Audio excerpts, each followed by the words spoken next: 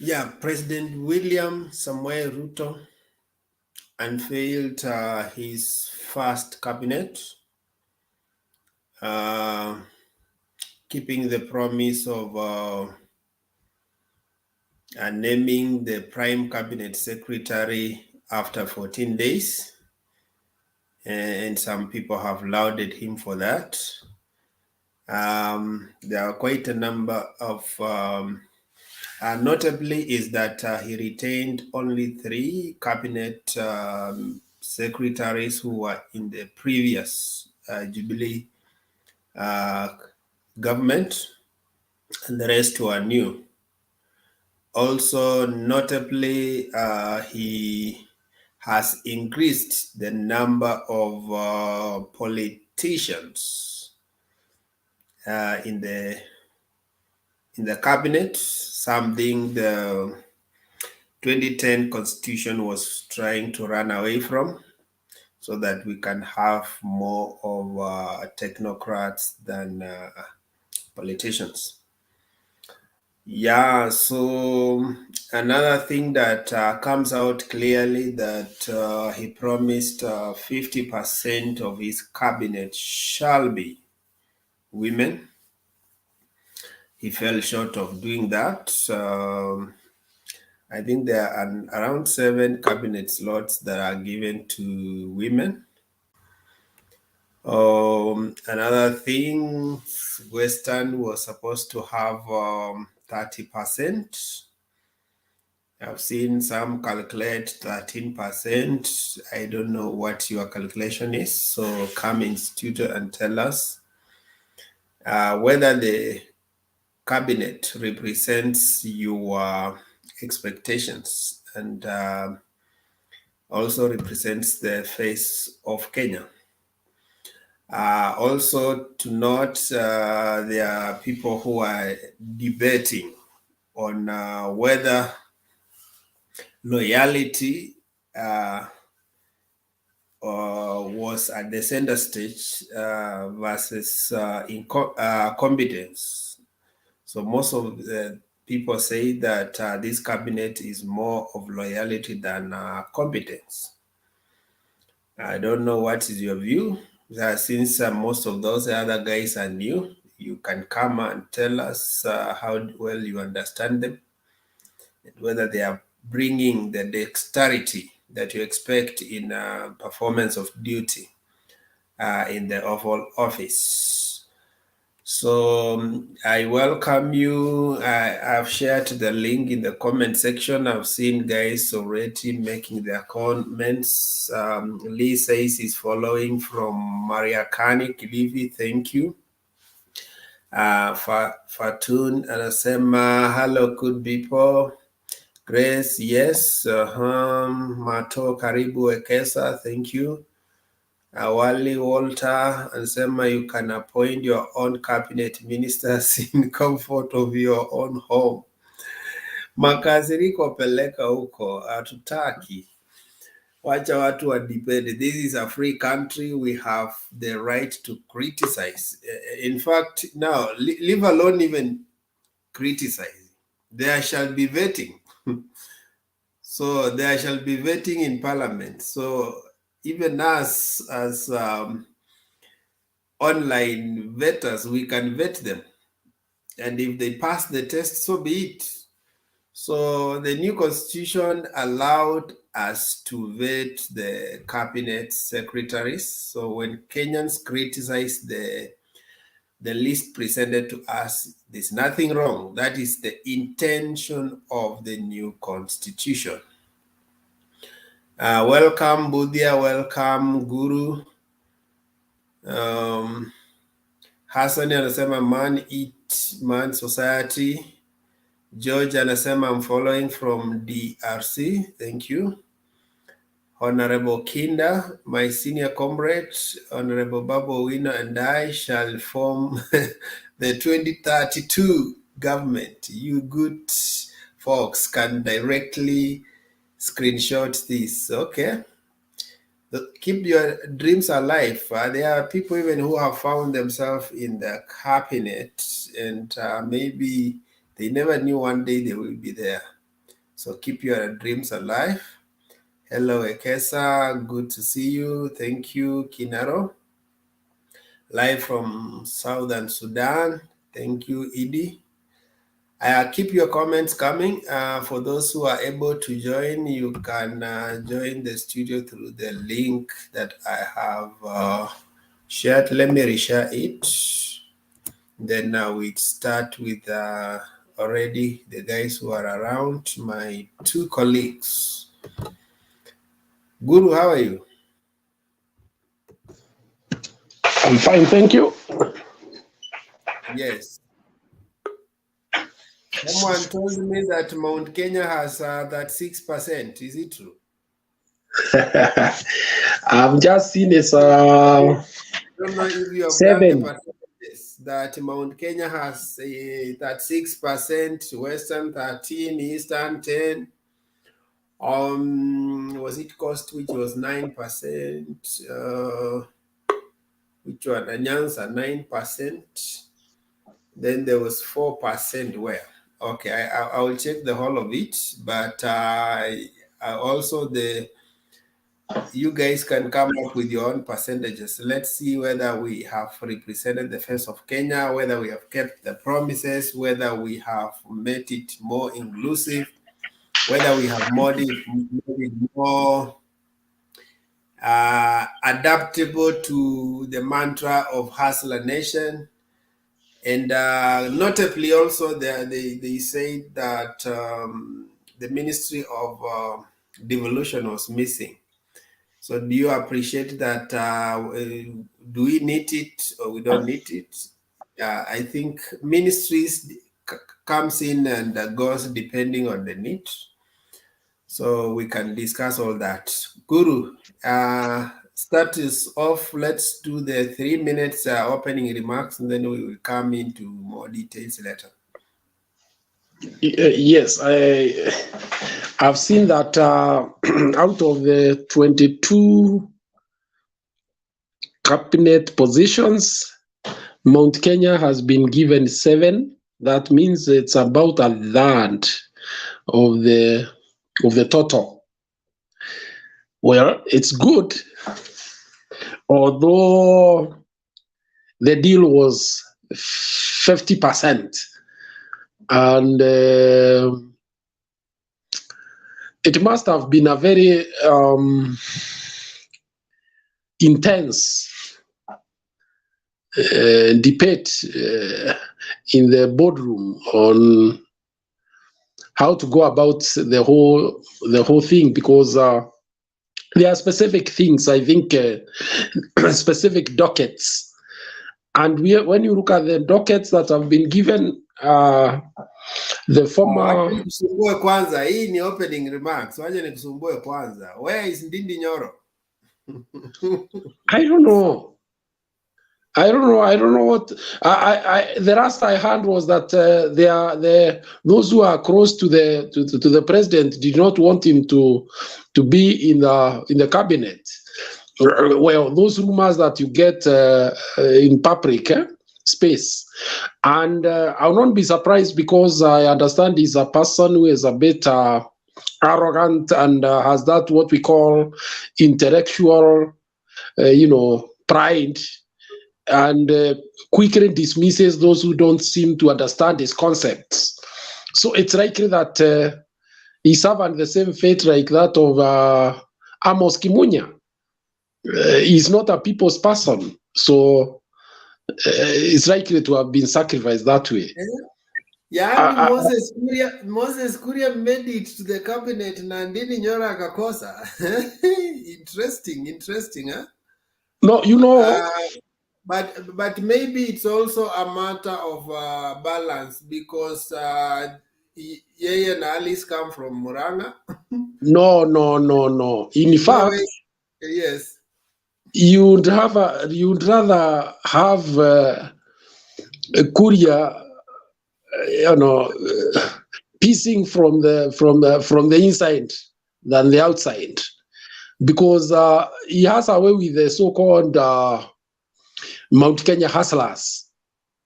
I think among that youthful class of people, he's one who appear anywhere within the Mount Kenya and talk to the very role and well, although he's not really gotten that firm grip, there is excitement about him, which is not enjoyed by the likes of Dindi.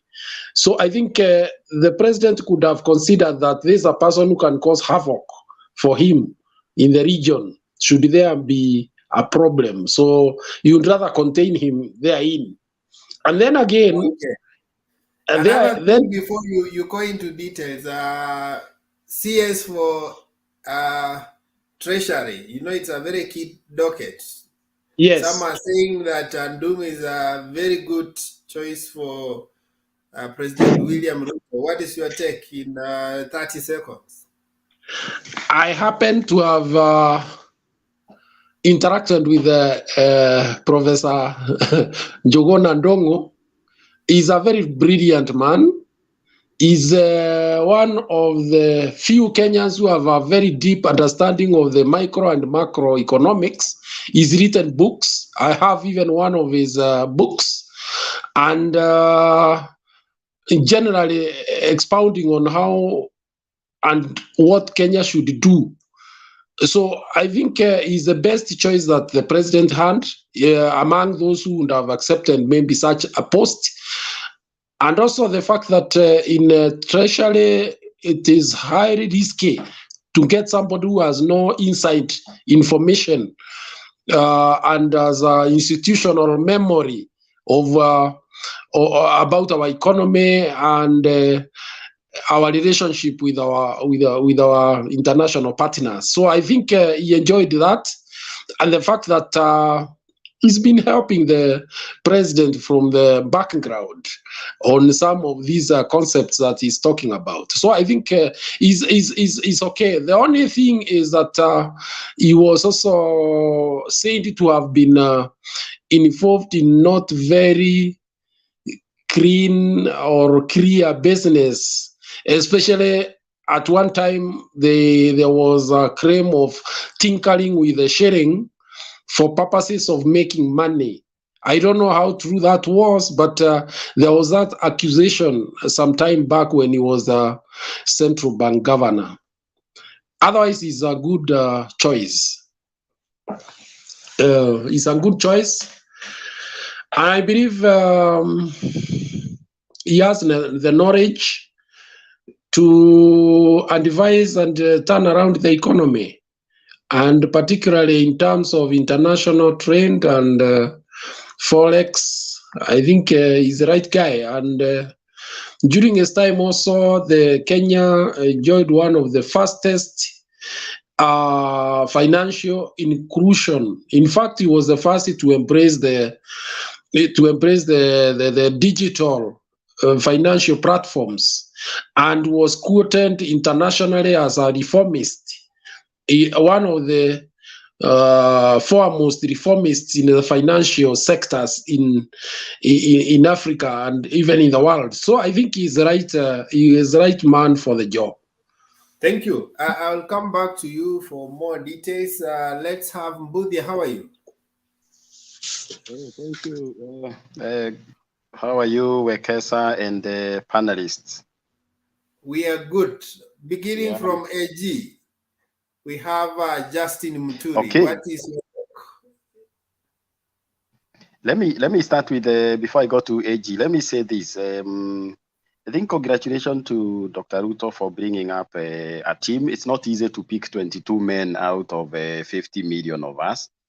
So number two, I think royalty is paid in installments. So this government is also about loyalty. We have seen hardcore, fanatical followers and people who sacrifice their careers for Ruto have come into cabinet. And number three, I would say that an attempt to bring gender. Of course, he was cunning to bring some members to a cabinet, including the gender and the security advisor to balance the gender. So congratulations. Number two, let me also start by congratulating my village mate. My village have two ministers, Professor Ndongo and Alice Modoni, and with an additional of the central bank governor, Njoroge. So I'm happy also for my village that we have three people from the same village. Having said that, I think Justin Bidan Muturi is a lucky man. He just came from a legislative, from parliament, 10 years. He was 10 years in parliament as a member of parliament, and now another maybe 6 years of AG. I'm very sure he was looking for someone who would be able to understand and navigate the political area. And what Ruto is learning from their past regime is that what we call technocrats are not necessarily very good managers. I think some of the people who were appointed by Uhuru were a lot of them were technocrats, and they failed to navigate and connect with the real issues. But also he have done one thing that people will also pass the baton to the people who talked most. Mount Kenya people, we were interested with the GMR, guaranteed minimum returns for our tea, coffee, milk, and all that. And it is now in Tika Miduri, the very person who kept talking about this.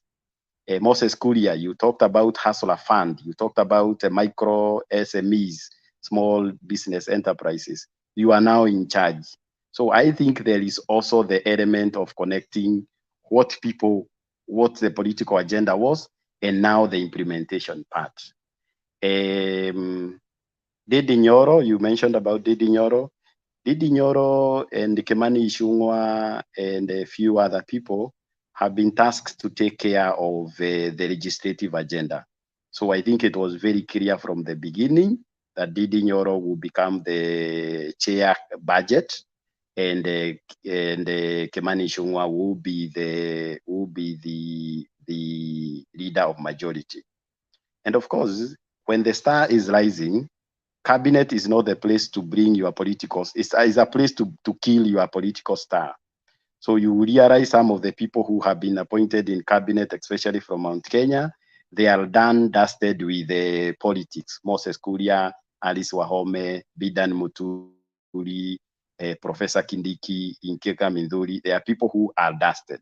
So you keep your stars rising.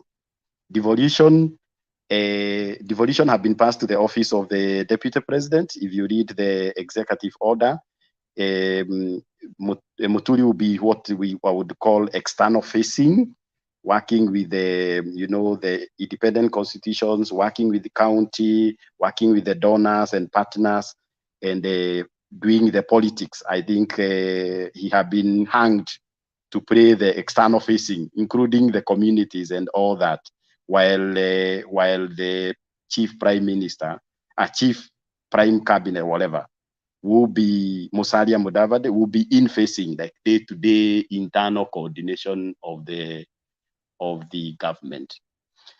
Finally, when I look across the people who have been appointed, I would say 80% of them have been to politics. I haven't seen new faces, apart from Miano, who have been brought from the Kenya Power. The others have been into politics, be it Maronza was the deputy governor.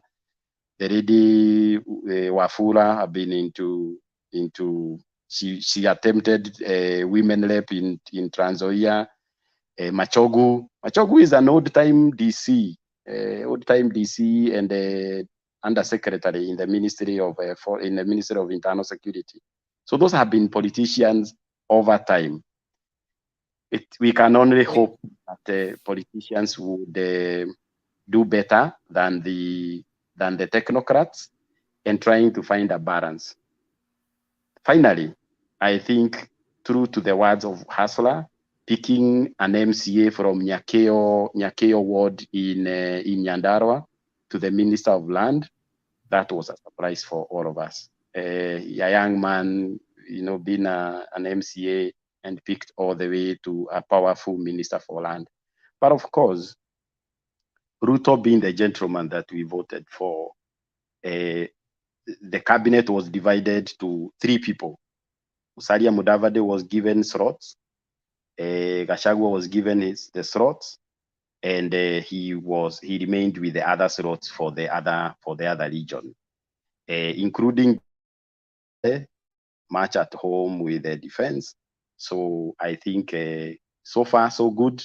There will be casualties.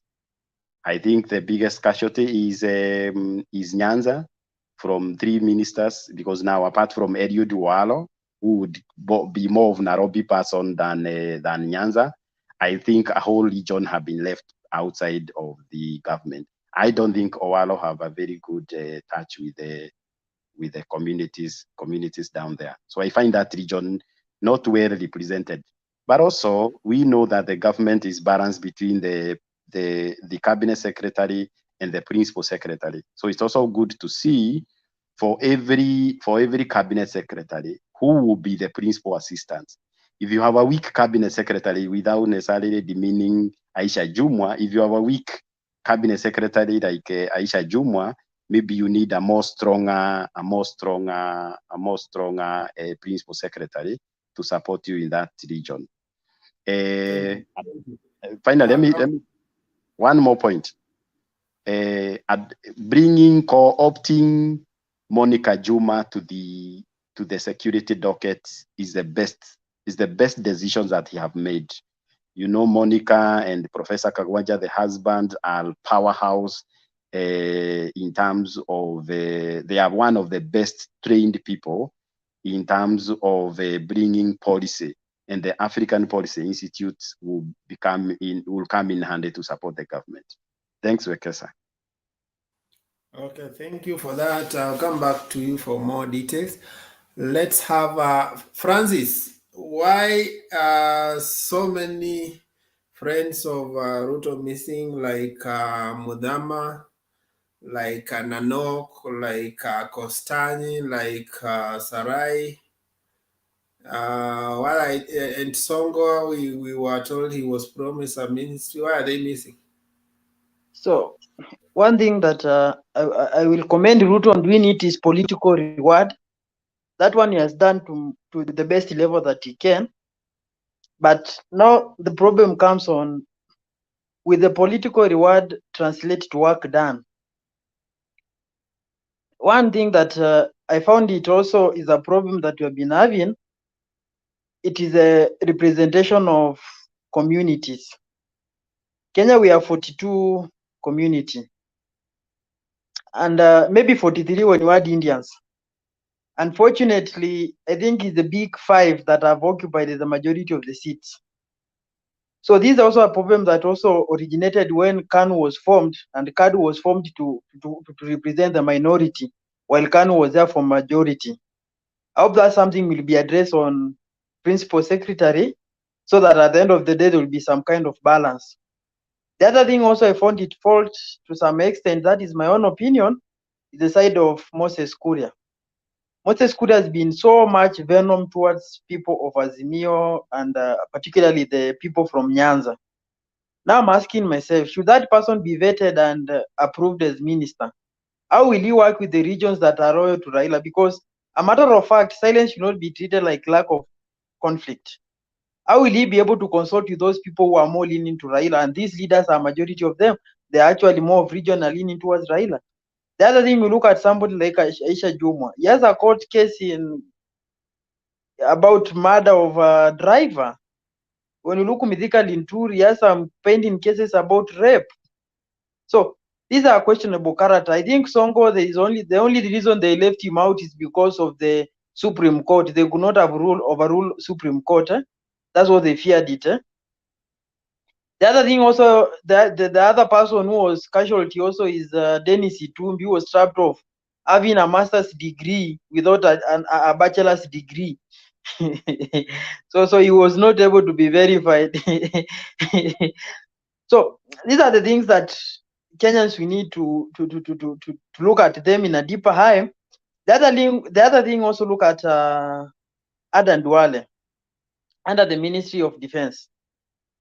These are the people who have been very venomous. I think he could have chosen people who are loyal to him, but moderates, such that to cool that temperature. Hmm? You know, somebody like, let me tell you, somebody like Moses Kuria, Aisha Jumwa, these are individuals.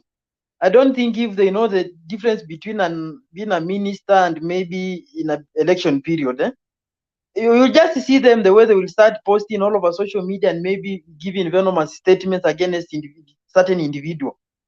The other thing also, you look at that cabinet, to some extent, there are some region which has been left out, like Nyanza. I understand that Nyanza, almost 98% was supporting Raila, but at least somebody like Magoa, who never showed any sides during politics, would have been fitted somewhere else because he has that expertise to run the government. Then, when you look also at the other minister, the other ministry, which is also has shocked me, is this one of cooperatives. I don't know that man we call Chelungui or who, something of sort kind. These people, these people are on records. I don't know how to mention the community, are on records of destroying cooperatives and hiring people from their own background to run organization in a very poor way.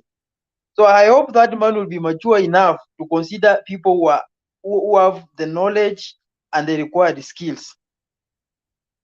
So let's give them just about 3 or 4 weeks after being vetted by the parliament. Now we can be able to get a clear picture on how their behaviors will be, and more so now they will be able to collaborate with other regions. And these are the things that sounds funny to me, because people like Ali Roba, immediately after election, they ran to Ruto, Kiraitu Murungi, and others. So I was asking myself, why did they have to run so fast to join the government, whereas they're not being featured anyway? Does it mean that the UDM will go ahead to withdraw from Azimio?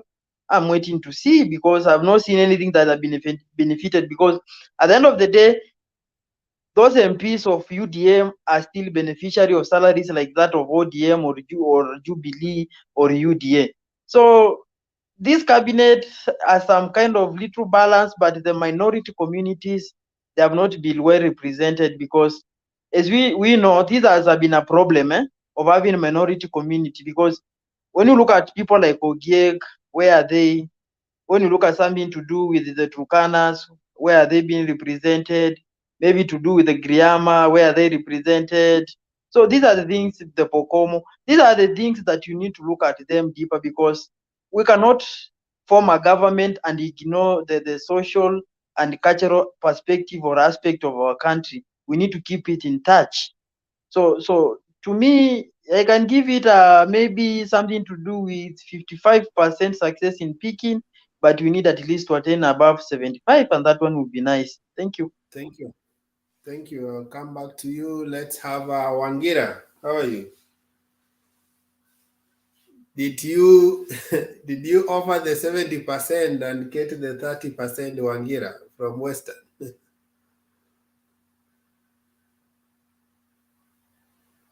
I can't hear you, Wangira. Unmute.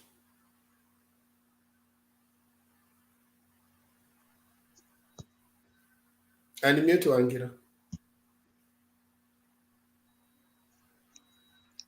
Can you hear me now? Yes. Proceed now. Okay, let me start from the upper side of my point, then I'll come back to your question on whether you think that we deliver the 70% or we didn't deliver. Today has been a very interesting day in the Kenyan political circle.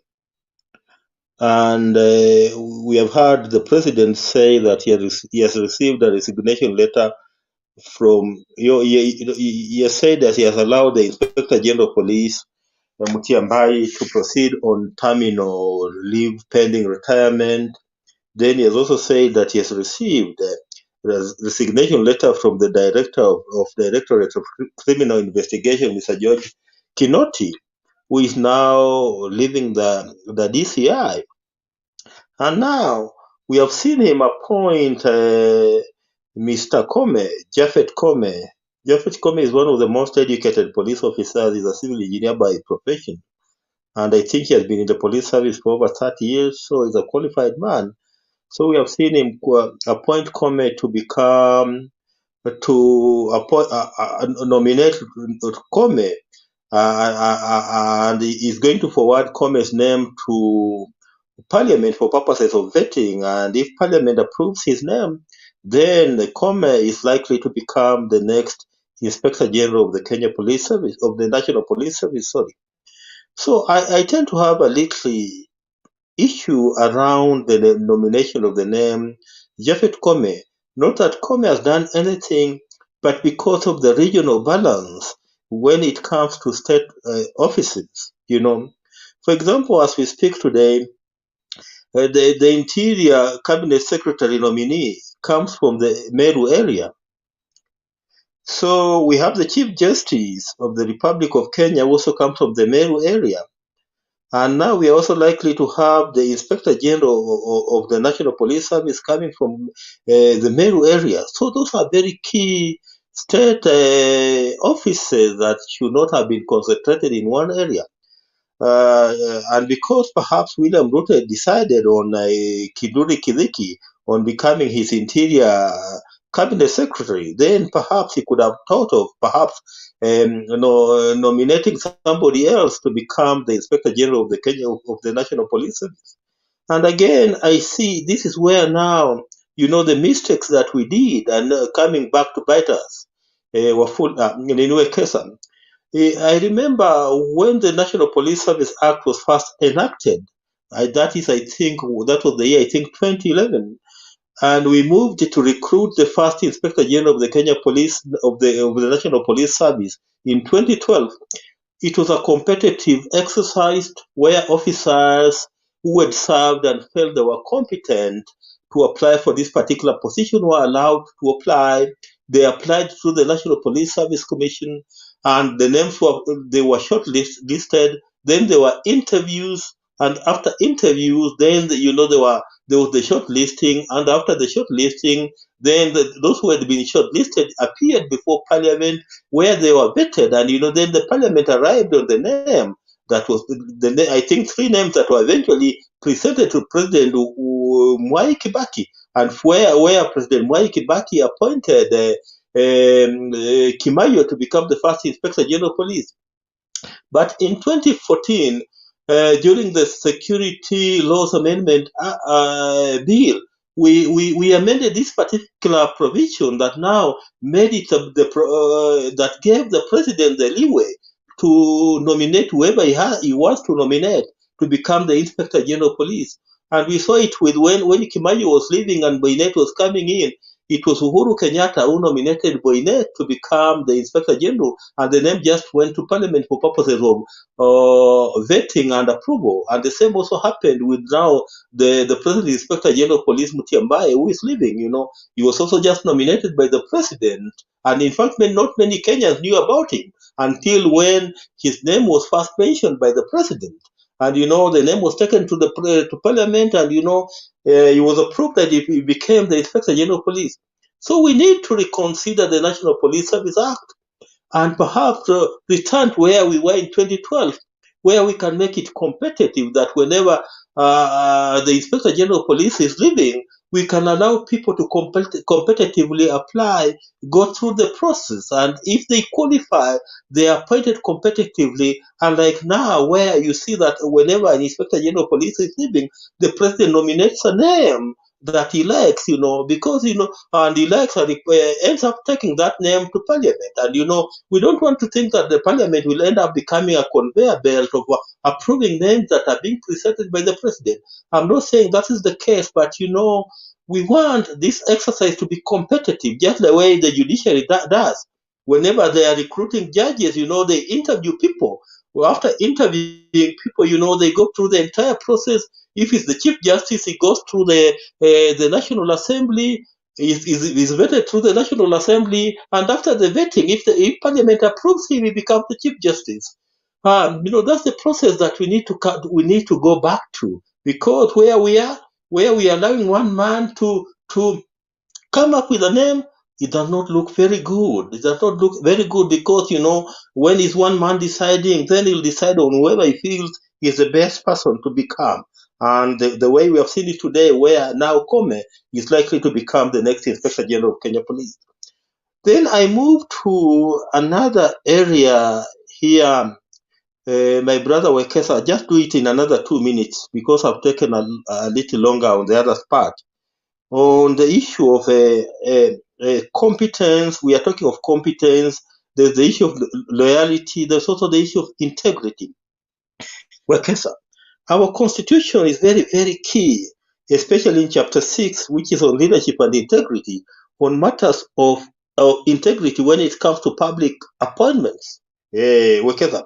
And we have a policy in public service that if you are charged for what we call economic crimes, then you are suspended immediately. And if you are charged of any other crime, Bernard Daniel Kesa, so that you are interdicted.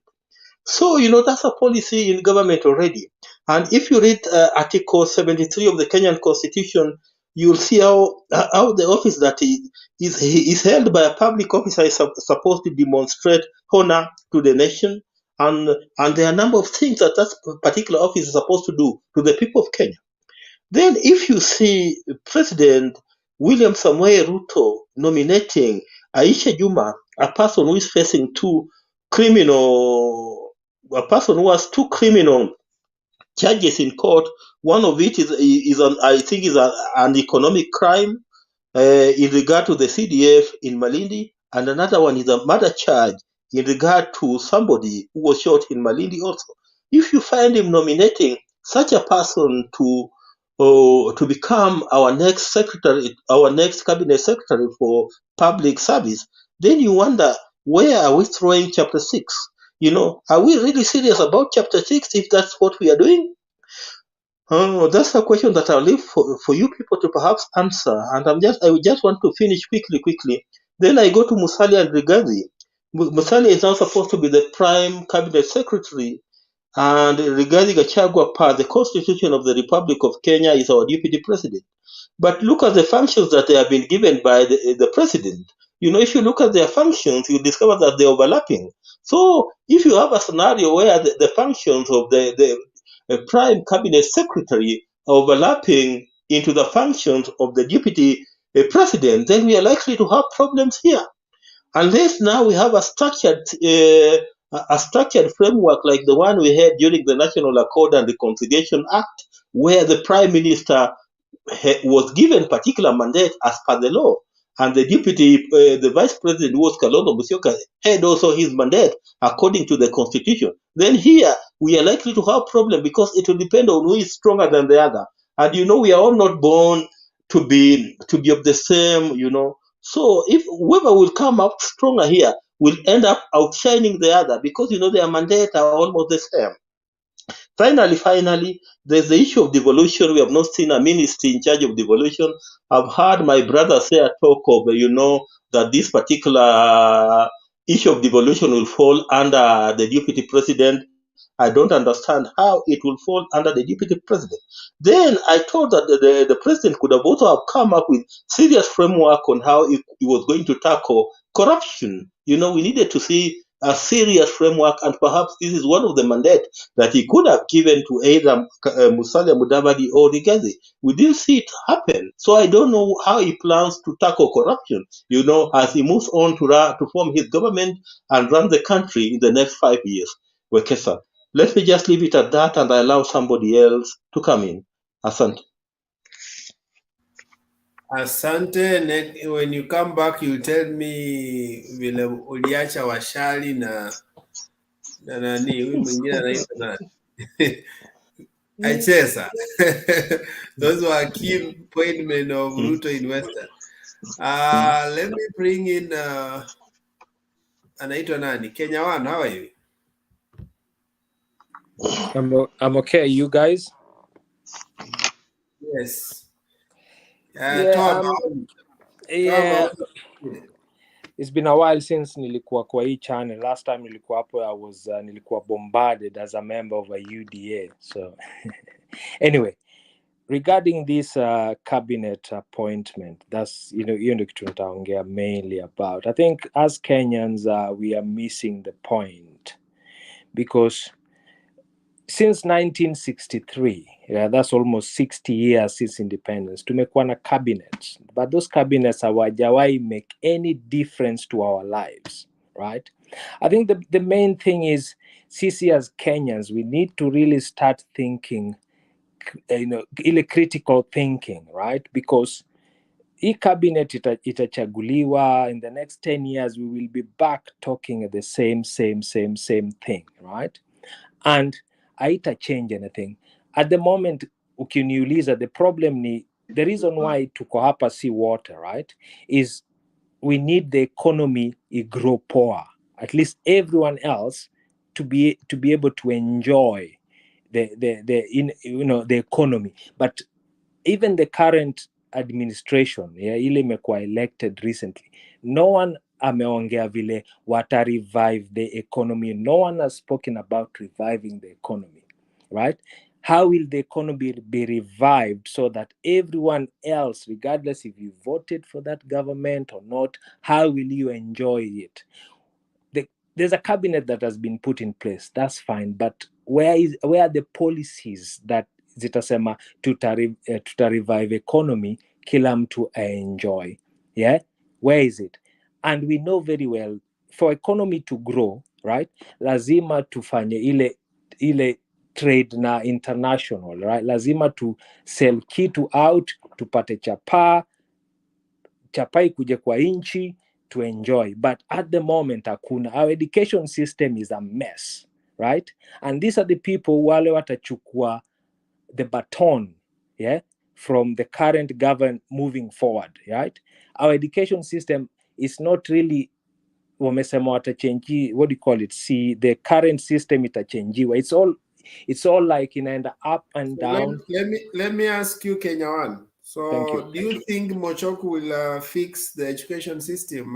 Do you think he's competent enough to fix the education system? I don't know the guy, but the mess since 1963 can never be solved in the next 10 years. You do the math. Yeah, you've had a quite generation imepitia through that your system, right? Wale wako in charge, how will they fix it? If ukiangalia countries like wale wali move from developing countries to developed countries like China, they sorted their mess out earlier on. So ukiangalia the timeline, tunaangalia for the if that guy sorts now the education system, right, in the next 20 or 30 years we will be able to enjoy, yeah, hizo benefits. But at the moment, wale watu wana run the economy ni wale walikuwa mostly in the old system, whereby it did not allow for the critical thinking, right? That's what I'm looking at it. I need somebody hata kwa hii panel, right? Forget about hizo ma political inclination. There's a new regime in place, but how are they going to improve the economy?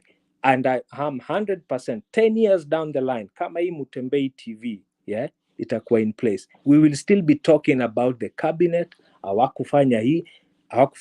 But the blame is not even the current president.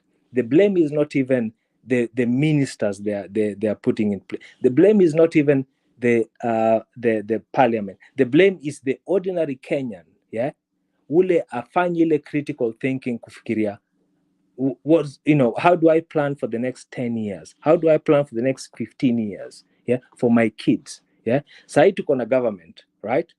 Everyone is talking about cabinet, nani amechaguliwa, but what are they going to do that Uhuru didn't do, right? What are they going to do? Hii panel tuko hapa hivi sahi, can just somebody just, with a few words, how will the economy grow, yeah, from where we are at the moment, yeah, to be able to make sure that in the next 10 years, because it takes almost a generation to make for economy to grow? How will we be able to make sure that the next 10, 15 years, right, economy may grow? Because at the moment it's gone. It's gone. Uhuru hakufanya much, yeah. Before that, Kibaki alitry, didn't do much. But that's a whole generation inaendelea to change. Inaendelea, mediocrity inaingia, and then a whole generation is being lost. Mi niko hapa UK.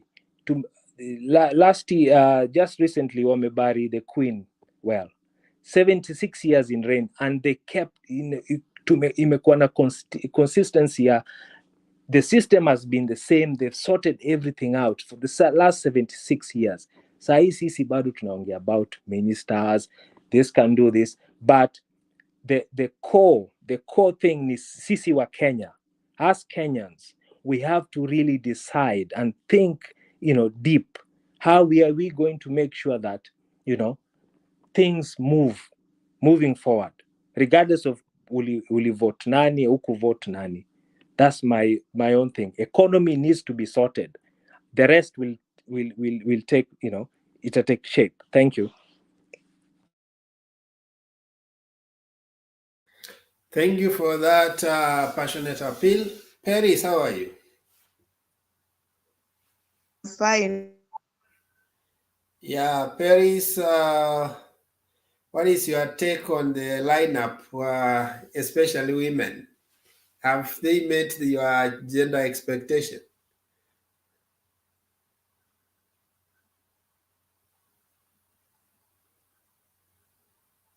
You're on mute, Paris. We can't hear you. Okay. Good evening, everybody. For me, actually, it's not gender. For me, it is performance to take this country to another level. But I won't tell you I'm impressed by the cabinet at all. Because I'm not a pessimist, but I speak my mind. I'm only happy with Minister of Finance. And then Monica Juma should have been given a ministerial position. She is a performer and she's a no-nonsense woman. She at least tried Do you know I asked you about women? Because Ruto said this when we were doing BBI. He said that taking women from parliament and you take them to Senate, where there is no allotment of money, is taking them for a ride, isn't it? No, I remember that, and he said 50% of his cabinet will be women. Yes, and then now what he has brought in he has brought in women just to equalize the number, yes, but he has not given them lucrative ministries. They also handle serious financial issues so that we can see even how they utilize the resources. Some of them have been co-opted in as advisors, you know. Yes, Yeah, I've seen that. I was just building up your case. Yeah, I've just seen that. But for me, it's not a matter of gender, of women. For me, as Paris, I don't look at we should be rewarded because you're a woman. You should be rewarded because you can perform and move this economy or this country to another level. There is no need of appointing me as a woman and I cannot perform. I cannot move this economy to another level. That is my reasoning. You can even put 100 women there, they will not perform. What is the use? Just to see the women are there. No, I think the 47 counties have a women rep. Let them give them finances and see what they can do. The issue is the cabinet today. I'm very happy with finance. Monica Juma should have been given a cabinet and not an advisor because she's a performer. You remember the last time the the parliament had refused to approve her because she refused to give most of them favors. That's the kind of woman we want. If you look at the cabinet, there is nothing totally, apart from Kindiki and finance, the rest are rewarding people who failed in election, people who supported him, and that is it. And the majority of them are people with questionable characters. We need this country to move ahead. I'm sure the deputy watches Mutembei TV, if I'm not wrong. But let me tell you, if he's watching Mutembei TV, let him put aside who voted for him, who did not vote for him, who was a diehard supporter. If you lost election, you lost election, go home. You can't give somebody like Aisha Jumwa Ministry of Public Service. No. She has a criminal case in court. She has I think 2 cases in court. How? How? Majority of them are corrupt. Davis Churchill. We need, his manifesto told us that it is Mama Mboga and the Buddha Buddha. We have graduates who are doing Buddha Buddha. We have. Let him get new blood in the cabinet to see what they can do.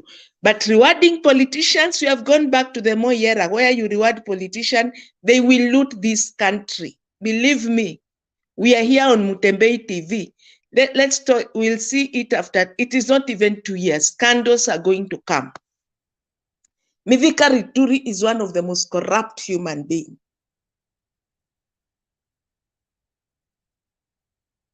Then number 2, regional balance. We have 47 tribes in this country. We needed to see an Indian. If possible, they would have put even an Indian for finance or somewhere else. Those people, we needed to see more another Masai, a Turkana, a Pokomo, a Borana. That's what I'm talking. We can't have 43 tribes.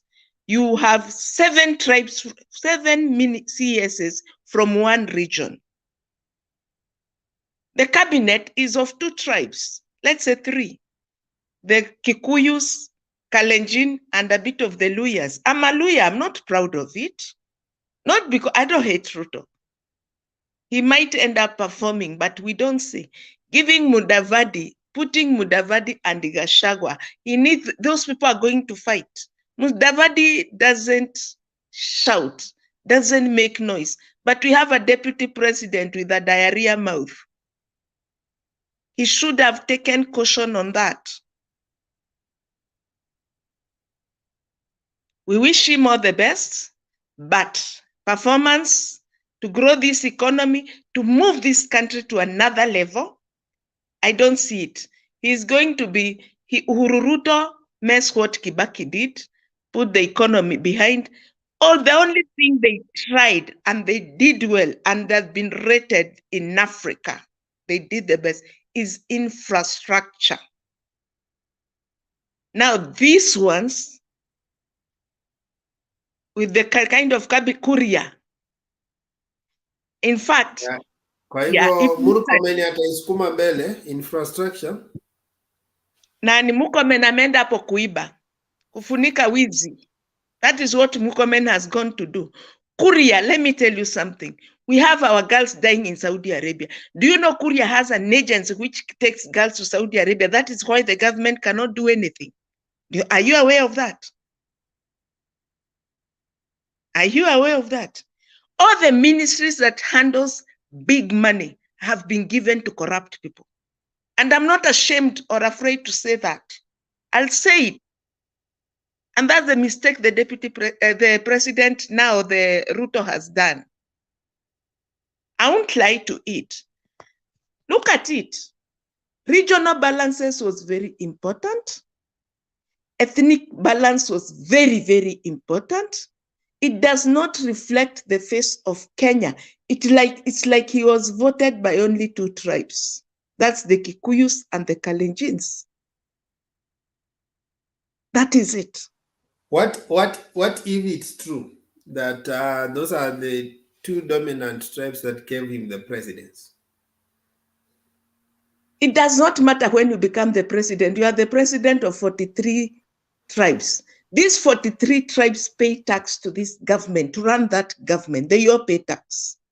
Let's say now only the Kikuyus and Kalenjin should pay tax. The rest should evade tax. What happens? Because telling me the 2 tribes voted for him, let's say now, since the 2 tribes voted for him, let the 2 tribes pay taxes to the government. The rest of the tribes should not pay tax to the government. What will happen?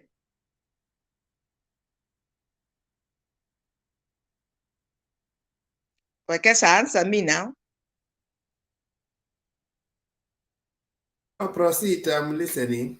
I was just reminding you, maybe that was the thinking that went there.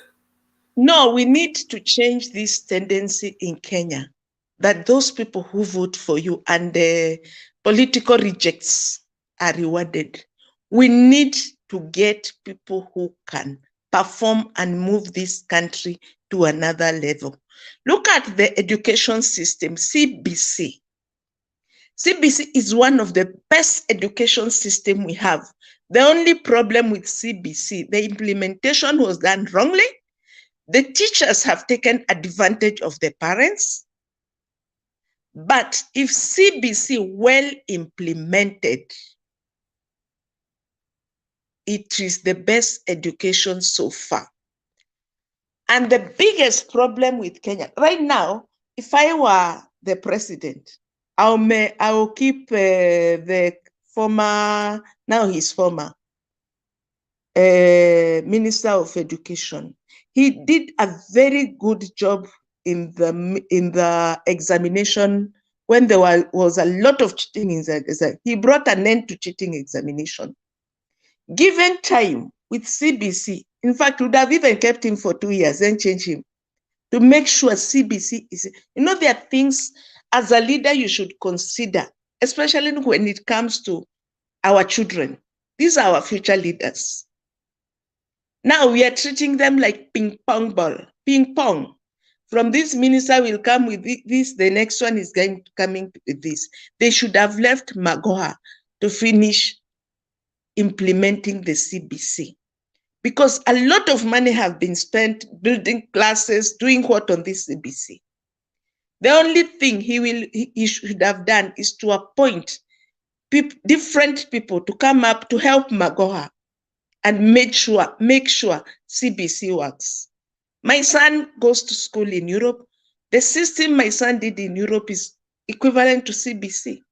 And I tell you, by the time this kid is going to higher, let's say if there was medium and high school, he knows what he wants in life. And that is exactly what CBC is bringing, it is in Kenya. So that is the biggest mistake he has made. He would have retained. I'm told continuity in ministries happen more with the PS than the ministers. But they are going to appoint new PSs. They're not going to retain the former PSs. Okay, what I'm saying is, he wants that to continue. He can retain the PS. So let us wait and see if he will retain the PS for education and the PS and the Magoha very well. There are two questions. I've seen those hands up for quite. Kuna Guru, you wanted to ask a question. Kuna Benson, kuna Olara. Guru. Yes. As you ask a question, you also chair for me 15 minutes. The only person who has not spoken is Rhoda and Olara. So let them ask questions. My presentation, you go to Rhoda. Okay. I wanted to ask. Opposition leader. There's also opposition leader. I don't know where he has disappeared to. I hope he's around. Who? opposition leader. Ndio huyu amejiita opposition leader. Tuko background, tunakuja kuleta opposition. Kwa DMK kumbe. Hii ni opposition leader bwana. Sir, Yeah. Guru ask you a question, then Mbudi and then Olara, and then allow Paris to finish, then I give Rhoda. I'm coming in. Yes, Wekesa, it's not really a question as such, but it is an observation that we must be careful. I've heard, is it Francis and Paris? I think it's a big mistake to say that nothing has been done in this country for the last 10 years. In fact, if you are to go and follow up the reports that are regularly given even to our development partners, you are going to find that Kenya is one of the countries that has performed very well, not just in Africa, but also across the globe. In terms of development, and especially considering the fact that we had a shutdown for a whole year when businesses collapsed because of COVID. And also you are aware that this was the first government that inherited a very heavy burden of rolling out a different type of structure of government, which is very expensive. So that is the national and the county governments. So let's not be pedestrian like those hawkers and people who talk on the roadsides. Yes, it is true, incomes have been depressed, but the truth of the matter is that this is an economy that has grown from I think 3 times from when it was left by Mzee Kibaki. And figures are there to show that this has moved from about, I think, about 4 point something to 13 trillion economy. That's not a small thing for a country, a developing country like Kenya, in 10 years. It's marvelous. In fact, I can tell you that the former president is feted and admired across the globe. The African leaders could have been shocked when they heard what Gachagua was talking about, because in their countries, if that was what was to be, then what are they doing? If we can talk in the manner that Gachagua talked, that it's like the country has been on a standstill, which it is not. Which it is not. So let's be careful when we talk here. Let's not fall in that street talk of people who do not understand how the economy works. It's not that when you have depressed incomes, it doesn't mean that necessarily the country is doing badly economically. There are those fundamentals of economics that are considered. And by the way, this is not to say that people should not have money in the pockets. It's one aspect of human economic growth, but let's not trivialize what has happened in this country for the last 10 years.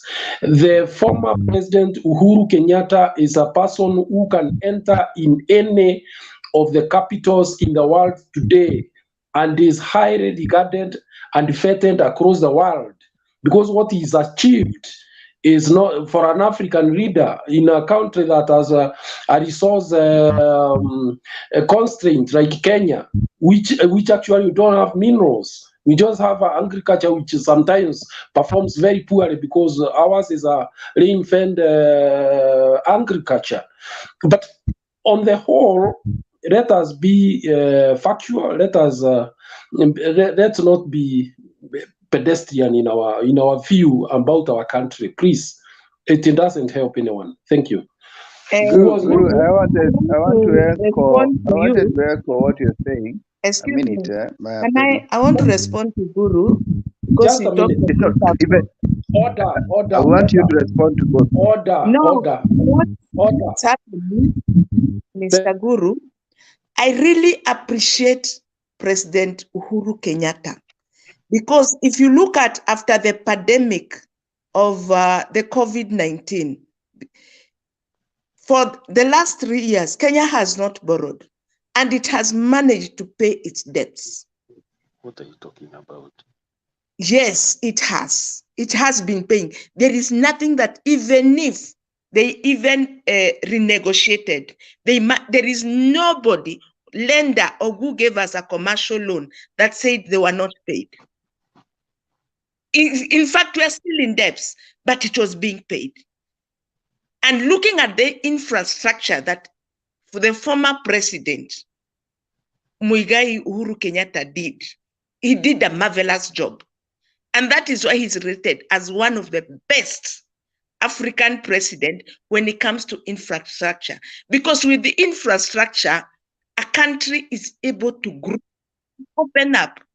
He really opened up. Lamu Port is almost over. It's already operational.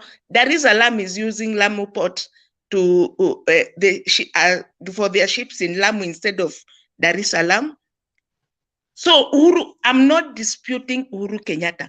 I'm talking of the current cabinet that have been appointed.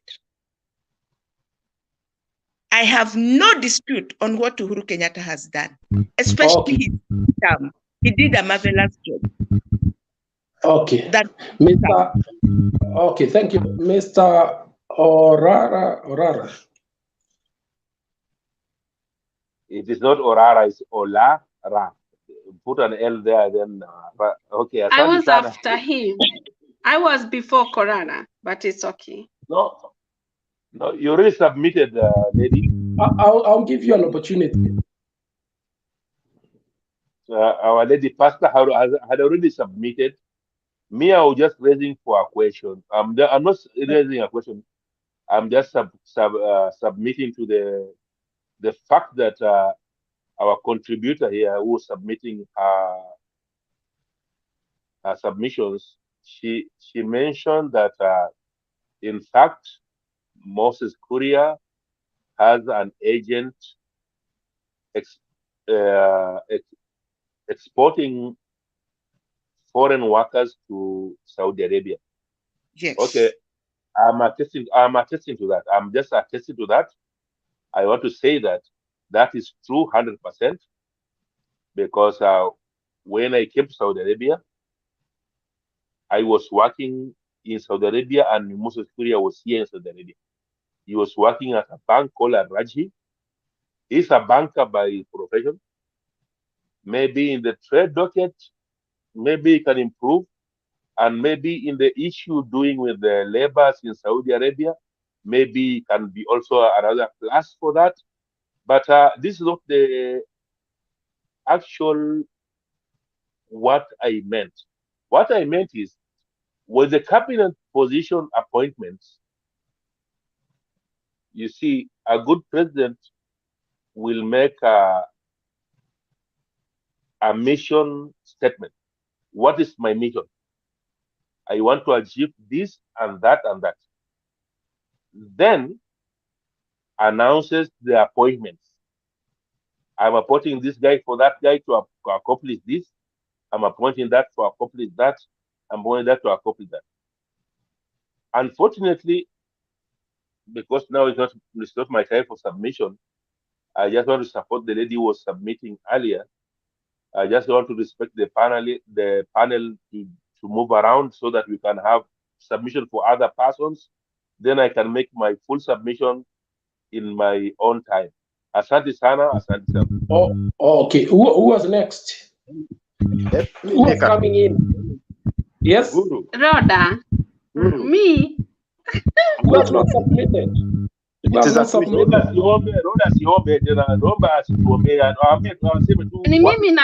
Mimi niko nini? Before police ni mimi niko nachukua. Have you Corona submitted? utaki mimi niongee? Ni swali langu halafu uende, my dear. Goja. Have you submitted, Rhoda? Rhoda has not submitted. She was to submit after me. Then questions came. I was cut short because of people who wanted to. Okay, the next person who should submit, it's Rhoda. Yeah, habari zenyu. I hope you're doing very well. Wherever you are, in Europe, in Africa, in Saudi Arabia, wherever you are in the world. Mimi nataka kurudia nini 2013 siku ile Uhuru former president na Ruto walichukua nini serikali. Those guys, they were together. William Ruto, they used to wear like the same clothes, white tie. You know, they used to love one another. And I was so nilikuwa nafurahi sana wakiwa pamoja. Mimi sipendagi watu nini wakifight. I like peace, by the way. Alafu nini economy yetu ikakuwa very development siku ile walichukuanga serikali. Unaona sasa kuna mtu mwingine, kijana mwingine ametoka United Kingdom, alikuwa anaongea about Wauda. Hata yeye Ruto yeye mwenyewe anajua if he's very open up, anaweza jua ukweli ati walifanya good job from 2013 to 2022 kwa sababu walikuwa wanafanya kazi pamoja na kila mtu anajua hivyo, walikuwa wanafanya kazi pamoja. Sasa Kenya imekuwa very development for those 10 years. Uhuru wakifanya kazi na Ruto, it have been very very development. Kenya it have been very classic na watu wamejulikana sana whole world vile wamefanya kazi. Hata tukiongea na watu kutoka different whole world, they told, oh, your former president and Ruto, they did amazing job together kwa sababu they were Jubilee before aende kuwa president.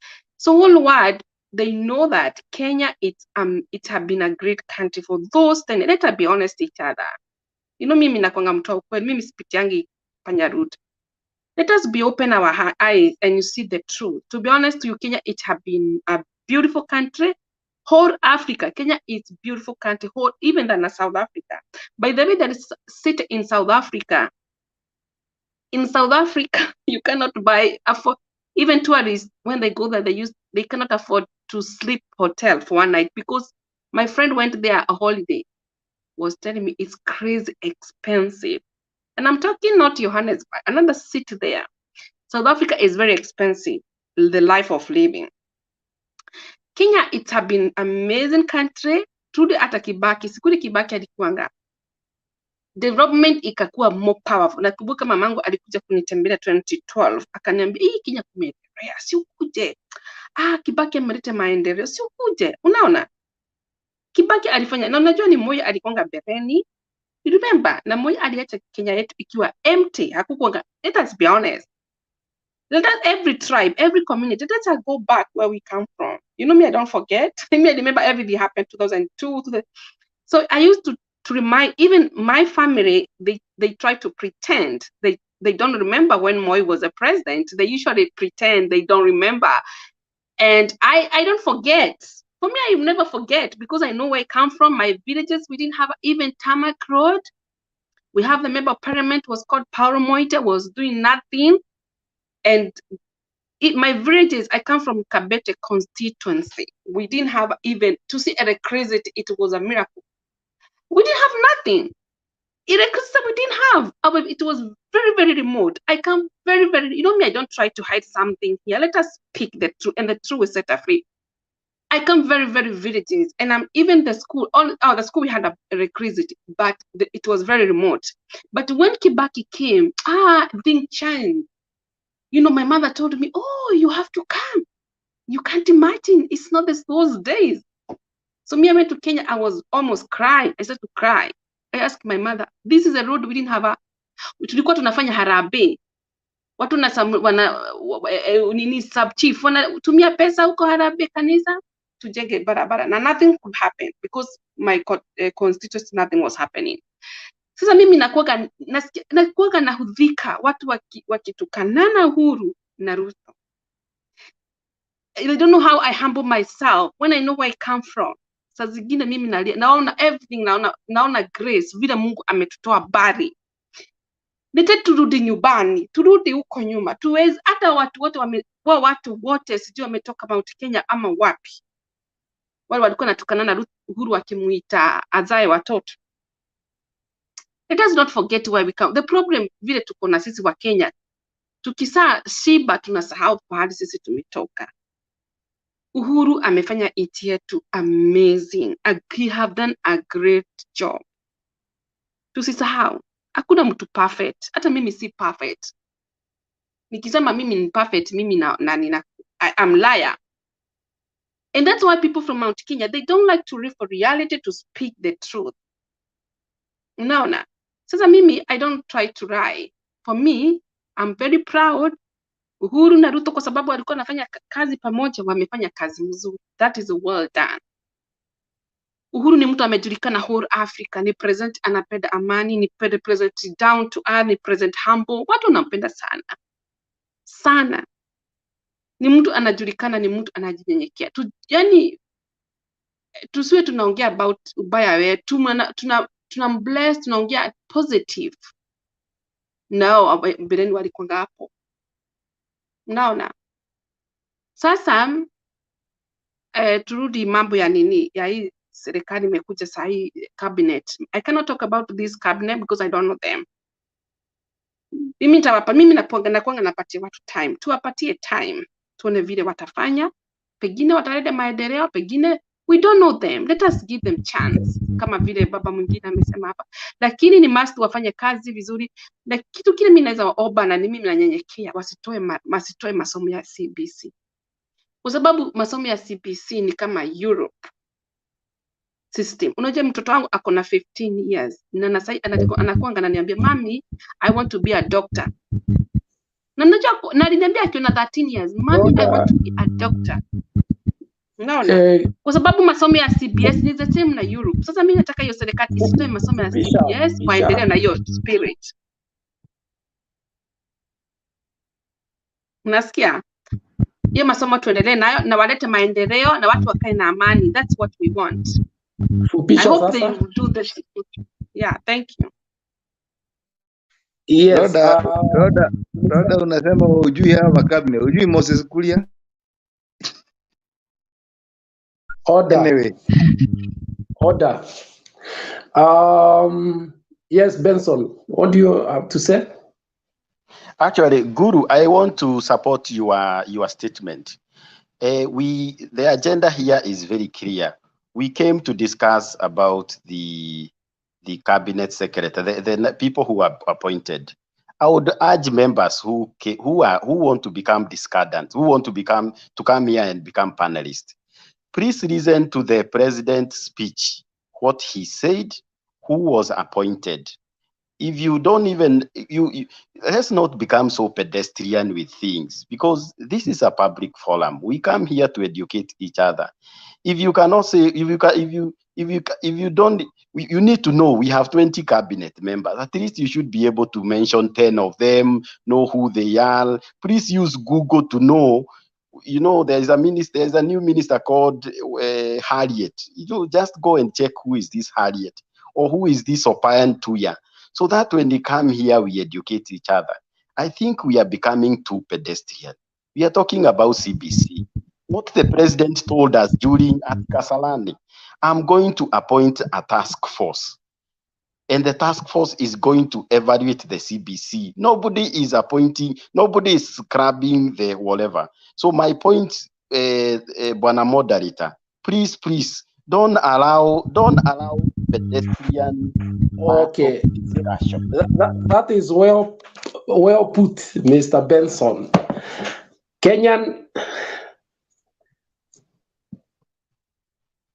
Kenya nawezi kuja mbele yangu, my friend. Oh, who is this? Why are you hiding? I'm next. Who is hiding? Yeah, Is it the opposition leader has been in parliament before the Kenyan came. But we can't see his face. Akwapi. It is the I'm the next here. After all, it was me. According to the camera setting, you can just see who's next. who if you are not feasible, then I don't think we are going to give you an opportunity. I thought that is what one of the principles of this platform, that But you should poverty is not a crime, Guru. Poverty is not a crime. What do you mean poverty? When your own is not working properly, you should not be criminalized. Oh, okay. Anyway, that's understandable. We are encouraging hustlers also to. Yeah, because this is our government. You remember, So, we are coming from bottom. So one day I might own an iPhone like you. So, are you the person who was to come next? Yes, I'm No. hoping to.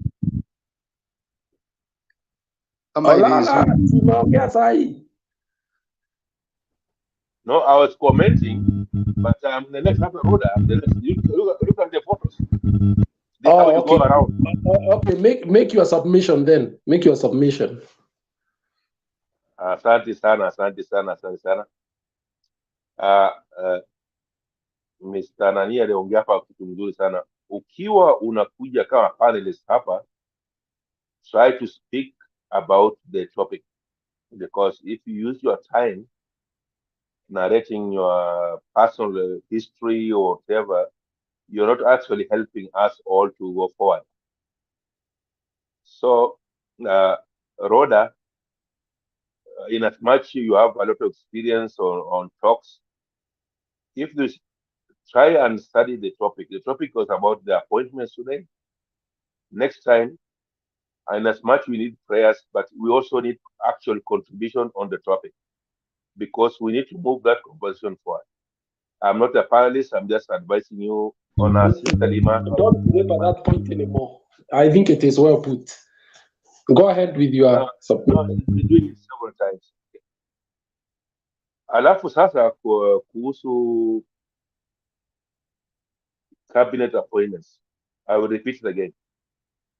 You see,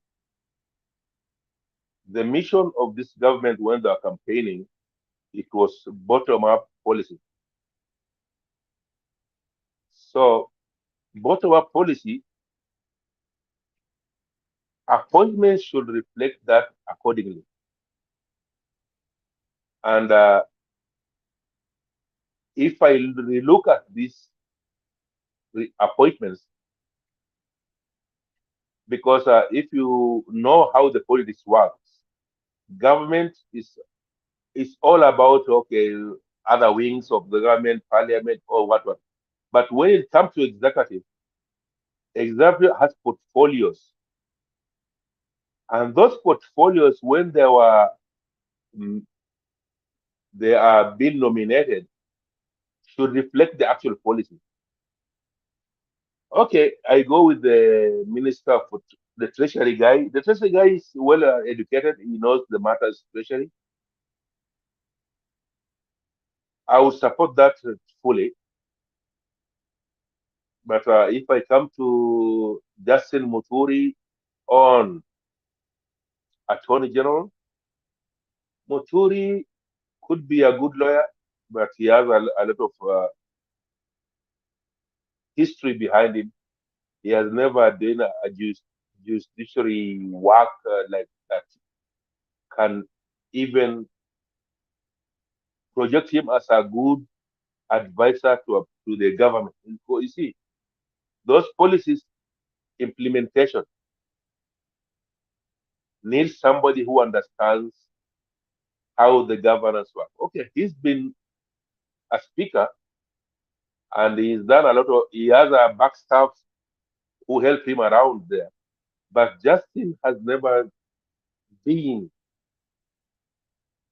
philosophical, deeply philosophical. This one is a priority of, is something the president can do whatever he does. But what I observe generally, it is that there's a lot of rewarding wale watu wanakushangilia sana. President reward how you shouted your voice, then he rewards you. Kindiki on interior, Kindiki is a well-known brain. He has a brain, but Kindiki also is a good man down in his heart, in the heart. And Kindiki will not disappoint us. This is where I think Kindiki can always adapt to any. He's been a deputy speaker. He's been that. Kindiki can do that job. Aisha Jumwa, this is just a psychopath. Cost, imagine cost with all those marginalization. Then you choose a PS, CS, who cannot even articulate the policies. Literally, Aisha is just an illiterate leader. She cannot speak fluently or articulate fluently what the policy she wants to do. The only thing she can do, maybe in the kama kuna mkongamano ya kina mama, she can dance well, she can do that better. Now, about what caught my eye also was the Mudavadi role, because the deputy, the president started very bad, because now he clipped some feathers from Rigiji, gave some feathers to Mudavadi, then allowed them to fly together. And Rigiji, from the body language, though I think he's a prayerful guy, I believe that, but Rigiji and his wife are not happy that some of his feathers were clipped to support Mudavadi to fly. And by the way, Mudavadi is an appointee. Anytime Rigiji is not comfortable with him, Ruto will always substitute him, maybe give another lawyer the same post. Now, Mudavadi, as a super prime, whatever is called, he does not have a portfolio. A portfolio means you are a minister without a portfolio. You don't have staffers. You don't have you can only appoint secretariat, maybe maximum 20 people, 3 drivers, 4 secretaries, a small office somewhere within the deputy president office. And then what is your action? You just look how the ministry works. On what capacity? On what president allows you to look at. Because he's not allowed to look at treasury. The only person he was allowed to look at is only he will work with Kindiki to allow him some leeway to look exactly. Sasa, the other problem is when you speak for the first time to a country, because you see, Deputy Mr. President Ruto, okay, I always confuse him with he's a president now. Our president did not make a mission statement. Mission statement means this government is going to be lean. This government is going to cut on corruption. This government is going to focus on drought remedies. This government is going to do that and that and this. This is a mission statement. All the appointee nominees, all the nominees, they don't have a clear mission what the government is going to do. Olala. Now, that's why you see. I think don't they have a manifesto?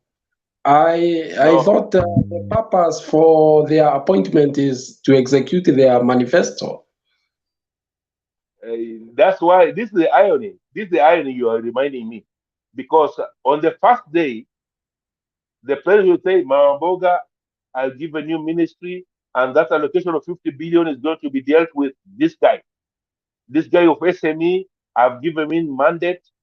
You know, you make appointment with a mission statement. There's no mission statement in this all appointments. These are all just rewarding the same people. Sasa, because of time and to progress this negotiation further, I want to move it further. I see one thing. Okay, my biggest catch is this government is a big con. It was just another Uhuru extension vis-a-vis duping Baba. Because if you see all the plum ministries, agriculture is the biggest ministry in the whole, and the interior is the biggest ministry, and they all went to settle. These are the guys who are hiring police, hiring everyone, and a lot of other this because Ministry of Agriculture can, if you look at the small organization under it, I think there are almost 12 or 10, if I'm not wrong. He will hire a lot of directors, and those directors will come with the boards. The boards will always be including the same people and the same staff. So I think Rigiji has a lot of say in this government than more than Ruto. Maybe the long con is actually actualized if you look at the prime allocation of the ministry. I'm not looking at the gender.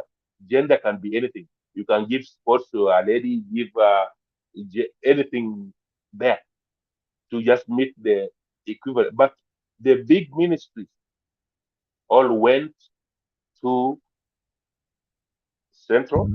Summarize. And I'm summarizing. That's what I'm summarizing. My big take is all the plum thing went to where it belonged. This long con, and because Ruto is the president, he can always reappoint others from Rift Valley to those plum other jobs. Then he'll quell the situation. But the remaining thing is, it will be very bad for this parliament to pass CDF, not unless they want to serve this country right. CDF should go other governance, and the word CDF should not come to the MPs. MPs should focus on only legislating. Asante sana, poleni sana kwa zungusha. Okay, I don't think there is anybody who has a question. I've not seen any hand held up once. So I think we can go to opposition leader. Yeah, thank you. Asante sana. We have no comment because Lala has just elaborated the many things that we noted today. Personally, I just want to talk about, there's a person here who said that we should just talk about the agenda of the president cabinet, but we live in Kenya. We want to talk about everything that happens in Kenya and not deviating from the agenda that is in the panelists today. We have many issues. First of all, we want to appreciate that in the 10 years of Uhuru Kenyatta and the 10 years of Mwai Kibaki, there have never been suspect murders, or the word should be assassinations, where people mysteriously die. Now it is a week or two. We have very senior officers, lawyers like Mosheru, and another one in the army who has disappeared, and they have been taken from the bottom to the up, that is heaven. We do not know who did it and why it was done. But in law, there is a word called Q bono. Q bono means who benefits from such kind of things. So it is us to imagine who can benefit. Maybe if the case collapses, somebody has to benefit. And therefore, in Kenya, we are surprised if it has started now. We do not know the next 5 years where we are going to be. We are scared as Kenyans.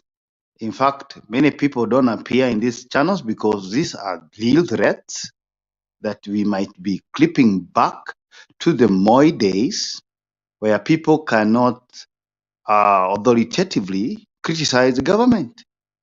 Yeah, so those are things that we are worried about as Kenyan people. And those who are listening to me, they should be worried because surely somebody who was healthy and younger and vibrant should not just die when you know he is an important part of a process of court. And therefore, those are things we should talk about. Hatutakuwa tu tunafichwa tunaambiwa don't talk about this because it is not in the agenda. No. Let's talk about everything that is happening in Kenya that is affecting us and our kids to come. The cabinet now.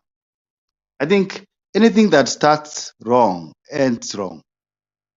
For me, this is what we call in Swahili a Juha Karuru cabinet, where you want to have a magical formula to build an economy with inexperienced, very corrupt individuals, and think that one day miracles will happen.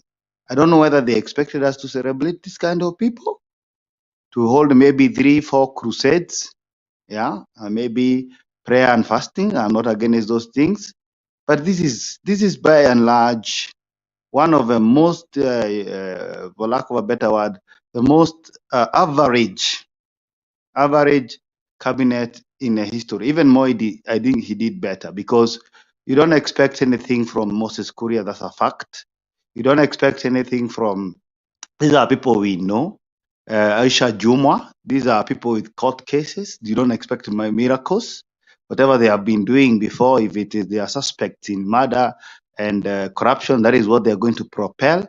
So we are sure that in the few days, ni kama vile mtu pata kaswende ama kitu inaitwa COVID-19, we are going to see the symptoms of corruption.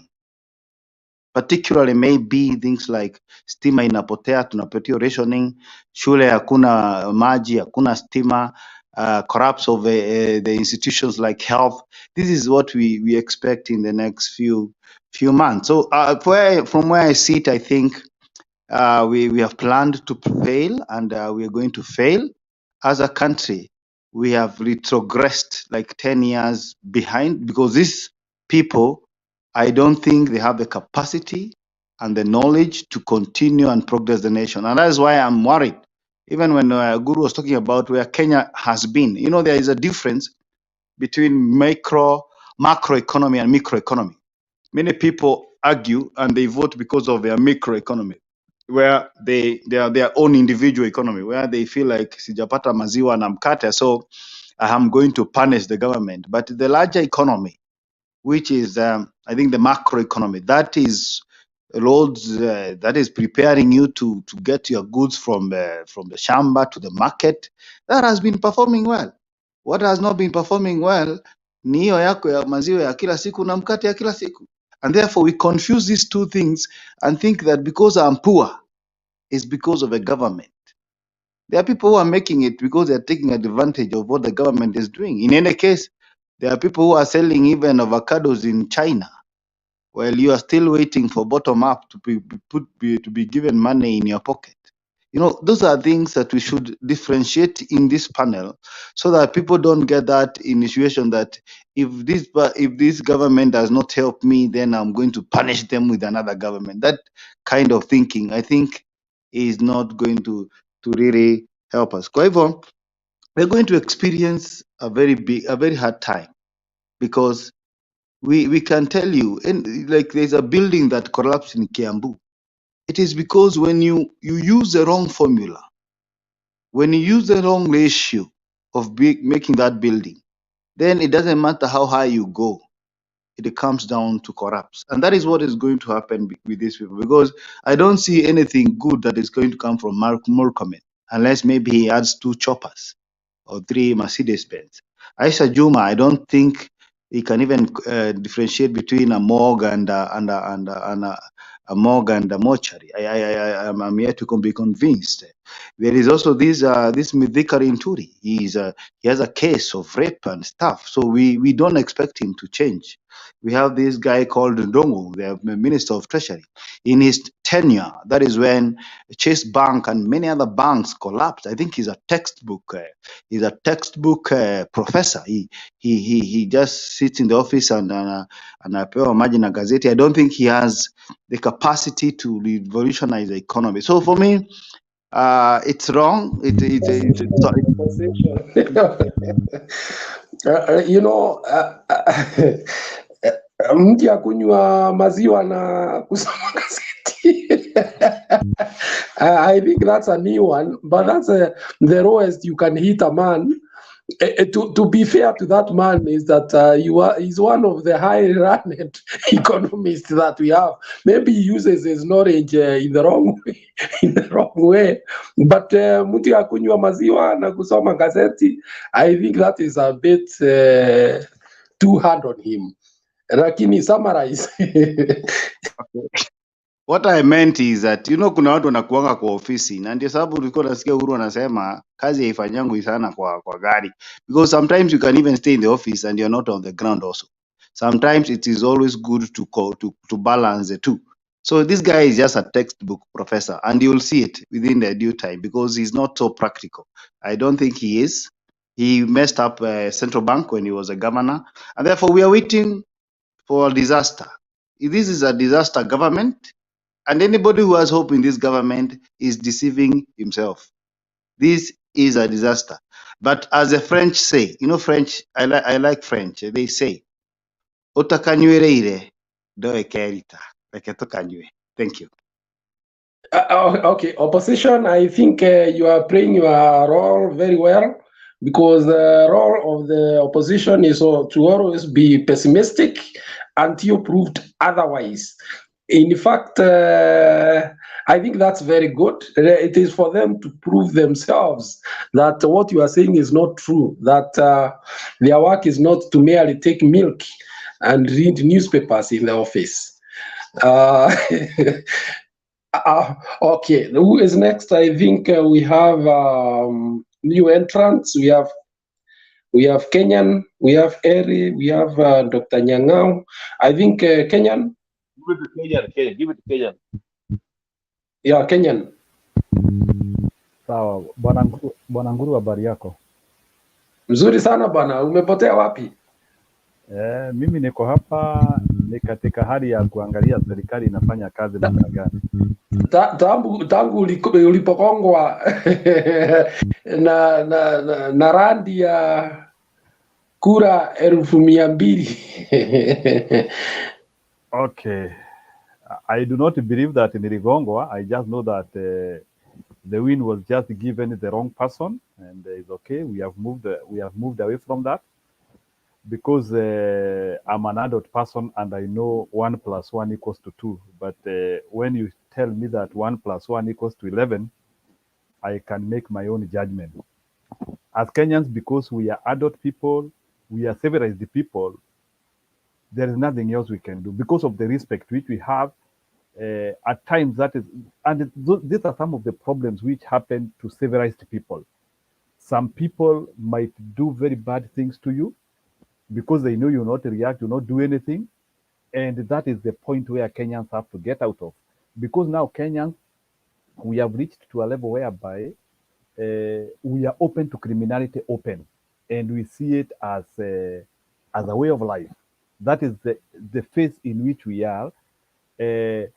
Right from the day we allowed the votes to be stolen, and the Kenyans are seeing it as anything. Now, expect criminality to be the fuel of this government.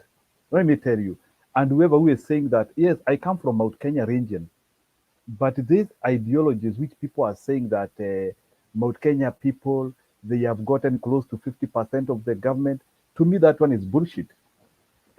What I want is, I want a country which I feel happy to serve or to be in, and to see that everybody is being included.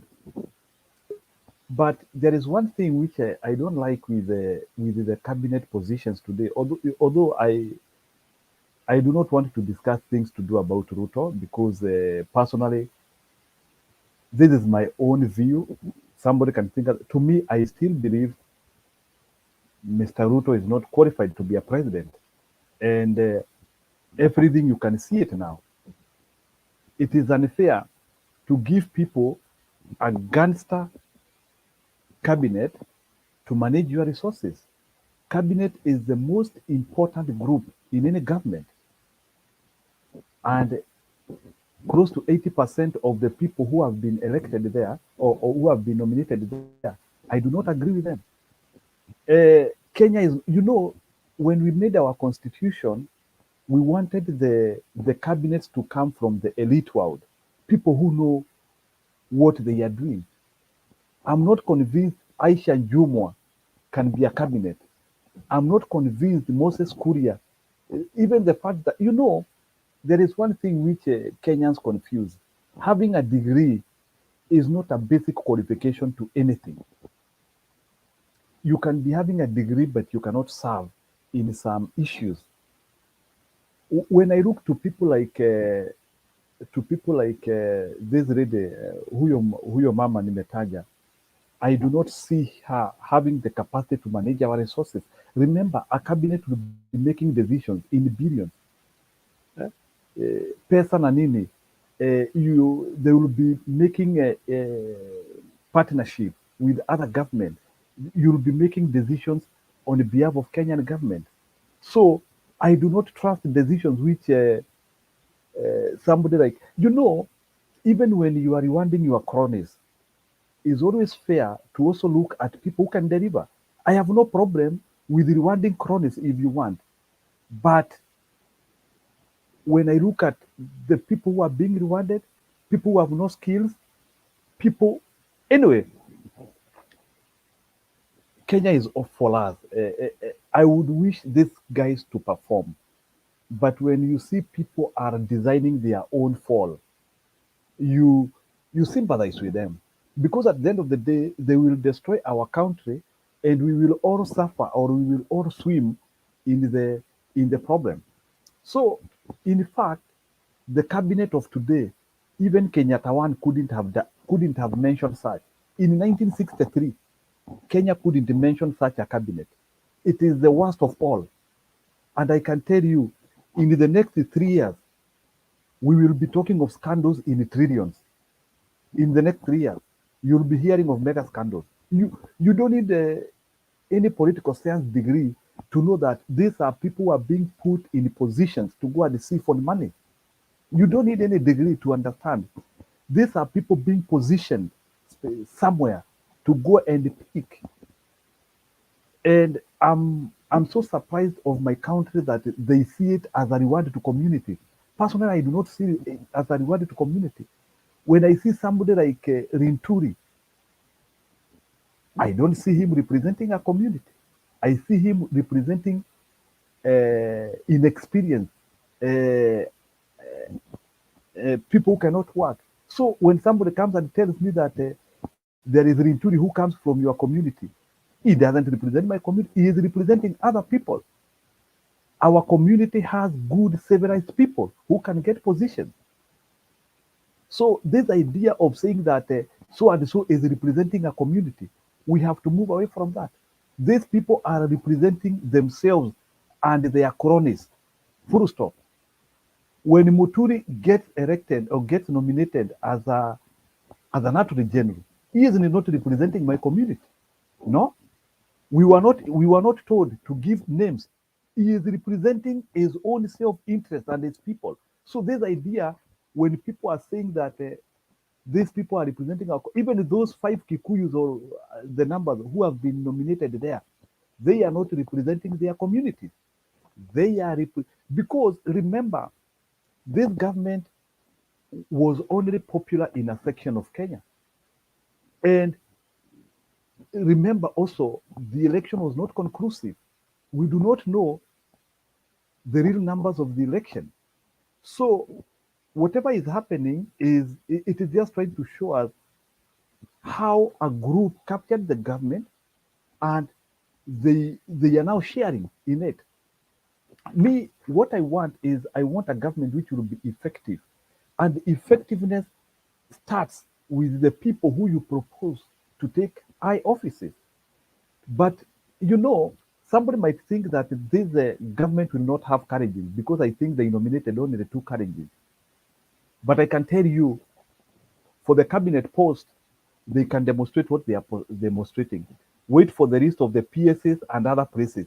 That's where you now see the real tribalism going. So those are some of the other places. Now in the cabinet post, because they know it's a bit open to public, it's a bit open to scrutiny, they might hide. But in other positions, you'll see what will happen. So to me, I see a disrespect to our elites today. The reason why we say the cabinet secretaries are supposed to come out of the parliament, it was because we wanted to tap the best of the Kenyans from the elite world. Dons, professors somewhere, managers somewhere. That was our concept.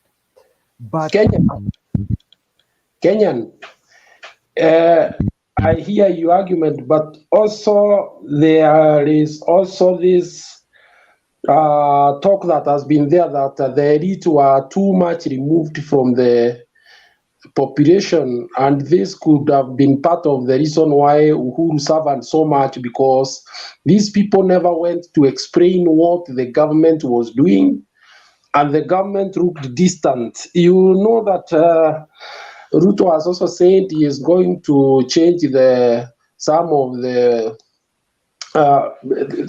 rules in parliament to allow every cabinet minister to stand inside the parliament and explain rather than just going to a small committee. So I don't know, maybe you can expound on that as you explain. You see, Bwananguru, let me tell you, a cabinet secretary who is working, he doesn't need to go into the parliament and explain. You see, these ideas where Kenyans want people to go into the parliament and explain, it is because these people have stolen. If you work, tunaona stima, things can be explained even on a sheet of paper. So this idea of saying that we want people to go into the parliament, that is where mistakes start. If you have worked and there are no scandals, you don't need to do all these explanations which Kenyans are saying. It's only that, you know, in Kenya, we have refused to separate politics and work. And we, even after the elections or after the elections are over, we still want these ideas that nominated people or cabinets can still go to the parliament and become political. We wanted an apolitical people who are not extremely involved in politics, people who their work can talk. So that is the problem which we are having, and I think Kenyans are not, they are not up to that. I don't know why people have to go to the parliament and explain to the parliament, whereby we have other agencies in case if there are issues. We have the auditor of the budget, we have the anti-corruption commission who can ask. So these ideas of saying that elites looked detached. Let me tell you, number one, the reason why these elites are being discouraged, and we understand, it is because some of the elites who went into the government, you cannot easily convince them to work in a political concept. Like we had very good CSs in the previous government. I can tell you a number. Let me tell you, no matter the fact that people might criticize somebody like Matiang'i or whoever, let me tell you, from political point of view, no one could have worked like Matiang'i in any government. If Matiang'i was an experienced politician, he couldn't have delivered. And let me tell you, Matiang'i handled 3 ministries very well. Even to the fact, that's why I want to say here, there was an angle we were looking at when we were considering this constitution. And it is not only Kenya which is doing that. Even in other countries, they poach people who have achieved from other places and you bring them. But when you see politicians wanting to become cabinet, it is because they want to go and become part of the system which steals from the masses.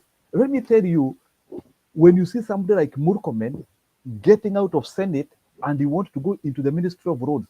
There is one thing which I can say.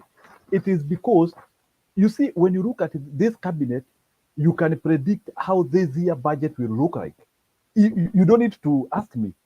When I see somebody like Mashogu in education, I see Murkomen, I see Aris Wahome in water. What is telling me is that these guys will have very big budgets. So, and these guys have just been positioned. 1 minute as I finish. These guys have just been positioned to go and see for the money. Wait and see. You will see. These guys have just been positioned. They are just a cap in waiting to collect. And it's a bit sad that Kenyans cannot see this. I wanted to see more of diversity. I wanted to see more of a Kenya which is represented. I still do not support a community producing 5 CSAs. I do not support it. Whether it is from Mount Kenya, it is from wherever, I do not support it. The maximum a community should get because of that birthright issues and dominionship is 2. But when you see Mount Kenya having close to 7, is already explosion of numbers. It's unfair to the rest of Kenyans, to the minority of Kenyans, and we have to change that because the same dominance is what still made this election not be decided in the right way. The same dominance in the ballot is now the same dominant in the implementation, and you even see it even in the project. Because remember, even this CSR, so you will start seeing a lot of projects going in Mount Kenya. So we are marginalizing ourselves as we want to say that we are creating an equal Kenya, and it's unfair. So for me, I do not support a community producing more than 2 people. It's wrong. We are 42 tribes out of 22 numbers. So 42 over 22, maximum a community should get is 2. But it's unfair to give a community 4, 5. That is my take. Somebody might say whatever they want to say, but we have no equity here.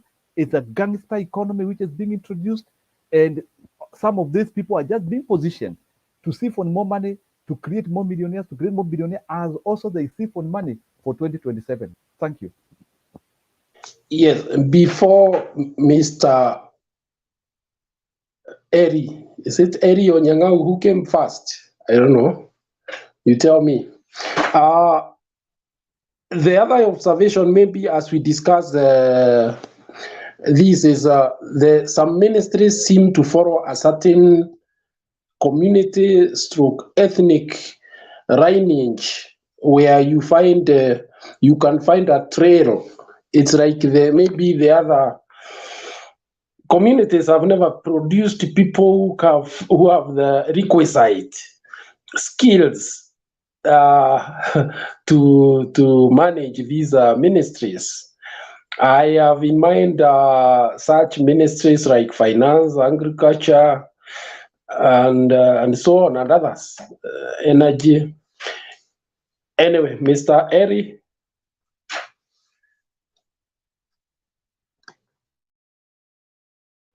Thank you. Can you hear me?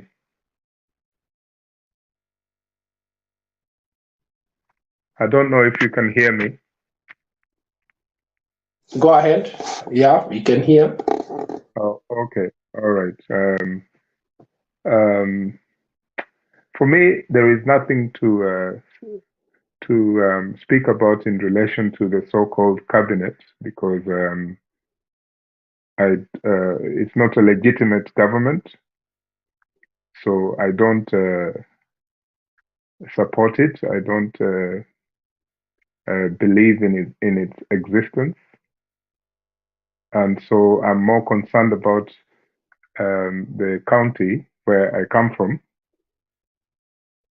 But because, like most of us here, I'm in the diaspora, I was only allowed to vote for a president and not a governor and so on and so forth. So I would like to say a few things about our Venezuelan president, who also gets his support from Kampala, from Museveni. This man is going to finish our country. Uhuru Kenyatta said it. Give him 3 months, and you'll regret. You'll find out that the things I was saying were true about this man. Now, when you see a person in the statue of Moses Kuria, who is a tribal bigot, he hates a whole community, and he is going to do some things about trade. Let's say, for example, he travels to Nyanza province and he hopes to convince the business people there, or he's the go-between laws in parliament and laws that affect traders who come from Nyanza province. This man is hated with a passion by people from my community because of how he represents or presents the Kikuyu nation over people from the Kavirondo Gulf. We should not pretend that these things are not real. These things are real. The country is seriously divided. And this man, who has been, the purported president, has made things worse rather than better. The constitution that was the review that came up, and we had the new constitution, went for a smaller government, so not a government as big as say, for example, the Grand Coalition of 2008, which had over 40 people in the cabinet. It is impossible to have every single community in a government of, say, 22 people. So that's just impossible. So in that sense, I don't think we can discuss equal sharing of cabinet positions in terms of the whole makeup of the country, and so on and so forth. But of course, we know that certain regions a bigger share than other regions, right? But those people don't represent us. Those are just people in those cabinet positions, right? The problem I have is that while we're talking about this, we're all legitimizing a government that was not really elected. It was part of the state capture of the IEBC and all that went around it. Of course, we can sit and say, what can we do about it? It's, there's nothing we can do about it. But what I know for sure, that they're not going to have it easy because the economy is really bad. People are already talking about a revolution. It's not people talking a lot of rubbish. It might happen because the country is seriously divided, and this man who is apparently in charge is not making things easier for himself.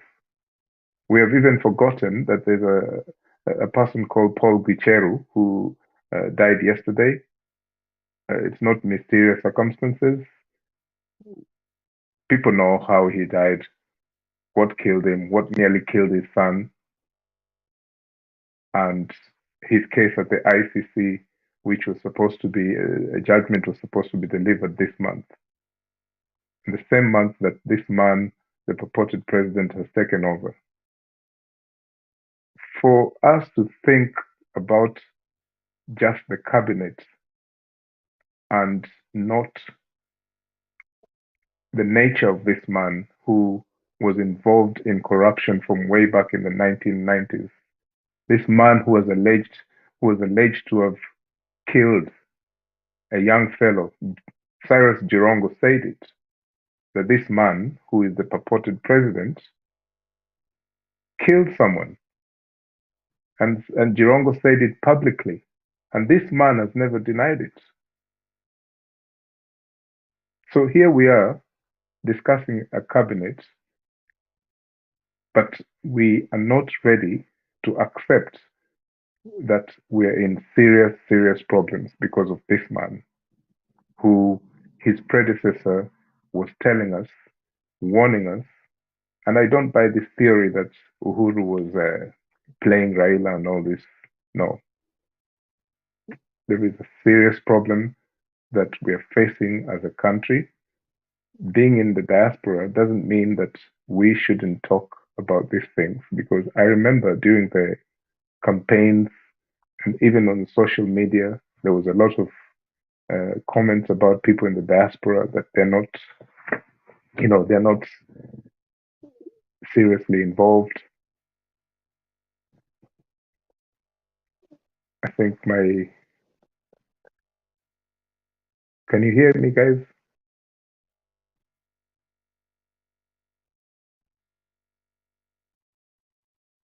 Yes, Eri, and you summarize, eh? Yeah. Well, you can't tell me to summarize when I only just started a few minutes ago. You've been talking for ages. So let me talk. Let me give you my peace of mind. I'm keeping my. I can't Right. That's okay. What I'm trying to say here is we're very weak on history about this man who has taken over the country, and we should really, really continue to make it harder for him to govern the country. He said it himself. He was laughing at us last week. He said that he is going to make sure every Kenyan has the ability to speak, to say what they want to say. But we know the type of man that he is. But because he said it, then we shouldn't fear. So we should say what we want to say without fear, right? This is where I'm coming from, because a lot of us are afraid to come on this audio visual because they don't know who is who. Even in here, we had people here that we suspected. All this time, Mutembei TV has been around. We know who they are. They were not genuine people. So a lot of people fear the interactions we have here. But that man who has taken over has said that we should be able to speak our mind without fear. So I am telling Kenyans that this is what we should do. It doesn't matter which political ideology you present, but we should not fear to speak about the ills of this man and which direction he's taking our country. The last point I want to make is about international relations with Kenya. We know that the Americans, the British, and finally the Ugandan government have a lot to do with the direction that was taken in deciding these elections. We know that the Americans and the British, they want a conservative president. They cannot stand Raila because Raila Odinga would not take any of their nonsense. He would take his own individualistic, maybe, if you like, direction against what they have planned for Kenya. Ruto is the exact opposite, right? In fact, Ruto has said some things about China, which the Western countries are very happy about. So we must watch the direction of the international relations between Kenya and other countries. We know that they've buoyed him up. They've made it possible for him to take power. And you can see even the international press are happy about him, especially in the Western powers. And so we need to be careful about the Western agenda in Kenya as well. So thanks very much. Thank you. Yes, Eri, I want to ask you,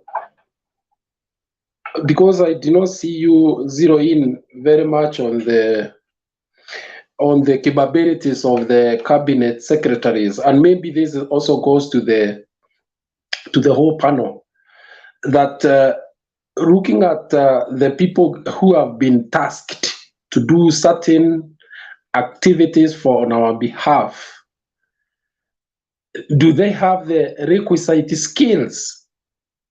Going forward, those who will be debating can bring out the specifics. Right now, we have Alfred Mutua as the Minister of Foreign Affairs. They see well grounded to be able to push the Kenyan agenda in the international forum. That is for everybody. I don't know whether you have something to comment before I move on. Eri? Okay, very quick. I think when I started Guru, I said that I made myself clear that to me, this is not a legitimate government, so I'm not going to analyze the cabinet secretaries. Because, okay, so I understand. I hope you understand. And unfortunately, they are the ones we are stuck with. We have no option but to discuss. Anyway, let's move on to. Is it Richard? Please, can I ask you only one question, T. Ellie? What do you mean to Western agenda? Please, can you explain for me? Because I don't understand what you mean. Please, can you explain for me? Okay, I will explain to you. By the way, I work in the media and various other things, and I know how the West has when they mean it, they do it. And for example, you know that the United States sent this billionaire of a woman to take over as the new ambassador in Nairobi. And one of the first things that she or the embassy said was that their staff should not travel to Kisumu. This was before the ruling by the Supreme Court. These guys, as you know from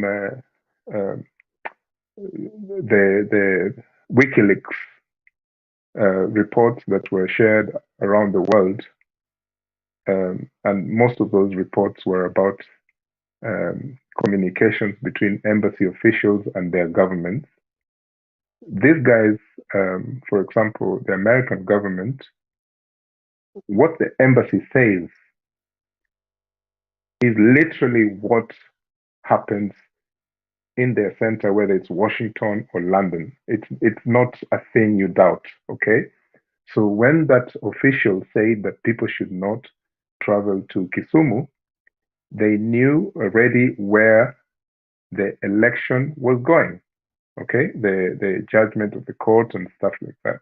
And previously we had the same situation in 2017 with the previous US ambassador who said that the boat has sailed. You know, he told Raila and his team that there's no time wasting. This was before the judgment in 2017, that the boat has sailed. I think actually it was 2013, right? So the West have a powerful agenda. This is not news to you. I think you know. And when they have their roots in a country, they have people who are going to serve in those cabinet positions. They have presidents who are going to do what they want. That's how it has been since the time, the post-colonial period. So it's something, it's not news.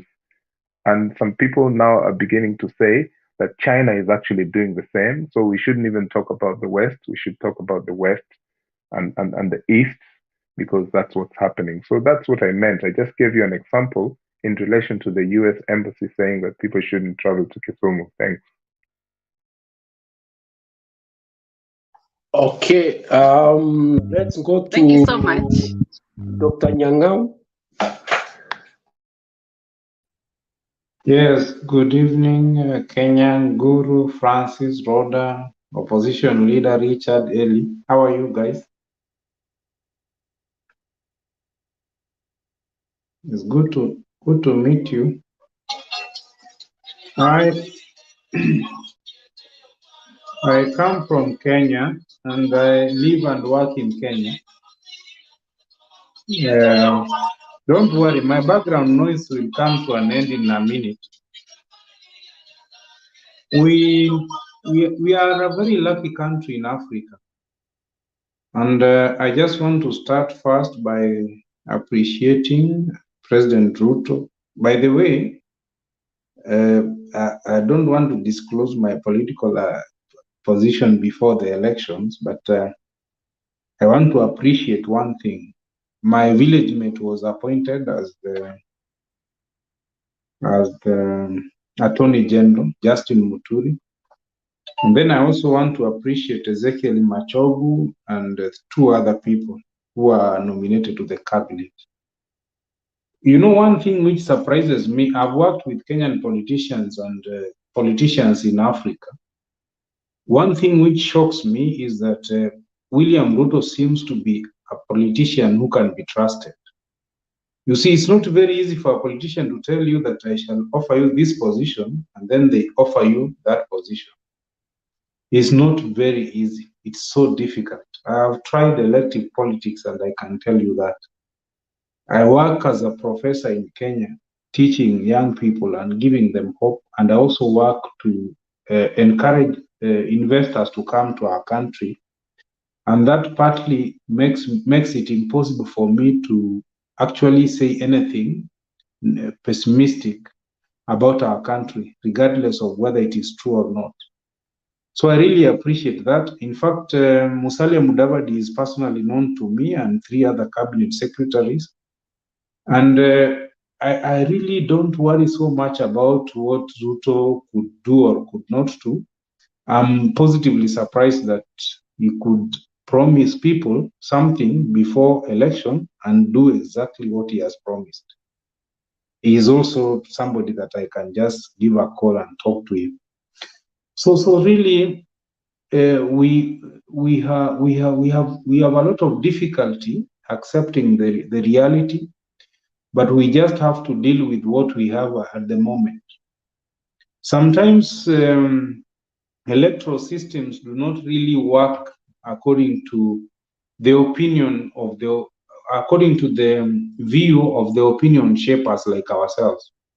So what we sometimes need to do is to really adjust and try as much as possible to present our country and our nation in the most positive way so that we get that best understanding wherever we are. You see, it saddens me, for example, when we have a country like the UAE where we cannot have a government-to-government labor relations agreement. Because in Kenya, and actually Kenya is the best country in Africa, where we have quantitative and qualitative high human resource production with limited access to opportunities and employment in the international market. And then we have so many countries, developed countries, which have limited access to affordable labor in the world. So if, for example, we can drive our agenda towards getting, for example, the government getting an agreement with a foreign government, let's say Canadian government, Australian government, US government, UAE government, to have a government-to-government agreement where we export our human resource and have foreign income to our country, there we shall make a lot of money. But we cannot say that everything is very positive for our country. In fact, we have a lot that we need to work on, especially getting our electoral system functionally trustworthy, by us ordinary systems, and then getting competitive access to government opportunities in our country and outside our country. That is still a very long way to go.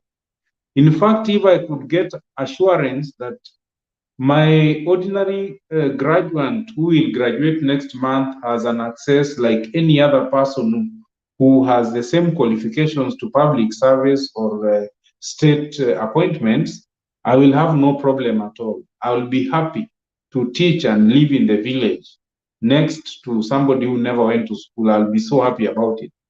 But as long as it is about somebody who knows another person who was schooling with so and so, it can't work like that. Actually, I can assure you that that is the main reason why people believed in the hustler narrative, because they, I don't know whether it is erroneous, I don't want to judge, they believed that this gentleman was promising them something that will work, that eventually they, like any other person whose father was never known, would access opportunities just the same way based on merit or objectivity. So if that can be the presentation, yes, El, you want to add to what I'm saying? Chair, allow me to pause. Yes. My brother El wants to. Yes. Yeah, just 2 seconds.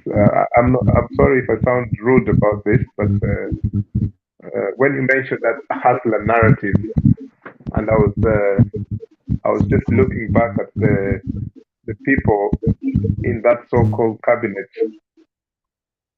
Do they represent those hustlers?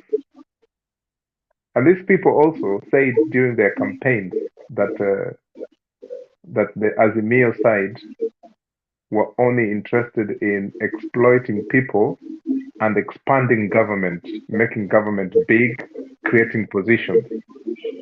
So can you please explain to me this hustler narrative that you think that people, that swayed people into this theft of a vote? Eli, thank you very much. You see, by the way, as a disclaimer, I don't speak for the government of the day. I am never a representative of any party or government, but I just want to acknowledge the fact that I know certain people who have been appointed to government, including Ezekiel and Musalia Mudavadi. I don't speak for government. I will never do that. Unless, of course, I'm appointed as government spokesman. And I also don't want to disclose my position about certain salient issues, because I know I'm a loyal member of this team, or people who speak openly about certain issues of governance in our country. So yes, it is a fact that in that cabinet there is no Mama Mboga who has been appointed. There is no Boda Boda in that government. It will never happen. That is a fact. But that is something that you can never present to the people during campaign. That is a fact. So we have a government. We have people that stood with Raila Odinga, my friend and brother, my father and mentor. Yes. Are you acknowledging that the government was formed on the premise of deception? Because if you say, if you have heard what Eric has asked you, is it morally right to acquire power through deception? No, it can't be. You see, I teach ethics, and you cannot acquire legitimate power through deception. You can acquire power through deception, but that power cannot be legitimate. You see, that's one thing. Or But in other words, you are in agreement with Eric that there is a legitimacy question that but Eli knows that I'm in agreement with him, but we don't want to make conclusions very clear when we are in a very gray area. You see, that's what I'm arguing. Because you guys, most of you are in the diaspora, and you know what we do for us to bring direct foreign investment to Kenya. I hope you understand what I'm talking about. Because you cannot, for example, say that I have an illegitimate father, but I'm a son of this father. So we have to really find a balancing act. Because even the person who may have become our illegitimate nation father knows that he's illegitimate. But then, remember, we are an international media.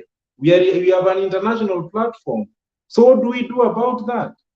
We have to be very balanced and very prudent. Because, for example, I was attending a conference earlier today, and we are lobbying, for example, to bring 10 million US dollars direct foreign investments to Kenya. So if, for example, they ask me, who is your president? What do I say? So those are the things that I'm saying. We need to have a very fair way of reasoning. So that, you see, you could be in the US, UK, Canada, Australia, but you have 90% of your relatives are in Kenya. I am in Kenya. I'm a professional. I'm a very educated Kenyan, and I'm here. And I'm talking to you. So there are certain things. Ni kama ule mtu ukipata mgeni unaambia huyu mtoto enda ucheze huko nje, utakuja baada ya mgeni kuingia. So that we give these guys a chance. Let's try them, and then let's make things easier for all of us. So that at the end of the day, at least we have a country to call home. Because for me, for example, I normally ask, why were we born black? Why were we born Kenyan? Why were we born in the community whose song I sang in the beginning of the presentation that I'm making to you? So as much as we criticize, let's remember that this identity is part of us, and we have a duty to a certain extent to ensure that we present ourselves in a very optimistic way for certain reasons that we shall all end up depending on, without negating the facts and without questioning and giving the right directions, advice to whatever realities that we find ourselves in. Let me hear the Kenyan is Daktari, want to add daktari to my also. point. Yes. Daktari, Yes, go nauliza on. pia The chair. Order. is part You can daktari. only talk to the chair. Oh, Are you Banguru, nipatie nafasi kidogo. Tena mpatie Kenyan all the time nafasi kidogo. Okay, go ahead. Nilikuwa Yes, nauliza Kenyan. is criticism part of participating in governance and better leadership? Yes, it is. And then why should you just be? I mean, you know, your sentiment implies like when you say something is wrong, it is bad, and we should be optimistic and not be pessimistic. I mean, my point is these forums are good so that you point out where the problem is and what we expect from that. In fact, any leader who is not able to accept any criticism is not worthy being a 21st century leader in any part of the world, not even Kenya. You see, even William Ruto, I'm sure he's listening to this video right now. He's listening. He wants to hear who are these people who are thinking different from me. The moment you are shutting up criticism, you will never progress.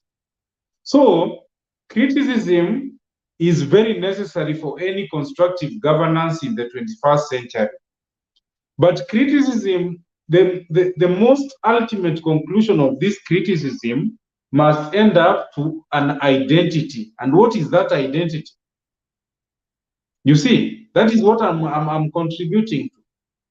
That identity will necessarily bring all of us together and say, we have a country where we belong to by birth, and we have a role to play in the development of the country. Even if this, by the way, Ruto's government doesn't have to be there forever. It could even end in 3 months or 2.5 months.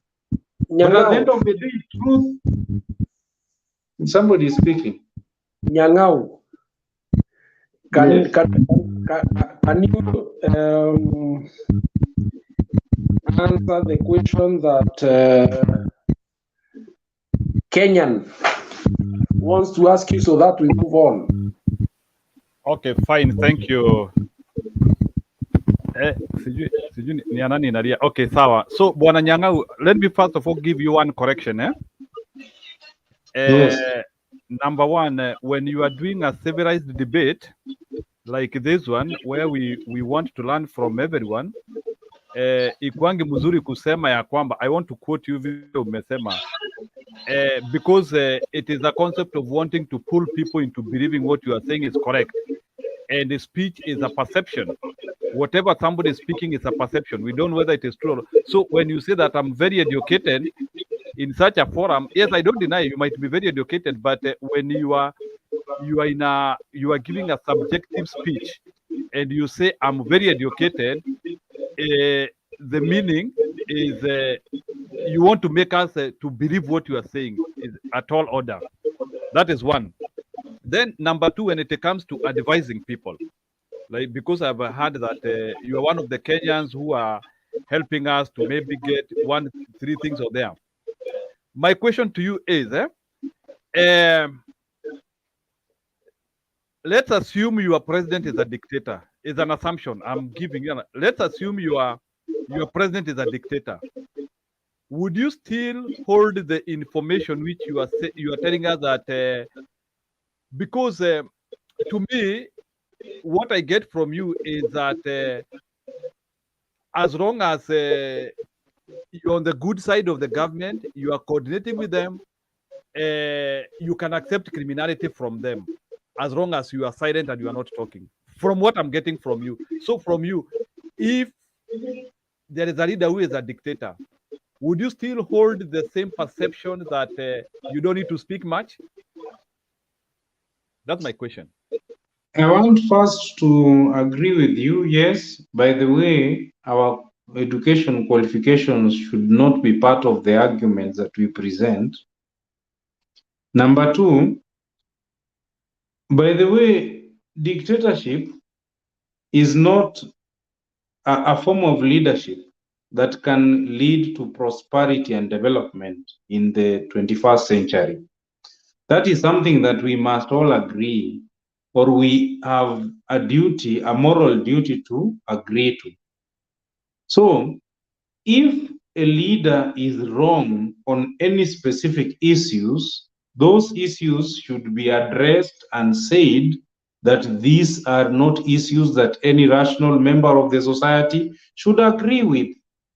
So it must never be personal. For example, my ideas, my suggestions, my proposals must never be carried along based on my tribe, my education level, my age, or my gender. The ideas should be so objective so that anyone reasoning and applying their mind on what somebody has said or failed to say or done should be judged as such, so that you say, this position, this idea, this direction is wrong. Then we vacate that, then we move to the right direction. Bwana Nyang'au, you didn't get me well. My question is, what is your separation of evil and good?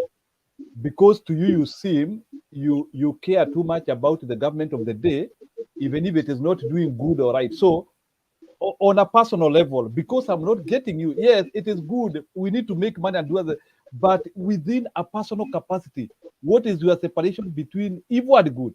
Because you don't seem to have. You seem to be swinging anywhere.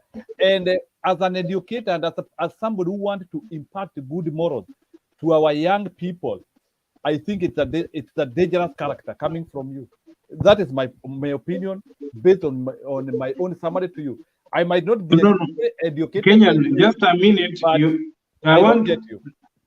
Let me ask you, what issue do you think that needs clarity? On what issues are we disagreeing?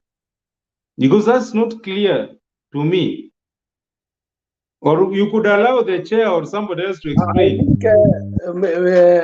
Dr. Nyang'au and Kenyan, rest it there. Let us give somebody else. Penny.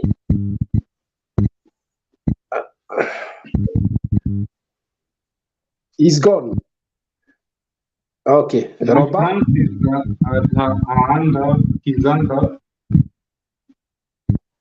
Robert. All right. Okay. Thank you, Mr. Guru. You know, I just came in, and this man called Nyang'au is all over the press. He's all over the map. He's just kissing everybody. That's not the way I see it. That's not the way I see politics. You know, it's just telling us just because you know some of these people, that's why it's possible. Sometimes you are Raila, you are Ruto. Okay, that's your right, and we give it to you. But let's tell the people the truth. The truth here, the people who stole the election and the place where the election was stolen, they are the people who have been rewarded. We are the courier. Ruos are the third largest community in Kenya. How many cabinets did they get? So Mount Kenya is Kenya? Mount Kenya is Kenya? This is all nonsense from Ruto. Look, I'm not against the people from Central or Mount Kenya. But the most developed part of Kenya, now they get the most posts in the cabinet. It's as if some other communities don't exist. And the people like Nyang'au are telling us, oh, Ruto did the right thing. I support my president. I get it. Haisa Chuma. She can't even construct a sentence. She has a cabinet ministry to run. This man from Central Kenya, Kuria, okay? Somebody who hates uncircumcised people is getting a cabinet. Mr. Inturia, the Madoa guy, is getting a cabinet. He knew Chinga Kapsa. I didn't expect this one here. You know, I'm shocked. To tell the truth, I'm shocked. Then from there, the people who come from where I come, Kisi County, what? Who cares? He does not speak for us. Yeah, he does not speak for us. But what I'm saying is, this is a disaster. This is like an accident which is just waiting to happen. These people, you know, you guys, look, this is all about 2027. Marcoman, I call it Microman or Microman. That's why I call him microwave. He's going to microwave money from the Minister of what? Yeah, where the most money goes. That's why it's there. So there are some people who have been, you know, this is all about two communities who have been ruling Kenya. And that's what it came to the cabinet too, whether you like it or not. But you know what? We cannot blame the people who come from those communities, but they are trying to tell you, we have a say. We tell Kenya where we are supposed to go. We own all this. This is all about what I've been calling here.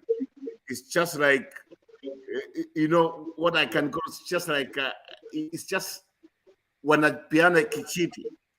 Where toka, sisi tunaingia hapa. Where toka, sisi tunaingia. It's a cycle. We have been recycling this. And this is what you see on the cabinet. Okay? Okay, there are some new faces, like people like Kindiki. To be sincere, I want to give them I want to see how they behave or how they do things in the future. But the majority of these people, some of them murderers who have cases in court. If I'm lying, tell me I'm lying. Some of these people have cases in court. Some of these failed governorship, like this man who cannot even now, someone like Mutua, a governor of Machakos, my governor, somebody who has failed the county of Machakos is now foreign affairs. Now he's going to add another 2 wives because of that. You know, this is all what you get from Ruto. And when Nyang'au comes here and says, I like Ruto because he rewarded the way he said he's going to reward. When you are a politician, you don't reward people because you reward them. You do things for the country. It's a country is running. It's not running UDA. And that's why we get it wrong. Okay, we are just saying he did what he said he's going to do. And now, Roba, I said I don't speak for government. And what I also say, Order, Nyangao. Can I finish that? You can ask me a question, please. You have not asked my permission to talk. So, Roba and the Yes, that's what came. The tape's there. We are not accusing. The tape's there. I wish you just go and rewind it, and that's what you say. You respect him because he has done what he said he's going to do. What he said he's going to do, he stole direction, and now he has rewarded the people, the constituents where direction was stored for 2027. 6 cabinets, if I'm mistaken, 6 cabinets from Mount Kenya. And what we get in some other parts of the country. What I need, like Kenyans say, and I like what Kenyans say, we want a balanced cabinet. We are like 42 communities. You want to tell me since independence, or some other communities, they don't have men or women who can run the means of finance? It's only one community who can do it. We want to tell me since independence, some communities, they are not qualified. They cannot qualify to have a cabinet position there. I know he has only people from his community because he's trying to cover himself. My friend, this is somebody who has a big picture. This is all about 2027. And we can see what he's trying to do. He's trying to lower, maybe cost people, even if it means he can give us people like Isaac Chuma there. This is like from Western Kenya. The most loser here, by the way, is Musalia Mudavadi. He's a loser. It's just like where he's right now. For me, I see it's an empty suit. He's a loser. Somebody of caliber. Yeah? If I was him, I'll just quit tomorrow. And he has a very good chance even defeating this man come 2027. Summarize. You know what? If they deliver, some of us will come and say, you know what? We apologize. But I'm telling you guys, most of these people, they are the ones who wanataka tu bendera. They want to be recognized as people like Kuria. Well, what has he done? Somebody who believes, as long as you are not circumcised, you don't even need to summarize. Yeah, that's what he has said. That's what comes from his mouth. That's how they did write it down. We know what they did. People like someone like Mutua, somebody who's not, he comes there, then it's just at Ule Mutua Kitandawili. Mutua calling Papa Mutua Kitandawili, somebody who just came there, he milked Papa, he got some, Papa helped him out at Ule Mutua Kitandawili. It makes some of us very hungry. Okay, that's what I can tell you that. I don't want to waste time here. But you know what? Prove me wrong. If this is not about 2027, prove me wrong. All these crooks who have been appointed, some of them, they are just there, they are going to grab. People like microwave, they are preparing for after Ruto. Well, that's what they're doing here. Roba, let's confine ourselves to some good language, even as we present. Tell me what language I've not used here, bad language I've used here. What have I not used here? What was not said in the campaign? Tell me. Let's not be let's also hear somebody else. Francis.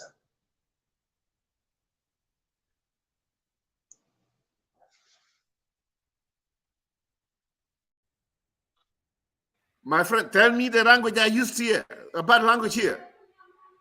Let's hear Francis now. So, hello. It's okay. So there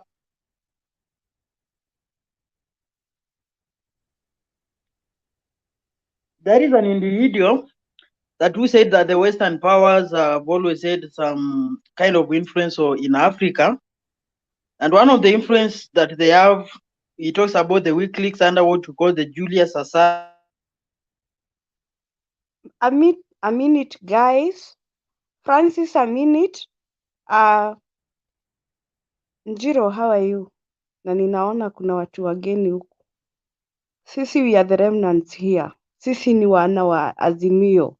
We cannot support an illegitimate government. I'm here because I've seen Dr. whatever, Nyang'au, there is a certain Jiro and Guru, you are being soft on that guy. So if he continues with that kind of hiyo yenye anasema hizo vitu zenye hatusemangi kwa hii channel, just remove him. Nimeingia juu yake, or else I'll block him behind the curtains. There is some language and some nonsense that we don't allow on this channel. Okay? Dr. Nyang'au or whatever you call yourself, we respect, huwa tuna respect watu hapa, lakini kuna lugha yenye huwa hatuongei kwa hii channel. So come with facts, don't bring propaganda from the Kenya Kwanza. The story walituibia kura na bado tumeona vitu zenye wamefanya. We are in the opposition and we would personally hata mkidefect mwende Kenya Kwanza will still remain in the opposition. So kindly, with all due respect, hatutaki your propaganda. And please don't talk when the moderator is talking. Don't talk when the moderator is talking. I'm going to mute you. You don't talk when the moderator is talking. Order. I've seen you said you are a learned person. Unasomesha nini? You don't talk when the moderator is talking. Have some manners. Thank you. Francis, go ahead. Jiro, stop being soft for watu waongee ujinga hapa. With the Guru, you are the moderators. Okay? Usijaribu kuamsha We are here to stay. If he gets from Kwesi, you think you are going to come and dominate us on this media, you are mistaken. You will never do. Order. Kindly, Guru, let me finish. Dr. Nyang'au, you don't talk when the moderators are talking. When the moderator tells you to stop talking, apatie huyo mtu mwingine, you do that. Okay? Sio wewe tu unafaa kuongea, una unmute and you talk when the moderator is talking. Nimesikia ukisema wewe umesoma sana. Okay, umesoma sana, so uheshimu masomo yako na sisi education. So don't talk when the moderators are talking and bring facts here. We are not going to allow that in our country. We have an illegitimate government, murderers and thieves. Stop the nonsense. Thank you. Francis, finish now because I'm not finished. Robert, just hold on. Francis, go on. So I was talking about the Western powers' influence on Africa. When somebody was speaking about it, they have some interest, but not so much. One is because of ideology. When we have the spread of communism, they always intercede because communism does not allow a competitive market. That's why they will always come in and try to stop communism. The other thing, the big issue with the Kenya issue of China being a threat to Africa is that the China's loans are never regulated. That means a minister can take loan used to build his house, and the China will ask the country to pay. They don't follow up, they don't regulate their loans. Therefore, when you look at the net benefit you get from loans compared to what we pay, we find that we are overpaying. So at the end of the day, the country will become poor, because if you take a loan of maybe 2 trillion and the benefit is maybe 500 billion, what about the 1.5 billion? It is nowhere to be accounted for. Therefore, it means that you are paying for empty thing. So that's the reason as to why USA have always been hard on China. So apart from that, let's go back to the matter of about the cabinet. To me, I'm seeing a country being very porous, in a sense that most of the people who have been nominated in the slots of most important posts are hardliners, or we call fundamentalists. Those people believe that we have whether to move in a certain way, or if not, that is not the case, therefore we should not be able to move forward. I will give you an example of somebody like Moses Kuria. Moses Kuria has risen to political arena because of abuses. He has been known profiling Raila. Recently has been used to profile Uhuru Kenyatta in Mount Kenya. He has already reaped big because of that post, because of profiling some individual. So it clearly shows you that these are the hardliners people. Maybe they will be getting direct message from their master, because it's not something that they earn on merit, but it was a reward of crooked means that they used. So the other thing also, you look at it, I saw some time back when Ruto was being interviewed by BBC, and he was asked about his relation between Raila, Uhuru, and if Uhuru was doing a long con to Azimio. And I listened to that man, and I can tell you there's a trap that man is using here, and you should be very careful with that trap. The trap here in sense that he knows very well he has nominated very incompetent people. And I can mention them. Aisha Jumwa. Aisha Jumwa, apart from moving the waist up and down, I don't think if there's another merit I can say, I can give a benefit of doubt. When you look at the Moses Kuria. Why don't you win any elections before you start talking about Isa Juma? Mr. Jagaka, you can't just come like that. You know, go No. get your own channel. Where, Ropa? You've not been given time to talk, so be quiet. If you want to ask something, raise your hand.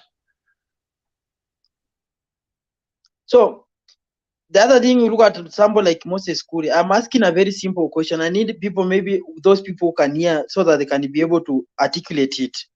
Do you think that Moses Kuria can cooperate with people from Western, from Nyanza, from Ukambani and Rift Valley, and some parts of Rift Valley, when given the history that he has been there profiling some individual for the benefit of the presidency? The other thing, also look at somebody like what do you call this one? Alfred Mutua, we can give a little bit, but when you look at Alfred Mutua, is somebody who cannot be able to stand on our ground. Sometimes is wavery, up and down, you know. So these are individuals who, according to me, their merit of performance, it is already under, even before they got in there, keeping away even the integrity issues. Aisha Jumwa, murder case, the other one, some kind of funny characters. But all in all, what I was saying is that there's a trap being set, and the trap is very simple. The people who have been given the position are not well qualified. And that is why Ruto is emphasizing on a strong opposition, so that you will be able to guard these people from far, because you cannot run the government alone. And I'm seeing a sense whereby, should the opposition be so strong, half of the cabinet might even be replaced within 1 year. Then if they fail to perform, Ruto will come out and accuse opposition of distracting him and putting a lot of pressure to him that he was not able to perform.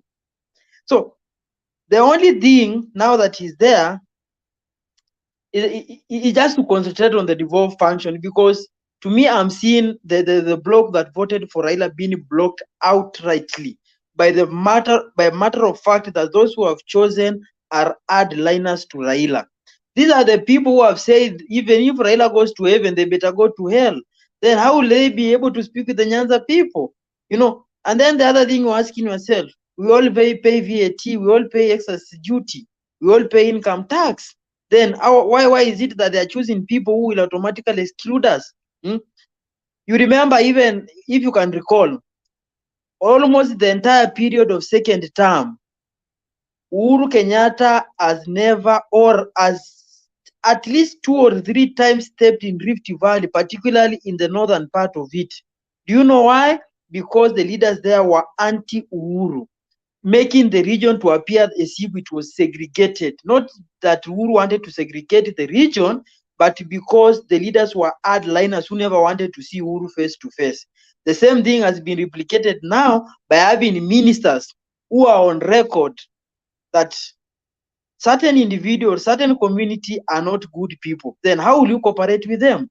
I'm seeing a sense whereby the country will be much more divided than even the way it was before the naming of cabinet. And if justice to be done, people like that one should be strapped off and replaced with people who are loyal to Ruto, but moderate one, that they can cut across to every political divide. Somebody like Najib Balala. Najib Balala could be welcomed by anybody, by everyone, in any time, anywhere, because he's an individual who can cooperate with anyone. But we have then the other thing we also look at it is, there's a difference between winning an election. Somebody has attacked me saying that I've never won an election. There's a difference between winning an election and being an expert in field. winning an election, remember we are dealing, Kenya illiteracy level is so high to a point that you can win election even using mother tongue. Does that make you an expert? It doesn't make you to be an expert. So there's difference between mobilizing people and winning election. Therefore, these people, if they've been rewarded on merit of politics and loyalty and not on metrics of performance and expertise, there might be a crisis. As I said earlier, prayer has never been any solution to any problem. Economic policies, should there be physical or monetary policies, will work. Therefore, even if you are not saved, but you know the policies, the economy will be good. The other thing I'm also asking myself, some things are just cheating, by the way, outrightly. Do you think that the Ministry of... Hello? Summarize, eh? Yes. Do you think that the Ministry of Defense, the way Ruto was saying that it to be agreed on Parliament, do you think that the Ministry of Defense can come and give its summary in the National Assembly, whereby every speaker of every television, radio station are all airing security issues of Kenya? Do you think it's possible? This is also a populist motion, because I don't see if Ruto can give a briefing about security to Parliament, which is being hired by every social media, every radio station and television. These are just some things populist to make people think that they will be held accountable. It's not real. Then the other issue, no, there's difference between what people want and what really works for the country. People can want an individual who has no knowledge, but a country can need somebody who have knowledge without popularity. That is why, yes, in summary, what I'm saying is ministers should be managers. Yes, as I'm finishing, ministers should be managers and not politicians, because manager, you look at performance, not public relation. Unajua mtu kama Duale, kuna vitu hawezi fanya because he wants to keep his image clean. So when it comes to tackling security, yes, I have given you time to summarize, but you are going on and on. Let's stop there for you now, because there are other people also on the line. Mr. Kenya, can you hold brief for me? I think there is Ben, Derek, and Richard, who now, I think that's the order that is there. Thank you, my friend. This is Ben. Maybe I cannot for you for around 1 hour. Ben, first wait. Kenyan, take 1 hour. I can be here for 1 hour. Yeah, take over. Nasema I can be here for 1 hour. Guru, I hope you have heard that. Eh?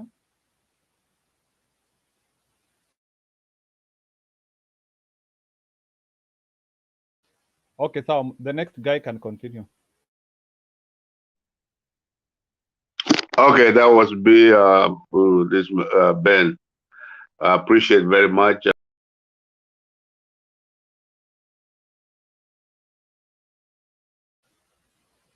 Nani ametoa yeye? Okay. Nani alikuwa anakuja next? Was it Richard? Derek. Amanda. Okay. Oh, Derek Ambisa. Okay, thank you very much, panelist. Na wasalimu tena mjambo.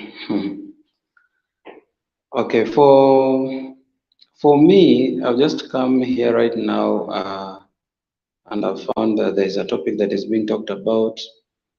People have been giving out their views all about what has just happened today.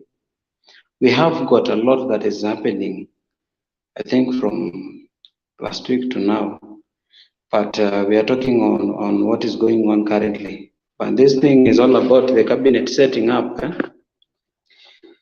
For me, I feel like there is a problem somewhere. As much as I'm an Azimio guy, yes, but there are those things that I will appreciate over the cabinet, but there are those things that I won't appreciate. I was expecting a lot, which has not been done. And there are those public figures that I was expecting in different ministries, but they are not there. And instead, I'm seeing an opposite of what I was expecting. So as much as the cabinet has been set, I'm not happy. I'm not quite happy. Everything that is happening, you will have advantage and disadvantage of it. Some of the cabinet, some of the ministries, I'm okay by then, because they are not even much important. But there are those much important ministries that I think are not well set up. Things like defense. I'm not quite happy about the faces that I'm seeing there. I was expecting something big, which I'm not seeing. So I'm not happy with what has been rolled out. But then as I'm still continuing thinking of what to say, Richard, you can go on.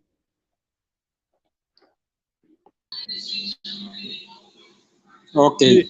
Bwana Richard, let me make one correction to Derek. I think all ministries are important. When we just say that some are not important, I think our constitution change. Those 21 ministries are very critical, because some of them are you might say they are not critical, but they are still used as conduits for steering. So they are interrelated to one another. Mining, environment, you cannot say that they are not equally important. They are all important. So we need capable people everywhere. Richard, go ahead. Okay, thank you for giving me this chance. To me also, what I can say about the cabinet, first of all, there is no way somebody can convince me that the election was not stolen. Me, I stand on Azimio, and I stand there. Even if it finishes 5 years, I'm at Azimio, and I support Raila Amolo Odinga and Martha Karua. That is all. According to the ministries which were chosen yesterday, sincerely speaking, even these UDA guys, they shouldn't see what is going on in our country now. How can you tell me somebody like Korea is a minister for trade? Which kind of trade is Mr. Korea is going to trade even in Africa? Where is Moses Korea going to bring even this Mutua? You know, as Mio government, as people who are internationally known, who can convince the investors to come in a country, invest there, and they have confidence. But now this government, you are telling me, like now, the balance. Somebody is saying that Ruto government, it has balanced the face of Kenya. What kind of face are you talking about? By the record, from Central, we have seven cabinet secretaries. From Western and Nyanza, we have 5. While from Kisii is 1, that Machogu, who is also another person who cannot even deliver. From there, we have from Coast, we have 2. That one it is okay, no problem. From there, Ukambani, we have 3. From Rift Valley, we have 5. Rift Valley is a cosmopolitan, but all of them, they are challenges. Does it mean that there is no any tribe who is staying in the Rift Valley, like Nakuru? We have so many tribes who are staying there. Another thing, when we talk of contested elections, the first thing a president could have done, of course, he's not my president, he's the president of UDA. What he could have done is to bring people together. The way Uhuru and Raila came together to bring people together first. As some of my friends have said here, how is Kuria going to to Nyanza to convince people that he can bring trade and businesses in Nyanza. How can he move there? Again, another thing, the last thing, I don't want to talk much because some of us, we don't feel that we are part of the government. The last thing, you know, the problem of Kenya is corruption. Whether you like it or not, corruption is the most disease of Kenya. The government of the day, all the figures, all the people who have been elected, almost all, not all, but almost all, they are connected to some corruption issues. Now, Aisha Chum, she has a criminal case which is going on in court and it has not been finished. And you choose her as a cabinet secretary. How do you think, how are these people going to deliver if corruption is a disease which has not been solved in the country? Then you go on distributing the seats to people who are corrupt already. Yourself, you are corrupt. Your people are corrupt. You don't even talk about corruption. Your work is, you take this one. How can you reward the government portfolios to your friends? This is a government. This is not a joke. It is a government. What we want is delivery of the services, not friendship. That this one campaigned for me, I give him this one. This one, of course, he campaigned for you, but we are past campaigning. This is the government now. You have to consider every Kenyan. To me, I'm not happy. Let them continue. Let them continue. We will see where they reach. What is the name of this lady from Central? That a minister for water. What kind of ministry is that? Murukomen, minister for roads. Murukomen is a lawyer. Can he a doctor? Nyanga was here, is a doctor. Can he go to the roads and construct the roads? Give somebody, a professional person should do his work in a professional field. If I'm a doctor, I'm supposed to be given a minister of health. I work there. Anyway, let us wait and see. We cannot do anything for now. Let us wait and see, but we are on toes and we don't recognize the government. Even if they say Ruto is a president, even 20 times, the election was stolen, the Bugatti and Ruto illegally. Now let us give them time. Let them do their work. Thank you.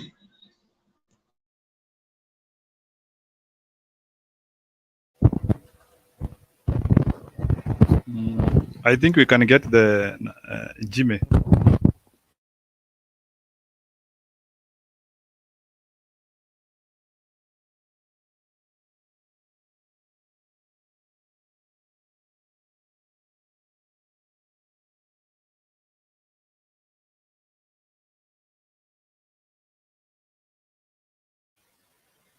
Jimmy, I think you are the one. Wengine walikuwa wamesema ili tuweze kurudiana. Jimmy Odi.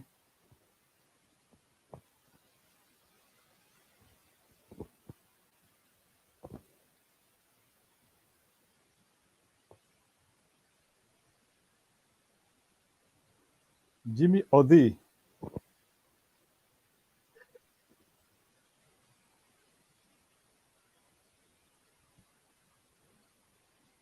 Haya bwana Heri, unaweza endelea.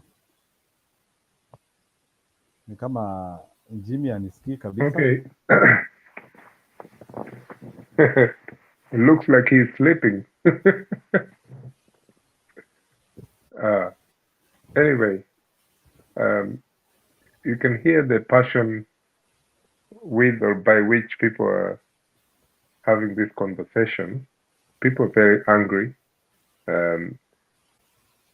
It's not even the third or fourth week of the honeymoon of this UDA people, this Kenya Kwanza, but people have already shown how angry they are about what is going on. I did say that I'm not going to comment much about the cabinet, but there was a few things that concerned me. One of them was about, for example, Aden Duale, who is not known to be a dove of a person. He's very, very divisive figure, and he's a massive political appointment that is Ruto trying to show Uhuru and the previous government that he's with people who Uhuru sidelined in the first place.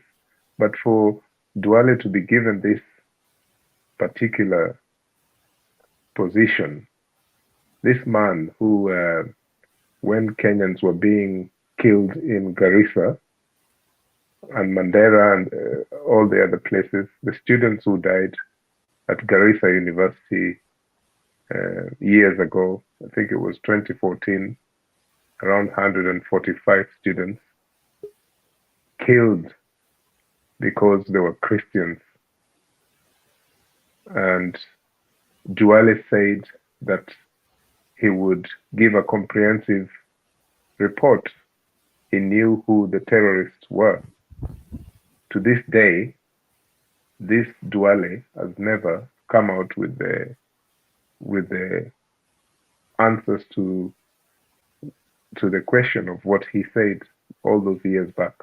And this is the man who now he's going to head the defense ministry. And I'm not taking a swipe because he's a Kenyan Somali, but it's just because of the history, the records of what he has stood for in the past, and also his involvement in the trade of charcoal during the Kenyan Defense Forces attachment in adventures in Somalia. He's known to be one of the biggest traders there during the time when the Kenyan army went there. This man has a lot of conflicts of interest with the position that he is taken now at the ministry.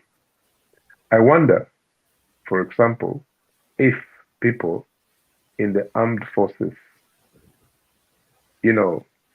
sabotage government or refuse to, align themselves with government policy in defense or in the armed forces in general, because they don't take their political appointment, the defense minister seriously or anything like that. And this can happen because even in the so-called powerful governments around the world, there's always a split between the political leadership, the minister, and the actual officer rank. This could be a big problem for a government. And that's why, number one, I don't take the appointment of Aden Duale as a good thing at all, because it has a lot of question marks. The man has a bad track record.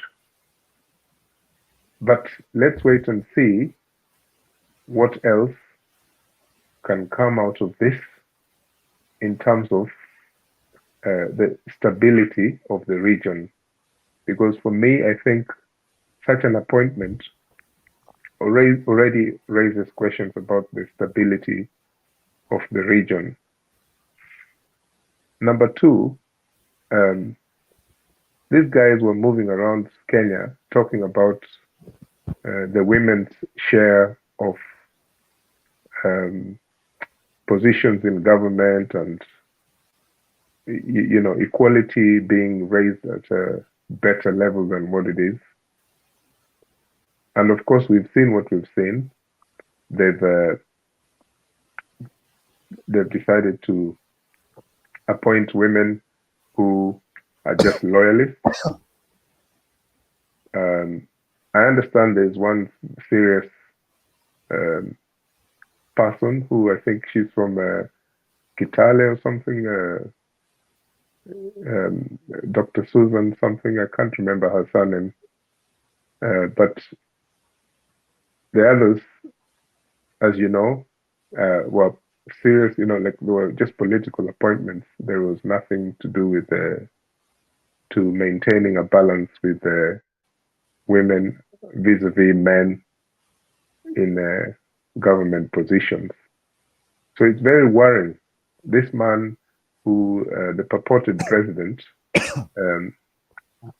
the kind of style he's going to use, he's going to silence people, and the way he has been doing in politics for many years.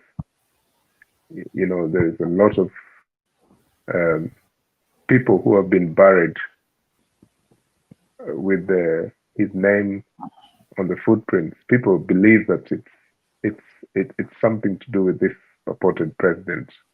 This man has brought the idea of the Moi autocracy. There's nothing different between this man and Daniel Arap Moi. And you can see people chatting in hushed tones because they're not sure what next is going to come out of this man's plans.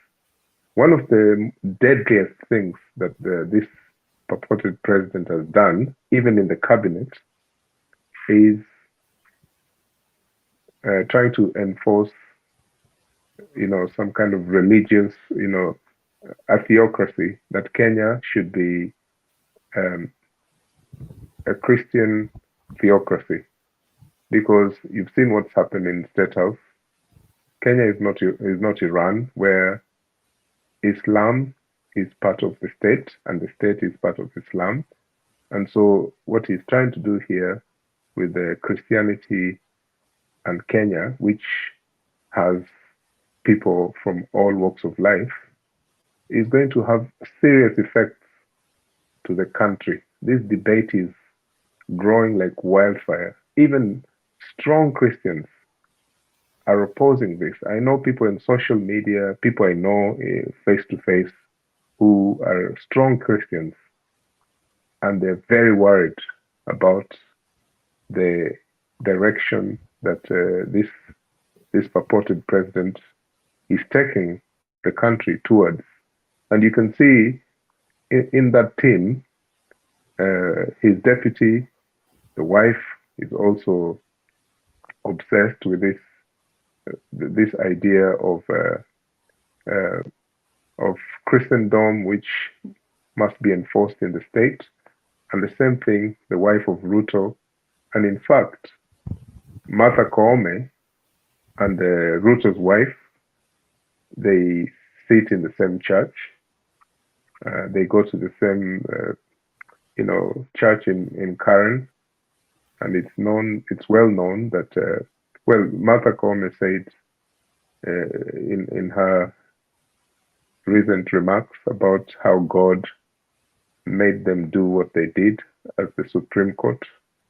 So all this, if you look at this purported president and his actions and his history, we should not let people come here on this forum.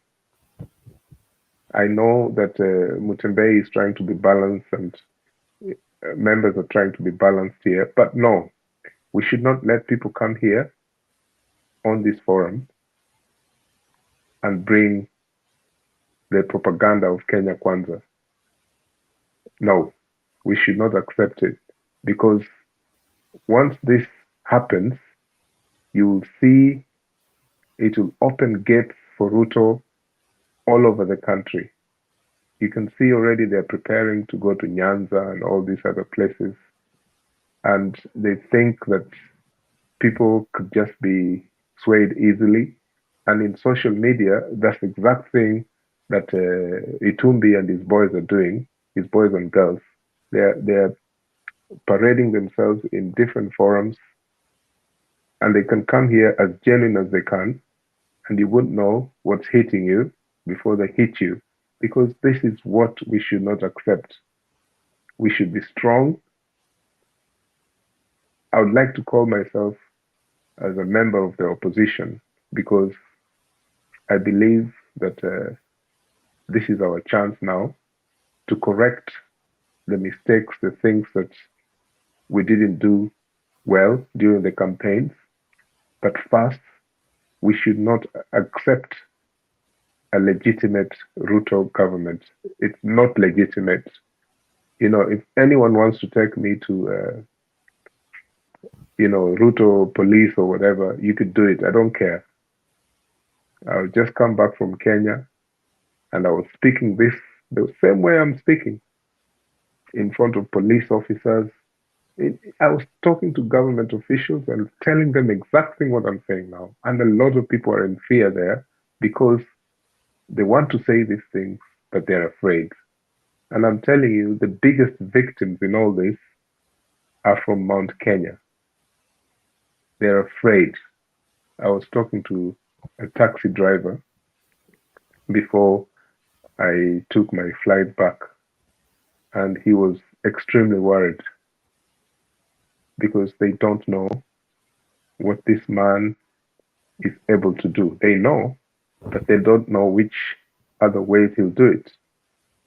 Because we know what he was accused of doing in 2008, 2007, and all those witnesses, Kina Baraza, Yebei, now you've got this guy who just died 2 days ago. You know, all these things are enough to make people boil. But here we are discussing his cabinet. Fine. That's another reality. All I'm saying is, please, let's not feel as if we're becoming bitter or pessimistic. We have the right to do that because if we don't keep these guys in check, people are going to suffer because the man has said it himself. This purported president, he has said it himself. He said that he will make people who don't follow the law face his wrath. He said it during the campaigns, right? And I'm sure he's going to do this. So we should keep strong on this social platform, educate each other. Don't be afraid to speak up.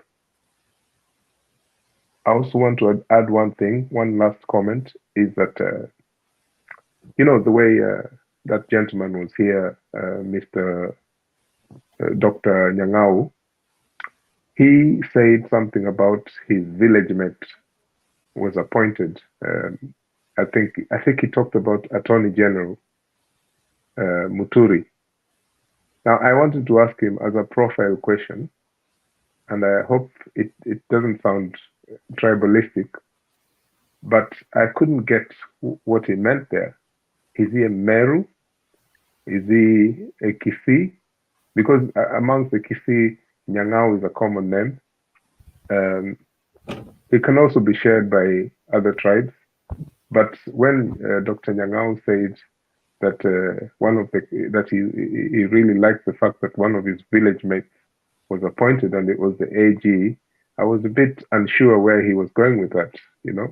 That man had a mixed bag of things that he was saying in this forum that I did not understand, and I didn't know whether they were true or not. So we just need to be a bit careful with this kind of characters coming here. I think he's back. Dr. DN, is that you? Yuko, we will give him a right to reply. I wanted him to clear that because we're not kids here, I just want him to let us know. Because if I say my name is Eli Omondi Odhiambo, why should I lie that's, why should I say something else now? He was trying to profile himself to put himself right. I don't know why. Thank you. Okay, so Bwana Eri, before I bring him on board, there is something I wanted to add here. You have brought something I don't want to go to the issues of religion, but historically, even in the medieval time and the post-medieval time, always when the government and the church or religion in nature, when the government and religion are in sync, that is the time when we had too much materials and so many other things, because the church, the religion, the mosque, all those groups, they are supposed to be the moral compass of the society. But the time when they sync with the government and by design, they are evil. By design, everywhere. Whichever continent you go, you will always be meeting people complaining about their government. We do not, even some of the governments which we are admiring, if you go and talk with the people in those governments, they have their own issues there. So what I'm saying is that by the nature, governments are evil. So when the church comes there and it sinks into the government ways of style, it means the church has compromised. The church is not ready to offer that moral compass which it's supposed to offer, and that is why I feel a bit, because these are things which will even happen in our country in the next 100 years or what. Christians should not pre-assume that Kenya will continue being a Christian-dominated country in terms of ideology. Things will start changing, and one of the way in which we, us as Christians, and I say this one as a very strong Christian, one way of actually even not evangelizing is showing bias. The time when, as a Christian, instead of showing love and other principles which connect to the betterment of life, and you start showing like greed, other things, there are some of ways of actually even preventing people from even joining your religion, and some even start choosing not even to be Christian. I see it is a disaster for us in the days to come. Mr. DN, you have a right to reply.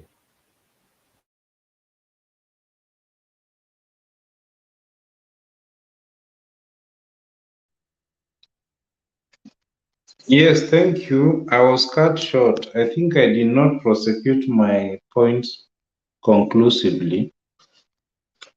Let me start by putting up a very good premise that I have the privilege of knowing at personal level the Kenyan leadership, starting with Raila Odinga and the other leaders.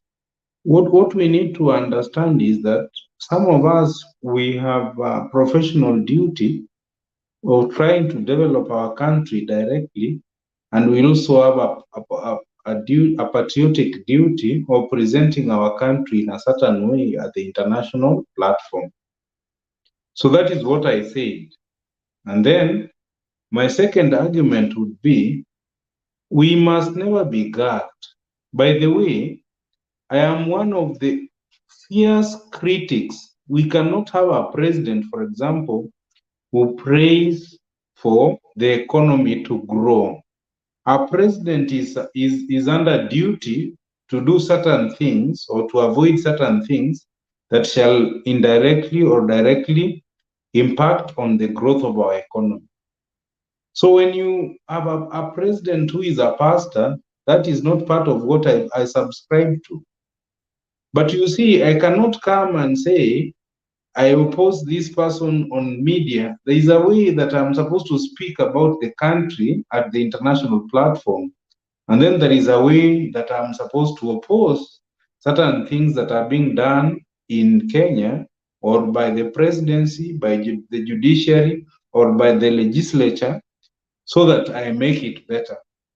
And therefore, really, I didn't prosecute my point. So therefore, when I say we need to have an agreement that we have to accept the space that has been created by the 2010 Constitution for us to speak clearly and openly about certain issues, whether we are inside the country or outside the country, and also we have a patriotic duty of presenting our country in a certain optimistic and positive way so that eventually we even have tourists coming to our country, we have investors coming to our country. You see, after an election, of course, after a purported election, we cannot say that we do not have government. We have government, but that government, we may have a lot of issues with it. We may have a lot of issues with some people appointed into that government.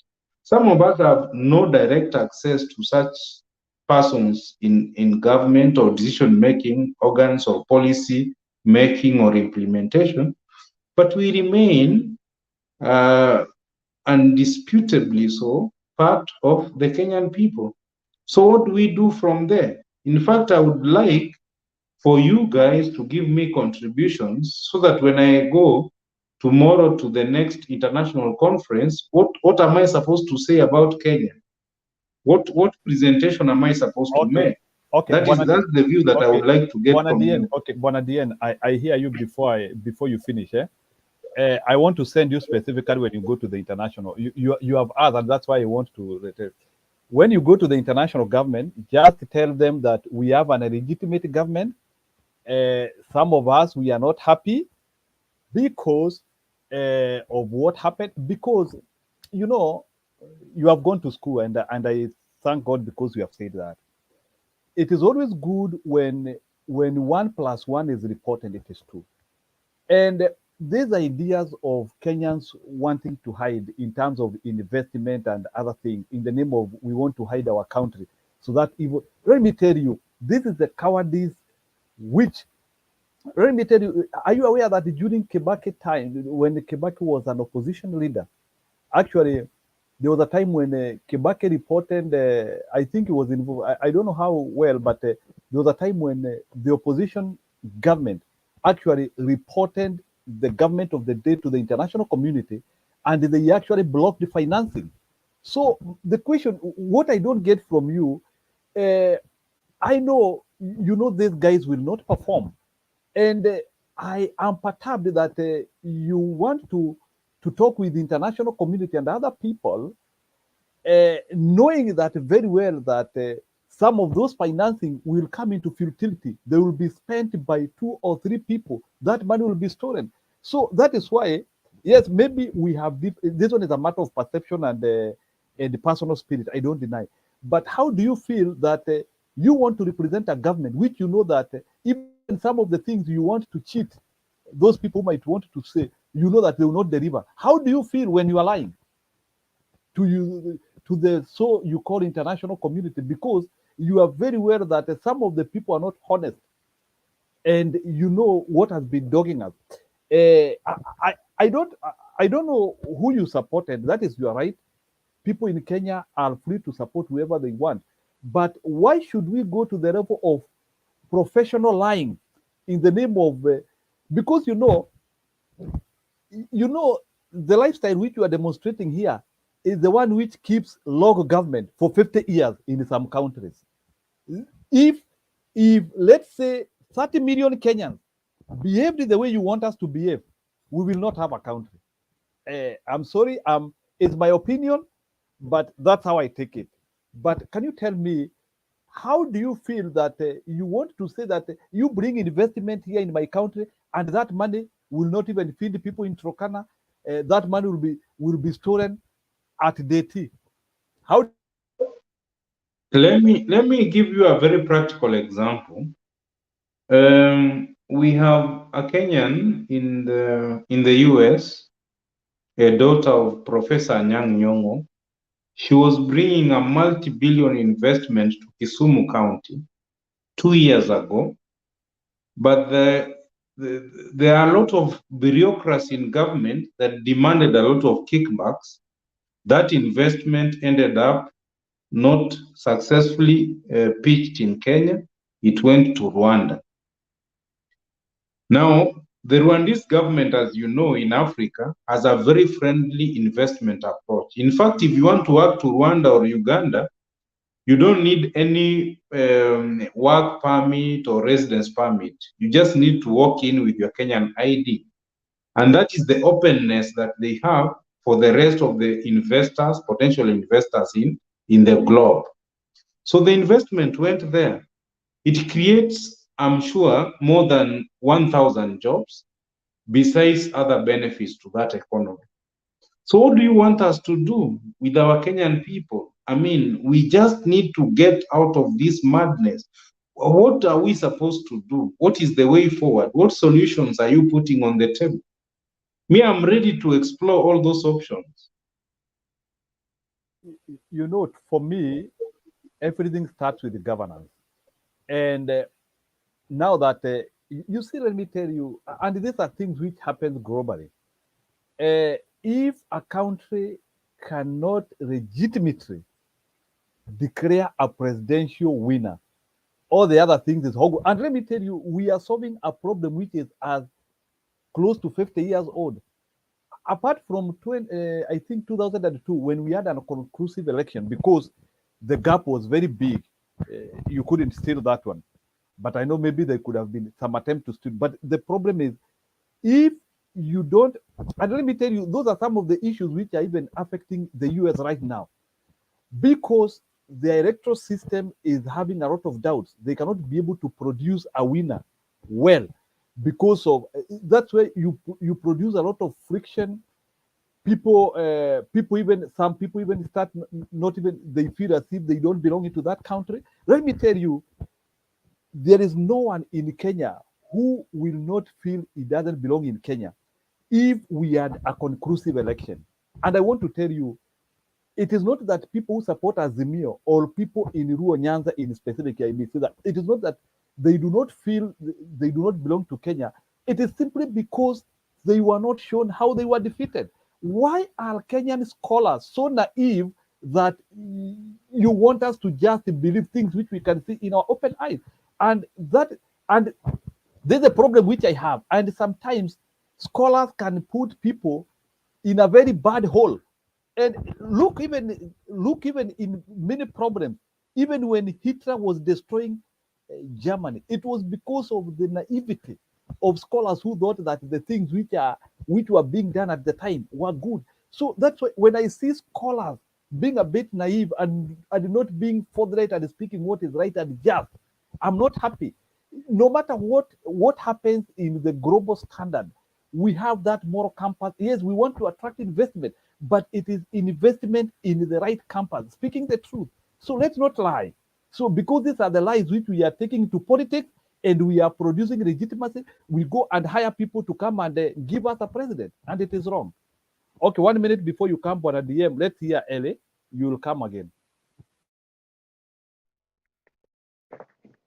Yeah, DN, just two questions. Sorry, one question, and the other one is a comment. I wanted to say that, number one, I want to make my apologies if you felt like I was profiling you, but I just wanted you to tell me, what did you mean by saying that one of your village mates got a cabinet post? And I was trying to like physically profile you by your accent, and so that I know who is this village mate of yours, because you mentioned him and I could not connect it. So just we're Kenyans, so Kenyans like to know about tribes. So don't feel offended. I just want you to answer that. And then the other thing is, from this conversation about legitimacy of power. Yeah, when I came home to Kenya, just soon after the elections, I was actually there to celebrate um, Raila and Martha and the Kenyans who voted for them, knowing very well that the job was accomplished and they were winning the election. Yes, not because of Uhuru and the system, no, but that Kenyans, the majority of Kenyans, were voting for them. So I actually came to celebrate this event because it was actually my first time to vote in any Kenyan election, because previously I just couldn't hack it. because other than 2002, there was no way I could have voted in any other Kenyan election because I thought the same thing was going to happen. But this one looked very genuine, you know, how even the most opposing sides came together and they were confronting an evil person, this purported president now. So for me, this was just a 100% win, right? And of course, the Supreme Court did what they did. So my statement to you is this. This divided country, it's more divided than it has been ever, right? Do you think that the people who have been disenfranchised this time by their vote being rigged, this is my position, that their vote was rigged, do you think they'll just sit there quietly, the way you hope, you know, in your beautiful words, what you say, that we're Kenyan and we should come together and all this, and we have to, you know, bring investors in and stuff like that. You know, from the 1 month I stayed at home, I traveled around the country, and I'm telling you, people are very angry, and even the people from Kenya Kwanza side, a lot of them were not celebrating, which is kind of weird. They were not celebrating. So I want you to give me answers to those two statements or questions. Thank you. So I want you to give me answers to those two statements or questions. Thank you. Okay, Diane, you can continue before we get to the other person. Maswali inaweza kuwa mingi. Derek, you will come on. Wait a little bit. Wacha Diane aongee kidogo. My statement, okay, when I said that my village mate was appointed to cabinet, I was referring to JB Muturi because I chose, because of the provisions of the Constitution 2010, I chose to be a local of Embu County. So if I die, you will bury me, guys, in Embu. I come from Bere South. That's my area. The other question is, you see, if I have opportunity to bring investment to Kenya, which is about, just to give you a minimum figure, $2 million US. And this investment can also go to Uganda or South Africa or Ghana. What do you want me to tell people who want to invest in Africa? You see, I cannot go and say we have an illegitimate president. You just have to give me a story. What am I supposed to say? You see, I share in the pain that you have, but I want you to advise me. I am just here. I don't know. What am I supposed to say? You know, for example, we have a formula in the Constitution of how do we get a president. It is 50 plus 1. I was very hopeful that the Supreme Court would have ruled otherwise. Of course, they used the petitioners' pleadings to advise the IABC and the restructuring. But the point is, they gave us a verdict. Raila Odinga, who is my personal friend, I spoke to him and he said, my son, we have no choice, but I'll give you a guidance. I'll advise you how best we can move forward. So what am I supposed to do? Should I take this investment to South Africa, to Ghana? What am I supposed to do? We cannot present our country to the international platform as a divided country. We just have to have a way forward. And what is that way forward? I mean, it's just a pleading for help. What should we do? Yeah, okay. Before I bring Derek, Bwana Diane, I think I get you. Yeah. Yeah, you know, when it comes to investment, I think different organizations and different governments have their own structures of how they are going to invest. And for your information, let me tell you, there is a lot of investment which Kenya will miss because Raila was not made the president. For your information, let's be clear upon that, because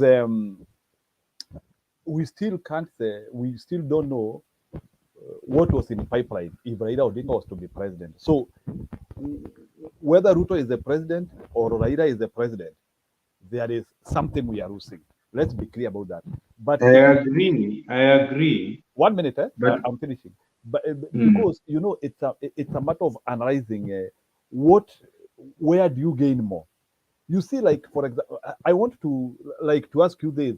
I don't want to stop you what you do, but I want to ask you a honest question. Can you tell me? We had like a concept of one county, one product, which Azimio had to bring. For your information, which we had to fund internally. We had, if you looked at the Azimio manifesto. So what I would like you to explain to me, because when you are talking with investors, you must be reading a script. You have Kenya Kwanza manifesto. Can you tell me which development ideologies or concepts are you marketing for Kenya Kwanza? Maybe those bottom-up things and the rest. Can you try to connect to me? And by the way, I come from where? So if you want my number, you can get my number. So what can you try to tell me? How are you marketing bottom-up? How are you marketing bottom-up? Can you tell me? Because now it seems you are representing the government, or you want to talk about the government. I think you have read their manifesto. Can you relate to me their manifesto with what you are talking with investors? I want to hear your mind in that. Or tell me, does the Ruto government align with what investors want? Because I don't know, or are you representing the government, or it is your own initiatives? I don't know, because when you are speaking, I don't know if you are working for the government or you are working with the government, because it also needs to be clear. Because if it is the policies of the government which you are marketing, or maybe you are government representative from there, we also need to know from you. Because yes, at the end of the day, we have to support the government of the day. But when they are doing the right thing, now here we are questioning their methodology and their framework, starting from the time when they started this government, they started the wrong way. Go ahead.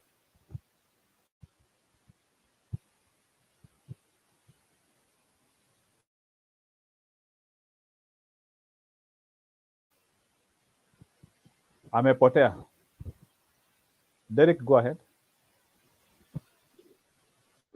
Thank you very much. I've been listening to the panelists speaking. Everybody has got his own understanding about what he says or what he hears. So me, I'm not going to even dwell much in what is going on. The thing is, if I want to start with a certain information, I want to say categorically, and let this sink deep to even the UDA supporters. Is it diehards or supporters, whichever? Let me tell you this: Kenya is one. We have one unifying president. We have one government. Let it be clear to you, be it an Azimio fan, be it a UDA fan, let it be clear to you. Nowhere you will go and present yourself as a UDA diehard and get services in a cheaper way than an Azimio fan could do it. Let you remind yourself that if it is unga, we'll buy it at 250 shillings in both camps. So don't celebrate here that your money is on the seat. Secondly, I'm quite sure right now, if Raila would be the president, the UDA diehards would have been asking, right? They would be questioning right now. Like they will be eagerly waiting for the 6,000 shillings. So what do I mean? I mean that we, as Azimio fans, we can't stop questioning the government over what they zile ahadi zenye walitupatia kwa nini campaign deals zao. We have to question these things. So somebody should not tell us to give the government time. I'm very certain sahi Raila angekuwa kwa kiti, the UDA would be questioning like, Raila, you promised us this. Raila, you promised us this. Same way, Ruto promised Kenyans something. We are questioning, where are these things? As much as you're telling us to give you time, 100 days start from 1. And I think Raila used to tell us that nikiingia kwa kiti mtaniuliza day 1 nimefanya nini, day 2 nimefanya nini, day 3 nimefanya nini. Lastly, I want to say categorically, I don't see, and I will repeat this, I think Francis was there when I was saying this, I don't see any problem if the current government right now can borrow ideas from number 2 and number 3 when it came to election results. I don't see any problem in the current government borrowing ideas from the number 2 and number 3, even the number 4, because they are good practical things that can be borrowed from Azimio and Wajakoya and other thoughts. The priest one. There are good ideas that can be borrowed there. And I really urge if the government would hear this, because Raila had got good strategic plan. Like you say, if you want to kuinua nchi, it's not a must you borrow. Yes, it is not a must you come and tell us that the government iko na pesa fulani kwa account, so we cannot do this. Simple and clear. Go to each and every county, ask what is there that can inaweza leta pesa in that county yenye inaweza saidia government. If you go to Western, angalia what is there that is being done. Like if you go to Western, unapata most of them are sugarcane growers. Tengeneza industries mingi huko. Wacha farmers wapate pesa through the sugarcane farming, because wako na industries zenye wako very sure ita manufacture hizo vitu into finished products. County itakuwa na pesa pia itakuja kwa national government. Niliona jana wakiflag off food relief. I want to say this. Huwezi nipatia unga packet mbili and you expect me to stay with unga packet mbili in the next 2 months or even hiyo food relief yenye imetolewa inaenda kutolewa each and every month, ama inaenda kutolewa each and every week. This thing will happen today and it will take even the next year ndio ingine ikuwe flagged off. So niambie leo umenipatia unga packet mbili, tomorrow what are you going to give me? I think the government should have got well-structured manners of doing things. Go to Northeastern, angalia ni nini wana lack. These people are lacking water. These people are lacking industry to do with hii ya kutengeneza nyama na so on and so forth. Build these people these things. Wacha wakuwe na ng'ombe mingi, they take to industries, watoe hizo finished products. County ikuwe na pesa zingine ziende kwa national government. How will you make this money if you can't implement this idea? That's what I'm saying. The government should borrow ideas from Azimio, from Majakoya, and even other Kenyans who have got ideas. I was so shocked to see people with good ideas are not given positions when it comes to the ministries. Mtu kama Babu na Mwamba, that is not a sportman. Peleka huyo mtu even kwa hiyo ministry inaitwa kwa nini? Home affairs, something like that. I don't see the problem even if Ruto would just cool down and say, Matiang'i, you are good in Ministry of Defense. Rudisha Matiang'i hapo. I don't see any problem in such kind of things.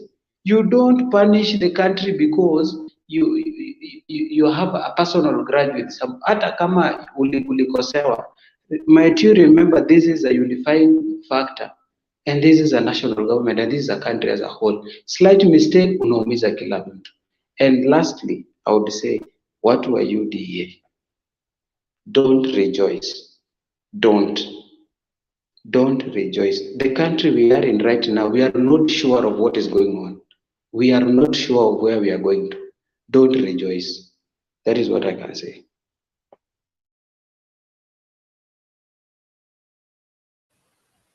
Yeah, you see, Bwana Derek, unajua kwa hii maisha, there is something we call political ideology. And when people go to election, there is a reason why they vote for what they voted, or there is a reason why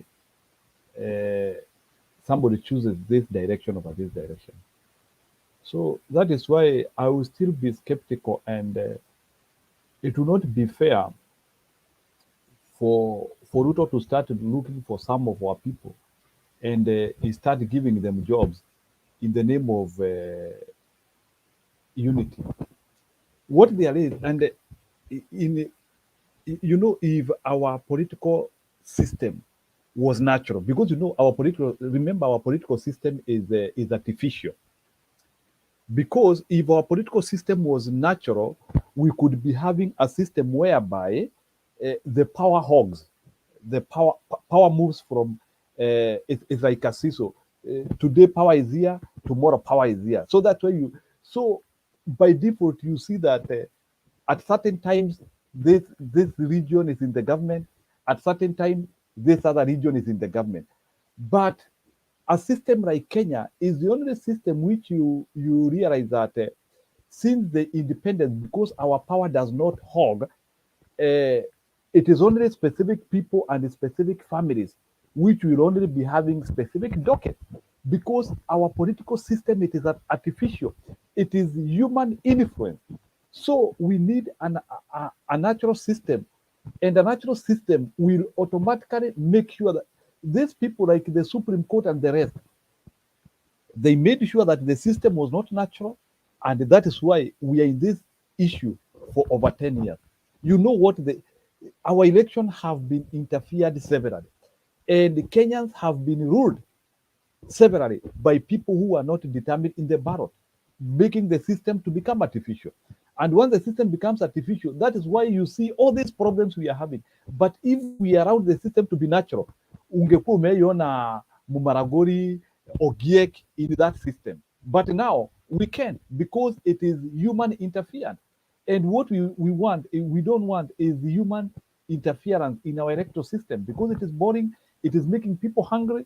It is not that Kenyans don't want to accept the outcome of an election. We are very willing to accept and move on, but we want a natural system, which they have refused to give us. And that is what we will keep on fighting. And I know even if Raila Odinga did not become a president now, that system will never become in his lifetime. That is one thing which I know. And personally, I don't want to become a beneficiary of a political mischief. I want to see, because let me tell you, if a government works, it works everywhere. If the government doesn't work, you suffer everybody. So these ideas of communities want to get happy because our people in the government is naive. We want competence. Who knew people like Matiangi existed? And you can see Matiangi the kazi ametufanyia Kenya, Magua and the rest. People. So this idea of having an artificial political system and having cronies and the people, just a computer system inasetua pale inatupea president, it is wrong and it is annoying. Kenya has to change, and if we are Christians as we say, then we have to practice our religion in everywhere. So we cannot be saying we are Christians and at the same time we are cheating, we are lying, we are allowing all these things to happen. We are saying we are this, we are this. If we are Christians, ionekane kwa ile mambo yetu tunafanya, tusikue na uchaguzi kama hii and then sisi ndio watu wa kwanza sana kusema sisi ni Wakristo. Wakristo wa namna gani? And even our character does not demonstrate. People are disappearing, watu wanakufa nini? If we are Christians, let it be demonstrated in what we do.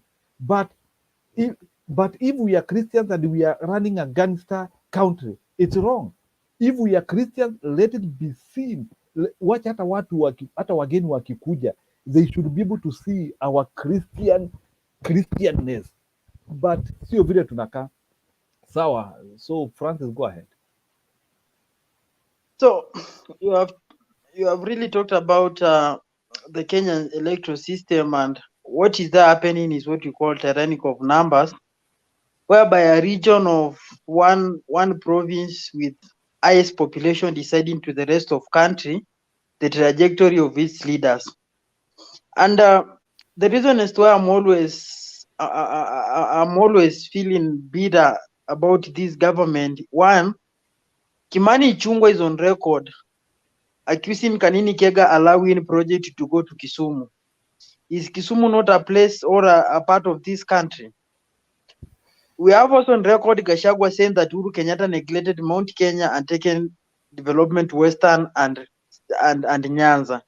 Is Nyanza not a place where development can be done? And then the other thing I'm asking, they have 7 ministers right now. What about when they meet in cabinet meeting and they are voting in terms of where they should prioritize a certain vital project? What are chances of it going to Nyanza? What are chances of it going to Central? That's what I'm asking. You look at it this way, because they will meet maybe 22 of them, sit down, vote. Then maybe or try to prioritize where region should it be favored in terms of a certain vital project. For example, if water dam can be constructed anywhere. So they are looking at which place is more favorable. So do you think 2 ministers can overpower the 7 ministers? I don't think so. So those are disparities that are happening. And as I told people earlier here, I always telling people is that we will reach as a country to a place a person will no longer be required to campaign in any other part of country, but on only 2 regions, Rift Valley and Central, and he will be 100% sure of becoming president.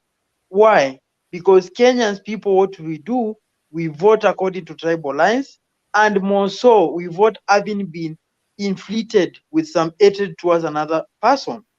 So unless we introduce a system like that of United States where we have electoral college, that a county of less people like Turkana can have a say, a county like Kwale, Lamu can have a say, that they contribute to who will be declared the presidency. Therefore, ever forget about presidency going to minority group.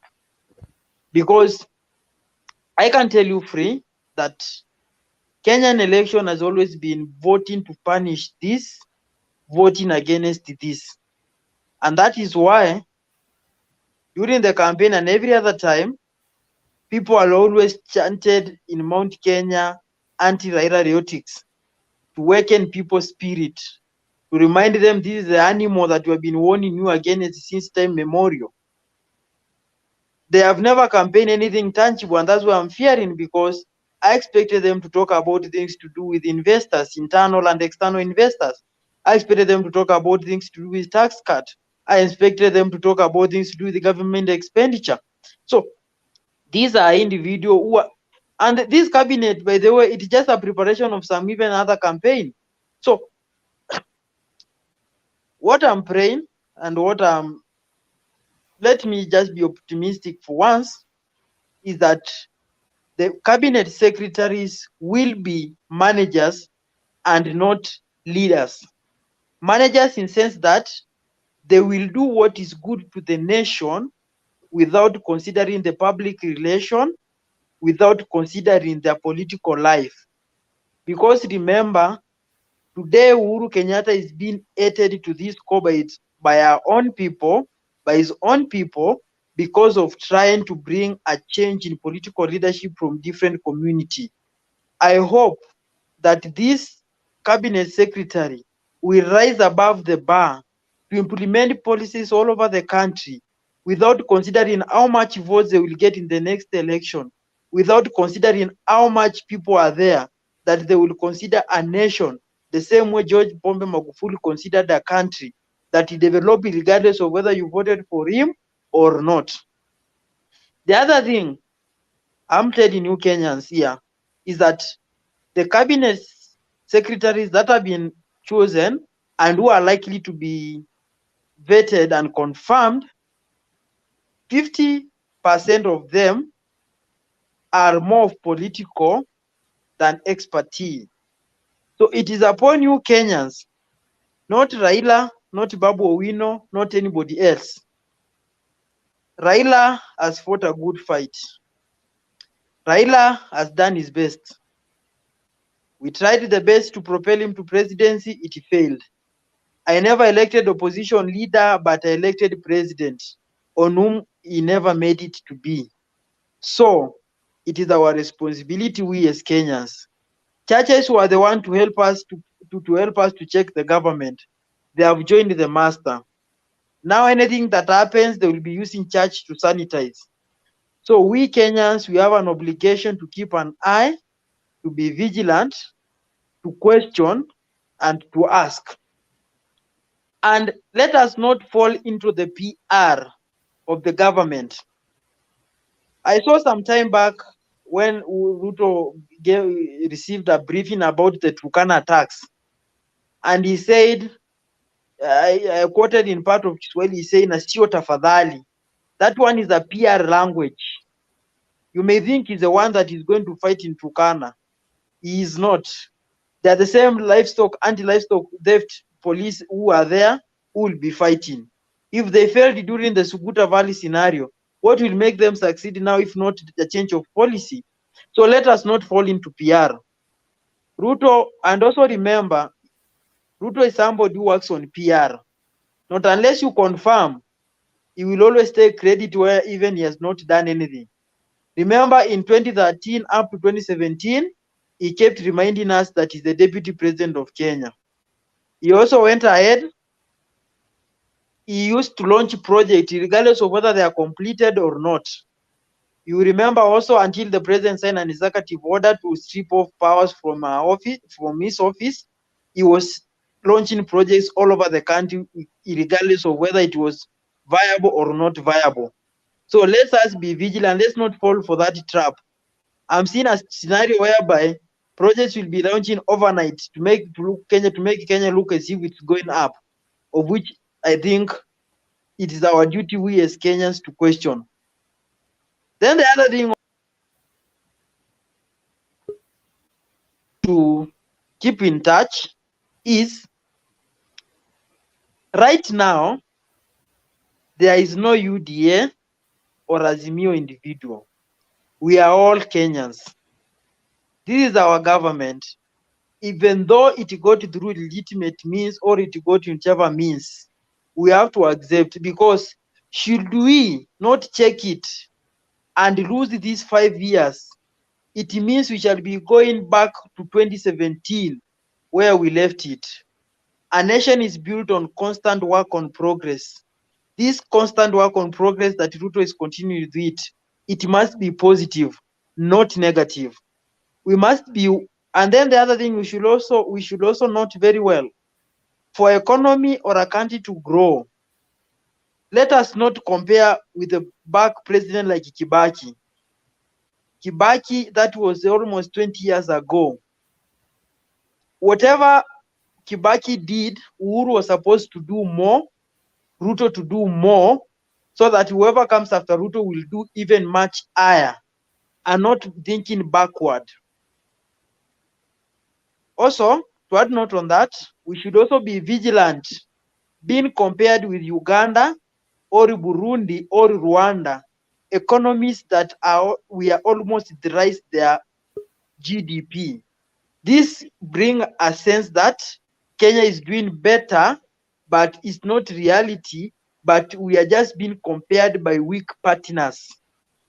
If we are to be compared, let us be compared with South Africa, let's be compared with Nigeria, let's be compared with Egypt.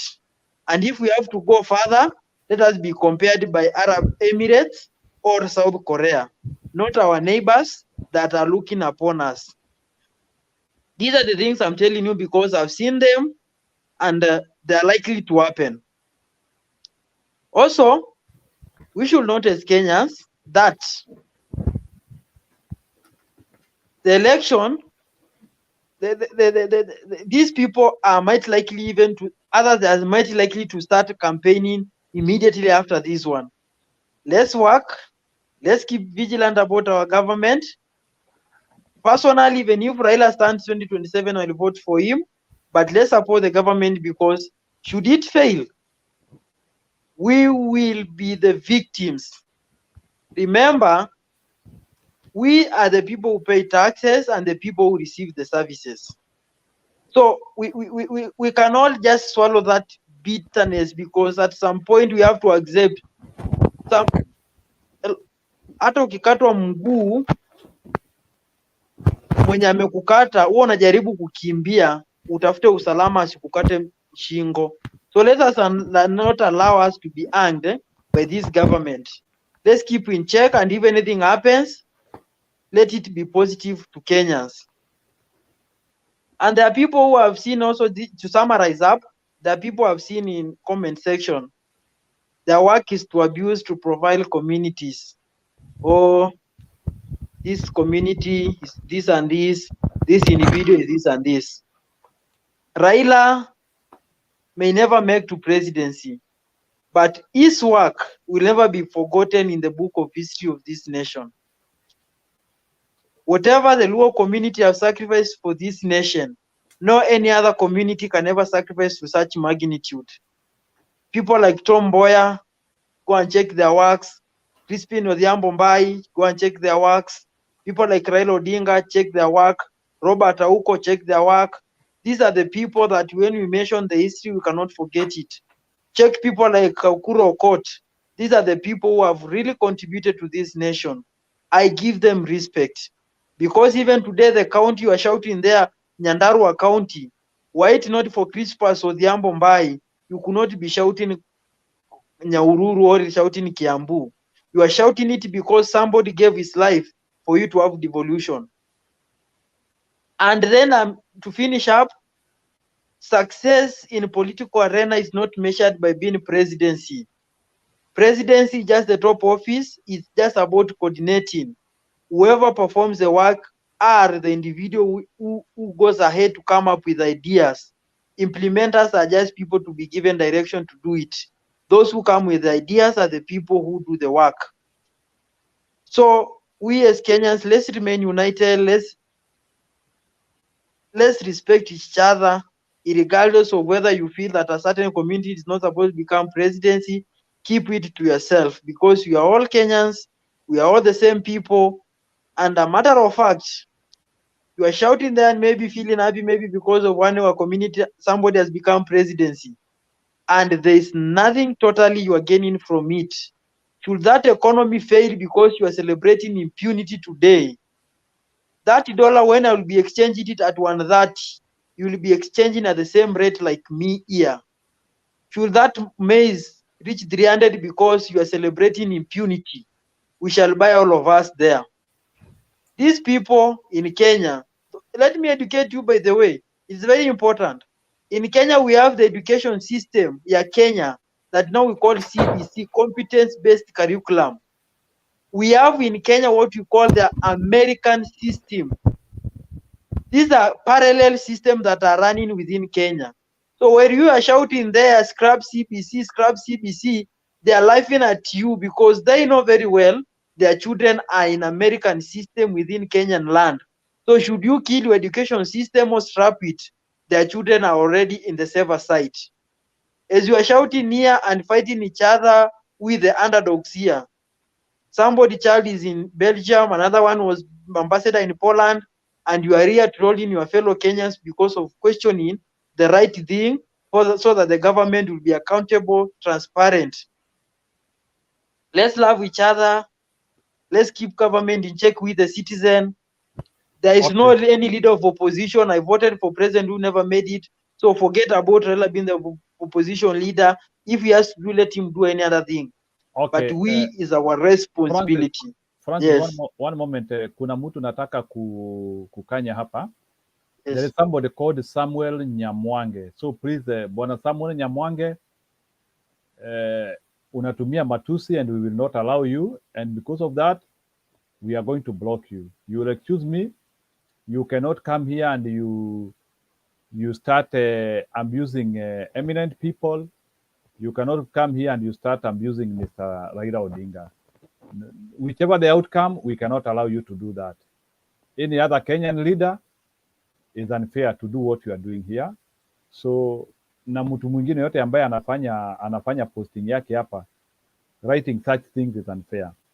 Yeah, I don't believe even you even have the age of maybe Raila Odinga na bado unakuja kuandika vitu kama hizi. We will not allow you, and I will block you because it's unfair.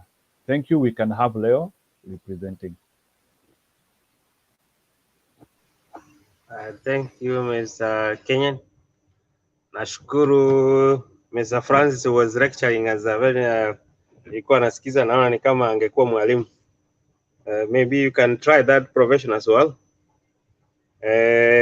as pertains to what we had today about the cabinet, the CS, it is quite perturbing. It's yeah, quite there are quite some key positions which were taken with the right people, which you just say yeah, it's okay. But a quite number of them are these people gonna just serve the Kenyans, or they're just serving the interests of a few. Kenya, we were warned of by President Uhuru that things are gonna be bad very soon. I suppose not, because we don't expect our country to be in turmoil, irrespective of whose people are being put in power. But when you look at the kind of selection which was done today, it is shocking, because perhaps where you put somebody like Isa Chumo in a cabinet position, and this is about labor, this is somebody who's going to face the intellectuals, people who's going to deal with the disputes. I don't know how he's gonna manage. Maybe we're gonna use I don't know I don't know which is our native language, because he's not even fluent in Swahili, neither is he in English. I don't know what we're gonna use, because that's the docket all of us we fall. I don't know. Those people who are in Kenya, you can let us know. But it's quite perturbing, and you know, we should be looking at issues objectively. For example, I just saw this ministry of where Mutua is gonna take over. Yeah, Mutua is a brilliant guy, although too much of I don't want to speak about much of him, because I know him I know him one-on-one, so I don't want to talk bad about him. But that docket, it means a lot. And that gentleman is gonna come up with the plans and tap on the potential of the Kenyans who are outside, listen to them, and then try to find a way on how to make them actually to invest back in the country. He can do a lot to that government. Let's just be objective now to those key areas where we see there is an opportunity. Now our man will be Mr. Mutua. The rest let it be history, because we don't care. If it's gonna be agriculture, it will be what? Those are just people who have been put there to go and get the money back to the government. You are being given maybe billions. You are told you have to take back 50%. So that is how it's gonna work. Because about delivery, because how can you expect somebody to deliver when there is no credibility? Because the delivery comes out of credibility. We don't even have the measure of what these people they have done before. Yes, as we said, there is a few people, individuals to whom we know absolutely if they have given their chance, they can deliver to the point. But some of them, it's quite embarrassing. And in terms of, I just had a lot of, I was picking a quite number of points from Mr. Francis.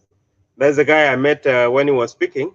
Mr. Francis was speaking a lot of issues, which is touching across board.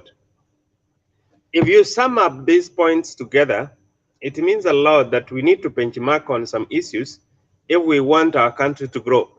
We need to benchmark and start shortlisting under priority, which comes first, how we need to tackle it, and who are the right people to work on it. Initially, before I left, before I was listening backstage, I heard a gentleman who was saying he was never given an opportunity to vote, but he voted for the president who never won. Actually, the only way now, our only way of survival is through the county. If we have the county chiefs can do a good job, these county chiefs can be able to help us to be able to, because they, you know, they can amalgamate things so that things can work in future. The governors are now the face of our country. If the governors can be able to manage their counties very well, choose the right people who can be able to deliver the services to the grassroots, live around this now about the executive at the national level, it's already doomed. It's just like rubbish in the dustbin, because you cannot put the kind of people there who are going to represent the country with the, I just failed to understand. I even, I'm ashamed to myself that you can find somebody who is it's really tapping. It's really embarrassing, but that is how it is, and we're gonna go with it. We will swallow. We'll swallow, and we have to. It's really tapping. It's not good. And on top of the other issues is, unless we be optimistic, either way this government is there is gonna deal with us, either perpendicularly or horizontally, whatever. But we have to accept. But we have to find a way on how we are going to survive. Survival, we cannot just, there's a quite number of them just looking backward, but let's we look forward and find a way on how we can survive. Those people outside the country, you know, you do a lot to your people back there. So you need to be informing them that not about eating only. Now they need to start finding a way on how to invest. The little you send back home, they need to make use of it. And if possible, they start looking on how, now we need to start making people to become entrepreneur instead of them depending, because, you know, they were made hustlers to depend. You know, it's the same way how the colonialists came with the Bible. It's the same way this Kenya Kwanzaa came to the public. If you can relate the two issues, actually they resemble. And if you just look at the history, it's going to repeat itself. This is the colonial texture they used. So to say, as far as you can see, this is the return of Moi, but we are not too afraid of it. But the fact remains that we are going to work on it, and let's soldier on. Let's soldier on, and let's try to embrace discipline, find a way on how we work smart, trust each other. We avoid throwing insult to each other. You know, as much we can encourage ourselves, we'll do a lot. That's what I have for today. Okay, sawa bwana Leo. So I think you seem a bit optimistic with the government. Okay, that one is good. Maybe I will just have one question before I bring Mr. Swiss ili sasa tuanzie kujirudia tena. My question is one, can you tell me what do you think in terms of the political perception which is in Kenya, especially for the people who feel that justice was not done to them? How do you think the government can be able to still work with that wind over them, that because there is a very big group which still think things were not done the right way? Due to the fact that the Supreme Court said hot air, what other things, but how do you think the government will function still with majority of the people thinking that this government is not there genuinely?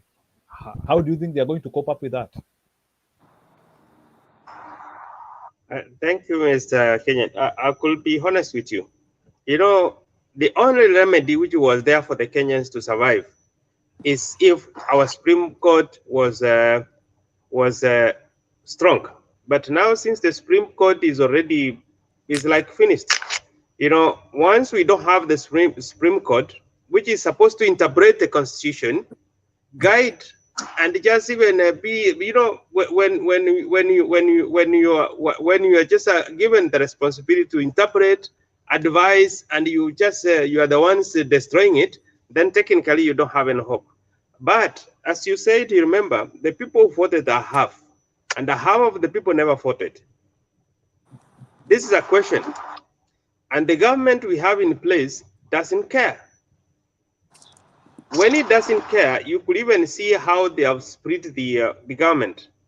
When, you know, this is where a lot of people are waiting for, because, you know, when you just decide to slice the cake and give a few people of your friend, and the rest you tell them, watch as I eat, and then technically there is a big gap. There is a big gap which will never be solved very soon. And since it's not going to be solved very soon, I think Swiss, your mic is open. Thank you. So since this puzzle is not properly solved, we'll be having a lot of tasks, Mr. Kenyan. And the president in place at the moment, he has a problem. If you can see how, I think you have gone through what Mudavadi has been assigned and what Gachagua was assigned. Actually, they were assigned a similar responsibility on the same highway. This one will tell you absolutely there is a challenge. How? Because he could have divided them. Say you'll be managing maybe for things from this side and you from this side, but he gave them exactly the same responsibility, the same thing on the same time. That is on the same highway. So to speak, I don't see anything coming up soon from this government, and the government does not have a goodwill to the people. If they were having a goodwill to the people, Mr. Kenyan, remember this guy were given fertilizer free. They came and sold to the Kenyans. I heard somebody recently saying that it's going to deduct the money from the workers, whether they like it or not. That is not goodwill. You know, the only way, Mr. Kenyan, I can tell you, could have worked if there is consultation, understanding, discussing, and coming together. That one is not there. Because I could have expected even before this guy formed a cabinet, he could have even convened what we call the Council of Governors. He could have brought in the whole cabinet maybe to see how they've been working. Just do. I don't think whether this guy is going through the brave book which he was given or he cares. That is what is going to be very difficult for him to be able to engage about the question you asked. But I don't see anything coming very soon. The only thing we need to do is to embrace. The life ahead of us is very difficult because we haven't seen any country or anyone individually who has come forward to say that they're going to support this new government. Remember, a country cannot learn without borrowing, because we are on the borrowing side. And you don't see, there is nothing, nobody has come and saying that, okay, we are going to give you guys to run the money. These guys, they have a lot to do, and they don't know where to start. So the only thing is to tell our people, be ready, but we don't want to be unruly, and we don't want to break whatever we have. We have to just hold it like a baby. Thank you. Okay, thank you for that. Yeah, because you know that one is always the discussion which always happens, not only in Kenya, everywhere. Immediately after a very divisive electioneering period is how are people going to come together? And you know, let me tell you, one way of governing a country is having the other side giving you a leeway to govern. And let me tell you, despite the fact that our Kenyan constitution envisages a way in which at least we can be able to avoid violence because of the issues which happen after the election, there is something which we have still not looked into our constitution. I think our constitution has still not been able to solve. We have not been able to get justice in whichever the forum. That is where you see even the fact that we are having this independent commission, anti-corruption commission, we are having so many commissions. But us as Kenyans, we have not reached a level whereby if our money gets stolen, you can get it back. So we are having institutions as a disguise, whereas we have not been able to build men of ample character to be able to become genuine leaders of whichever institution. And that is the challenge which I'm having as a country which is highly religious, propagating high Christian standards, and it is still struggling with the integrity issues. It is struggling with the honesty issues. There is a problem. I'm expecting a country which is 83% Christian, close to 17% Muslim or so. I'm expecting that country to be performing well in terms of honesty, integrity, inclusion. So some of the things which we are talking about here, religion should solve them. But why is it that religion is not solving these issues? There is a problem. Religion is not a solution to everything. I think as humans, we have to accept that there is a problem which is dogging us. And that problem, both Raila Odinga and Uhuru Kenyatta were brave enough, they wanted to solve, but that issue has been postponed. And it is a matter of time, whether now or in the future. Some of those issues which Kenyans rejected in BBI, you will have to solve them. It is a problem which we have postponed, but what wanted to be solved on inclusion, you will have to solve it, whether it is now or in 50 years. It is a bubble. It is a time bomb. You might think Kenyans have accepted the situation now, but it will come a time when this country will be ungovernable. And Mr. Kenyan, just to cut you short, don't you think that today there was a PPI retrial?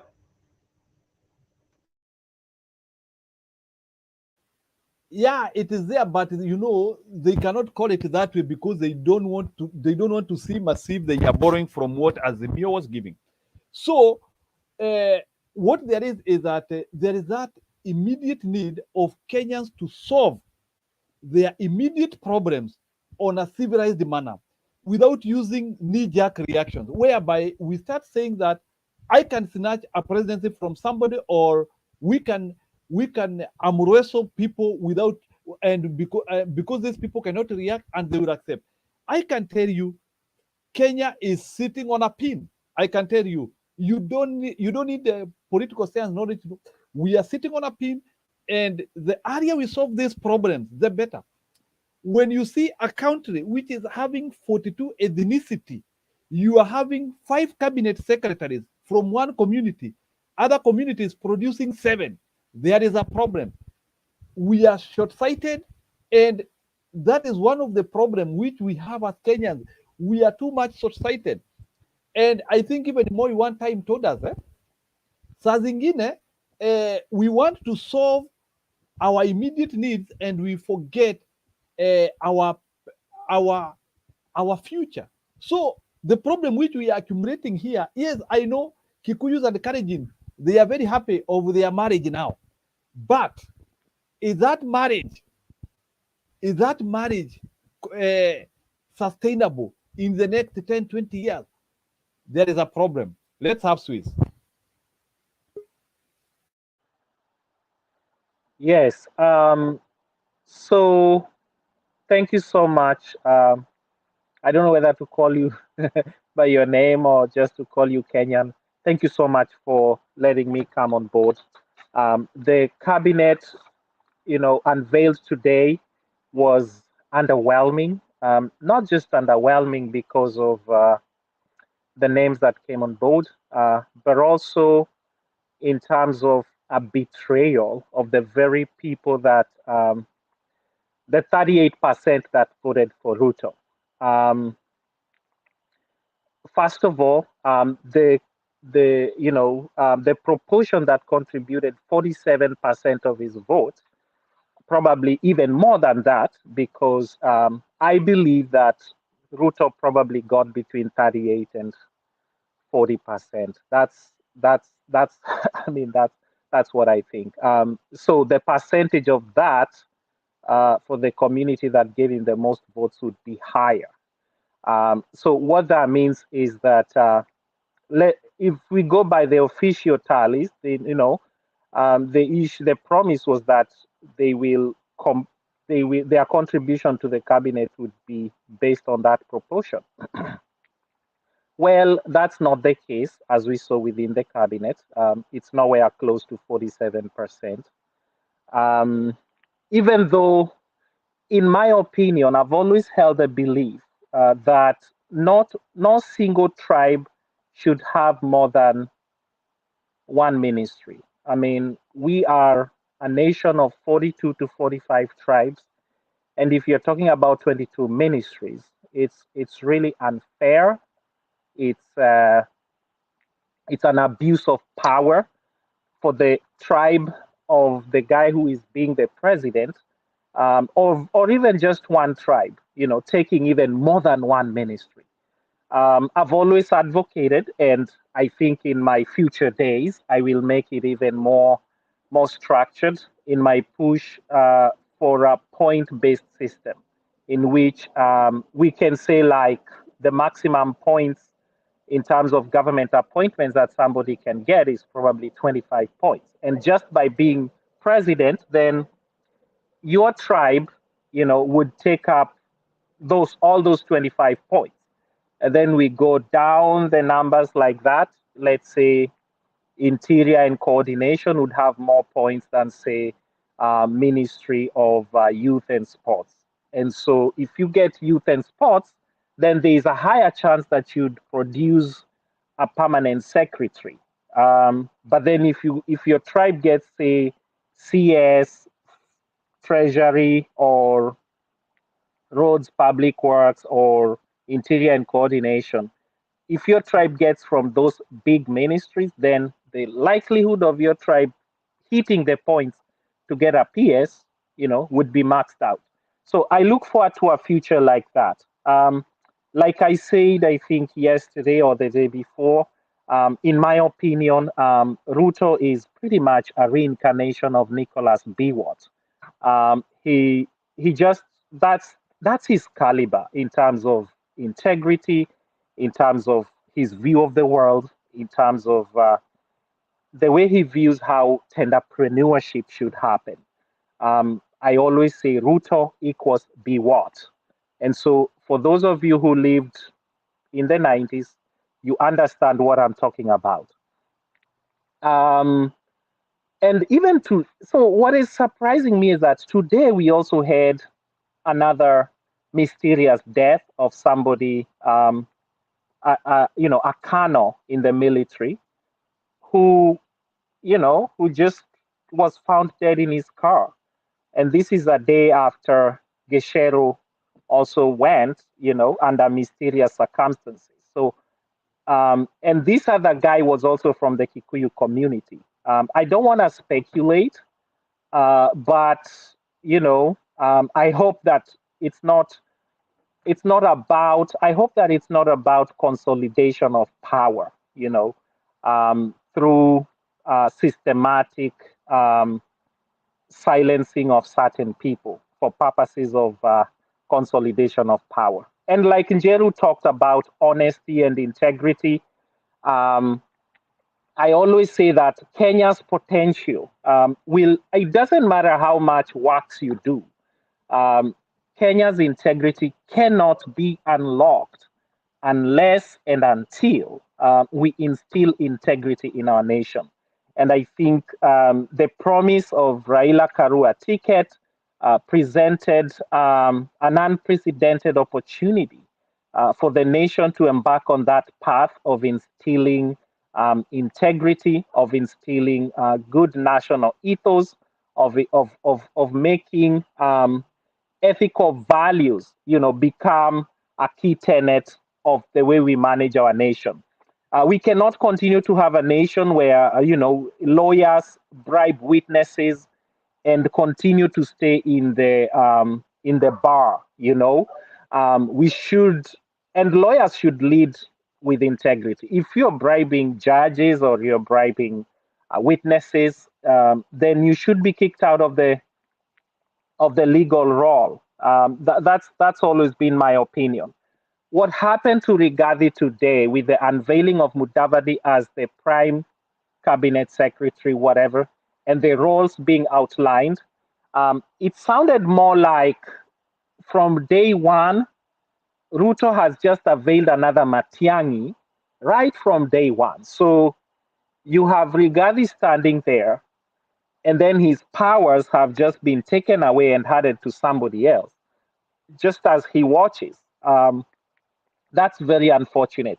And even if you look at the sizes of the pictures, if you look at the cabinet, you have Ruto there, and then you have Rigathi and Mudavadi, same size, and then you have those little pictures of ministers, which suggest that Rigathi and Mudavadi are being viewed as equals. And this is going to turn out to be about who ends up accumulating more political power. Power, they always say it is grabbed, it is not given. So we are having a case of de jure versus de facto. So Mudavadi is being positioned as the de facto number 2, while Rigathi is the de jure number 2, pretty much. So Rigathi derives his powers from the constitution, whereas Mudavadi derives his powers from, from being allocated by Ruto, the fact that he's from Western, and of course, based on what Ruto thinks is the future of his politics. Because like I told you guys the other day, it feels as though Ruto is looking to go west, in the future politically. And I wouldn't be surprised if he drops Rigathi in future and makes Mudavadi his running mate in future. With those few remarks, I wish to step out unless somebody has a question. Okay, good presentation. Let's give others an opportunity also to make their presentation. Mr. Disha, go ahead, but you can wait, Buana Swiss. You can always come and give a thought of your. We like when Kenyans are interacting, and I believe all the people who are having those contrary opinion on what is happening, they are looking from an informed point of view, and I believe that for us to change Kenya, we have to have this progressive dialogue where we view Kenya on an intellectual point of view, where we can be able to underline evil, and we are also able to comment about when something has been done which is commendable. It's unfortunate so far, personally, I do not see anything I can comment which has happened good for this government. I'm yet for somebody needs to tell me what this government, something impressive from day one which the government has done. I cannot say. Taking relief food to Turkana, that is part of the government responsibility. Appointment is part of the government. I needed to see the details. So this government has a lot of work to do to convince me that they are actually implementing what they vowed using. I've not seen their manifesto actually being activated, being actualized. Women, 50%, I've not seen it. So anyway, I don't want to follow them. I think I'm happy observing them. Buana Disha, go ahead.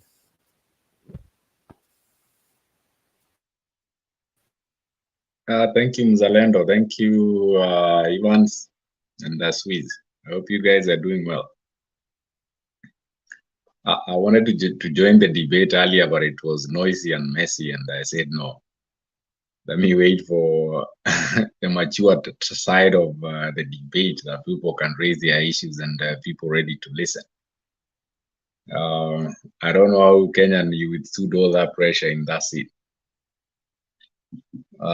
Thank you so much. Let me begin by the cabinet that was put up today. Do I think it was? I have my own reservations to the kind of people that were appointed, and I think some are up to the task, and the rest, I think it looked like it was just a reward of loyalty, and you campaigned for me, you put all your money, you put all your effort, and it looks like it was more of a reward of the loyalty. But all the same, once you are elected the president, you have your own leeway to elect, to appoint whoever you want. All Kenyans are demanding is that whoever you appoint, whatever you promise the Kenyans, you need to deliver that. It many times doesn't narrow to whoever is appointed. Sometimes it narrows to the goodwill of the person in charge. If you show the cabinet that you are corrupt, your cabinet will follow suit. If you show that you are serious in what you are performing, I'm sure everyone, even if you are to pick Mzalendo today and into any organization and sees how the organization is running, you have to up your task and make sure that you deliver. But if you get there and everyone is looting and doing whatever he wants, then you tone down. I believe like people like Matiang'i really performed when he was an education minister. He's the one who transformed like the education in terms of how the exams were being done. It's only I think it's only in his last term that maybe tried to play politics. But I thought that was on the past one person that would have come back as a cabinet secretary. The rest, as I said, I think it was loyalty. And we wait and see what if they're able to deliver on. Because even if all of us here are told today, what do you think if I was to tell Evans today and Kenyan and Swiss, give me your list that you think it will be okay? Every one of us would give his own list. So because we Kenyans have given him the opportunity to serve, let him do what we expect is we want delivery of what he has promised. We want to see the prices of food coming down. We want to see the cost of power coming down. We want to see the cost of gas coming down. Everything coming. We want to see an improved even Kenya shillings in the forex market. Let me talk about, because I think we are on a mature side of the debate right now, but I always don't want to go in terms of how the elections was, because every time we get into a debate and people say the elections were stolen, I managed to have watched that the discussion at the Supreme Court, and in my own personal belief, I didn't see any evidence that were presented in terms of the election stolen. I don't know at what point the elections were stolen. I really can't tell where the elections were stolen. I managed to participate in 2017 as one of the elections official, and I'd really say if elections are stolen in Kenya, they are stolen from the point of transmission, or because the voting in Kenya is normally so straight, everything happens. But from this time, I'll tell you, in 2017, the problem was the IEBC could not present evidence of the numbers that they gave to Uhuru Kenyatta, because they were told, can you present the original forms? This time we were told that they presented all the original forms, and really saying elections were stolen somehow, maybe from the server. Really, there was no concrete evidence that was presented before the court. Could be election was stolen, but what was presented before the court, I don't think it was sufficient enough. So I think we will be stooping so low as Kenyans to condemn the Supreme Court as well, that conducted the elections, that only the presidential results was a problem, and all the other elections were okay. I think the Supreme Court ruled the case on the basis of the evidence that were presented to them. And I think Kenyans need to give the Supreme Court, because they in future the Kenyans will depend on the Supreme Court to do some other rulings. And one day, if they rule in your side, you will be happy. Sometimes you rule on the other side. Elections are so divisive in every place. Look at what is happening in the US at the moment. Trump has never accepted that he lost the elections till to date. In fact, I would say the US is more divisive than Kenya is at the moment. Kenyans have conducted themselves in a very mature way. They've not seen any Kenyans on the street. Right now, the US, even in the midterm, is just hectic. They are looking like they are going backward, and Kenya is progressing. I think by Kenya, we are moving forward. If what I've seen in, I think the Supreme Court has tried to clarify what recommendations they are putting up for the IEBC in terms of what is the role of the chairman, what is the role of the commissioners. And I hope even in future we would have a transmission system for all the other elective posts, so that we don't just depend for the presidency. And when we narrow the debate into terms of tribal, like tribes, it becomes sometimes difficult. It is. We are hoping for a future that Kenya. We have so many tribes. We are hoping that in future we will not be looking that my person has been elected. Like for myself, I have kids. I'm married from a different community. I don't know even what my kids don't speak my vernacular. They don't speak the mother's vernacular. And I don't hope in future to tell them you belong to this. I tell them you're Kenyan. So make your own decision as a Kenyan. You vote whoever you think will be right for you, not because he comes from our community or he comes from the mother's community. So when we come here sometimes and you get people saying, "Oh, sisi kabila yetu hatujapewa," I think we need to desist from that. Let me rest my case for now. Okay, go ahead, Lee. Okay, okay, kidogo Leo, kabla ukuja, you did not comment about the composition, the composure of the cabinet list. Okay. Let me say that I think the cabinet, as I said, it looked like more of rewarding loyalty, and it looks like the Mount Kenya have gotten quite a chunk of number in terms of regions. There was somehow trying to balance of I think within the regions, but somehow it showed it looks like the Rift Valley and the Mount Kenya got quite a number. Maybe because of the loyalty in terms of who voted for me. That's why I'm saying it looks like it was more of loyalty. In terms of competence, I think there are a few guys. I think they will be up to task. I would think that someone like Ndungu for Treasury, this guy who understands economics, he's been in KRA. I think that was a good thing for me. Someone like let me see any other person. Someone like Murkomen. Murkomen is a young guy. I think he's bright. He's been standing up to some occasions in Parliament. Someone like Aisha Jumwa, I have some doubts. Someone like Chirichiri was there in petroleum and he did nothing. I don't think he would have brought him back.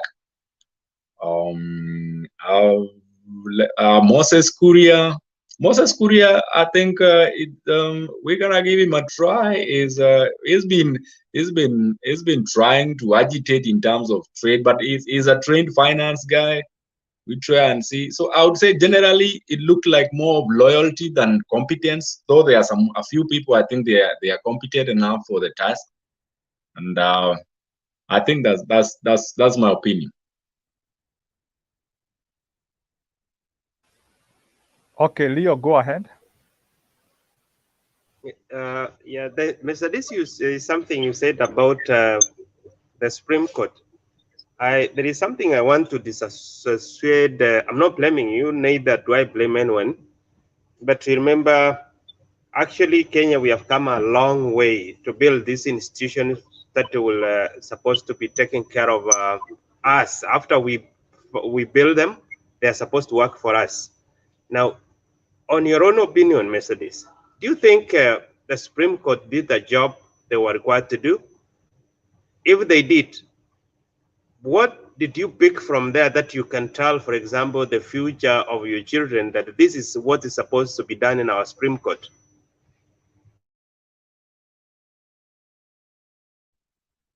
Okay, thank you, Evans. I would say there's in law they says when you allege you need to prove. Like you know even when it comes to criminal matters, like they say there need to be three things. You must have been present at the scene of crime. You must have had a motive, and you need to have a means. You see.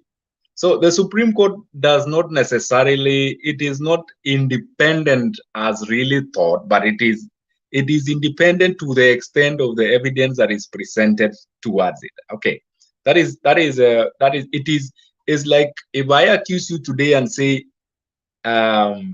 you insulted me, I need to prove beyond reasonable doubt that you really did that. So I would say that the courts if you happen before that, if you've been taken into any law courts and see what is happening there, sometimes you really know that someone messed me up and look like how the case is going because of the strength of the evidence that you got is going the other direction. So what I was just driving at is, could be the elections, there were malpractices in the elections, but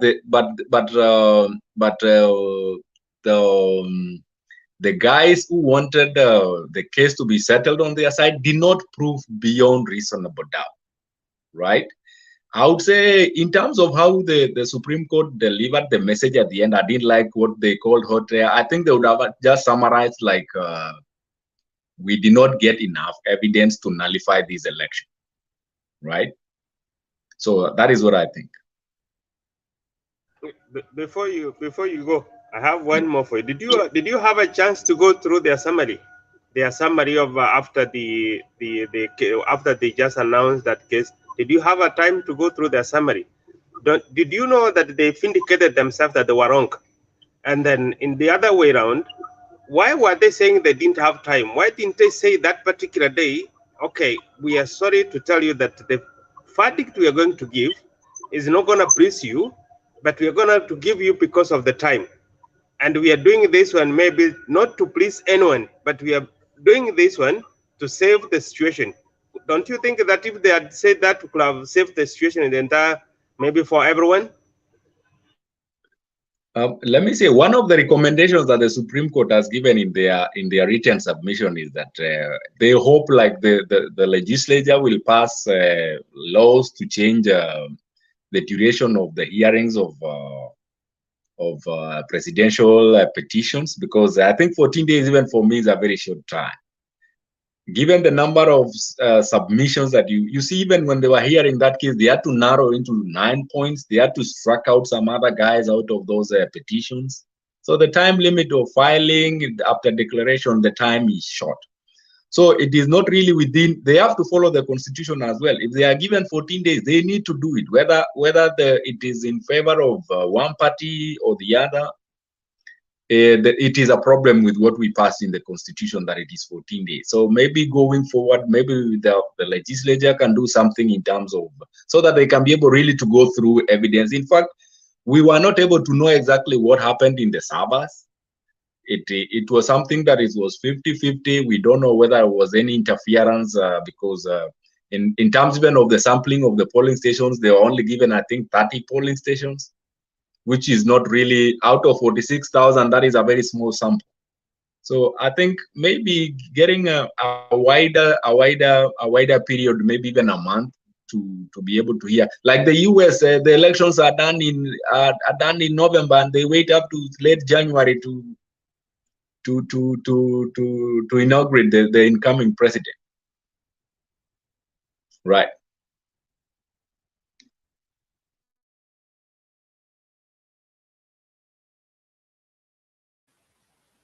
Okay, that's in order. So we can have Bwana Molombo. Thank you so much guys. Mimi si kusoma, sasa sitatumia kizungu mingi, kwa sababu watu wa kizungu mingi ndio wametupoteza, ndio wanatuibia, because they know kizungu mingi wamesoma sana, so wanaweza tulalia kwa kichwa because hatukusoma, so they can do whatever they want, and they did what they did because Kenyans are foolish. Ni wajinga, sio wajinga. Mjinga unaweza mwelisha marefuke, ni wapumbavu. Unajua mpumbavu hata umwambie nini hawezi erefuka.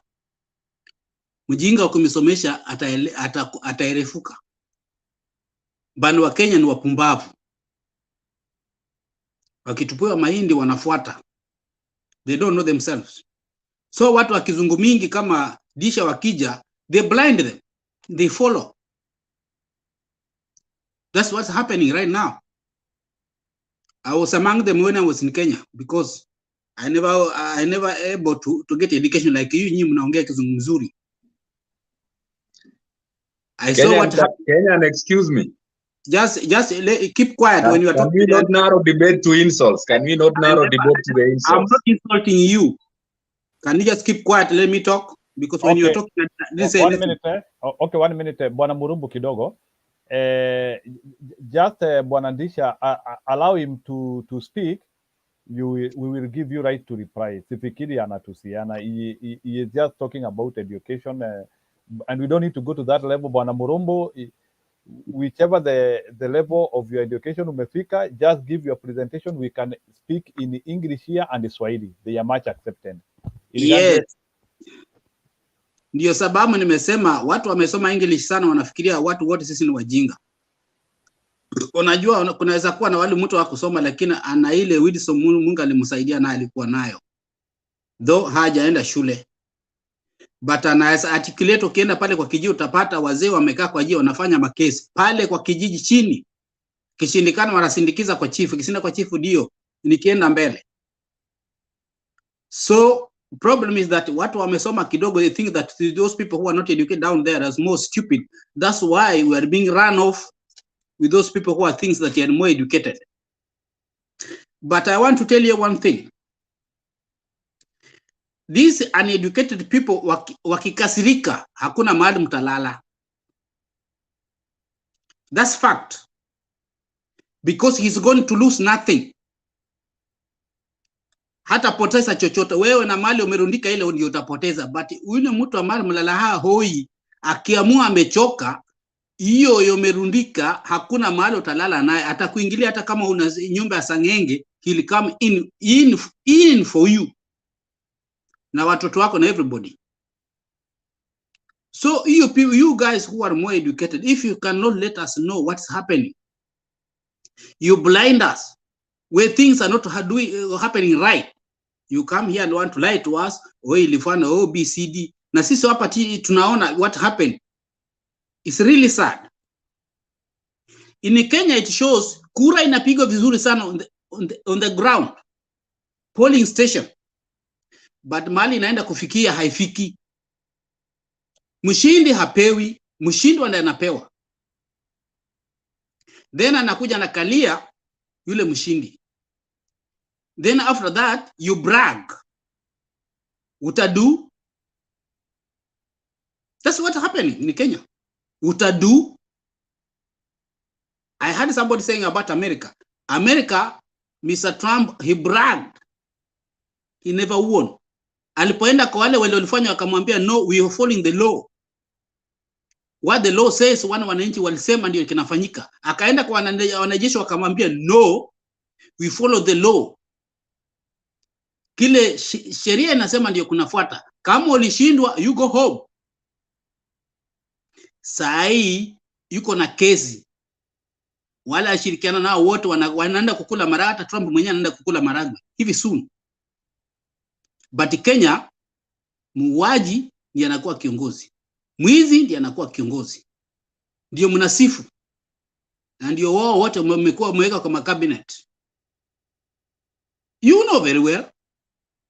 How can a court, watu wamesoma, wamekuwa wale professors wanakuja kutuambia at hot care, sijui hot air, sijui nini na wakienda kumalizia kitu wanatuambia ina contradict what they say. Really? Then you come here tell her that koti ilifanya sa vizuri because you are learned, you are not learned. Koti ifafanua vizuri what happened.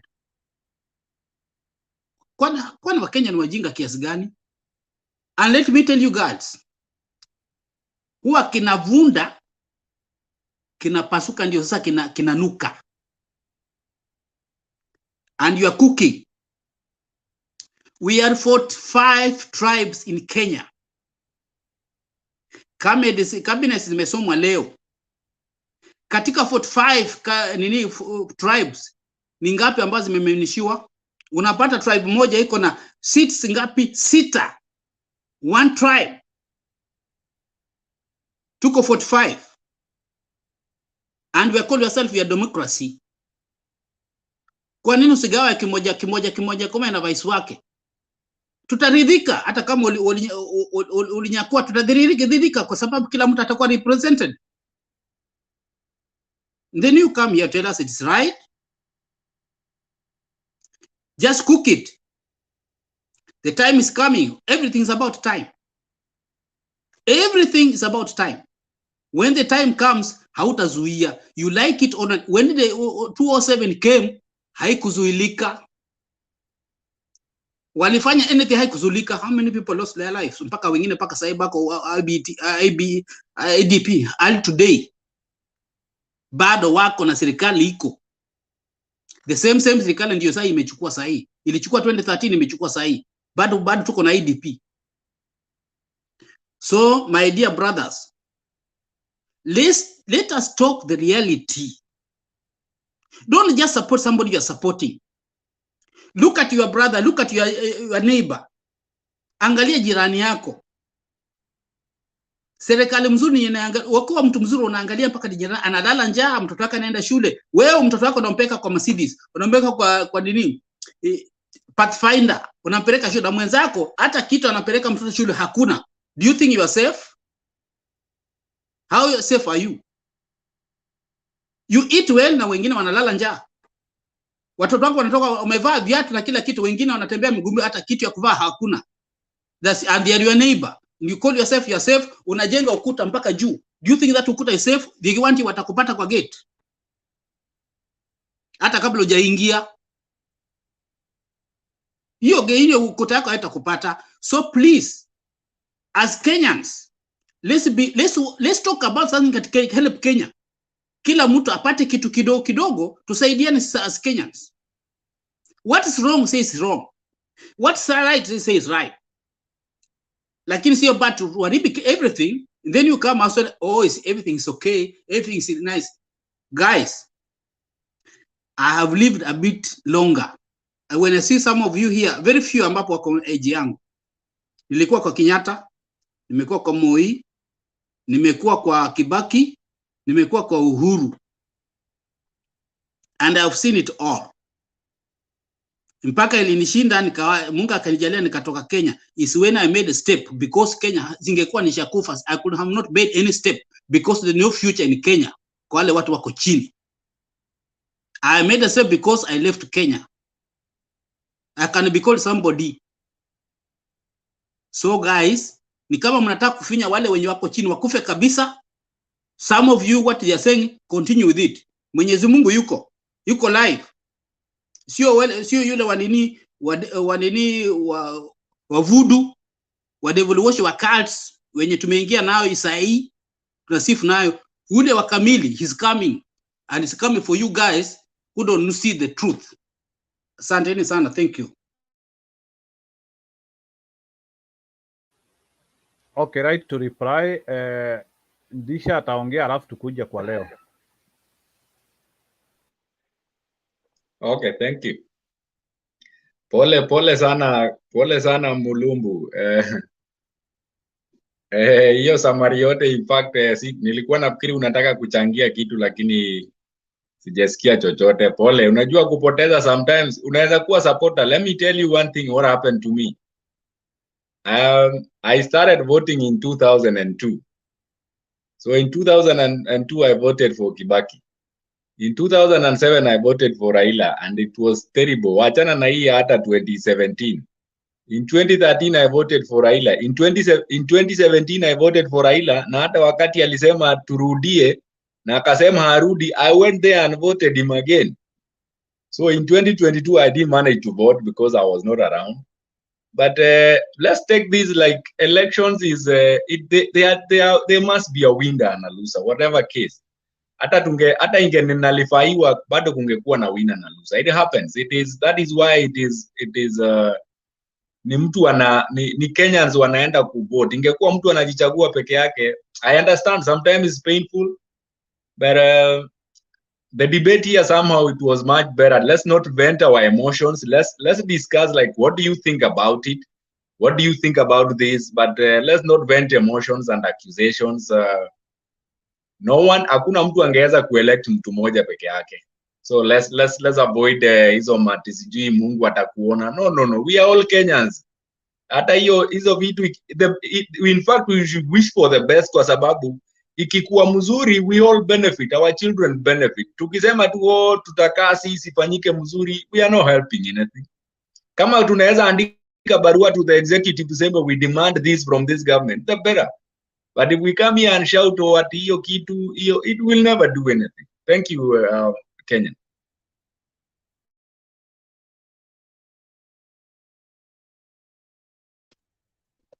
Can I answer him?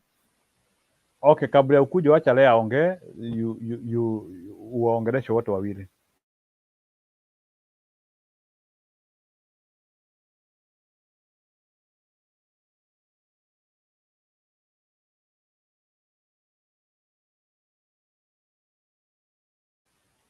Leo you are mute.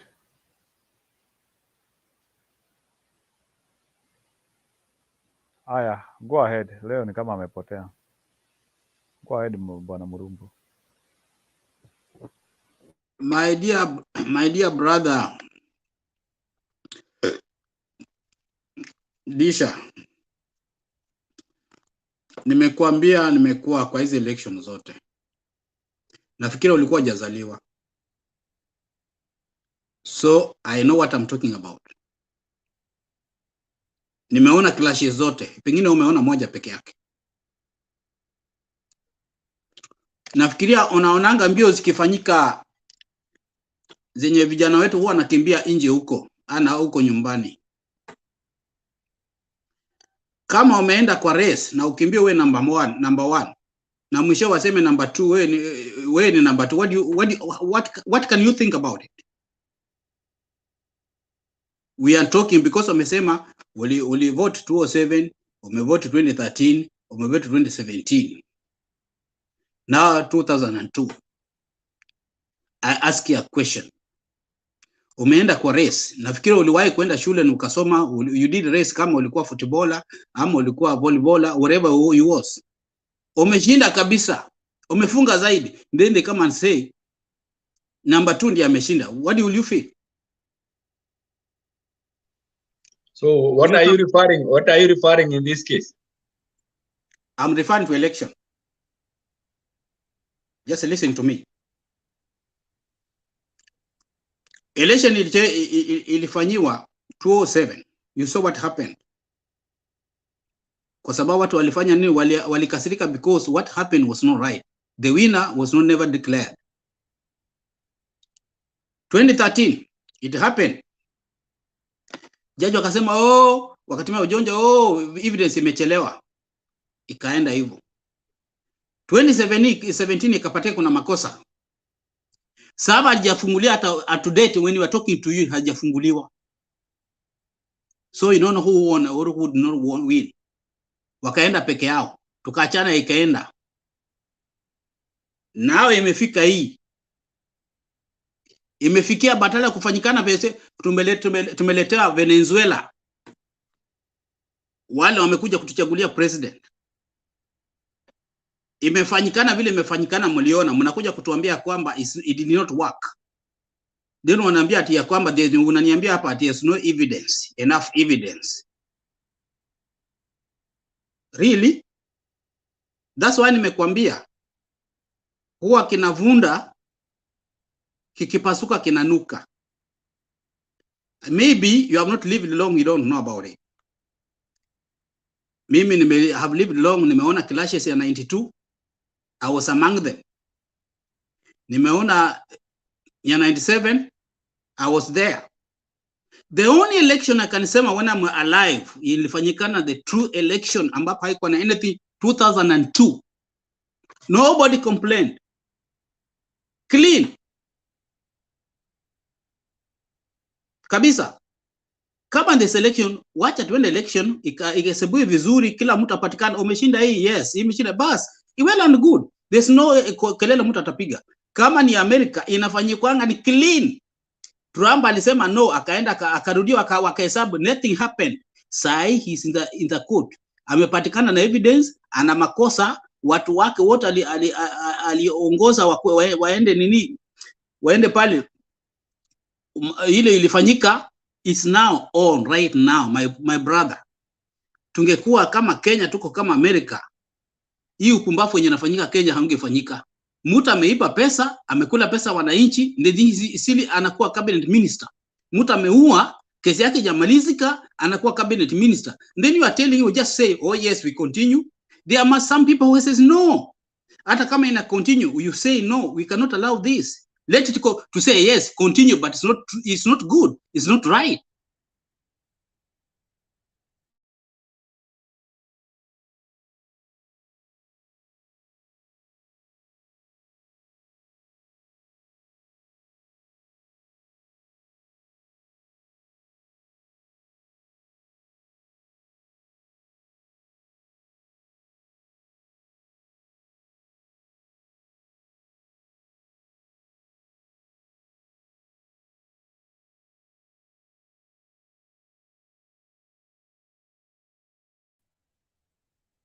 No?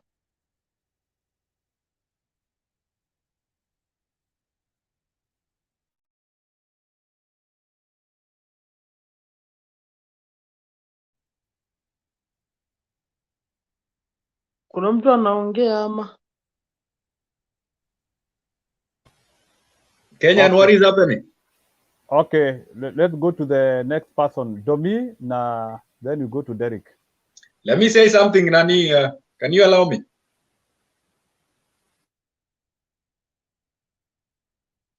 Okay, let me say I hope we don't narrow the debate to let's keep to substance. Tusiende hizo maneno za nini, and I don't think we need to bend ourselves here. That is the wrong place to bend. Thank you.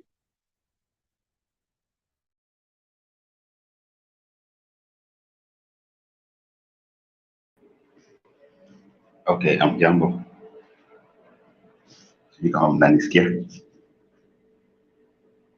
Mnanisikia? Okay. The president names the cabinet. Okay. What I say is, unajua, in life, saa zingine when you want to know the direction mtu anaenda, you just see the first step and you know whether he's going in the right direction or the wrong direction.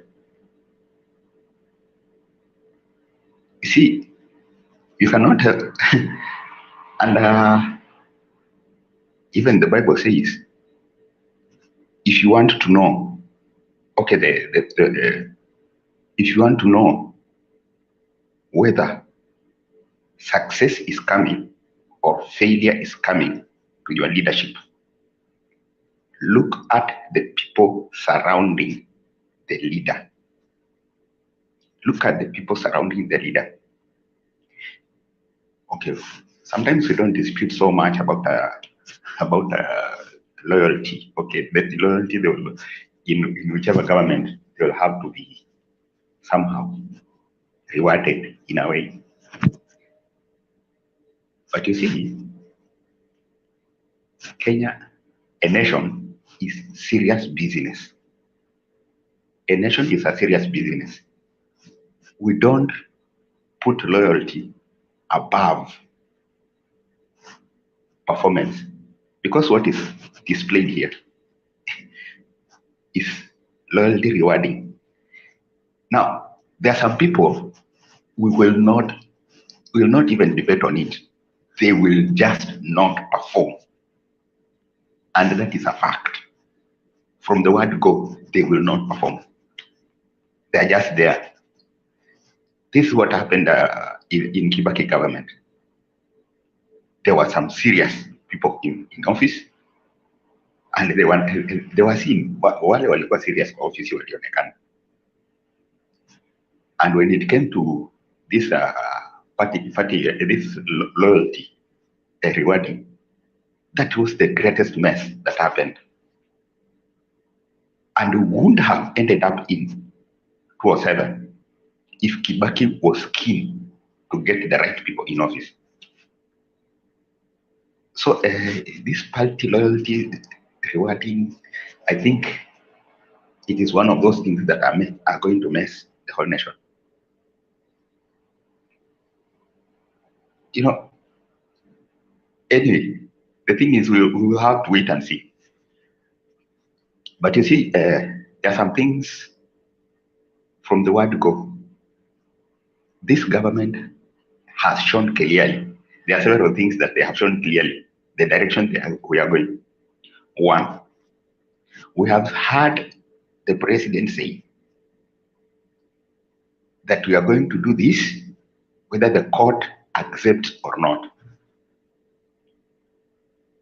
It means already it's either of these two. They're intimidating the court, that is one, of which they are trying to untwist the court from the first word. So it's either the court, now the way the court is, the judiciary is, it's like it's a yes to the executive, which means most likely they'll just accept what the executive has said because it has been announced by the executive, by the president, that this must be done. The court said, the judiciary said, there is not going to be this constituency, how do you call it? This money that goes constituency. The 2%, I don't know. I can't remember what the name is. The one that it's called the devolved fund. No, devolved fund goes to the counties. I'm talking of a constituency. The CDF. Yeah, CDF. It's not going. They are saying that if the court say that it's not, it is unconstitutional. But these guys, Ruto has said that it will be given, whether he likes it or not. Now, to start with,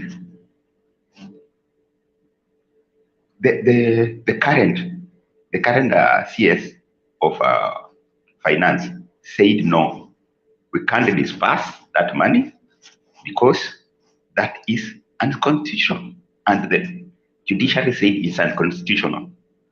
So the greatest likelihood is they're going to either take it back to probably appeal and twist, because for sure it is unconstitutional and it's very open. So it will be they will be twisted to believe that they will be twisted to either judge in favor of the CDF, or if not, then it will be done whether the court agrees with it or not. Already that's a side of a dictator. Now, another part of the side of it, you are telling us that umepunguza bei ya okay, you are subsidizing fertilizer. You are not subsidizing fuel that is going to plow the same land. You are not subsidizing these other factors. You have not subsidized seeds, and you're expecting that is a factor of production that's going to bring down. And you're forgetting also that the subsidized fertilizer will be transported with the fuel. Ultimately, the cost is going just to be the same. Probably it will encourage the farmers to plant, and by the harvest, still it will not be enough to reduce the price of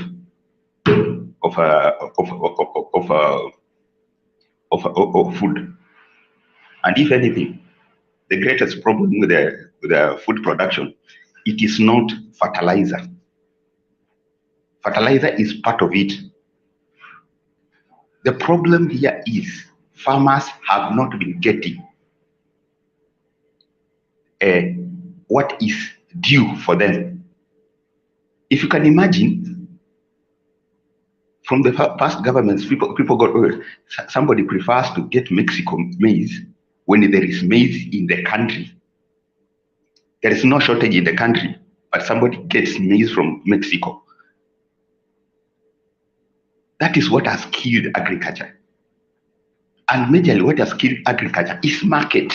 It is not the issue about, issue about cost of production is part of it, we don't dispute. But market is the major problem. Somebody struggles to get his maize, anakopa kupanda mahindi, alafu wakati ya kuvuna ameshavuna, akipeleka NCBD, I think it was it in 2019, somebody takes it to NCBD Eldoret, anapata mahindi iko imported maize iko imetangulia huko.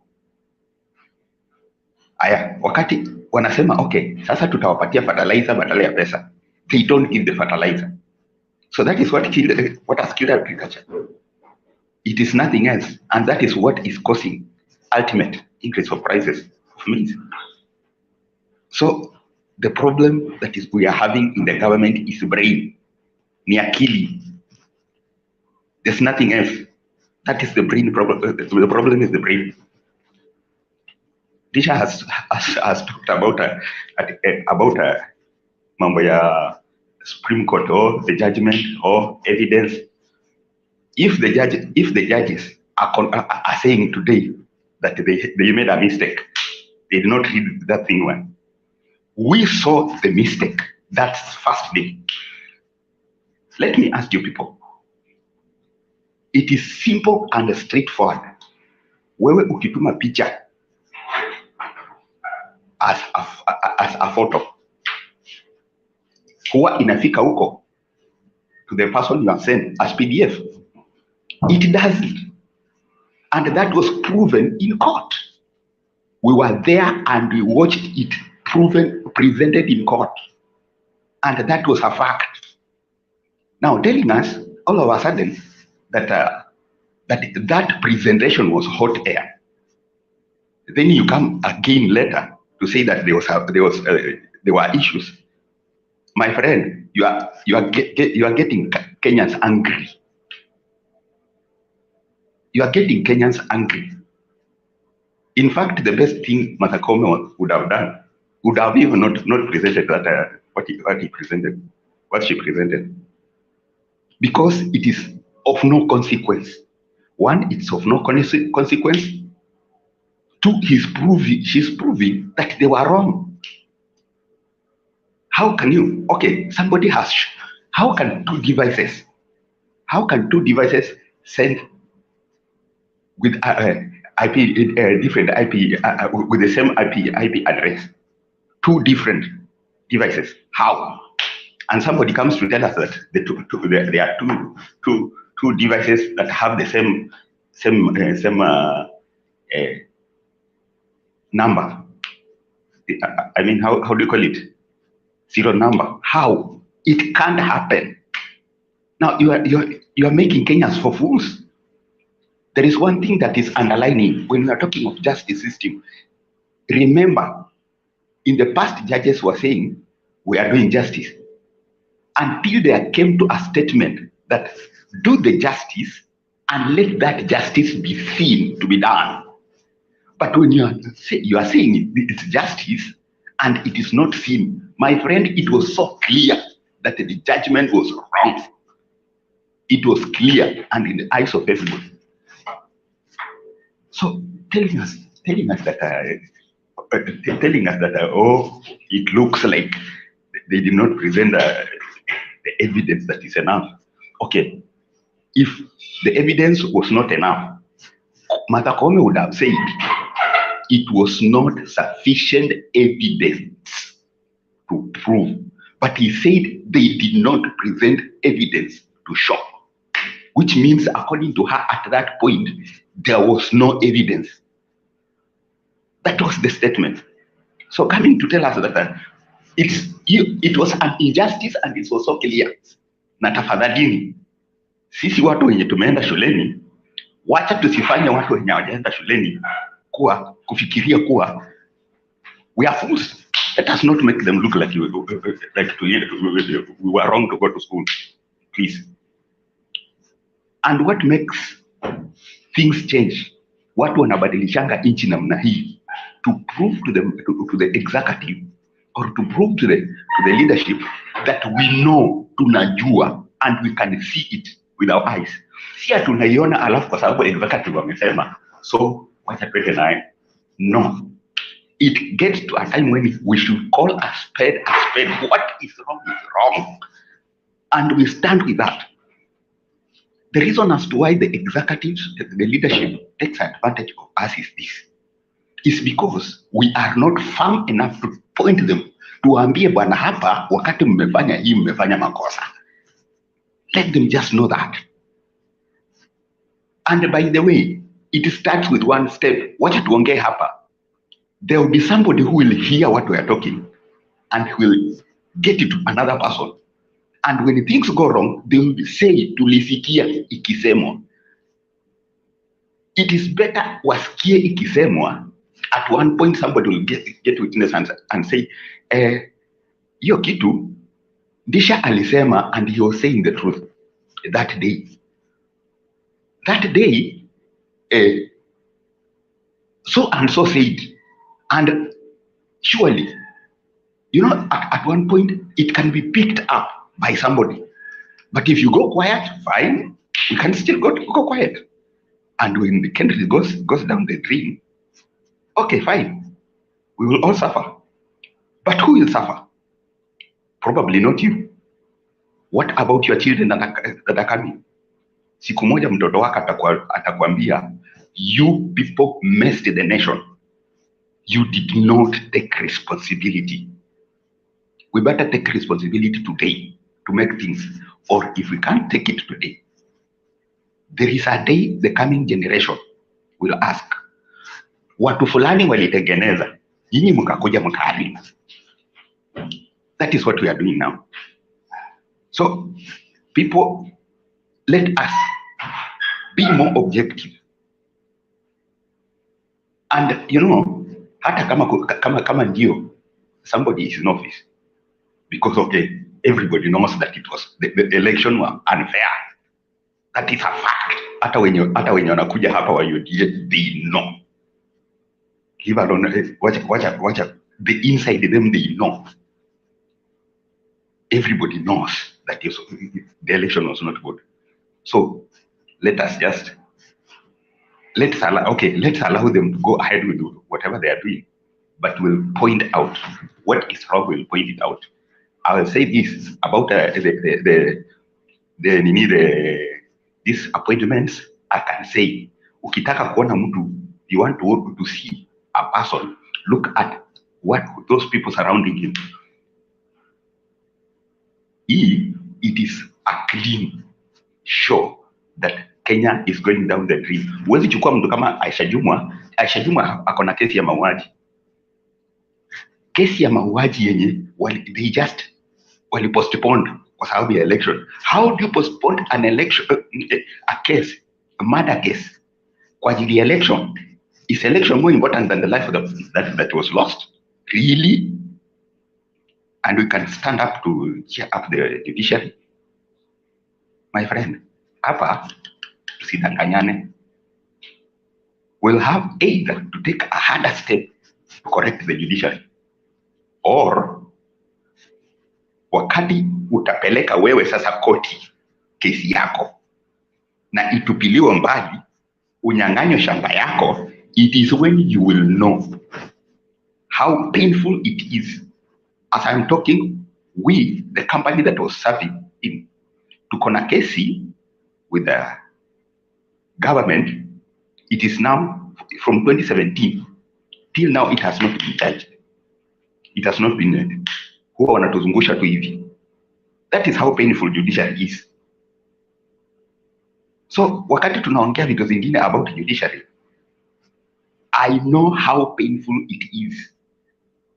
That is why wakati we condemn judiciary for doing a wrong thing, we know, I am sure of what I'm talking about. Okay, that's now enough for today.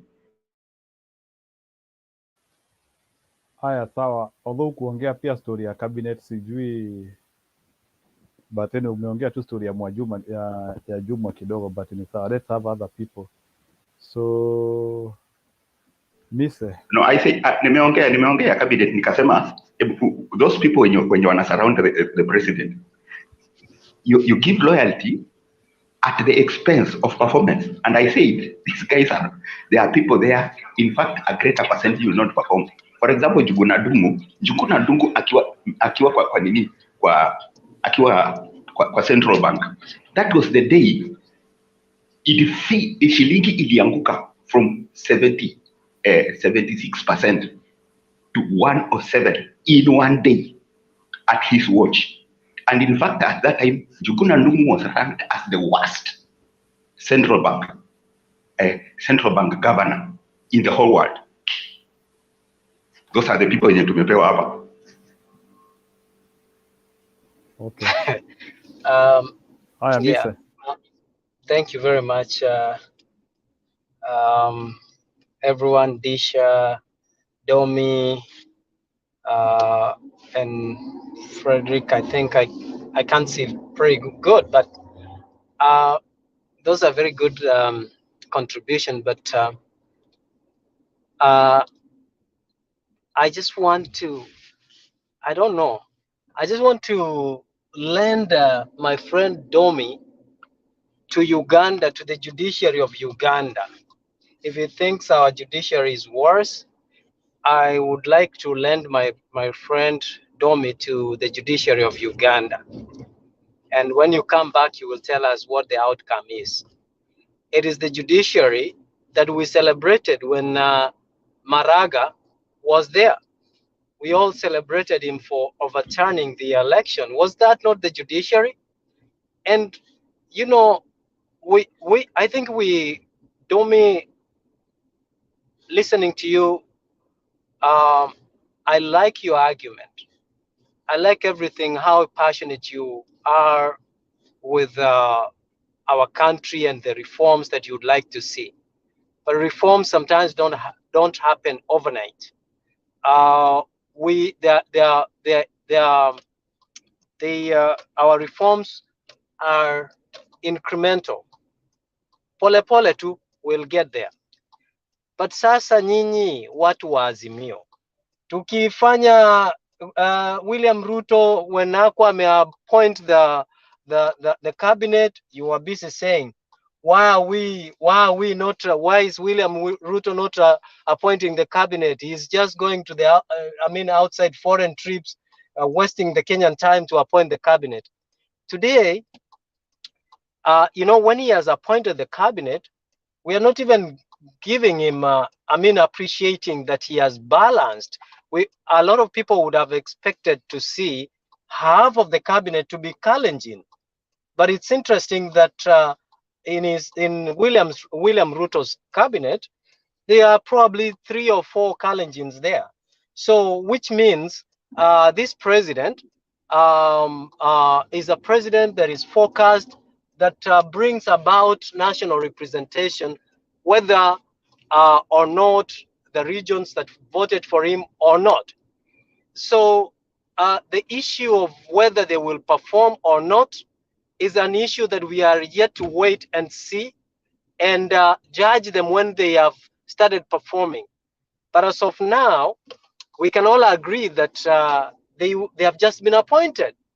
Why are we being pessimistic to the people who have been given an office to perform? Why are we trying to point fingers even before they start performing?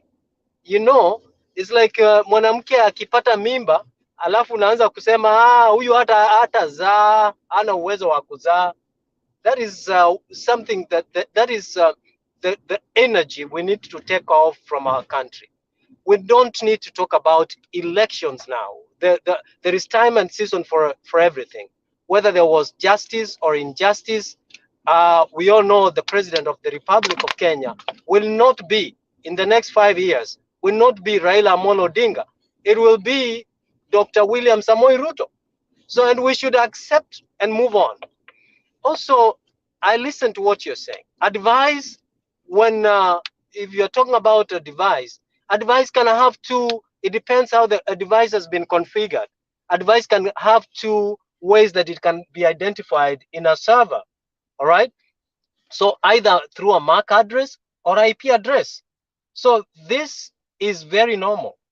And when you're talking about that the judiciary said you had no evidence and you had insufficient evidence, if your evidence did not amount to anything, is equal to not having evidence at all. So the language there does not mean that at one point the insufficient evidence you had was credible enough to overturn or overrule the presidency.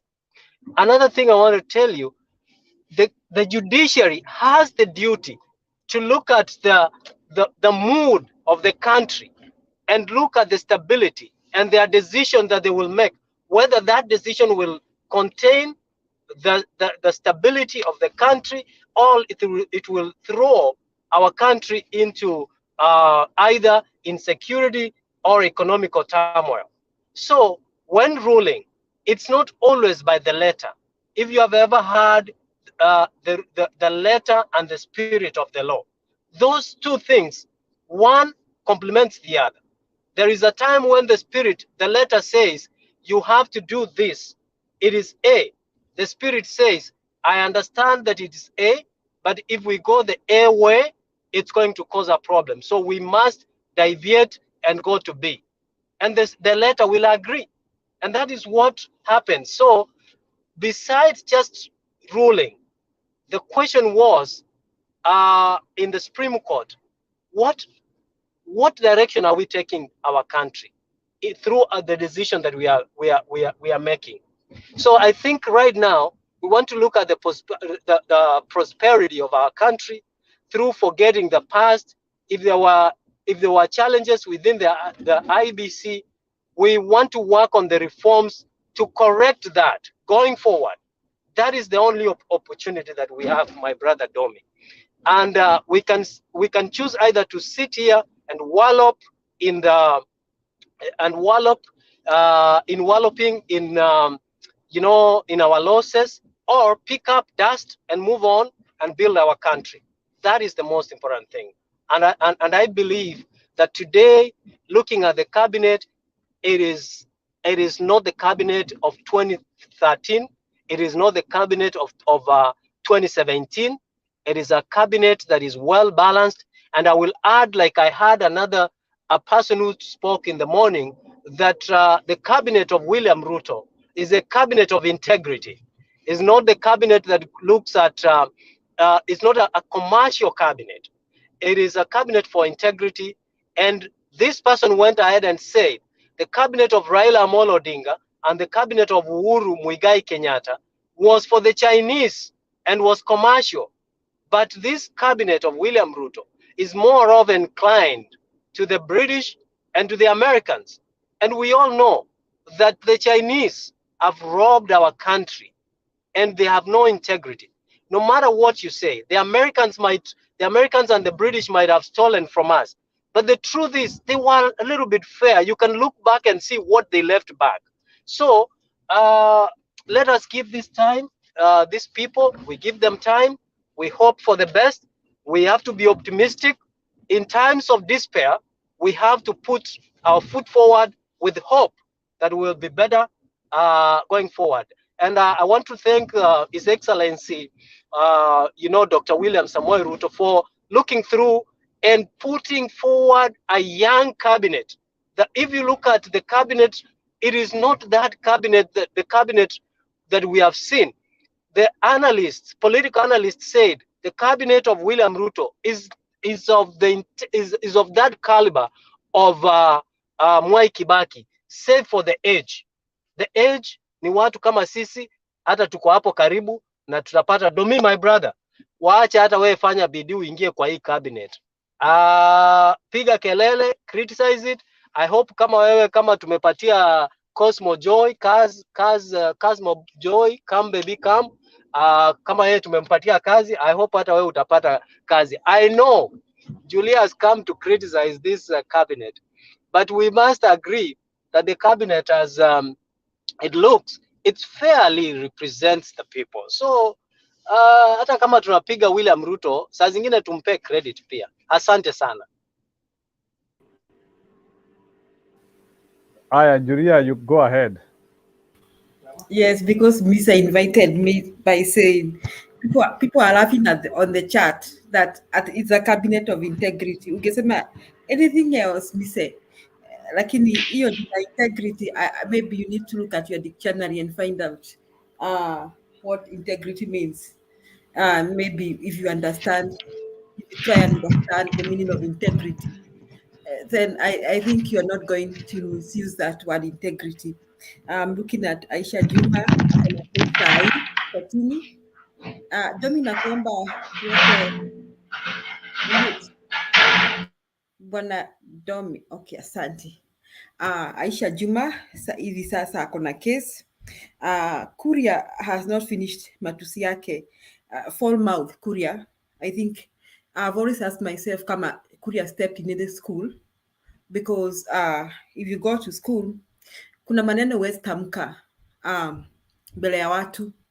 The last time I had Kuria talk, I think he was either in Githurai or somewhere in Thika, and he was saying that members of the panel and viewers, forgive me, I got to say this so that Mise asirudie tena hiyo uongo anarudia hapa. Kuria said that Rais Kenyatta ameenda Kisumu aore huko, and then he said, used vulgar language in Kikuyu, and he said aore huko apate miba na azae. Ulio Kuria ako kwa cabinet, and he has said worse things than that, and I'm saying that I don't want to say. He has talked about communities and their cultural background. The list is endless in this cabinet, and some of them have corruption scandals. So even starting from the president himself, he's not cleared himself of corruption scandals. Davadi is not clear of corruption scandals. You know, Mr. The other time you came here speaking when I was away, and you were saying that people need to be taken to court, and judgment passed, and maybe rulings made that they have done 1, 2, 3. But the moment we have questions about your integrity, the moment we suspect that you have done 1, 2, 3, those questions are enough. And I think you are living in the Western world, and you agree with me that even just people questioning something about you prevents you from vying for public office, especially in America and even in Canada, where you are, even in the West, even in Europe. Somebody was comparing it. I don't know whether it is Disha who was comparing America and Kenya, and I think Disha, you aligned to the members of the panel and the viewers, saying that the Americans have more issues than we have when it comes to elections. Americans, Trump may have done 1, 2, 3, or whoever, but Americans observe the rule of law. And that is why right now we have Trump has cases, and some of those people who cooperated with him with breaking the law, are being charged, because whoever you are in America, they observe the rule of law, something that cannot happen in Kenya. So Disha, that was a wrong comparison. We are very far from getting close to America. We are worse off. In fact, we are worse off than 2002. We've actually gone back to the days of Moin and terror. So, Mr. Mise, I wanted to correct you when you were comparing, saying that don't misuse the word integrity. Just like say you like the cabinet because you are in Kenya Kwanza, and that's where your values are. So if integrity is what the behavior of Kuria Mise, then those are your values. That's what you call values. And maybe that's how you define virtues. Maybe you'll tell us how the kind of what you call virtues according to you. But for me, those are not virtues. Now, I think for you to work for William Ruto, this is my own view. It's not the view of Mutembei. You have to be sly. You have to be loudmouth. Or you have to be ready na matusi. Na si matusi tu, matusi chafu. Vulgar language. You have to be that kind of a person. So that is how I describe a number of these members of the cabinet. So I wanted to refute that, Mr. Njiru. I also wanted to refute what Mr. Disha said, comparing Kenya and America. Kenya, we are very far. And I want to wind up by saying this. Those people who are complaining that, I want to encourage, there's no need even to complain that at Siji kuna Wakikuyu saba, Mimi sijui kama ni wa Kikuyu. Ninaweza sema wengine sijui ni wa Kikuyu, wengine ni wa Tharaka, sijui wengine ni wa Embu. Kenyan will tell you that kuna fikanga mahali wa Kikuyu saa zingine tunajigawana. Tunaanza kusema we huu ni Mkikuyu wa real. Wakikuyu wa real ni wale wa Murang'a. Kama we Njiru we si Mkikuyu wa real. Kikuyu wa real ni wale wa Murang'a. Kiambu, Nyeri. Hao wengine ni wa Kikuyu fake. Hao wengine kuna wa Kikuyu wa Embu, those we call them Embians. Kama Kindiki we call him Marian. Sasa nyinyi watu wacheni kusema wa Kikuyu. Then kuna yenye wako Tharaka, tunaita Tharaka kama kina Pike. Sasa Pike wewe si Mkikuyu, wewe ni Mtharaka. Sasa so maybe we can say we have 3 Kikuyus, 1 Marian, 2 Ambians. Now we can feel good kwamba Wakikuyu hajapata a big number. But all the same, I am not surprised. So me, I will not complain that people were saying that the numbers are not balanced. I am not surprised because I was expecting that. I'm not even surprised that Aisha Juma is in the government. I was expecting to see that, even worse than Aisha Juma. In fact, Ruto kiasi amejaribu kugonga wengine, kuacha kugino wengine. I'm even surprised that Didi Nyoro is not in the cabinet. I was expecting to see Didi Nyoro heading maybe energy or something. Ama Kenya Power and Writing ikue ministry, ikue ya Didi Nyoro. So I'm not surprised. I'm not even surprised with this kind of characters. Because that is what William Ruto is. You see, show me your friends and I tell you who you are. That is his character. In fact, these people in the cabinet are more behaved than William Ruto and Gachagua. They are more holier. Wakona scandal ndogo kuliko their boss and their deputy boss. So fellow Kenyans, you should be glad that these people have less scandals than the president and the deputy president. So you are not expecting the president. Somebody was saying that the president could work with Matiang. I mean, you guys, are you serious? Matiang cannot work in such a cabinet. He cannot even fit. That is stooping beneath his dignity and his values and his principles. He cannot work for such a cabinet. So you people stop dragging their likes of Matiang, saying that yangeomba Matiang, Matiang yafanya kazi na gani na serikali kama hii. Let them arrange themselves. If they want to steal, let them steal as much as they can. If they want, let them do whatever they feel like. So me, I'm not complaining tonight. I'm not even surprised. I mean, I was expecting even I'm even disappointed that they didn't appoint Sudi for education. I'm kind of disappointed. I was expecting Sudi to be the cabinet secretary for education. So I'm nimekuwa disappointed kiasi because that's the kind of government Mr. William Samoei Ruto is going to have. So fellow Kenyans, stop complaining, accept hii ndio serikali yenu na hao ndio wako kwa driver seat, wanawaendesha wakitaka kuwapeleka into a hole or a cliff or into the sea. That is where they are going to take you. They have no intentions of improving your life or performing. I can assure you that. That is where you are heading to. So just get ready and think about other ways that you can improve your life. Maybe build a government from the use devolution to near our governors, and maybe make sure that we can develop our counties through our governors. Otherwise, serikali kuu hakuna hope huko, hakuna. Lakini mwacheni tu William Ruto ajipange na wajama wake. Tuone vile wataenda. Sasa mise na kuomba usitumie jina integrity. Maybe I'll find the opposite of integrity. I'll tell you what she means kwa Kiswahili so that you can use that. Asante, Njiru. Njiru, I have a question for Julia. Can I ask?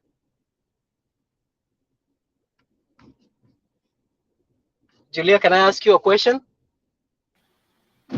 Njiru amesema endelea. So I from what I get from your comment is that you have said, show me your friends and I'll show you your character, right? Now, are you saying that Junet Mohammed, being a very close friend of Baba, ile matusi yote na kina Babu Owino, ile matusi yote wanasemanga, are you saying that Baba is the same? Do you want a response? That's one. The next question, yeah, I would need a response. The next one is I really appreciate you acknowledging that William Ruto has tried, because you accept the rule that nobody is perfect. And so the term tried is very much preferable, and I really appreciate that. It hardly comes from you. And I also would like to say that, Julia, it won't take long. You know, you said that you're not surprised. You actually said you are surprised, if not surprised. But I just want to tell you to dress for more surprises, because the expectation and the pessimism, the pessimistic imekataa kutoka. People being pessimistic about William Ruto's performance is actually going to be shocked by the actions, because, like you said, if you're talking about integrity, it is Babo Wino shot a DJ in Embakasi, and that guy is paralyzed and cannot work. Now that is the close soldier of Baba. If you're saying we define people by we define the leaders by the people who surround them, then Baba is also not in any definition other than the same definition that you put Baba. I mean, Dr. William Samoei Ruto. Thank you. Okay. Let me just address me so that he stop misleading Kenyans. One, Baba has not been taken to a court of law for corruption or taking land illegally from anybody, unlike your boss, the president, William Samoei Ruto. Secondly, Baba has not formed government, and we hear Junet Mohammed is in the government and Babu is in the government. Thirdly, it is not Baba's error that Babu was not jailed. It's the same judiciary we are complaining about here that is not doing their work. So the judiciary should tell us why Babu and this other Kakamega MP are walking scot-free. In fact, that, what is his name again?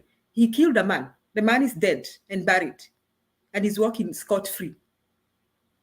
And the same judiciary should tell us why Rigathi Gachagwa's money was returned to him, and that money was acquired through corruption. And your boss should tell us why he had acquired land belonging to Mutesh. The list is endless. Baba doesn't have all those scandals. So for Junet, for the others, I have nothing to explain about their lifestyle. But I am proudly associated with Baba and Mother because they are people of principles.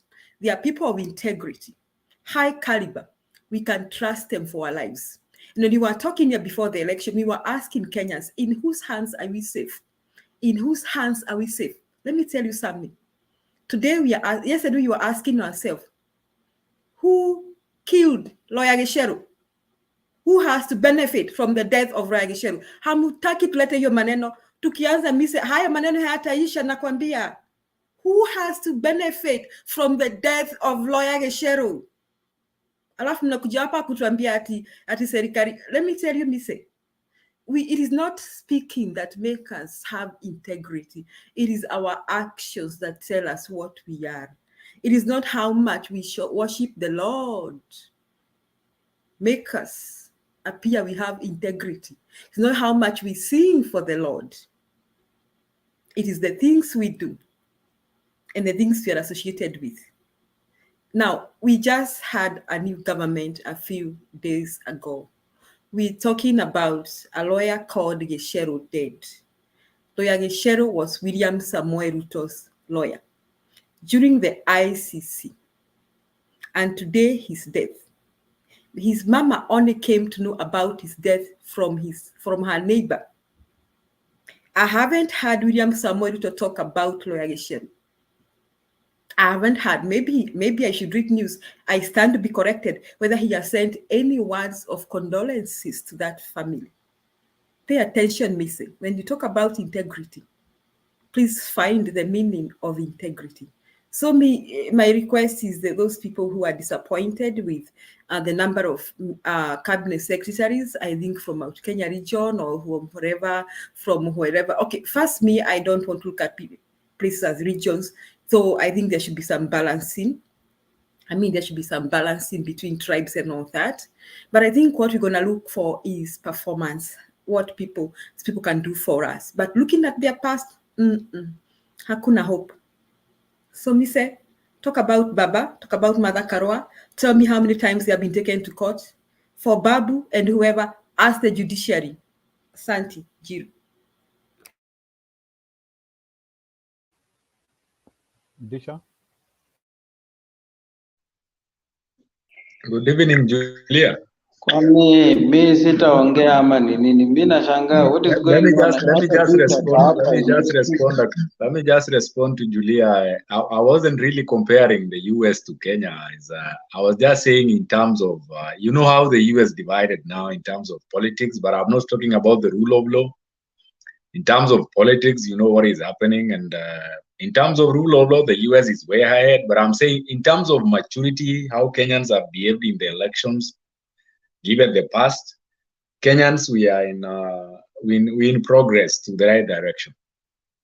And I was watching today. I was watching an interview with Ledama, and he was being asked about the last election, and he said that I think Ruto's team was more prepared than our team. I had an interview too with, I think it was a few weeks ago, with Mutula. And he said, I think even if the election was stolen, they were stolen right before our eyes. You know what happened? Like if I would ask you, Julia, right now, do you have the numbers that Baba won the election? What numbers was the argument that Baba won the election? There is no numbers that was presented that this is the election. In fact, it came to the surprise of many Kenyans that there was no tally center for the Azimio team, right? So coming here and saying like the election was stolen. If you're told right now, present your case, like show us how the elections were stolen. Apart from that issue that everyone is coming over here and telling us that there's a Venezuelan that went into the suburbs. What other evidence is there? And we are told the elections finished at the polling station. Thank you. I'm sorry, I have to take Disha back. Disha, I think you are trying to take us like maybe 40 years ago. You are living in America or maybe somewhere near America. And I think you can agree with me that they don't even have agents when they have elections. We don't have tallying centers for the Democrats and for the Republicans. They can trust the electoral process. So you people, you're not trying to tell us here that we have to send armed gangsters to our polling stations to guard our votes. You're not trying to tell us that we should run a tallying center for the Electoral Commission to do their work. No, we don't want that. We want to move away from that. The Electoral Commission should do their work. We don't even need to have agents. They should be just and fair, Mr. Disha. So these things, silly things you are talking about, a tallying center for Azimio, what for? That does not justify irregularities in the electoral process. So nobody should even care about having agents or tallying centers. Legally, the Electoral Commission should do their work with fairness and justice. So get that very clearly, Mr. Disha. Secondly, you trying to say that that you don't even know about the Venezuelans and the others. I think you didn't pay attention to the presentation of the petitioners. And then you asking me the numbers of Azimio. I don't have to have had the numbers of the Azimio. Chebukati should have presented the right numbers. Why should I do that? It's not my responsibility. So you are really making wrong comparisons again, and you want to take us back to 40 years ago, where maybe we should have armed gangsters in the polling stations to guard our votes. No, And finally, Mr. Disha said something that Kenyans are peaceful and they are okay. They are not okay. I'm the only one who is talking, trying to make fun about this Kikuyu number 7 and trying to subdivide them to three real Kikuyus, and Kuse will be mad with me, and Domi, and maybe I should make them mad, to 3 real Kikuyus, and then there are Wameru, na Mwembu mmoja, na Mdaraka mwingine. So when you are adding them, they are adding like 7, then I'm trying to say that they are not real Kikuyus. That is not fairness. So you people walking, thinking you are walking on the carpet. Half of Kenyans are unhappy. They are not happy. And you people, we are working on a time bomb. We are working on a time bomb. These are people who feel they have been cheated around 3-4 times. And you're expecting them to walk around as if nothing happened. And then when they see a cabinet, they see segregation in the cabinet. And what else do they expect? And then we are hearing death here, death there. Someone even said an army commander died. The chief police officers resigned today. I think 2 of them. You people, you think that is something to celebrate? I think you should be worried. And if I were William Samoei, I would also be worried and try to do something to bridge. So this narration that at Kenyans were nyuma, Americans cannot fight over these things. Americans obey the law and they can go to any court and be listened to. They are being listened to, Mr. Duke. Stop shaking your hands. America, you can go to any court of law and people will pay attention to you. Remember the governor, I think somebody from Georgia, Trump was calling him, asking him to change the election, and he said no. He said, I cannot do that. I'll do that. I think there's an electoral official in Georgia. He said, no, I'm going to obey the law. Yet he was on the side of Trump. And he said, no. Can that happen in Kenya? No, Mr. Duke. So Kenya is ailing. And I think Nimulumbu alisema hapa. Actually, we are working on a time bomb. There's more than half the population feeling they have been cheated over and over again and treated like trash over and over again. And I'm telling you that this is a time bomb. So Disha, akuchekwi, ni mimi too, I can afford to tell you about half Kikuyu and not half Kikuyu, but I'm telling you the truth. People are not smiling here. Asante Njiru, I don't know to respond again. Njiru, you did not give me a chance to. You did not give me a chance to respond to me, sir. Yeah. Go ahead. Okay. You know, me, sir. I think what I'm reading from you is that you are okay when you're talking of in a class of say 50 students, and your child is number 57, you are just so okay because it's better than 3. So that is how you are bringing it. And I think that's the measure that is the measure of what you have in your head. Because apparently what you have always been telling us here, I can see all mediocrity. And that's how you, if you are telling us that we compare the way our courts work with the way Ugandan court works, yani unataka tuwe kama number 49 so that Uganda iko number 50. Unaongea nini? Now that's the mediocrity Kenyans should get out of their heads before you think of moving. There is something that is so common with Kenyans. They are talking of, oh, Kenya is a young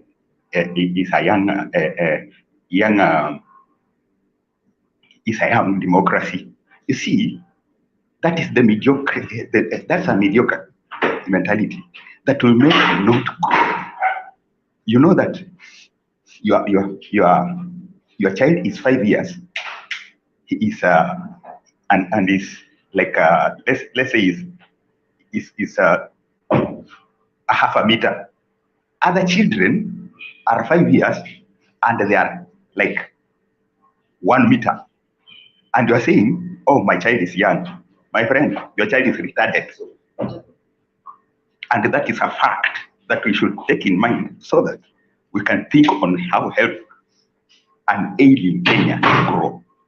Because if we are still operating on that mediocrity, we will not move. That is, if we can celebrate, you know, Nanina Julia was saying that he has tried. If Ruto has tried from we are expecting that he should be at number 50, he has tried to be 49. Does not mean we are better. I mean, look, we are having presidents who make turns. Like, how long did it take Magufuli to turn around Tanzania? It took just one step.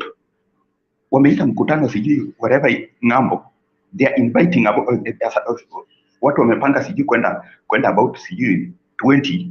He says no, you are going 4. That is, hiyo ndio sasa nakwambia, the first step shows the direction you are going, and the first step showed the wrong direction the government is going. And there is something that you say that we should forget. We will not forget. If we can forget, then we will end up in the same pit. Ulianguka kwa shimo jana alafu tena usahau kwa kuna shimo. Give me a break. Sasa hiyo ni kufikiriaje? We will not forget. And bear that in mind, we will not forget. Taking of Kenya is peaceful. I want to give you an example. Ufanye makosa, bibi yako alete shida jana. Ufanye kesho, alete shida. Then you realize, amefika pahali amenyamaza. Umelala nje, haongei, hashughuliki. Know that there is a bigger problem that you are facing. Know that there's a bigger problem that you are facing. I think everybody here on the panel can agree with me if you are married. If somebody goes quiet, and that is why you'll realize all the time they keep provoking wanataka Raila aongee so that they can gauge what is in his mind. And he's quiet. And I will say it's a plus. I understand walikuwa natafuta wampatie kitu. And by the way, let me help you. You said that mimi nienda kupewa office nafasi kwa cabinet. I tell you, even if I'm given for free, I cannot take. The reason is, wakati watafanya makosa, then because you are naive, wewe ndi watakupaka matope. Wakati watakuwa naiba, wataiba, and they channel it through you. Ukipinga, you are killed. That is how dictators work. Ukiwa pale, you side with their hizo mauchafu wanafanya, in the end, wakiona kuwa you are going to reveal, you are killed. So that is not a group I can love to get even close. He said, I cannot. And let me tell you, Matiani cannot work with them. Believe me, even the next whatever years, he will not. Because he cannot tolerate working with such a dirty group. And such a group that is pro-wickedness. Yeah? That's my submission. So, Njiru, can I now respond to Julia?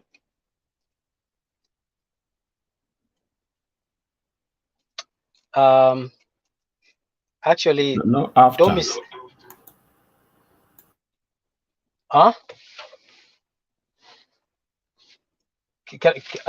Kuseo, I just wanted to guide Julia that Julia, your understanding of the role of IBC is actually and the role of agents is actually is actually, you need to read more of the reforms within IBC. I welcome you to look at election act of 2012. and I welcome you to see the wording of the Election Act in relation to the agents in Election in Election Act of 2012 and 2016, and the reasoning behind introducing agents. So within IBC, the agents are factored there. So when the other gentleman talks about asking whether you guys are hard agents, the reasoning behind IBC putting that provision there is not because it wants to punish the political parties, but it's because they want to make sure that there is transparency and accountability, so that you have your mouthpiece apart from, so that you don't point fingers towards the Electoral Commission, so that you as a political party or each political party can have a mouthpiece or a watchman in case they feel that they were not represented. Then they have another second person or mouthpiece to speak for them. So before you dispel the role of agents, you need to know the rationale behind the role of agents in Elections Reform, Elections Act of 2012 and 2016. That is for Julia. So read, and it says, if I may quote, any political party may have one agent in every polling station. It doesn't say must have, it says may have. So it is at the discretion of the political party to make that decision. So I need you to not to come and try to dismiss the role of agents as though you are forced as a political party to have the agent there, because the IBC wants to make sure that you don't point fingers to them in case of anything as they do their job. So that is one thing I wanted to emphasize. And to my friend Domi, mediocrity, like I was guided by Julia. The true definition of mediocrity. I think mediocrity is staying and walloping in when your candidate has been defeated in an election. The overstaying and complaining of this and that has been taken or has been overtaken by time, that is mediocrity. Comparing an economy, a country that is like the judicial system that has progressed for over 200 years with a judicial system that is actually considered the most progressive judicial system in Africa is Kenya. So comparing it with a judicial system that has gone through reforms with people who are willing to reform, then that is where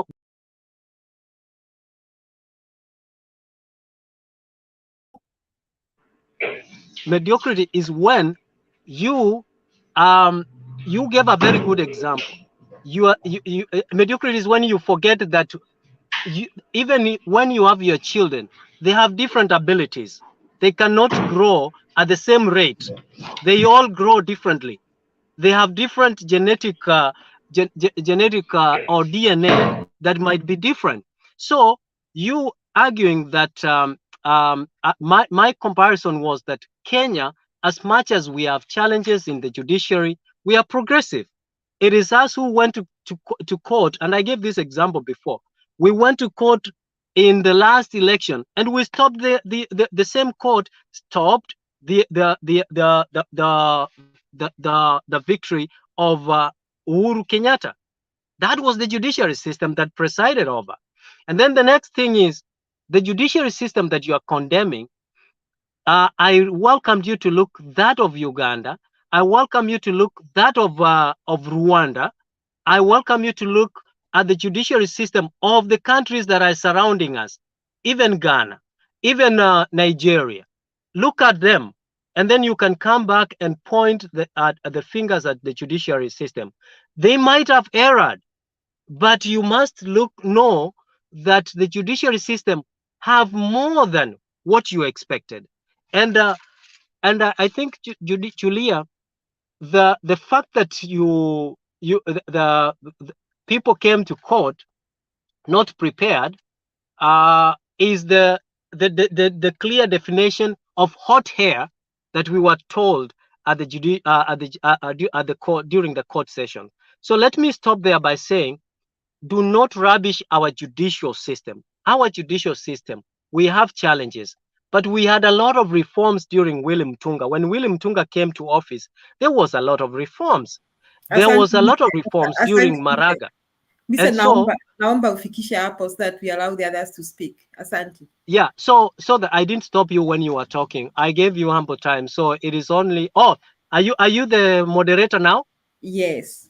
I yield my time. Thank you. Asante, Mr. Tunashukuru.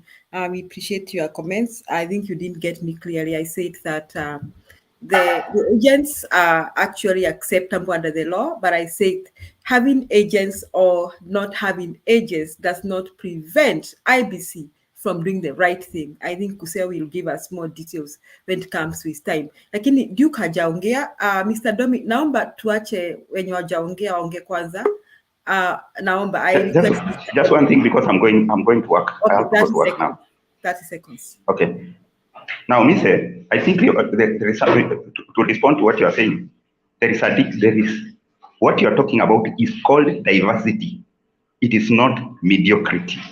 Mediocrity is when you are supposed to do something right, you fail and justify your failing. No. Yeah. Even if that is the field, okay, you are saying your child has decided to be a footballer instead of being an academician. In that football, is he performing? If he's not performing, he's at 50%. He's number 50. That is what we call mediocrity. What you're explaining is diversity. And we're not talking about diversity, we're talking of mediocrity. Yeah. Okay, that's what I wanted to say. Asante Domi. Okay, have a good day. I'll be leaving. Hey. Good morning, good evening. So I want to start by saying that in any organization, what makes an organization to be successful is to have definite goals, objectives, so that they know what they are supposed to do for them to attain or to obtain the results. And after having the clear goals, then the resources must be aligned with the specific goals. Therefore, it starts by having the right protocol in place, and then you have the right people to work. And it has been established that workers in an organization are able to be extremely productive if they embrace the goals. They are part of those goals. And the way in which they have to be part of those goals is for them to be involved in the decision-making process. Let's talk about employee engagement, so that they take the decisions as their own. So with that, they will work hard to implement them without being forced or without much supervision.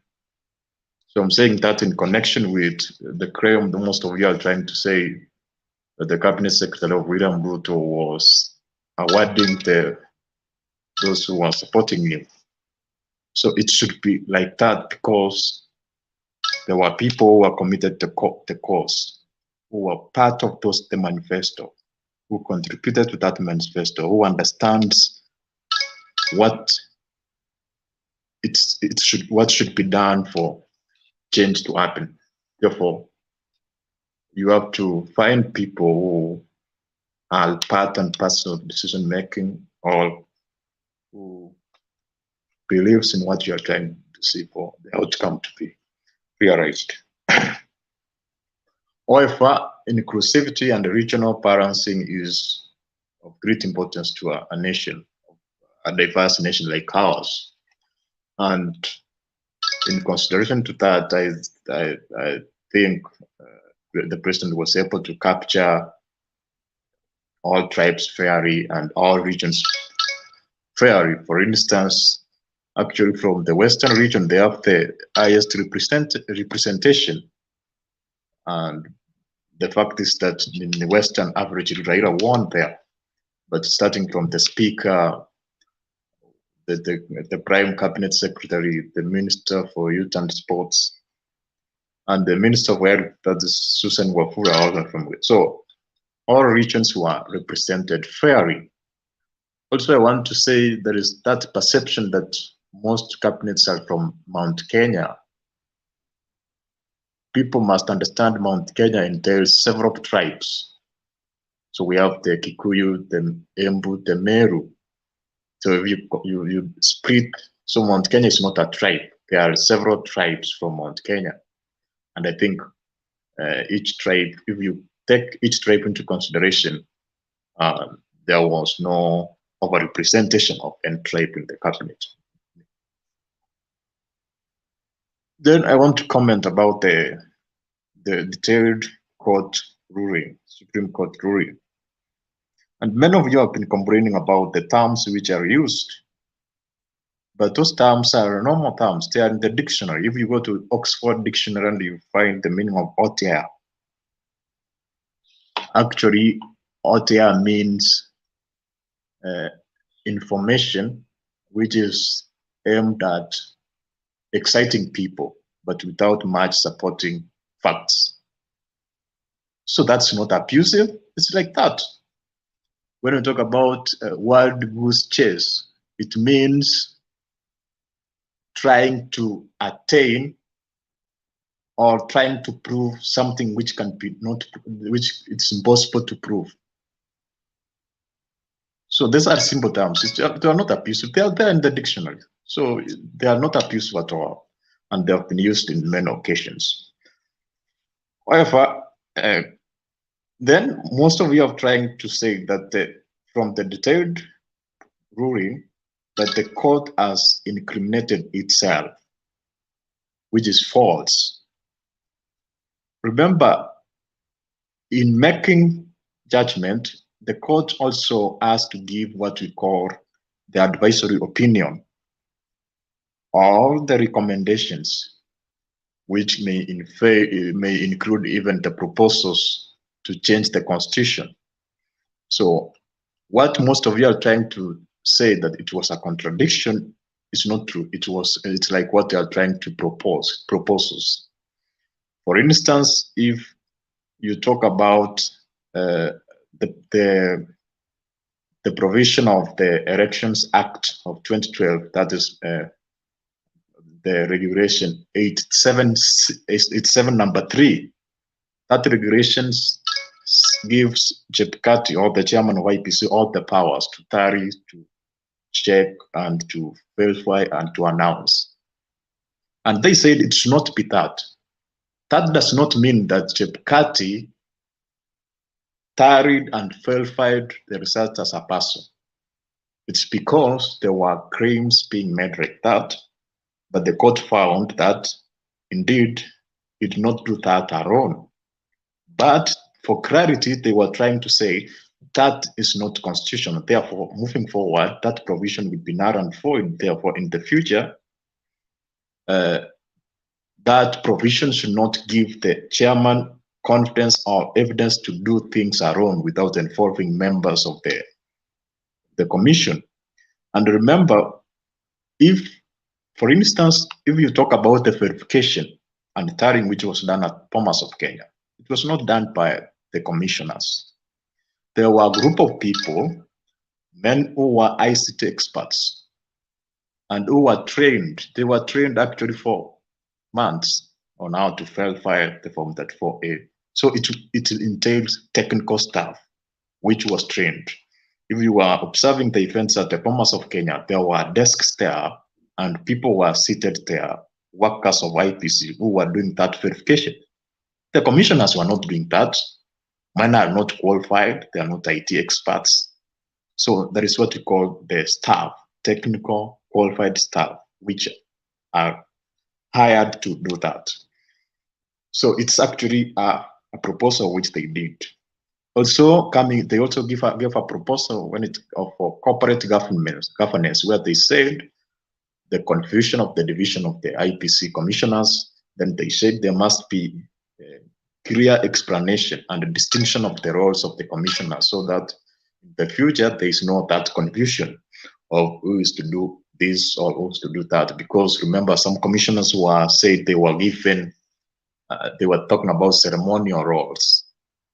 Therefore, that's why they wanted that to be clarified as well. And when it comes to technology, they said that the administration server must be separated from the server which is used for transmission and verification of results. Because when the court directed or ordered the server to be opened, some parts were not opened because of intellectual properties protection. For instance, if you are suspected of corruption, people cannot ask you to give the password of your account or the password of your ATM. They can request for a bank statement, so that when they are trying to distinguish between the two, it means that when the server for the process of transmission and direction will be ordered to be opened without the argument or the hiding without hiding behind the Intellectual Property Act, which protects intellectual properties of companies. And then they also even talked about constitutional reforms. That's why they were talking about maybe 14 days may not be enough, so that there can be enough evidence to be incorporated. So these are the proposals. They are actually recommendations, because the court cannot change the constitutional rule. It cannot pass acts of parliament. So that's what they were trying to say. Also, regarding the issue of agents, it's not a must. As Turia said, the IPC should do the right thing without even being supervised. However, if you are trying to claim that the process was not fair, or there was rigging, something of that kind, then you have to provide evidence of that. That's burden of proof. The person the petitioner is the one who bears the burden of proof.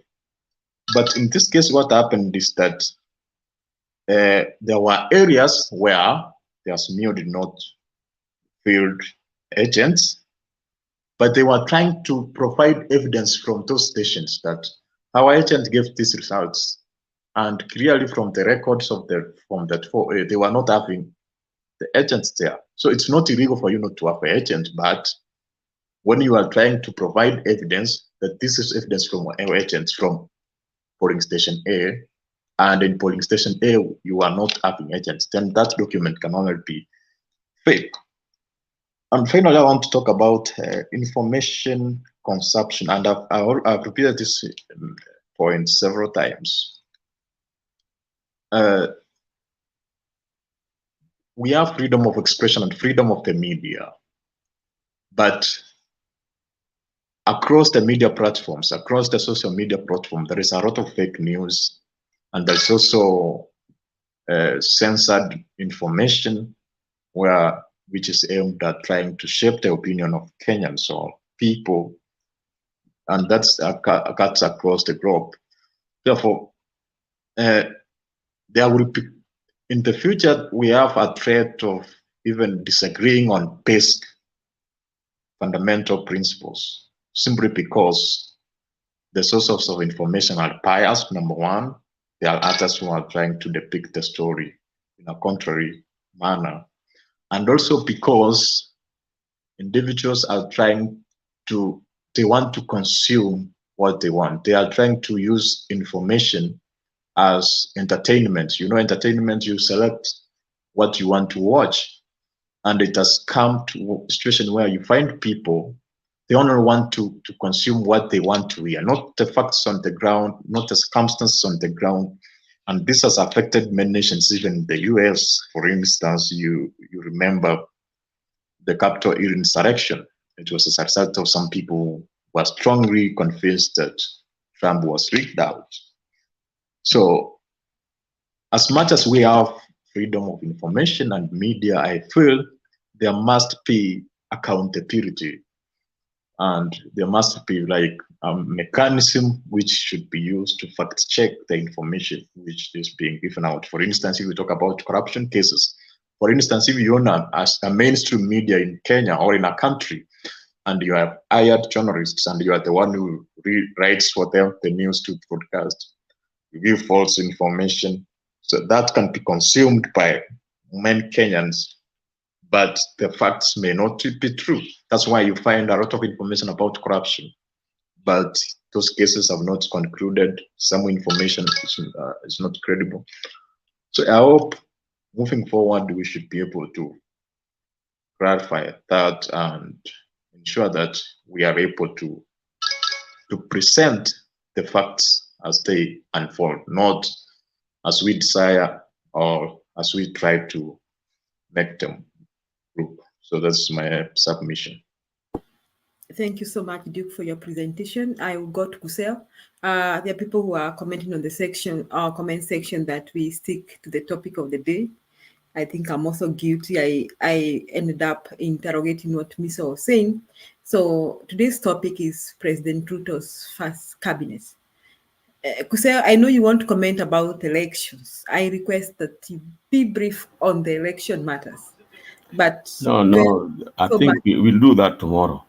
Okay, so you can, I think even Duke has substantiated what I was saying, and he has made it clear about the agency thing. So, Kusel, please go to the President Ruto's first cabinet. Ambiso, kuna neno? Ngoja kidogo Kusel, Ambiso's hand is up. Yes, Mmeniweka kwa line mpaka karibu points zinapotea. I even came before Duke. I even came before Duke. I even came before. I don't know what is going on today. Anyway, that's it. I've been patient enough. Kusel, naomba sisi ni wenyeji hapa. Let's allow Ambiso to talk if he has been here before. My points are gone. Then we'll do it tomorrow. I'll talk tomorrow then. So Kusel, you are sulking. Ambiso has been here. I actually saw him. My time is up. This has been here. This is the 4th time, I think. So Ambiso, you have spoken before in this panel, right? Okay, fine. Give him the time, eh? Okay, Kusel ongea. Well, I'll try and maybe go to the topic the way you are saying, but the issue of the Supreme Court cannot be pushed aside. You know, this is a Supreme Court. I do not know sometimes whether these people understand that they are the Supreme Court in the real sense of the meaning. Now, they go ahead trying to analyze. Somebody is saying it's blow by blow, point by point on their ruling. Their issue around the ICT and the commission leaves a lot to be desired, in the sense they quote the Constitution. Then they even say that Chebukati acted unconstitutionally. But now, on the petitioner's side, they are saying there is no evidence. And then they are saying it is a wild goose chase. You can't, how do you reconcile the two? Then they go ahead and even propose reforms. Well, really, how do you reconcile that? It doesn't make sense from a court of the Supreme Court level, surely. Knowing very well that in 2007,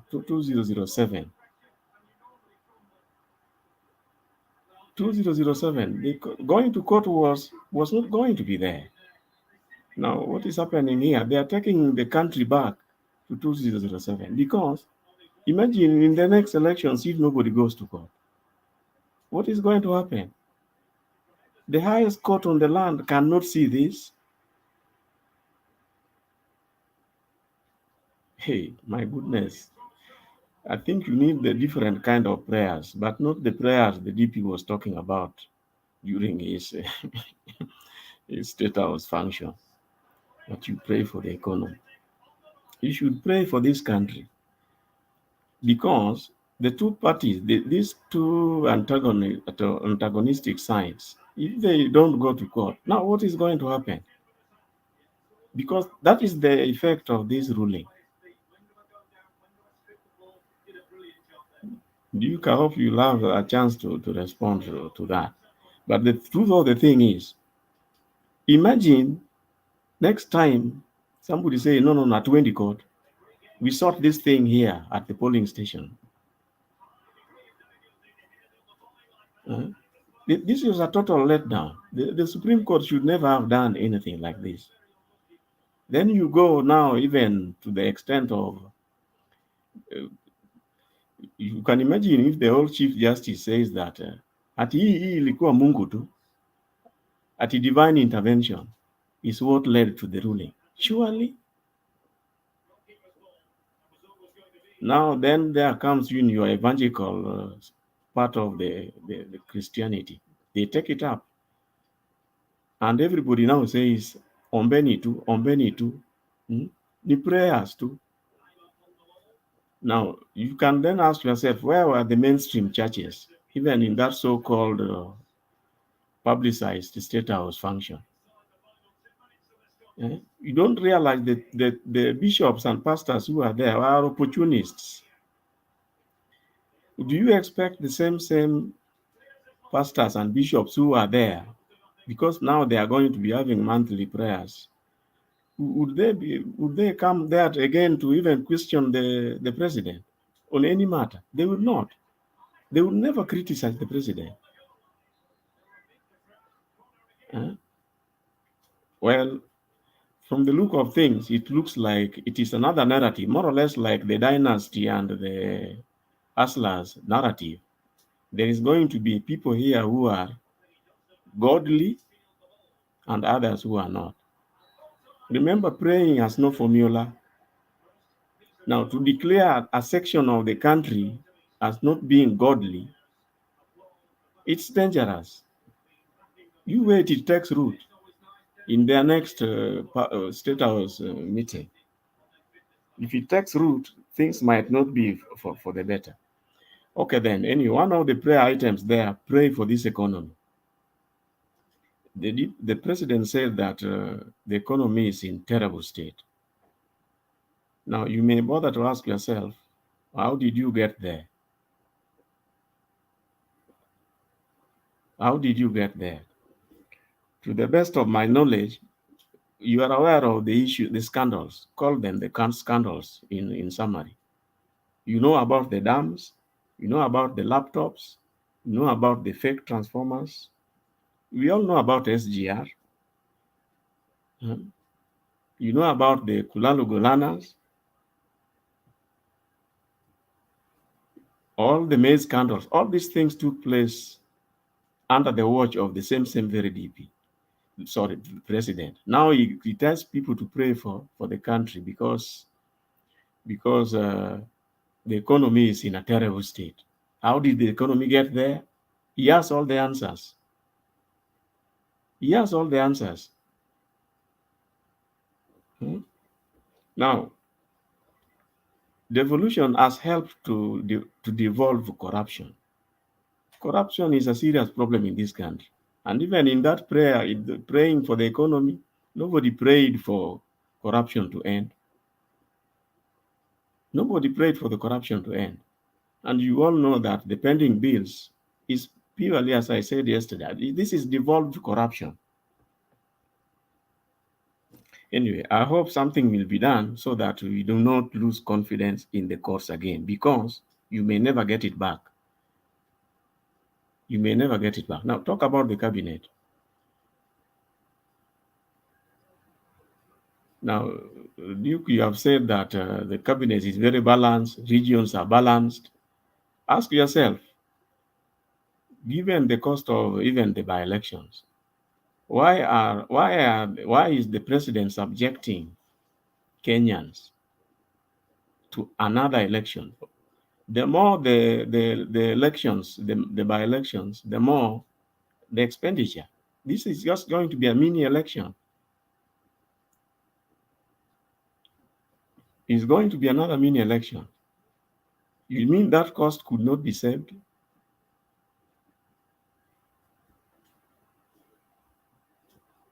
Why use the MPs? He used to say that of 8 million people who voted, you can't get competent people to be in leadership.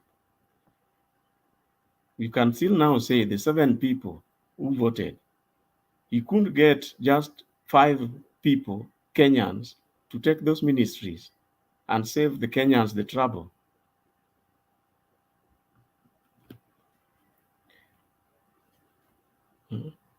From the look of things, it looks like these people are already just geared for more and more campaigns. And if you look at even the ministries which must go to certain people, those are the ministries where corruption is highest. Those are the ministries where corruption is the highest. Why must specific people be in certain ministries? Ask yourself.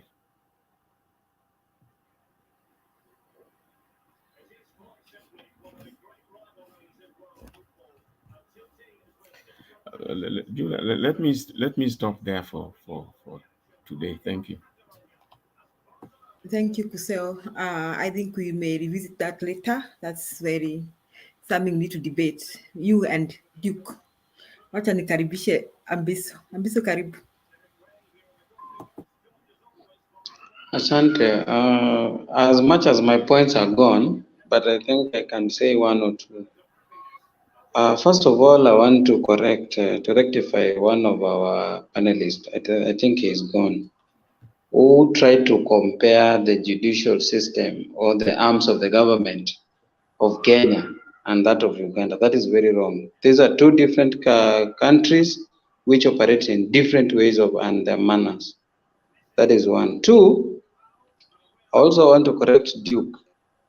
You've tried to explain a lot pertaining the judicial verdicts that they came to give us on the second bit. I think our judiciary as a whole is a scam, because the same judiciary that is giving us all the information that they gave us at the second time, which was, I think, just yesterday, but one. The same judicial which upholds Ruto's victory came back and agreed with the opposition right now. Some of the things that were there that people are really questioning, they agreed. Yes. Which yes, one? Which one? They agreed with the interference of the portal thing, like the one that the lady was talking about. And the dysfunctional IBC. The dysfunctional IBC, they agreed. They agreed. Unless you are not keenly listening, they agreed on that. So I'm saying the same judiciary that gave us upholds Ruto's victory is the same judiciary that came back and agreed with some of the petitions that Azimio were crying on or were giving. And lastly, I want to talk about the cabinet. Don't tell us that this cabinet is well balanced. When you're talking of well balancing, let me now ask you a simple question. Is Nyanza well balanced with the cabinet? Is Northeastern well balanced with the cabinet? Now, when you give me the answers Abiso, if I may ask you, or do you call Kuseo, as you go on with that balancing thing? Okay, I have challenges with names and I'm not able to tell which name is from where, especially from Nyanza. How many people are from Luo Nyanza in that cabinet? How many people do you There's one. I've heard this one, and I'm also questioning. Eliud Owalo, I'm hearing is half caste of Luo and from Western. Okay, let's not do half casting and Biso. Let's assume it's Okay, let's assume it's one. Is one. Okay, Yes. how many are from Western province, Luya? I don't know. I don't know. There is Three. Namwamba. There is Namwamba. Three. There is Oafula. There is the other one Musalia. is Musalia, There and are then the three. other one. There's another one. Yep. There are 3 or 4. I think there are 3 or 4. So how many are from Rift Valley, Kalenjin? 5. I think so. How many Masais are there? 3 from Kalenjin. There are 3. So the Rift Valley, we have 5 Masais, 5 Kalenjins. No, 3. Central, I think there are 7 or how many? No, not Central. Those are, some of them are from, I'm trying to look for those names. I think we should be... Central as a whole, we are saying Central is comprised of Embu, those all sort of. That is Central. Embu is not Central. And Meru is not Central. And Let me give you the names. No, that is all Central. No, Mr. Kuseo. Embu, let's be a bit, official here. Let us agree. Okay, it's okay. Now let's go to when we were doing the analysis here. When we were doing the analysis, you remember Central has how many counties? It has only Kirinyaga, and we count them. No, when we were doing the analysis from IEBC here, do you remember? Okay, just a moment, Kuseo. Just a minute. Let me correct something. Central is Kirinyaga, Nyeri, Nyandarua, Muranga, and Kiambu. Can we stop there when we talk about Central Province? You know, according to the IBC structure. No. They have, okay, leave IBC structure.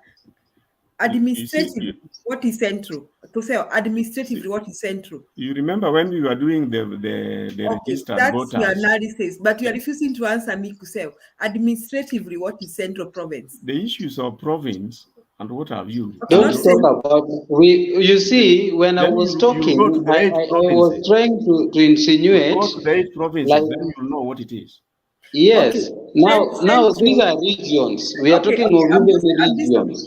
Okay, we are trying to drive at something to agree on a few things. I know you are saying, I know you want to say Kikuyu does not, I know what you're talking about. You'd already explained it here before.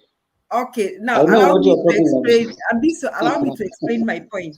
So administratively, we can talk about about 8 provinces. If you want to talk administratively. Yes, we can talk about Kirinyaga, Nyeri, Muranga, and no, Julia.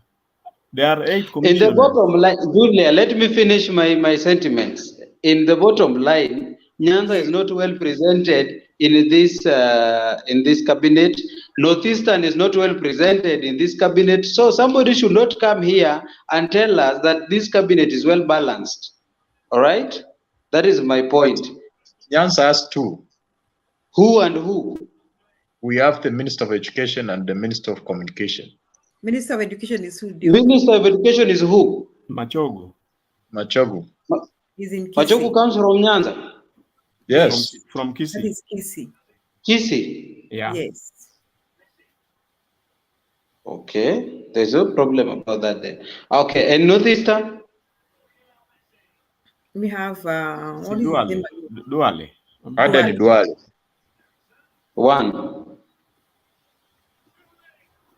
So how do you even go as to an expense of having 5 cabinet secretary from from a region, and others you're only giving them 1?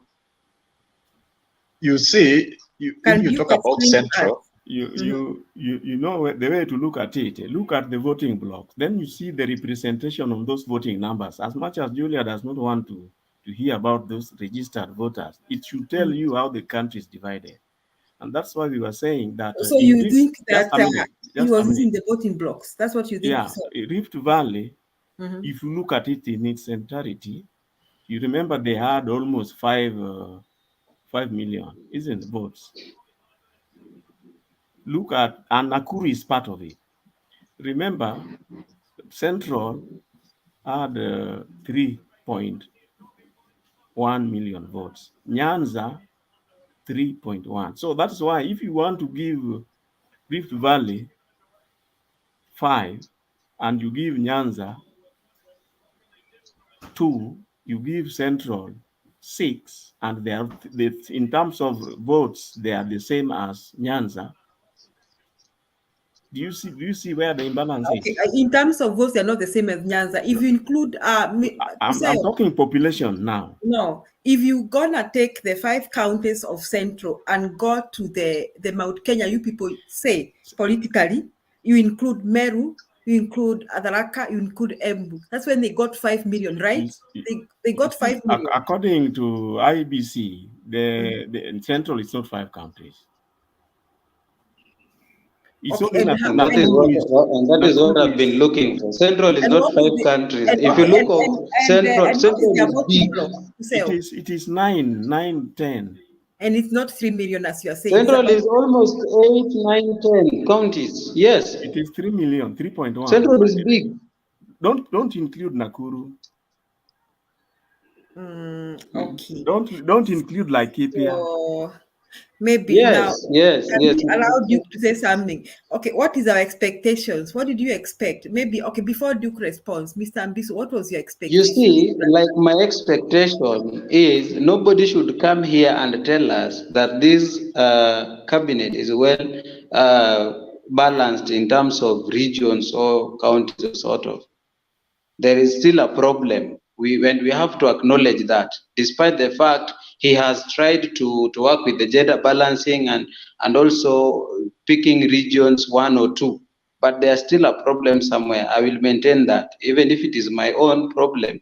I will maintain that. Okay, question. And lastly, question to me as you present. Question to you. If you think about the personality of William Ruto, and think about the people he was working with, okay? And think about the people he believed made him win. What did you expect him? Whom did you expect him to appoint as cabinet secretary?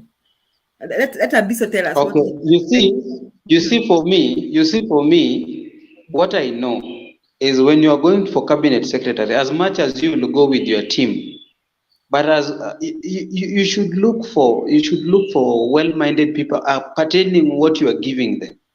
Somebody like Aden Duale, the docket thing he was given doesn't suit him. You look for somebody on another region who suits that docket. Somebody like Moses Kuria. You look for somebody who suits that docket. You don't just give dockets according to the people whom you're working with. That is my point. Okay, and the last Julia, he has a point, but the thing is, remember, this is about his government. Yeah, that is Kuse. Allow me to finish with Ambiso. I want him to finish now. Ambiso, why are you surprised? Okay, I'm feeling it because this government is going to fail. No, Ambiso is the only one surprised. Us, we are not surprised. Yes, that is all this wrong, Mr. Ambiso. When I was talking about Central and trying to tell you that Central was too unhappy, I was trying to make you understand that you should not be surprised. Those are the kind of people sawa. Nimekuelewa. Lastly, let me say, we also still have a problem with our cabinet. Duke was saying, I don't know, these people are not Duke. Somebody here, I think, is gone. He was saying, like, I think the one who was driving while talking. I don't know. He was kind of highly profiling this cabinet. But then my question is, the moment you are injecting this cabinet, get to know that this is a country which needs investors. This is a country which needs a lot of things to come from outside. Now, people are looking at what you're doing. And investors are really keen on who are you giving them pertaining the docket part. Like when you give it to the mining nani ako kwa hiyo cabinet, when you give it to home affairs, nani ako kwa hiyo cabinet, when you give it to each and every cabinet, watu wanaiangalia. Sasa mtu anataka kuja kuinvest kwa Kenya, then anasema I will not go there because the so and so mwenye ako kwa hiyo docket, the CS the mwenye ako hapo akona integrity issues, akona kesi kotini yenye haijamalizika. How will I trust that docket kama mwenye ako? Yes, but Ambisho, those are governance issues which are directly attributed to the owner of the government, which is the president himself. So as far as we are concerned, you shouldn't complain, because unless you are complaining to Kenyans, don't complain to me. Sasa kitu mbaya ni tutazidi kuanguka kama we should complain bana. In fact, sisi ndio tumebaki. We are not going to wait for Raila to come and complain for us. Ambisa, I think you get it wrong. You see, what you should complain about is, for example, when he asks us to pray for the economy is in terrible whatever. That is what you should, just a minute. For the reason, listen to my point. You see, SGR, the 700 billion, whatever it is, he was directly in it. He himself. Think about the laptops. He was directly in it. Think about when the Israelis left the Galalu Kulana. He was directly in it. You saw even in the debate when he was talking about it. Think about now these pending bills, the tenderpreneurs which has devolved corruption to the county. He was directly in it.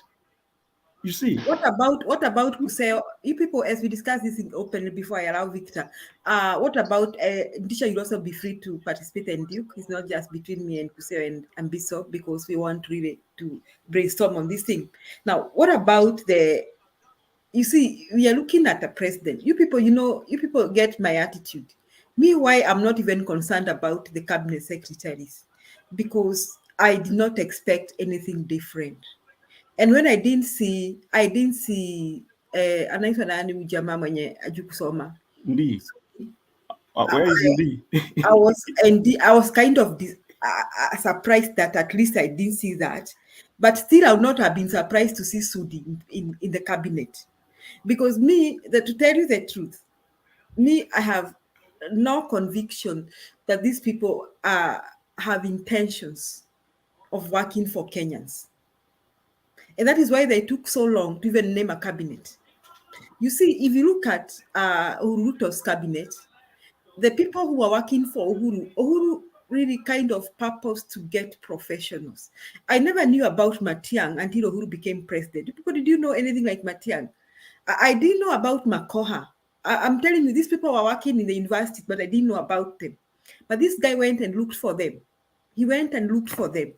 And really, all of us can agree that at least I can say Matiang has performed wherever he went. And me, I think I was in Kenya when Matiang became cabinet secretary. He moved us from analog to digital, that is TV. Wherever he went, he performed. He brought in results. Now, Matiang was not even a politician, Atukumjua. And I don't even think Uhuru was rewarding him, because he never even campaigned for Uhuru in 2013. Did he, Kuseo? He did not do that. So what I'm trying to say, now you see these people who have come in, because there are people we don't know, maybe they may perform. But the challenge I'm having to even caring to believe in this government, this is the challenge that people are trying to understand me. The challenge I'm having is what I think about the president himself and the deputy president. And they have a task, and I'm sure I'm not the only Kenyan who is struggling to believe in them. Why I'm struggling to believe in them is because of their past records. Their past is so questionable. Whether you people come mkuje mniambie ati wamepelekwa kotini asijui wamewachiwa wamefanya nini, the fact that there are scandals around them tells me that even the kind of people whom they're going to appoint, that the people who are going to dance to their tune. And my take is, Kuseo and the others, is that hii cabinet si cabinet. Cabinet ni watu watano tu, wale wakaliwe na wachaguliwa. Na wale wenye watakuwa in principal secretaries, his men. These other people are just a show. If Kuria think he's going to work in trade, he's lying to himself. I'm telling you. If nobody thinks that at his portfolio mepewa, that he's in charge of nothing. He's just getting a pay. I'm telling you. Here, there's only one main cabinet secretary, that's the paid president himself. And if Gachagua thinks he's going to be the deputy, hapo kutakuwa na vita huko ndani, mutasikia vita. We'll go to rescue them, to intervene, to stop them from killing each other. Because if Gachagua thinks that he's in charge of anything, he's lying to himself. Me, I know there will only be 3-4 people who will be in charge of this government. That is, I'm sorry, this is my view. You have a right to your view. This is my view.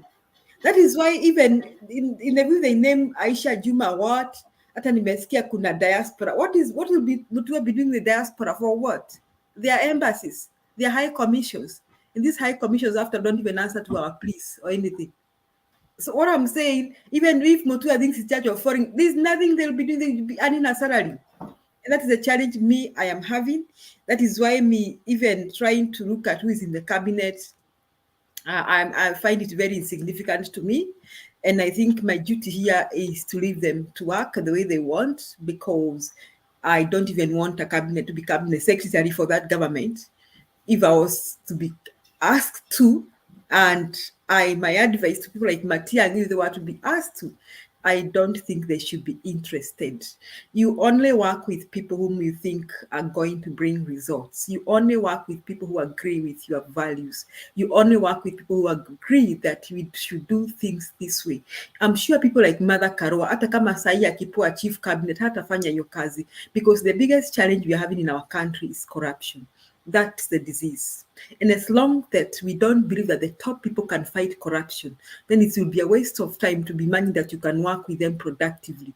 It is a waste of time. So me might take, wacha wafanye kazi vile wanataka, hiyo mutukanio yao, mchanganyiko, vile wanataka. Let them work. Then after 5 years, we can look and tell each other, maybe Disha will come and you can tell me, Julia, you didn't have faith. You see, we performed.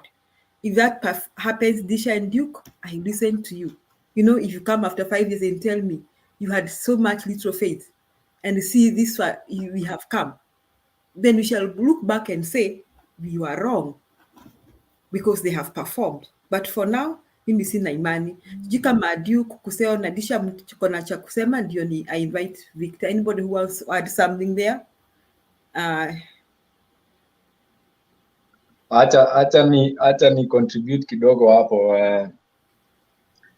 Okay, about the cabinet, mi nafikiria it was more about loyalty. Ilikuwa ni kulipe ulini, give me this, I give you this. It was more about loyalty. I don't think it was more about correct. That's the formula. Ati when you kuna techno, when you unajua hii sector. I don't think that. It is, and it happens across the world. And you know these are political appointees, eh? You want those people who are close to you. Ile wale unaweza dictate uambia I need this. I need this. The only advantage is as Julia amesema, hii kitu hata uappoint cabinet aje, it all rolls down to the president. If the president atakuwa corrupt, your ministers will be corrupt.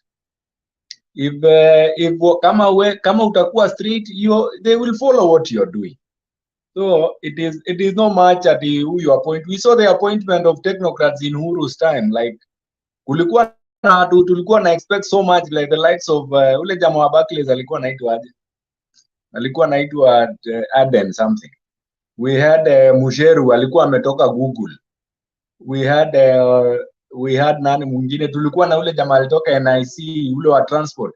In fact hiyo ndio imekuwa corrupt ministry mbaya sana. So it is more of how many people you align. Ukialign watu mzuri kwa system yako, the better. So it was more of loyalty. Umenipatia nani, mimi nakupatia nini. So in terms of sijui we need technocrats, kuna wengine I think they are falling below bar, but that is it is his cabinet. But all we care is kama anaweza deliver what he promised. So you can appoint whatever you want, but in terms of regional balance, I don't think hiyo ingefanyika. Watu wanaendea watu wamekusupport. So you don't expect ati sasa angeenda kulete watu sijui wapi from Luo Nyanza. It is not possible. Amejaribu kuwapatia like I think 1 or 2 ministries from Nyanza. But I think if you look at the ratio, of course, Kikuyu, the Kikuyu Meru community is the largest. Like ukiassemble watu 10 saizi hapo in Kenya, hawezi kosa out of the 10 for a Kikuyu or the Kikuyu, they are Kikuyu. So na reward the likes of Kina Mudavadi. I think there is a game plan here for Mudavadi. Like I think Mudavadi would be if Ruto runs for 10 years, I think they're gonna leave it this next to Mudavadi. And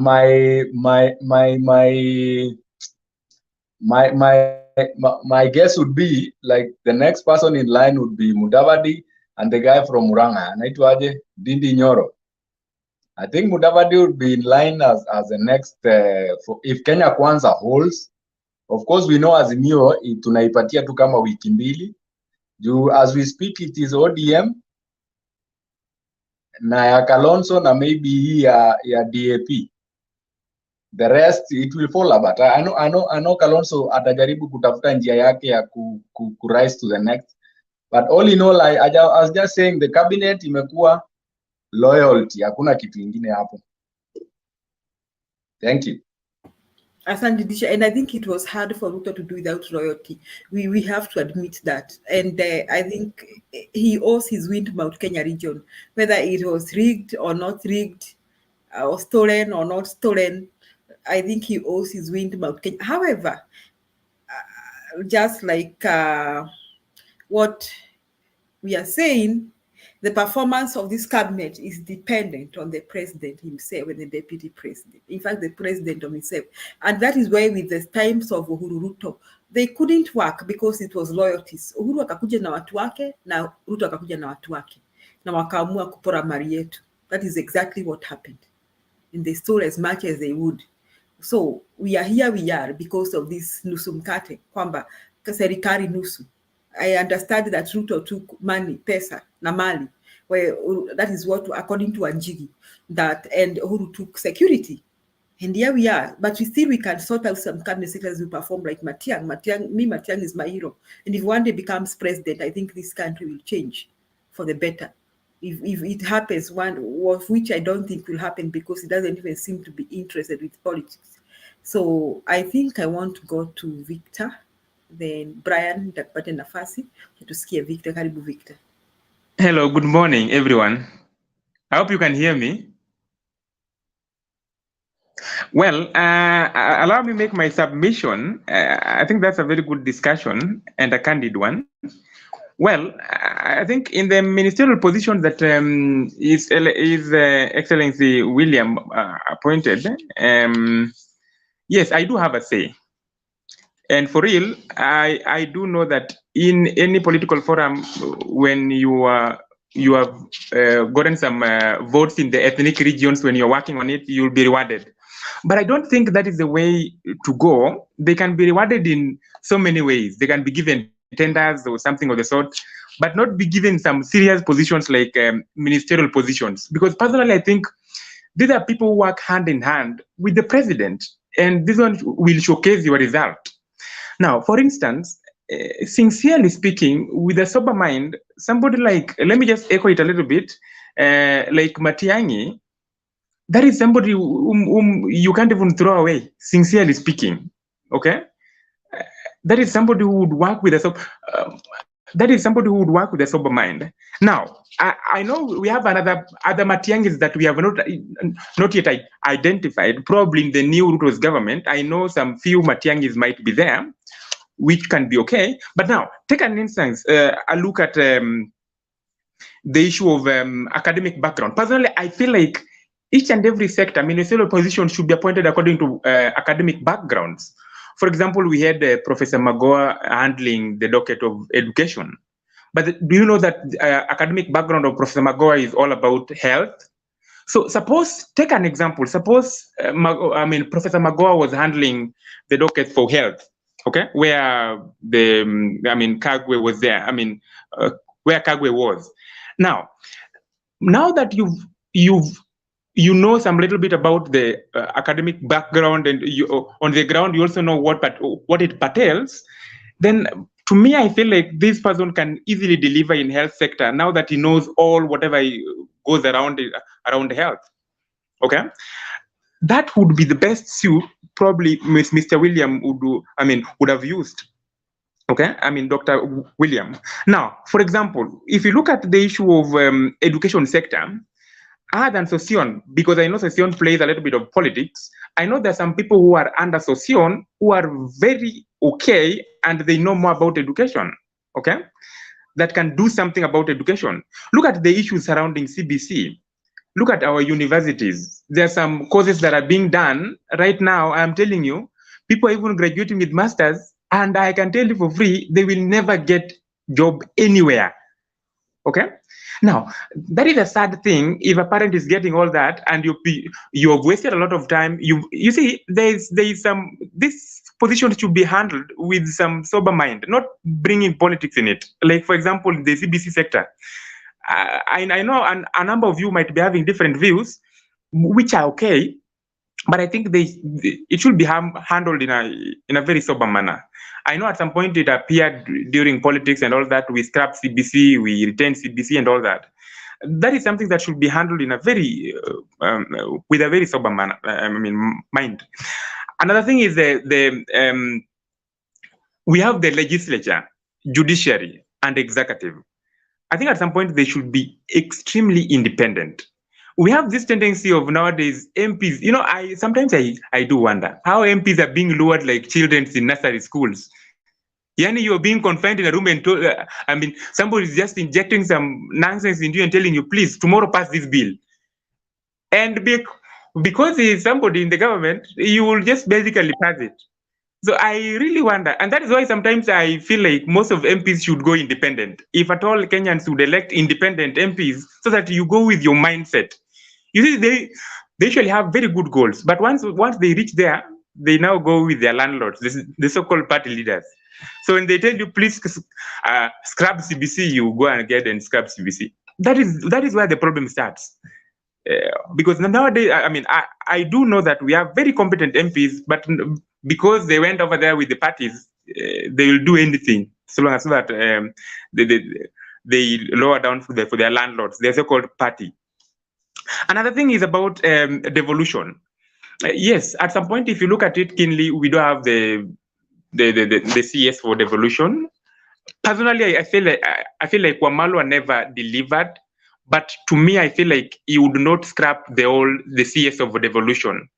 Okay, the only thing he would have done is probably bring another person who is competent enough to spearhead the devolution part. Because personally, I have a strong feeling, and you guys can also confirm this as well, that devolution has worked. That is the reality. Now, assuming that we had everything was at the national government, there are some places, counties that would be extremely lagging behind. But right now, you can see level 5 hospitals, level 4 hospitals, and even county roads. So there are a number of things that has really worked. So I think at some point you should not even try to scrap the devolution part of it. But if I look at it keenly, it is being scrapped in a slowly manner, because right now we don't have that docket. Another thing is about, I think the hustler narrative was just a political tool, because I have not seen the mama mbogas and even the youth. Yeah, there is no youth. Probably if I talk about youth, the only youth I would talk about, if we were to talk about youth, is probably the how do you call this guy from where there is floods? This one in the sports sector. I think he is now appearing to be the youth there. Okay, but sincerely, we don't have youth. So you see, they have scrapped it off completely. Now, if you look at the docket of sports, sincerely, sports has failed. I've never seen any CS of sports who has done any better. Now, this time around, we also have another one, which I can tell you for free, we will not see change, instead problems. Yeah, to me, I would be very happy when somebody like probably the athletes like Eliud or any other person in sports sector would be elected there. Yeah, that is just my take. I'm just giving you an example, not basically him, but it would make some streamline in that sector. You know, once you appoint somebody who knows something that goes around there, that would be. But people like Namwamba, I don't think if they'll deliver that much. That is the reality. Well, as I finish, I want to talk about the issue of security. You see, security is, there are some dockets here in ministerial positions that should be taken seriously. Right now, every time you go on social media, you must find that somebody was probably pointed a gun at and stolen some money and all that. People are being killed in the houses and all that.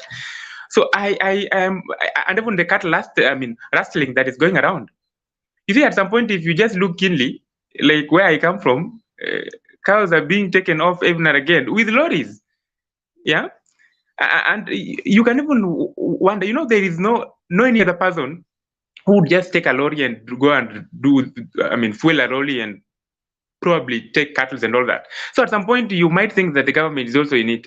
So I think there's some positions, there's some ministerial positions that should be taken seriously and with some sober mind. Yeah, if you talk about security, during recruitment, these are things that should be done away with, so that we can see they should be ethnic, regional balancing in terms of recruitment. Yeah. So and even handling of weapons nowadays, like in Nairobi, in where there are 200 people, you are likely to find maybe 50 or 20 or 10 having weapons, and they're not police officers. Yeah. So there's some things that should be. I'm really wondering whether these guys, most of them will work, because most of them are politicians. Yeah. So at some point, not unless it comes with a way of you work in the next 200 or 500 days, and if you do anything if you do any nonsense, you're being scrapped off like Uhuru Kenyatta did. Yeah. I think at some point you just give them time. If suppose you don't deliver, you would be scrapped off and somebody would be appointed in that position. That is my take. So we can maybe give them a benefit of doubt, probably to see how they would showcase whatever the positions they have been given. And if in any case they don't deliver, they would be scrapped off and we get some new people in those positions. Yeah. So that is my take. Thank you. Victor, that one is called hope against hope. Like I said, that this government will be run by one person and a few people who are very close, like 3 people. All these cabinet appointments, I don't think Kenyans should even pay attention to them.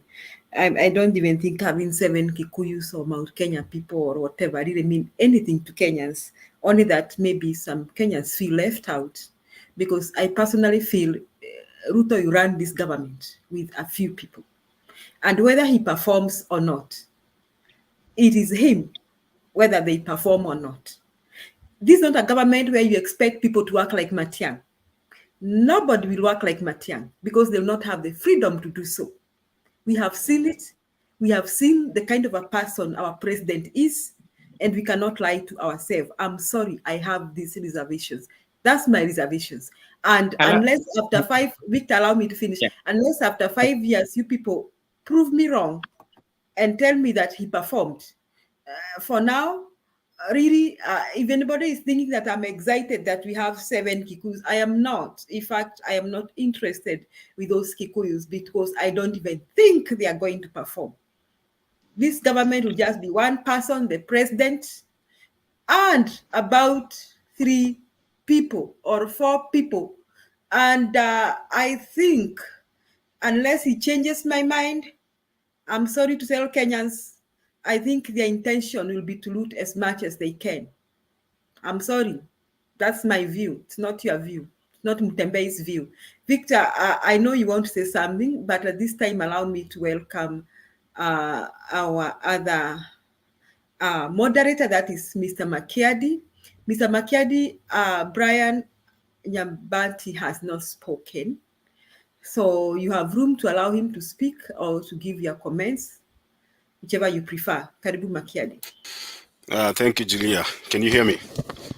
Let me give my comments first before I change roles. Let me say hi to all of you, Duke, Julia, Disha, Victor, and Brian. Now, there's the first issue here. I had people talking about the Supreme Court ruling, the detailed Supreme Court ruling. Duke, I realized you avoided mentioning that the Supreme Court gave an opinion that the IBC should not allow unauthorized people to access its system. I think that was very key to what the petition was all about. I think what the Supreme Court is trying to do right now is just to cleanse itself. It did a lot of damage to itself. It lost credibility in a lot of sense.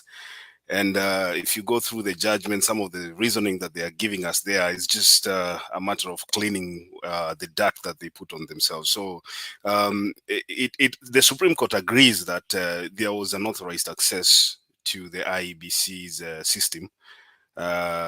But unfortunately, when they tell us right now that the IEBC should try and limit the number of people that are allowed to access their system, then it is not going to help anybody.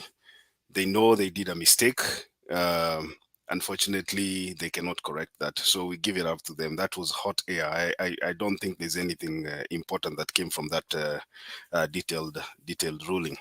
Now,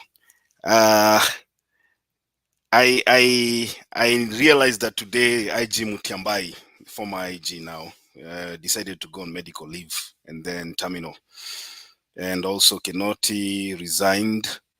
I think these guys are clever. They read the situation. There's no way Ruto was going to work with them after all the fighting that he's been fighting them for the past 5 years. There's no way that they were going to continue working with William Ruto. So I think it was a good decision for them to do that, because if you resign, you go home with your benefits, as compared to waiting for you to be fired. Because if you get fired from your job, you lose all the benefits that you could have accrued from your service in office. So that was a brilliant decision. Wacha waende wakae nyumbani wakule benefits zao. Let the president appoint his IG, so that if the IG fails to deliver, then we will blame the president for choosing the wrong person for the job. Now, the big issue, the cabinet. I'm not so much interested on region balance. I don't think you can please everybody, but in choosing your cabinet, sometimes it's good to be serious. Moses Kuria, a tribal bigotry guy that has always referred to people from a certain community using certain terms, a person who is known very well for verbal diarrhea. Let me ask you guys, huyu Moses Kuria ni pombe atazuiwa kukunywa ama ni kazi atafanya? Are you going to get Moses Kuria from the bar umwambie ni minister? This guy is hey, I don't know what word to use. I don't know if he's going to change, but Moses Kuria bana, hata kama mnatuchezeanga saa ingine, lakini hii nayo imezidi. You can describe him as uncivilized, uncouth, and uncultured. This is a guy who drinks, and whatever he speaks, whatever comes out of his mouth, you cannot even listen to Moses Kuria speaking on TV with your kids around. I think, Julia, you've seen the video that Moses Kuria was being interrogated, or alikuwa anahojiwa na vernacular language. Na ni vizuri tu nyinyi hamsikii Kikuyu. Yale matope Moses Kuria anaongea mbele ya wamama na watoto ni maneno yenye haiwezi tajwa hata kwa TV. I mean that it's disgusting. I'm sorry, Makiadi. Anatukana mpaka mwenye kumhoji kwa TV mwenyewe, and it's live. You've heard this guy, you've seen this guy, what this guy said during the campaigns when he was drunk. I don't know, labda ataombewa huko State House kwa one of these upcoming prayer meetings abadilike, but this is a joke. Now unatoka kwa Moses Kuria unaenda Duale. You know, if you give Duale the Ministry of Defense, a friend of mine was joking here, saying that now it is the right time for our soldiers to come home from Somalia, because the owner of the terror group has already taken what he wanted. So we do not have any other function. We have no mission in Somalia. We should bring our soldiers home. Duale alituambia atatuletea list ya finances wa Al-Shabaab. So he knows who the finances are of Al-Shabaab. Sasa ndio tumempatia Ministry ya Defense aende angangane na Al-Shabaab. That's a good, I think that was one of the best picks for the day. Duale ni kama kutuma mwizi ashike mwizi mwingine. That was a good, hapo ninapatia William Ruto kongole, hapo aligonga ndipo. Haya, tuende kwa Muturi. Muturi was a failure. Muturi kwanza akiwa magistrate alishtakiwa. Muturi amekuwa the worst speaker, the worst of all speakers wenye tumewahi kuwa nao kwa Kenya. The bure kabisa. I've never seen parliamentarians fighting in parliament except under the tenor of Muturi, Justin Muturi. Sasa he's been promoted to Attorney General. I think he's going even to be worse than Kihara, the present Attorney General right now. Moving on, Linturi. Oh my goodness. This is a guy mwenye alishikwa kwa room ya watu huko akiwa uchi na towel. Hata ajui mahali yako. Yani Makiadi, these guys have corruption scandals, have profanity scandals, have hata morality scandals, and then Mise, tafadhali naomba mtu alete Mise back. Mise is one who was talking about integrity in this cabinet. Linturi is the guy mwenye alishikiwa kwa hoteli ya watu huko akiwa naked, anaulizwa ulifika hapa namna gani, anasema yeye hata ajui, and he's in bed with somebody's wife. Anaulizwa wewe hujui room yako, anasema yeye hajui. Na unaulizwa ulikuwa kwa room yako, was there somebody in your room? Yes. Na umefikaje hapa? Mimi sijui. Sasa that guy with the same scandal, there's so many things ambayo Linturi amekuwa accused. There's a court that gave orders for a body to be exhumed. Sijui kama Julia unajua hiyo. Yeah, it is still iko connected na this guy. Linturi guy, mythical Linturi guy. Is the same guy ambaye koti leo imesema sasa finally hawakuwa na ndoa halali na ule bibi yake mwenye walikuwa wamevurutana mpaka wanaenda. There's a big story about these guys. Oh my goodness. Linturi is just another comedian. Now Linturi sijui amepatiwa Richard, can I ask you a question, Richard, as you continue? Hold on. You get your time. Just a minute as you continue, Richard. Just a minute. Hold on, Nyambati. Hold on. The moderator is here. If you want to ask a question, you go through the moderator. It's okay, no problem. Yeah.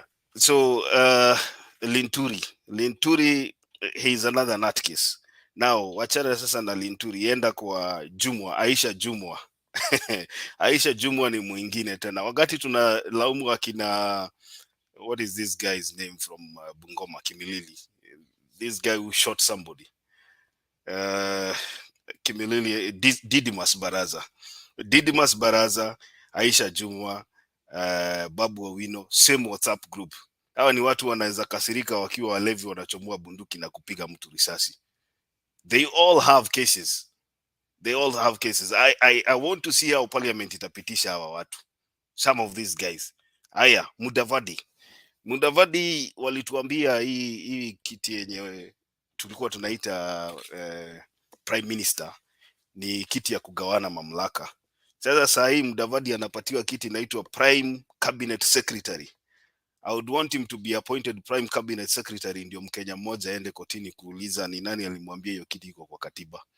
Because this is the same thing that the BBI was supposed to address. They said the BBI ni ya kugawana mamlaka kwa dynasties. Sasa saa hii Mudavadi ndio huyo ako hapo anapiga makofi akiambiwa atakuwa prime cabinet secretary. Is he going to be vetted also? You people should tell me. Do we vet a prime cabinet secretary? Because this one is one of the situations that our country has never been in. Is he going to go to parliament to be vetted also? And if they vet him, will they vet him as a cabinet secretary or a prime cabinet secretary? Because I don't know. Perhaps nyinyi mnajua hii maneno. Professor Njuguna. In 2011, Professor Njuguna Ndung'u, the Kenya Central Bank governor, was the least effective policy maker in Africa's emerging and frontier markets this year. He trailed his peers on the continent for failing to spot and act against rising prices pressures and then presiding over a stunning collapse of the Kenyan shilling. Now, when this guy was the central bank governor, when the inflation shot into double digits, the shilling tumbled from 80 shillings per dollar to 107 in that same year in October. At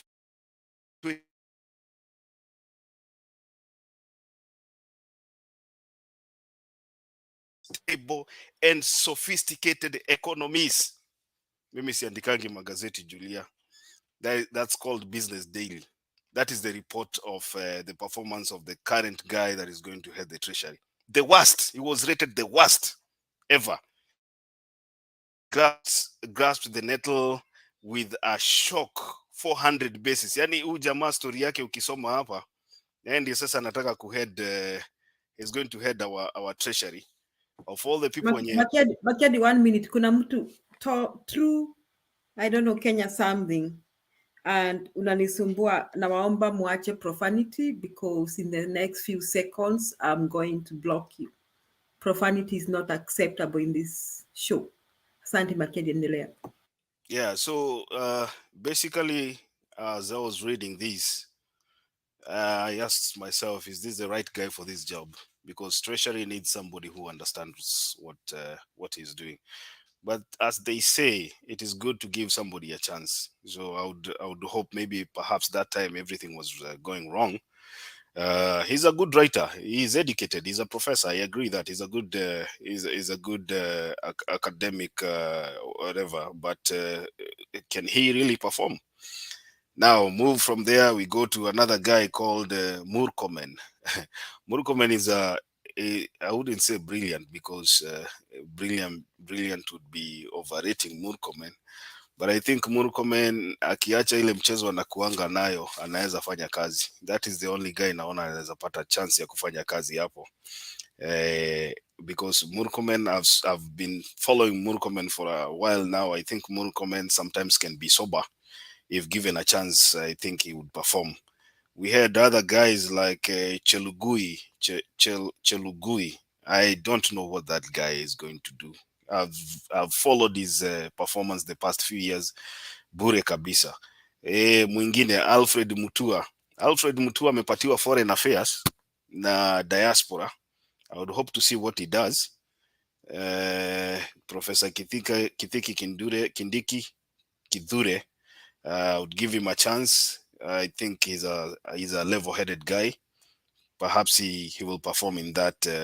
And then the rest are just newcomers. I think Alice Wahome. I would want to see Alice Wahome, given a chance. Mashogu. Mashogu has big shoes to fill because education is where most parents are crying right now, with the CBC and everything. So I hope he deals well with the stakeholders. Generally, the likes of Ababu na Mwamba, they've been there before. As we stand right now, the sports ministry, especially for the lovers of soccer, we are banned. We cannot play in FIFA games anymore. So the sports ministry is messed up. I hope he comes up with new policies because he has been there before. I hope this time round he has something new. There's another guy called Davis Chirchiri. We should look at the ministry that Davis Chirchiri has been assigned and ask yourself why he's going back there. Energy and petroleum. Go find out yourself. Utajua ni kwa nini amewekwa hapo. So the rest of the guys are still new. Let's hope they perform. But having said that, the 50% women appointment to cabinet was hot air. We told people here, but some of them did not believe us. It is just another campaign slogan that is used out there. And then when it comes to actually fulfilling the campaign pledge, it fell short. Julia, I would just want to say, I don't expect much from this cabinet. I don't expect much. And I believe one day we will see Mudavadi na Gachagua pale Harambee House nje wameshikana mashati wakiulizana nani mkubwa wa mwingine, but what do we know? We are just here. Sisi tulipoteza kura. Kazi yetu ni kupiga kelele. Thank you, Julia. Back to you. Asante Makedi. Me, my take is this cabinet is just hot air. And there's only one cabinet secretary, the president himself and him himself alone, and a few other 3 guys. Asante Makedi, I think you'll allow me to invite Brian, and then after that, utaendesha hili gari. Karibu Brian. Julie, thanks for the chance. On a light note, I see the term the one Richard is using. I'm convinced Richard is speaking from the Azimio perspective. He's speaking like an Azimio member, not a neutral. He's not a neutral. He's actually speaking from the Azimio angle. Anyway, that is on a light note. Now, Julie, I heard Richard saying he's trying to vet Mitika Rinturi with the terms of marriage. Is he legally married with these immoral behaviors of the past? I don't know when someone is marital status was a qualification for one to be nominated or to be appointed as a minister. So for that one, I want to disagree with Richard. Whether Mitika Rinturi is legally married or not, marital status should not be the qualification for one to be a minister. As long as one is going to perform, then he is, for me, he is qualified to take that post. Another point I had you. There's a guy who was actually left around 30 minutes ago. 30 minutes or so. He was saying of Nyanza is not well represented in this Ruto cabinet. I want to disagree with him. Kenyans, there's somewhere we are missing it. We should not be saying that Nyanza is not well represented, Rift Valley is not well represented. Every region actually can be represented, but the problem is the people who are being selected from these regions, are they going to work? We can even have a cabinet from one region, all of them from Nyanza, but they are performing. We can't complain. As long as they are performing, the economy is moving on well, we can't complain. You can't say that we should have ministers from every region. That is not a qualification. There is no place in the constitution where it said that when selecting cabinet members, one should consider all regions to be represented. No. As long as one is able to perform, that one has got no problem. So what we should be looking is the qualification. The people who are nominated, the people who are appointed by the president yesterday to take these posts as ministers, if they're able to work, well and good. And is it Duke? No, I think it was Victor. Victor, you are saying Matiang'i is one person who should not have been left out from this Ruto cabinet. I want to disagree with you. Does it mean there are no Kenyans who can properly work in that docket? Is it that now Matiang'i should be just a monopoly in that docket of interior? No.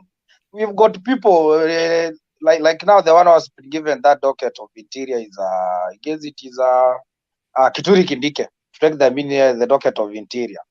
For me, as far as I'm concerned, I think Kindiki is a sober mind. If you see him, even when he was the deputy speaker in the assembly, he's got a sober mind. So let's give him a chance. You're complaining of Moses Kuria being given in charge of trade. I wonder why you're complaining of Moses Kuria. We have not given him a chance to work. That is the same thing. There's more guys who are complaining. Ruto, when he entered into office, he never finished even now. He around 3 to 4 days. And then Azimio, you starting complaining, the price of unga has not been reduced. The prices of the fuel is going up nearly to 200 now shillings in Kenya. So you should give someone a chance to work. Ruto said in 100 days, he could have done 1 or 2 to 3 things. So let's give him a chance. He's not in office even for one month. And we are complaining. So we should give the leaders who have been appointed a chance and see how they perform before we can complain. You are complaining of Aden Duale. You're saying Aden Duale is not fit for the post was given of defense. But you're not giving us reasons as part why. Aden Duale, if when he was a majority leader in parliament, if you could have seen him when he was chairing motions in parliament, he's open mind. Let's just put our political difference aside. If you are Azimio, you are in Kenya Kwanza. Let's just look at the personality of the person who has been selected to work in that docket. Actually, if you can see Aden Duale, personal interest aside, Aden Duale is sober, is mature. Let's not criticize the cabinet that has been selected by William Ruto. Let's just give them a chance to work. There were new moderator, Richard. I think that is all I had to say for today. So let's not just be saying this region was given this docket, this region was left out. We should say, what we should be saying is the personality of the person, not where he's coming from, which tribe was that. No. If the person is going to work in that docket, well and good. Even if you could have decided to put all the cabinet ministers from Rift Valley, as long as they will work, as long as Kenya is going to move the right direction, we should support that. We don't want a scenario whereby he elects ministers from all the regions and then they're dormant, they don't work. So that is what that is the point you're missing. Let's just discuss the personality of a person, not where he's coming from. If the person is open to work, well and good. Yeah, that is all I have, Richard, for now. Okay. Thank you so much. Hold on, my brother. Thank you so much, Brian Nyambati. I don't know where you're getting the information that you can appoint all cabinet secretaries from one region as long as they perform, and you believe that one is okay. I don't know which part of the law you're getting that from, because if you It's not the part of law. Richard, just a minute, kindly, if you may allow me. Just a minute. I never said the law allows him to select from one region. What I said, there is no part in the constitution that says when selecting a cabinet secretary, the only that you should consider all the regions. No, the president is in charge to select the cabinet, the cabinet, but he is not barred from like he should select from this region to this region one. No, as long as what I'm saying. As long as the ministers in office are going to work, I'm okay with that. Huh? Na umezima kamera tena. What happened, Brian? We can't see you. Haya, ni kama ametoroka, lakini sawa. Victor, dakika moja alafu tuende kwa Stone PK. Asante. You see, one thing, allow me object a little bit, but one thing I've noticed is that, once I had all the conversation, at one point, I think it's very important before one talks, you have to make your submission. And I'm very sorry to say that Brian has not made any submission. The only thing is Brian is only picking points that people have made, and is also trying to negate them. One thing is that the number of things you said, Richie, that are very candid. You talked about even at some point you even quoted some newspapers or something, some writing from the newspaper. I don't know whether it is today's newspaper or yesterday's. You see, you already have something candid, and you also said that you never even participated in writing the newspaper. So there's some things you're bringing things with some informative. And you see, the problem with Brian is only speaking from, I think he's the one bringing politics in it. He's the one bringing his side where he's supporting. He is not neutral enough to talk about his submission. So all his talks, I've not had his submissions at all, sincerely speaking. He's only been pointing fingers at one point or the other. But then all in all, we also respect his decision as well. That is my take, Richie. Thank you so much. I would have wished to hear his opinion on this statement that say the appointment should reflect the face of the nation. I don't know kama hiyo kizungu inamaanisha kitu tofauti kwangu, but Stone PK, karibu. Oh, thank you so much. Am I audible, Brother Makiadi? Yeah, you're okay. All right, thank you. Let me say jambo to all the panelists. I'm seeing Duke there, I'm seeing Victor, Disha, and Brother Chuka. Oh, Chaka, karibu sana bro. Vizuri nimekuona. Nafikiria tumeingia kwenye nini pamoja. Mimi nilikuwa pia nimeshikana sana. Although I've been following for the last, I think, 4 hours. Today, honestly, I'll begin by saying, for those who say Kenyans are very smart, I think if they continue listening and following some of the discussions we are holding on this TV about Ruto's government, they will start thinking twice, sincerely speaking. We are not exhibiting smartness. We are not exhibiting brains that have really been, kind of given proper sharpening. And my point is supported by, I don't want to enumerate all what has been going on. I mean, people have been listening. But when you listen to what we've been saying today, sincerely speaking, by all standards, we are not smart. If we were to be measured by the discussions about today's Ruto and the government and all that, there's no smartness. Someone will be very worried. And it has been summarized by Nyambati. You wonder whether such a person went to any school, honestly. And I'm being very fair. I've been a teacher for a very long time. I have the patience of people coming ignorant, and you vow to try and remove that. Manake mwalimu kazi yake ni kutoa ujinga. You get somebody who is really mjinga kabisa na unajaribu unang'ang'ana na yeye mpaka anapata kitu. So teachers have got a lot of patience and judgment. What Nyambati has exhibited is unfortunate. It is terrible. As much as we say you respect kila mtu, for me, I don't respect when you spill. Ukispill ujinga, siwezi kurespect ujinga mimi. Nakwambia tu hiyo ni ujinga kabisa ama ukumbavu.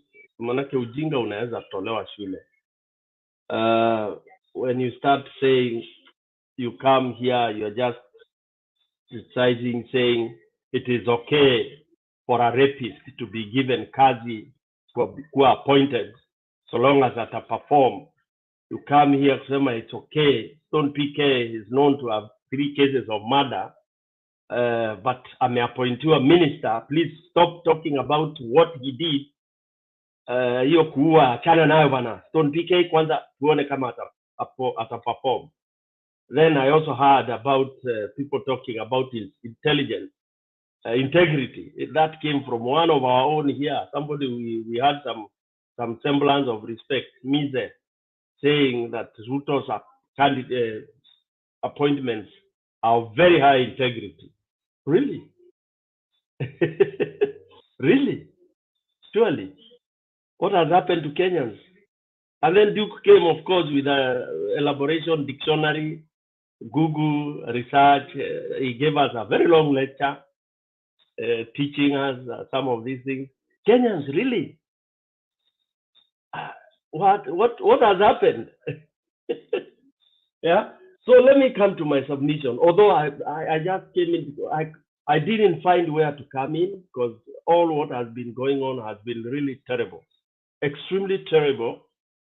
That Kenyans can sit and say, wacha hawa murderers na waizi tuwapatie muda waongoze watadeliver.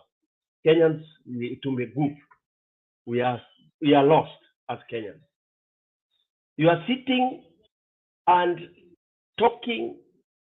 I even heard people here saying Kenyans are happy. They are okay. Kenyans are peaceful, wana amani. They are the best in terms of election. Really? You guys, you are provoking Kenyans. I'd rather UDA people, munyamaze tu mukule hiyo kitu mumeiba. Don't talk those nonsense, man. UDA guys, just know hiyo mumeangukia, muliiba.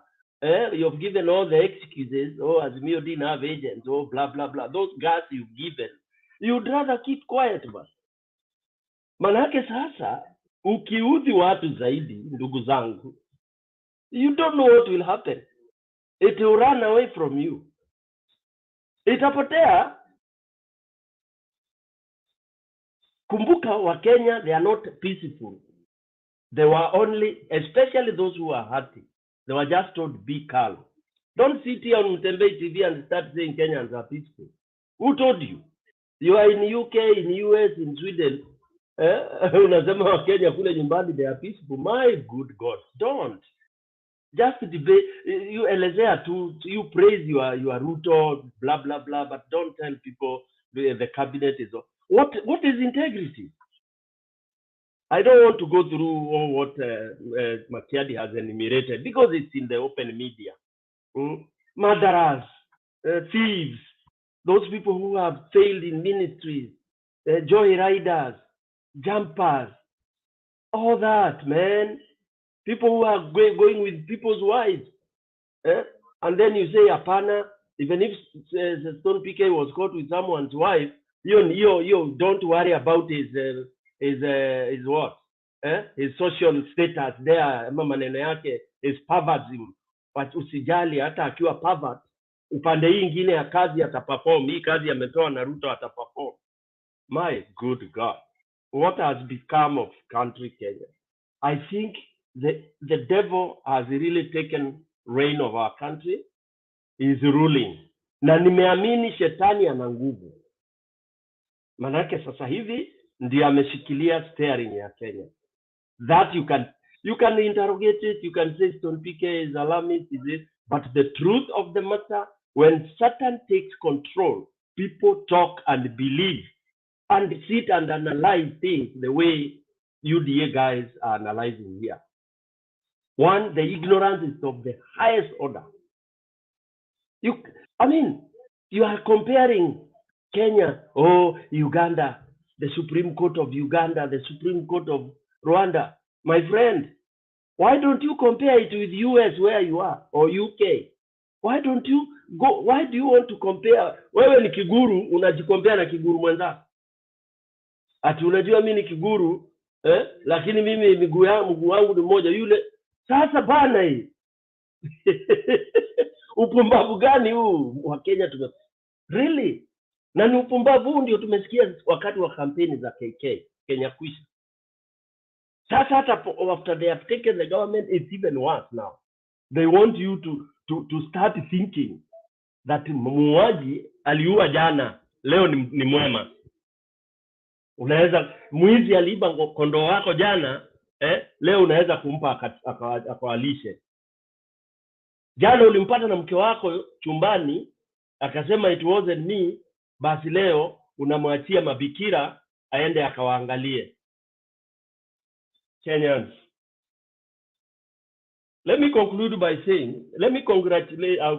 congratulating Mr. Ruto for what he has done, because this is what we expected. When you are the prince of corruption, prince of all the illicit on earth, you want to bring those who are like you so that you continue doing what you're doing. If you are a rapist, you want to walk around with rapists. If you are a thief, you want to sit around in a table discussing how you are going to steal. You can't sit there with the saints. So what did people expect Ruto to do? I would do the same if I was Mr. Samoei Arap Ruto.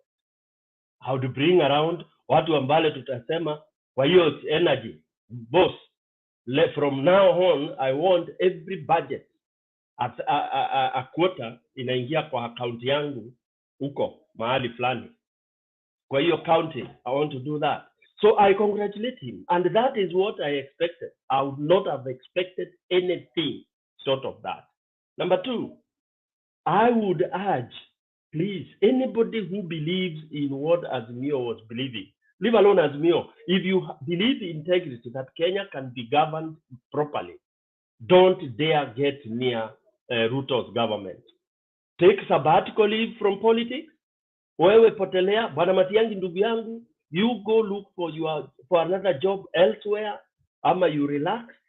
Anybody else who feels that he cannot, rather Kenya can be governed differently, don't dare, even if you are lured, because sasa vile watafanya wataanza kuvuta wale watu wazuri so that they get excuse. Watakuwa kama nguruwe, they want to pull you into the mud so that you are like that. So that's number two. Number three, I would want to tell Kenyans that Ruto, when you are seated there hoping that, now maendeleo itakuwa mashinani and all that. Ruto does not believe in that. Ruto does not believe in the Constitution 2010, which says we devolve development. How can he believe in that? Pesa ziende mashinani, hapa juu, what will they loot? There will be no money to steal when you put all the money to the counties. So he has to kill that. And he has begun by killing the 2010 Constitution.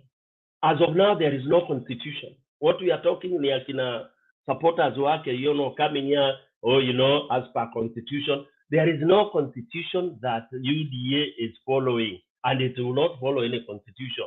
You can bank that if you want, because you kill the Constitution by demolishing Judiciary. You kill the Constitution by demolishing the Parliament. You kill the Constitution by demolishing the president, the executive, when you hijack it and take it by force. What have you done? Then you enter there. How will you will claim to have followed which Constitution?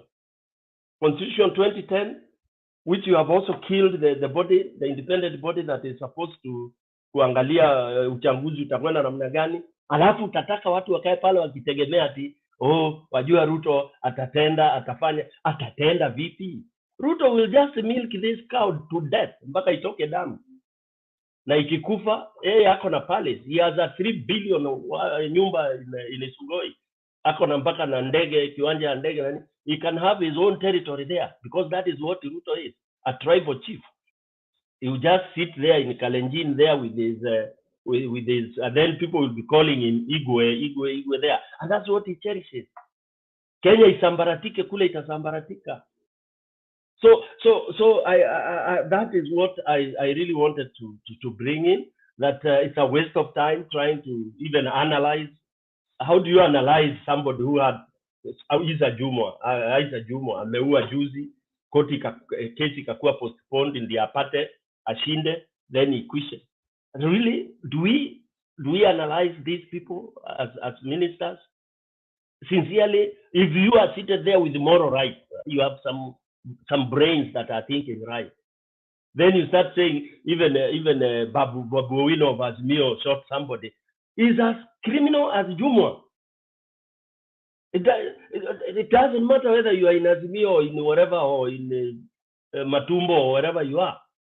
You killed a Kenyan, equal with the Baraza. Tuache huo ujinga hapa ati Kenya kwanza, you are really a disgust. Whoever kills a Kenyan is criminally culpable. Don't come here trying to tell us, that even Azimio has murderers. Yeah, if Baba had taken seat and then we have people like Akina Babu Owino going in there before the case, we would also talk the same. Yeah, so basically it is a sham, and we should not expect anything much. And I'm happy the way it's happening, because we have very young Kenyans who know nothing about bitterness and about unfairness, political thing. All what they discuss here, they're exhibiting high level of ignorance, because they are the ones saying, wacha tungoje huyu madara ata-deliver. When you talk like that, it tells you really don't know what it means for someone to kill the other, because probably none of your relatives has been shot point blank and died, so you don't feel it. We excuse the young ones. Makiadi, I'll be back. I'll be listening. Thank you. Safi Stone PK. Nilikuwa natarajia wale mabingwa wenye walipigania UDA akina Millicent Omanga, Margaret Wanjiru, Kiraitu mwenye alitutoroka dakika ya mwisho, akina Ongwae. I expected to see those faces. Akina Ketu Warugoro mwenye alikuwa nafikiria atachaguliwa kwa sababu ya kutukana Raila, kina Ndindi Nyoro, Malala, Jaguar, the likes of who else? I mean, I was expecting to see a lot of faces, but unfortunately, it seems that the cabinet was not a place for them. Chaka Mdune, karibu ndugu.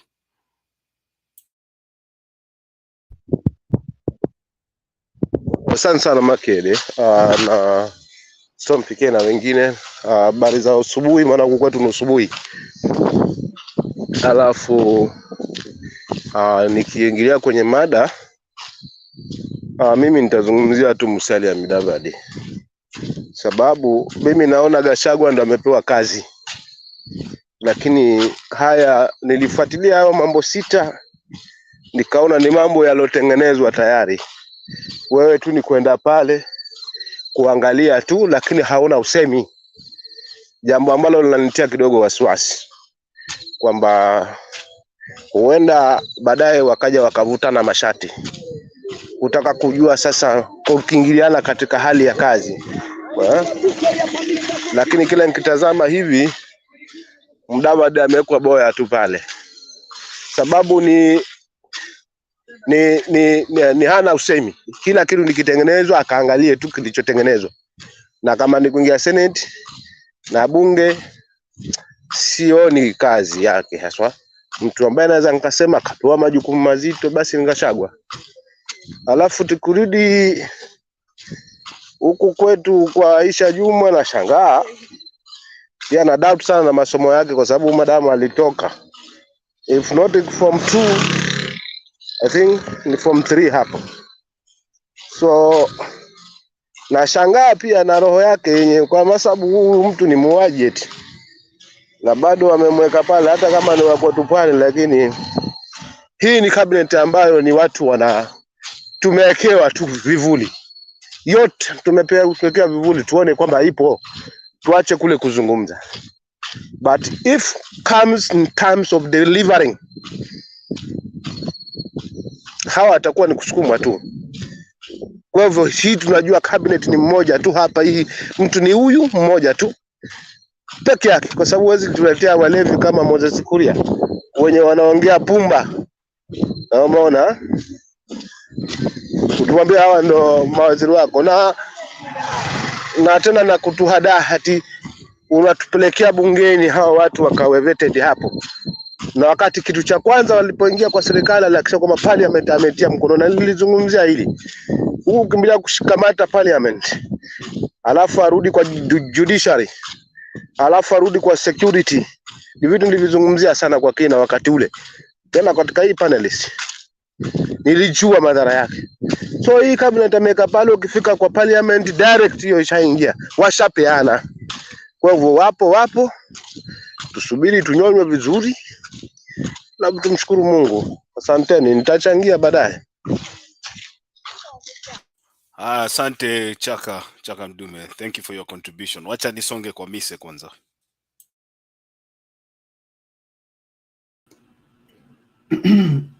Asante sana Bwana Makiadi, Victor, Stone PK,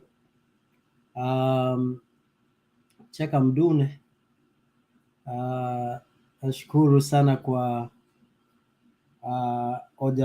hoja zako, hivi kwamba nawasihi mkae, ama kwanza ningependa kuwasalimia, ningeomba kwamba mchukue kiti mketi, mjitayarishe kwa hii serikali ya rais mteule Bwana William Samoei Ruto, maana ni a wonder, it's a government of wonder, kwa sababu wengi ambao walikuwa na mkejeli bwana ama rais mteule Bwana William Samoei Ruto, hivi kwamba katika ile kabineti yake ya leo imeonyesha kwamba kwa udhilifu kwamba rais ni mtu ambaye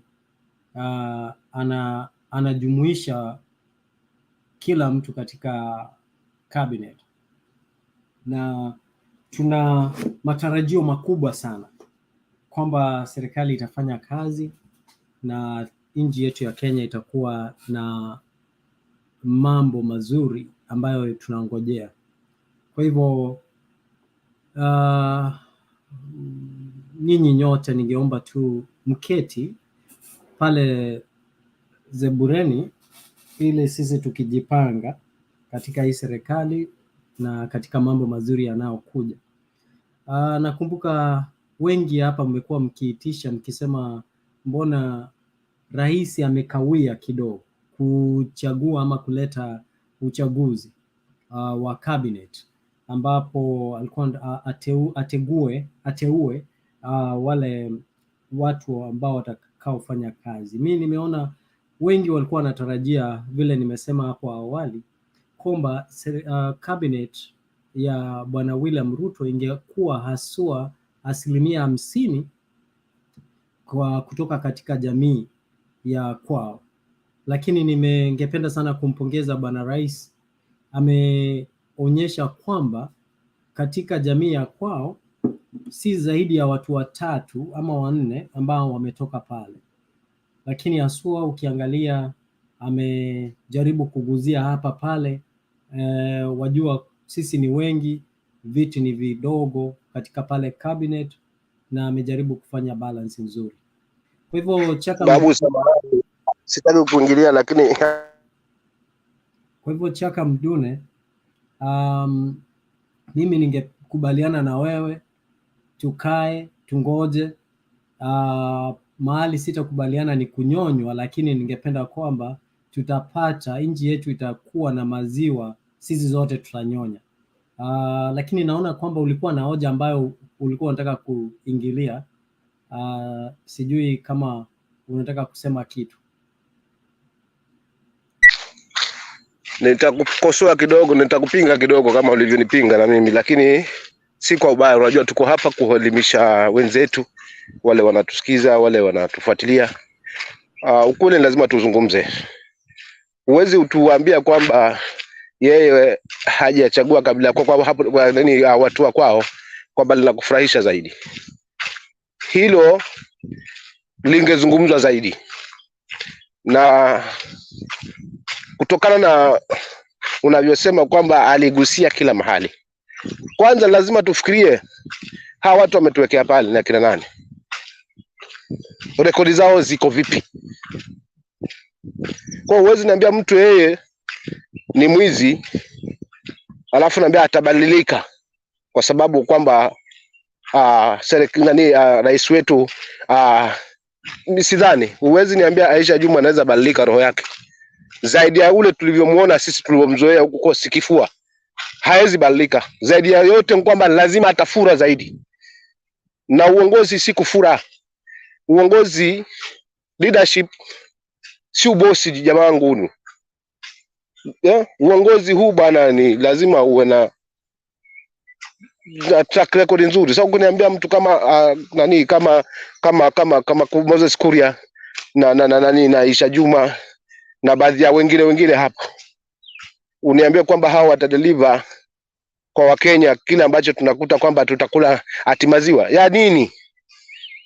Tusubiri tukubaliana na mimi, tutanyonywa tu na hakuna vile tutaweza enda mahali popote. Maana tukikimbia kwa koti ndio hiyo. Tukisema tunakimbia kwa parliament ndio hiyo. So sisi tujipange tu, tusubiri wamalize muda wao basi. Na lakini ikizidi kama hatutaona kudeliver Kenyans, tuamke bwana na tuseme hili hapana. Sauti tuko nayo, katiba inaturuhusu, na lazima tusimame kidedea, tusipotoshe watu hapa kwamba tunasubiri Kenya ya maziwa na nyama. Hakuna. Asante. Mimi natumai ulikuwa umemaliza. Nisonge kwa mwingine ama hujamaliza? Sikuwa nimemaliza, asante. Ila Chaka Mdune alikuwa anataka kuchangia. Kwa hivyo ningependa kusema kwamba ukweli, mtu akiwa mamlakani na akiwa na pesa, watu hufura. Kwa hivyo hapo unasema ukweli kabisa, Chaka Mdune. Na hii si kwa serikali ya UDA peke yake. Hata ukiangalia katika upande wote wa vyama na wanasiasa, hii tabia tumeiona katika watu wote. Kwa hivyo hii ni tabia ya kibinafsi. Hatuwezi tukasema kwamba ni kwa watu wote ambao wamechaguliwa pale kwa cabinet. Lakini tuna matumaini makubwa sana kwamba si wote ambao ni wabaya ambao wamechaguliwa. Na nchi yetu ya Kenya ni nchi ambayo ina misingi ya ufisadi, na hiyo misingi haipo katika serikali ya William Ruto peke yake. Hii ni misingi ambayo imekuwa katika serikali ya Kibaki, serikali ya Moi, serikali ya Uhuru. Kwa hivyo William Ruto sio wa kwanza wa kuweka hiyo misingi, ni misingi iliwekwa katika wakati wa serikali ya Kenyatta. Kwa hivyo hawa ambao wameingia, tunawasihi wajaribu kupigana na huo ufisadi. Hiyo misingi si mizuri katika uchumi ya nchi yetu. Kwa hivyo hatuwezi tukakuja tukiwaambia kwamba wale ambao wamechaguliwa kwamba wao ndio wa kwanza kuwa wafisadi. Ndiyo, hakuna mwanasiasa nchini Kenya ambaye si mfisadi ama ambaye ana rekodi ambayo ni rekodi ambayo haina madoadoa fulani. Kwa hivyo Mise, wacha nikuulize swali. Kwa hawa watu ambao wamechaguliwa, niambie rekodi ya Kithiki Kindiki yoyote, rekodi yake yoyote ya ufisadi, nitajie moja. Sijamchunguza, lakini najua kila mwananchi wowote wa Kenya akichunguzwa kwa ukaribu sana, utapata kwamba yeye kwa njia moja au nyingine ana ufisadi. Yaani hiyo ni tabia yetu sisi yenye ya nchi ya kitu kidogo. Kwa hivyo wale ambao wamechaguliwa pale, tukiwapa nafasi, na natumai nina matumaini mengi sana kwamba watafanya kazi, na hofia kwamba hamna ambaye asiyekuwa na dosari. Haya, Stone PK, nadhani ulikuwa na swali ama alafu nikuje kwako Victor. Nina swali na nasikia nimechoka sasa, nitalala tu, manake nikizidi kukaa hapa akili itachoka. Nikisikiza watu kama Mize inachokesha akili kabisa. Eti Satano. Mize, do you really listen to yourself, bro? You know, it's amazing.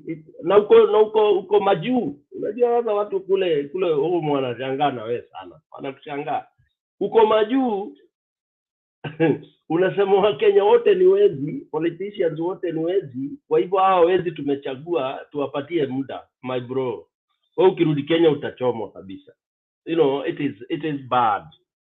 Kenyans, don't listen to the likes of Mize. It is bad when we are struggling to change. Mize, I'm sure you are not 20 years old. You are very already middle uko wewe ni baba, ni mzazi. I hope watoto wako ni wadogo hawakuelewi unapozungumza hivyo. Maana inasikitisha. It is so sad. Kenyans, if you can really talk like Mize, yeah, that we are all corrupt, so we should continue and give people chances. It is sickening. And I want, on that note, to address somebody by the name Geoffrey, who is on the other side there. I hardly address people who wale wanaitwa keyboard warriors. I hardly address them because I think they are brainless, most of them. When you stand there to insult others, why, when Stone PK comes to talk, switch off temporarily. Don't listen to my madness. Then when I finish, you switch on. Me and you, who is mad? Why are you listening to a madman? You become mad. Ukiwa mjinga, ukisikiza mjinga, you become a fool. But ukiwa mwerevu, unaerevusha mjinga. Like naerevusha Mize, and I'm not saying Mize ni mjinga. Mize tu anataka tu kukaa, kuonekana ana support UDA. I think amepromisiwa kakiti fulani. Mize, you are above what you are saying, my friend. We want you to go there and change things. Don't start by opening the sentence that all of us are corrupt. Kwa hivyo we tolerate, condone, tuwapatie muda. Where on earth do you do that? Uko ile hiyo nchi uliko, when you are caught insulting your child, you cannot even be promoted at your place of work, brother. How do you dare say that? We have to start by cleansing somewhere. Kama kidonda ni kichafu, kikuarugure kabisa, kianze kupona, kivuje damu. Don't be tolerant, my brother. Don't say that, tumpe Ruto. Ruto has goofed. And he has goofed because he's a thief. It is simple as that. Don't tell us to have hope. We have no hope when we see what he has done. When we see the Jumos, when we see the couriers, when will courier begin to even practice what he says he studied at Nairobi University? Really, he says he's in business, he's all, I mean, whatever he studied. When will he deliver that? And when will he be in the bars insulting people? Kenyans, we have so many learned Kenyans and people with some semblance of integrity, my friend. Even if you are appointing your psychopath, you can get some other people who can become your real supporter, even if they may not have been really for you, so long as you are showing some cleanliness. But for Ruto, he can't get clean people because we know him. You know, some of us are not toddlers. We have seen, and some of us maybe are Ruto's age, so we know him in college. We know him during KANU YK, what they were doing. Some of us were already, maybe ndio tulikuwa tumepata makazi yetu ya kwanza. We know what was happening. So when we talk to toddlers like Geoffrey and others, labda Geoffrey ni mtu wa 90 or 2000 years, 2000. We know the sickness that it's going to be there. Yeah. So if you feel like you don't want to listen to some of us, you go and sleep. Thank you, Bwana Makiadi. All right, I'll move to Victor kwa sababu nilikuwa nataka kuuliza Mise swali na naona amepotea kwa screen. So let me give Victor a chance, then I go to Alex. Thank you so much, Bwana Richie. Thank you so much for the chance. Now, allow me make some few submissions. I think what is lacking from what I've just listened is, you might be having education and of papers and everything, but I've realized that so many people are educated, but they don't know how the government works. I know a number of people who does not know the roles of even a governor. Okay, they keep on complaining over the issues and they don't know the roles of a governor. Neither do they know the roles of a women rep, senator, and even a deputy governor, and so forth. So I think at some point, the public should be educated on the roles. Yeah, sometimes you would find somebody is complaining about probably issues of education in the county government, but there's some stakeholders. I mean, there's some points that should be channeled to the MPs and all that. So I think at some point the public should be educated on the roles of each and every position. So that they know how to approach these problems that they do have, probably in public forums. Another thing, right now, I do agree, and I made my submission earlier, that there are a little bit of some problems concerning the ministerial positions that were placed earlier. But then if I would back a little bit to go to the county government. So I think at some point now, our hope rests on the county governments, the governors that were elected. Now, it is very important for us to realize the problems that we do have in each and every county, and after that, because I do know that, and as well as you people also know that there's a way on how the public can participate in making submissions or on the county governments. So on the issues of security, health, education, and even nurturing talents, there are some of the things that now the government, it depends on the governor who are just elected the other day to now come with a way on how to showcase all these places and also put them into being so that our youths can get jobs and probably creation of factories. For instance, we have very productive counties. For example, let's look at a county like Homa Bay, where they do have sweet potatoes. You see, if sweet potatoes they set up a factory over there for maybe making crepes out of sweet potatoes, I'm very sure that county, I mean, that factory would employ a number of people, whether you are learned or not. Yeah. So our hope rests on the county, on the governor, on the county government, and in one or the other is about the factories, agriculture, health, and even the polytechnics. But now there is a problem, and if you look keenly, there is a serious problem, because most of the times these county governments, they are being fed with the national government, probably the funds, yeah, that at some point usually get how governors are crying and all that. And if you look keenly, I do agree with one of the panelists over here, though I can't remember who. I think this Chaka, if I'm not wrong. Chaka said that at some point, these positions that they were looking for, they had a reason for looking for those positions. For example, the COG. Okay, the COG right now is Madam the governor from Kirinyaga. I've just forgotten the name, Waiguru. So you can imagine when all the counties are crying for funds and all that, but the person in that docket is Waiguru. I have no problem with her, but now that she's on the other side, you see, at some point making submissions will be very difficult, even appearing on cameras and even talking about issues of funds and all that. And you do know what happened. So at some point now, getting funds to run the county government at some point is also a problem. You might be having a very good governor who is going to deliver, who is going to fight corruption, like the other day we saw with Governor Simba Arati. But I can tell you for free, the next time he is going to be fought. That one I'm 100% sure. So at some point, yes, we can. The most important submission that I wanted to make is we should educate the public. I don't know how this can come about, but the public should be educated on the role of each and every position. Because as I stand over here, I listened to this other guy, Mise. At some point, you know, critic is not negative. When somebody is critiquing you in any way, you only take the critic and now make it positive. That is what I usually understand. If suppose Richie is making a critic on me, I don't try to prove myself, but I only take that critic so that I can now iron it out. So, Mise, at some point, you'd had Stone talking about some critic. Kindly, you would basically take the critic positively and then iron them out so that you be now, when you're making your submissions, at least you make some submission with some meaning. I'm not trying to say they are meaningless. Thank you so much, Richie, for the chance. All right, thank you, Victor. Let me move to Alex. You know, Masiadi, good evening, Masiadi, or good night. I didn't want to come to the panel tonight. I was just listening from behind, and I was just enjoying the conversation before Ms. came.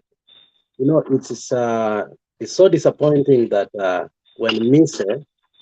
was addressing us, all of us, we were in the studio. This guy is so conniving that when immediately we started addressing him, he moved out. I don't know how myopic you are, because, and I'm not abusing you, Mr. Mise. I respect you, and you know very well that I respect you. But it's so sickening that the moment Victor started addressing, you moved out. But when you were addressing us, all of us were in the panel. It's not right to do that. When you address us and we listen to you, it is right for us when we address you, you stay in the panel. Otherwise, you look like a conniving person. But I don't think you're a conniving person.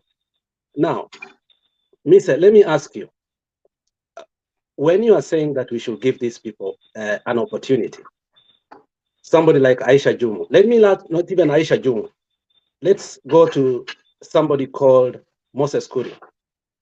The person who was advocating for substandard goods later on was banned in his whatever, I don't know where he was banned, because he claimed it was his feet, but I believe it was somewhere else.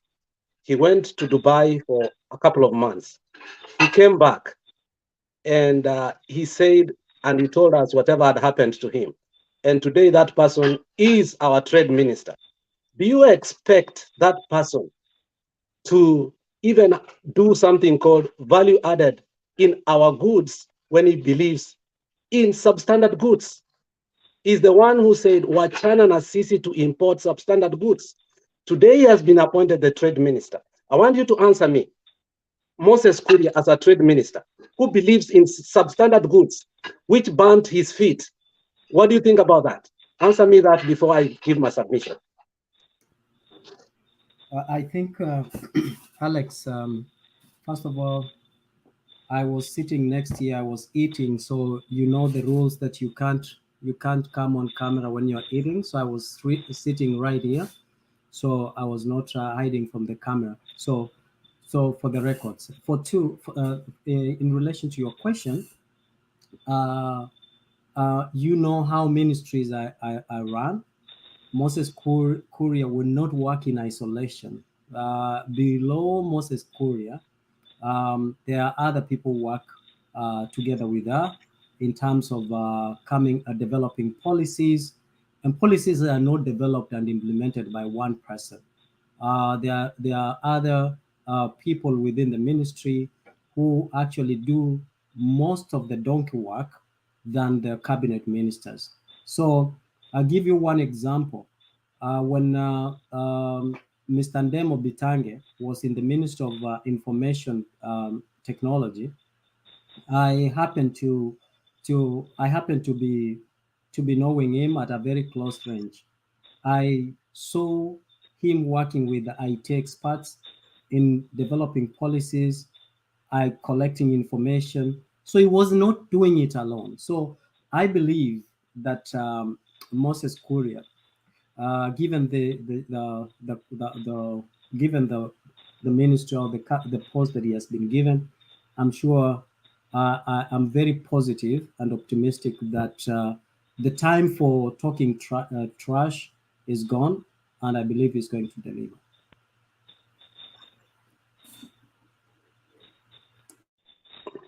So, Lisa, you see, I have started doubting your credentials, and I'm not going to lie here anymore. When you tell me that you think somebody like Moses Kuria is capable of working, somebody who hates a tribe to a point that he says that some people have foreskins should even be a minister in Kenya. Somebody who has said so much about a certain tribe, not only once, not only twice, even the court itself has come into questioning the very person. When you tell me that you believe the people, you see, I cannot even believe that Moses Kuria will respect the people that are down him so that they can work in harmony. If that's what you believe, I think you are in something called dystopia. Let me ask you, I don't want to ask you any question. It beats logic to me, Makiadi, when we are offered free education, free healthcare, 6,000, and the people refuse it. And the people who refuse it are not middle class. These are poor people. Today, people are opening schools in Kenya, today or yesterday. And the same very people start asking you for school fees. And then Mise is here trying to tell us that we should give such kind of people an opportunity. An opportunity when the same very people cannot even afford transportation, not even school fees, transportation to go to school. There is nothing that this cabinet is going to do, Mr. Mise. In as much as you may try to play here so humble, your humbleness here, and we are in our defense, we are hurting. We are hurting because of our love for our country. We are quiet not because we do not know how to talk. We are quiet because we want these poor people who chose the wrong choices to suffer enough to understand that the choices they made, they have consequences. Mise, don't come here and start lying to us that this cabinet has anything to do. What credentials does somebody like Aisha Juma has so that he can run even a ministry? Aisha Juma could not even run his own boyfriend, not even a husband. Aisha Juma could not even run a boyfriend, not even a husband. And you know that very well. They ended up very well. So, Mr. Mise, you are coming here masquerading as a lawyer, and I'm doubting your credentials, and I'm telling you, please, don't come here and lie to people. Just stay on the background. Thank you very much. Makiadi, let me say something. Alex, you know, I have not come here to represent you, okay? I have not come here as a lawyer to represent anyone. And that is something that you know, all of you, I listen to nonsense here. You guys coming here and saying or because I believe and support someone, then now you doubt my credentials. You know, Alex, I respect you, but I know also I equally. also respect you. Yeah, so if you respect me, you should know how to separate certain things. You know, I maybe I've also equally done your background, but I do not mix people's professions with the arguments here at the panelist, as panelists. But let me tell you something. What you Sure. are asking us is actually you're asking us something that is impossible. You're asking us that we should not come here and support the cause of the president because your candidate was defeated. So what are you My asking? candidate was never defeated. You are That's a lie. asking us. That's You a are fact. My asking candidate us. was never defeated. Now let's go back. Let's look at Moses Kuria. Moses Kuria. No. No, Wait. you give an example of Moses. Wait. I I was want us to listening when talk you were about my talking, Moses. candidate being defeated. Then I we'll was go to listening. Moses Kuria. I You are waited when lying you were that my talking. candidate was defeated. How was my candidate defeated? Hold on, guys. Can we have one person speak and then the other one? He better unmute their have mic? decorum that he purports Okay, to go have. ahead. Go ahead, So Bise. you came here and you gave a rundown of Moses Kuria and how he's incapable. If I look at the credentials of Moses Kuria, he is what? You look at the portfolio. Moses Kuria, he is a member of parliament. He was elected. He was the genius behind the Jubilee government formation. He worked as I think if I look at it, he worked as I needed to look at the job history here. He worked as a manager in 2009, Al Rahiji Bank of Saudi Arabia. He worked in Dubai as a chief operating officer. He was the head of BS process in Standard Chartered Bank.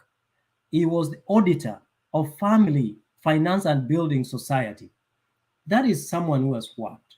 So you coming here and rubbishing his capability that he doesn't, as much as you think you don't agree, you guys come here and you want us to come here and listen to you lecturing us how your elections were stolen. You need to move on. It is not about professions. We have one president. The president is William Samoei Ruto. What he has chosen, you know, Alex, as much as you want to disagree with him, you will not change it. So what can we do? And I heard you, PK, Stone PK, you know, I have immense respect about you. And I've never spoken about anybody's career here. You panelists should be the last people to talk about people's career or professions. And let me tell you, you cannot change. And we are not in a court of law to argue arguments here. If you think I'm fake, you didn't sit down and did exam for me. I sat down and I passed a bar exam. So you coming here and making some character assassination, Alex, is actually retrogressive of you. I do not expect you to talk of the way you talk. Come here. I respect your opinion. I respect your argument. Let us argue. We disagree to agree. Whether you like Aisha Juma or you don't like her, she is the cabinet minister. What can you do about it? Utadu? She is. You can never be during the period of William Samoei Ruto. So let us give them time. All I was saying, Stone PK, is that we have a country that is bleeding. The country is bleeding from corruption. Every politician that we've elected to parliament, they have let us down. So you cannot come here and tell us, even Skidero, who was a staunch supporter of your Baba, if your so-called Baba, he was the governor of Nairobi. What did he do when he was in Nairobi? We have so many people who are also behind Baba. During the time Baba was the prime minister, what did he do? So let us not come here and pretend that we don't have corrupt leaders in Kenya. We are all corrupt. Nchi ya kitu kidogo. The moment we leave from that mentality of nchi ya kitu kidogo, that is when we will grow. Okay, Mr. I don't know why you want to generalize us. I am not corrupt. I have never taken somebody's bribe. I don't know why you want to put us all in one basket. And you should be very, very honest when you come here and talk about us. Because one thing that you should know is this. We have looked at the 22 names here, and we have not raised issues with some names. There are people that we've pointed out, and we said these people do not fit to hold public office. We are being genuine because they have a history. Some of them you know, and you've even mentioned them. I mean, Aisha Jumwa, you know the case of Aisha Jumwa. She has 3 cases: one corruption, she has another one murder case, and the other one I can't remember the third charge that she has in court. I mean, are we saying that it doesn't matter whether somebody has been accused or has been brought before the court of law? We do not respect the process of integrity in our country. We should just allow people to hold public office as long as they have been appointed by the president. Is that what you want us to believe? Why have we not pointed out Kindiki? Why have we not raised issue with the ICT cabinet nominee, Owalo? Why are we leaving out people like Mashogu? Why are we leaving out people like who else? There are so many people we've not talked about. The ladies, all the ladies. Why have we not mentioned Wahome? Why are we pointing specifically our fingers at people like Moses Kuria? Because you know how Moses Kuria speaks. You know what Moses Kuria stands for. You know how he's been talking about a certain particular community. And these are not secrets. These are not secrets. You've seen these things here. And so when we come here to raise genuine issue, it's not like we don't want William Ruto to succeed. If he succeeds, then the country succeeds. That's up to him, because he's the one who has the mandate. Whether he succeeds or fails, that's not our business. But as long as we're the taxpayers and we are people who pay these people to stay in office, to be in that office, then we have issues. When we raise issues, those issues should be genuine and those issues should be listened to. And that is what we are saying. So we don't care whether we lost an election or not. That's not here or there. That's a matter that is under the bridge right now. What we are talking about is the current situation and the people that are going to represent us as a country outside and inside the country to try and push the policy of the country forward. Let me give Chaka Mdune a minute first before I come to PK. Asante Makiadi. Kidogo hapa nitazungumzia kuhusiana na huu kaka Mise. Kwanza kauli ya kusema mtadu ndio kauli ambayo imetuangamiza kaka. Kweli lazima tuzungumze. Mtu kama hafiti mahali, please sikiza wenzako. Hakuna mtu hapa anamchukua mtu kwa sababu wote sisi ni wa Kenya. Nyinyi ambao mko diaspora na sisi ambao tuko hapa Kenya, sisi tunaumia. Na kama mahali tunakuta hapa na tunaumia, lazima tuzungumze kaka. Hatujaponti wote kwamba watu wote wa cabinet ya Ruto wote ni wabaya. Lakini tumezungumzia specific baadhi ya watu ambao wako na hiyo record yao, that bad track record. Mimi hata sijasoma kizungu kwenda mtanisamee. But ukija hapa mkianza kuzozana, this wewe ulishinda, tutamaliza mjadala hapa na ukweli hatutojua. So tukusema kwamba ndio tulipata serikali, kwa hivyo mtafanya nini? Mzee unatutonesha vidonda, kwa sababu serikali hii si kwamba ni serikali ilichaguliwa babu na wananchi. Huwezi tupumbaza hata siku moja ukaturegesha mahali tumekuwa na vidonda. Na ndio maana Alex ni mkali hapa. Wewe usijipige kifua kwa sababu umeshinda, no.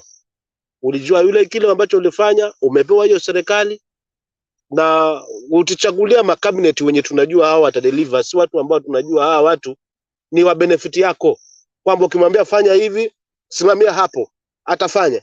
So unaturegesha back kwa mtukufu rais. Yeah, let me just address one issue. Black is asking me, Makiadi, do you want this government to succeed or not? Black, I do not vote for this government. So whether it succeeds or not, that's none of my business. As long as they do the right thing, then I will support them. When they do the wrong thing, I'll be on the other side of the trench. Stone PK.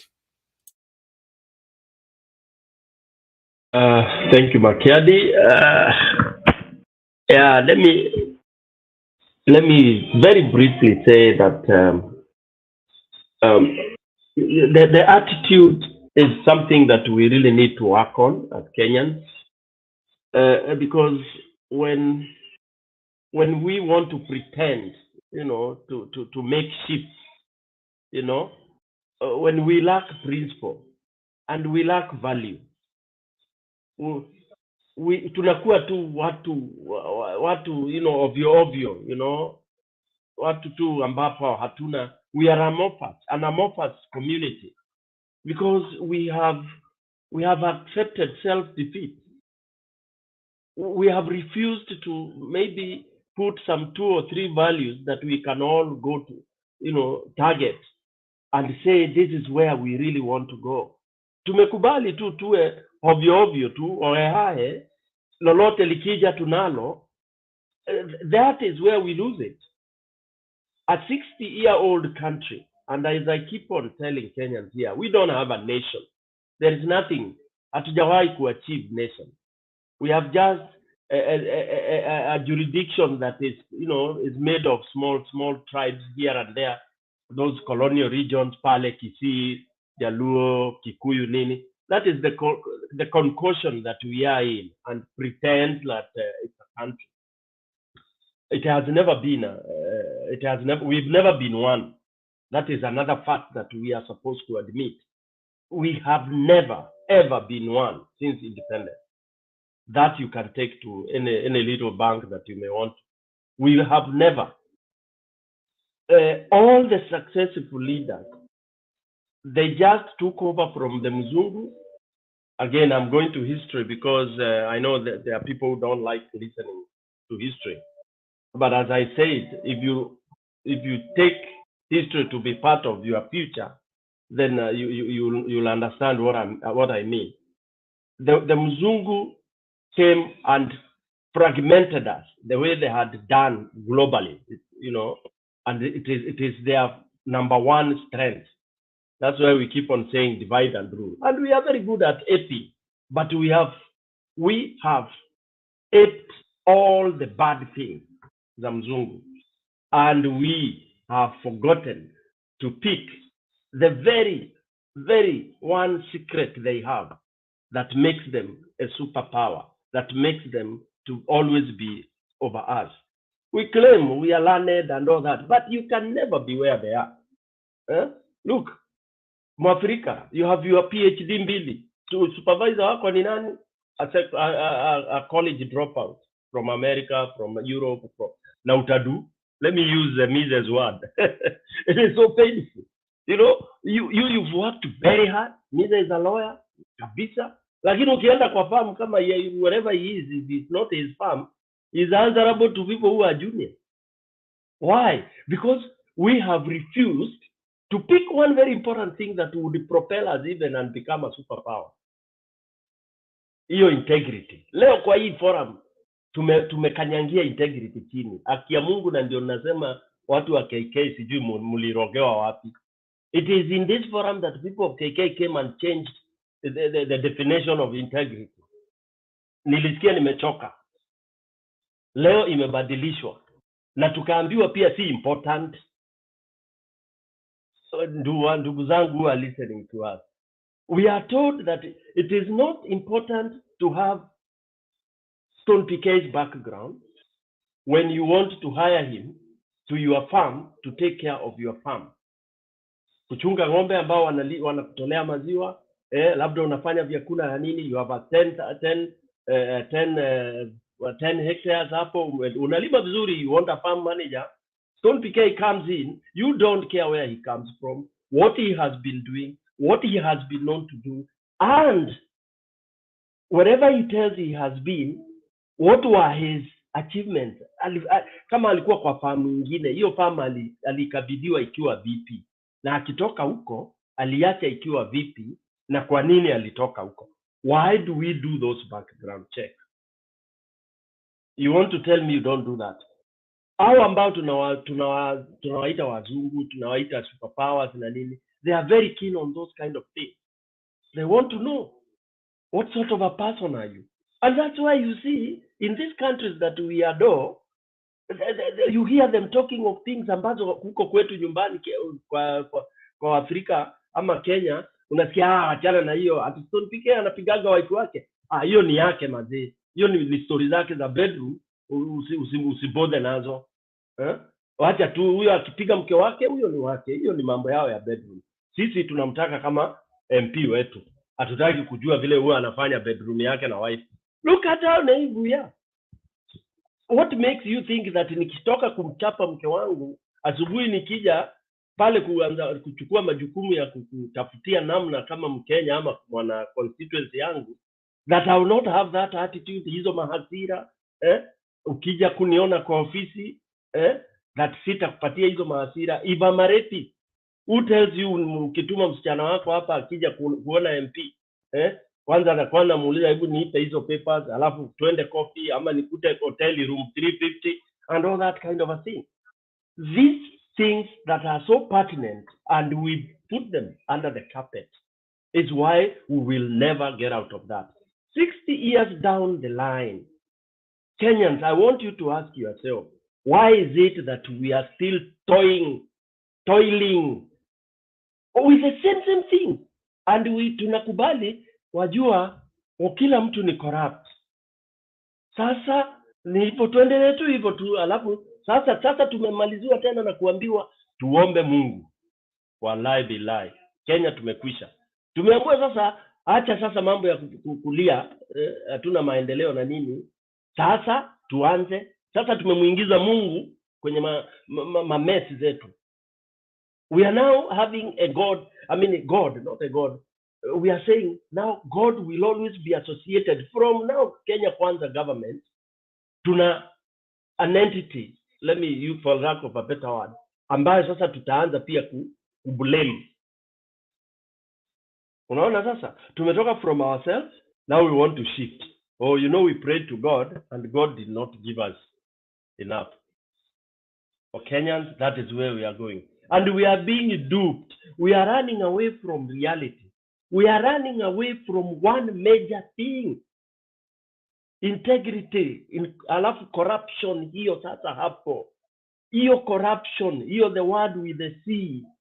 Hiyo the day you circumvent, me say you are a lawyer, my brother. The moment you start using other terms to describe hiyo, just know we are going nowhere. I know lawyers, of course. I can kill, I confess to you, and then we go, we put a case, and you'll fight very hard for me. But between you and me, you'll be knowing it's on PK matter. But you'll just be working very hard to make sure that I'm not hung. But does that stop me from being a murderer? It doesn't. Does that stop me from, if I get nikiingia in the same situation or something like that, I will not murder another person? I will not. As much as you say he proved beyond any reasonable doubt that he's not the one. He did the proof of the burden of proof, blah, blah, blah, that kind of a thing. But when we know all these thieves that we are talking about, most of them, wengine wameambiwa they have not stolen, they have been cleared, they have been cleaned, because the burden of proof or not, we are not able to prove that they stole. That's why we are saying Kenyans, because now the law cannot give you good governance when it is practiced by the lawbreakers. Haiwezi kukusaidia. That's why the Constitution 2010 yetu ni so nice, but it has not helped us. So when all that has failed, I want to ask Kenyans, what else should we do? Because it has failed up to and including what we are having presently. Thank you very much. Back to you, Makia. Thank you, Stone PK. Alex?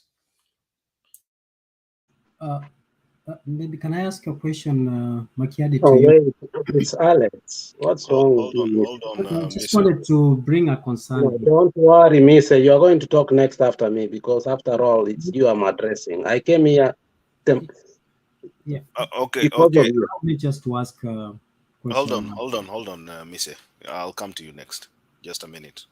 In the Greek mythology, we had gods of everything. We had gods of corruptions. We had gods of intimidations. We had gods of assassinations. We had gods of we had gods of everything. And me say right now we have God of room 350.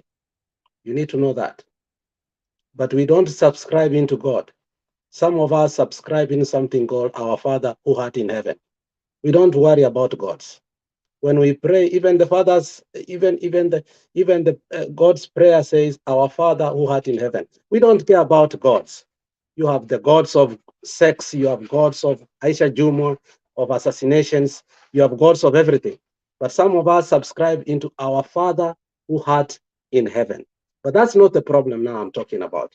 Makiadi, I want you to help me on one thing. Maybe I do not know the roles of cabinet ministers, because when Misa talked, he says there are people who are below the cabinet minister. I want you to help me, Makiadi and Stone PK, to tell me the role of a cabinet minister and the people who are below him. Who supersedes? Whose word is last? Why is the cabinet minister?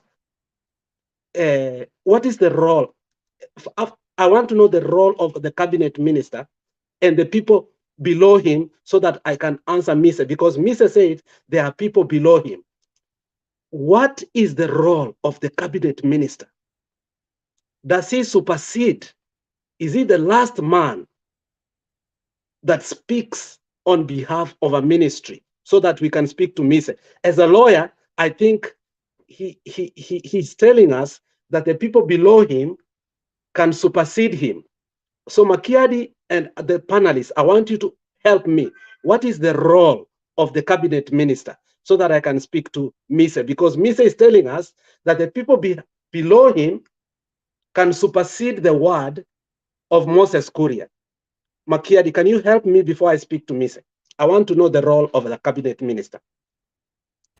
Yeah, I think that's a good question, and I wanted to add something there on top of that. Before we go on, I also want Mise, when you get a chance, you should tell us the difference between a state officer and a public officer. The difference between the two. I think that one will lead us to the right direction, so that at least we can address these issues that we're talking about when we talk about Moses Kuria and the likes of Aisha Jumwa here properly. So, Stone PK, you want to react to what Alex said?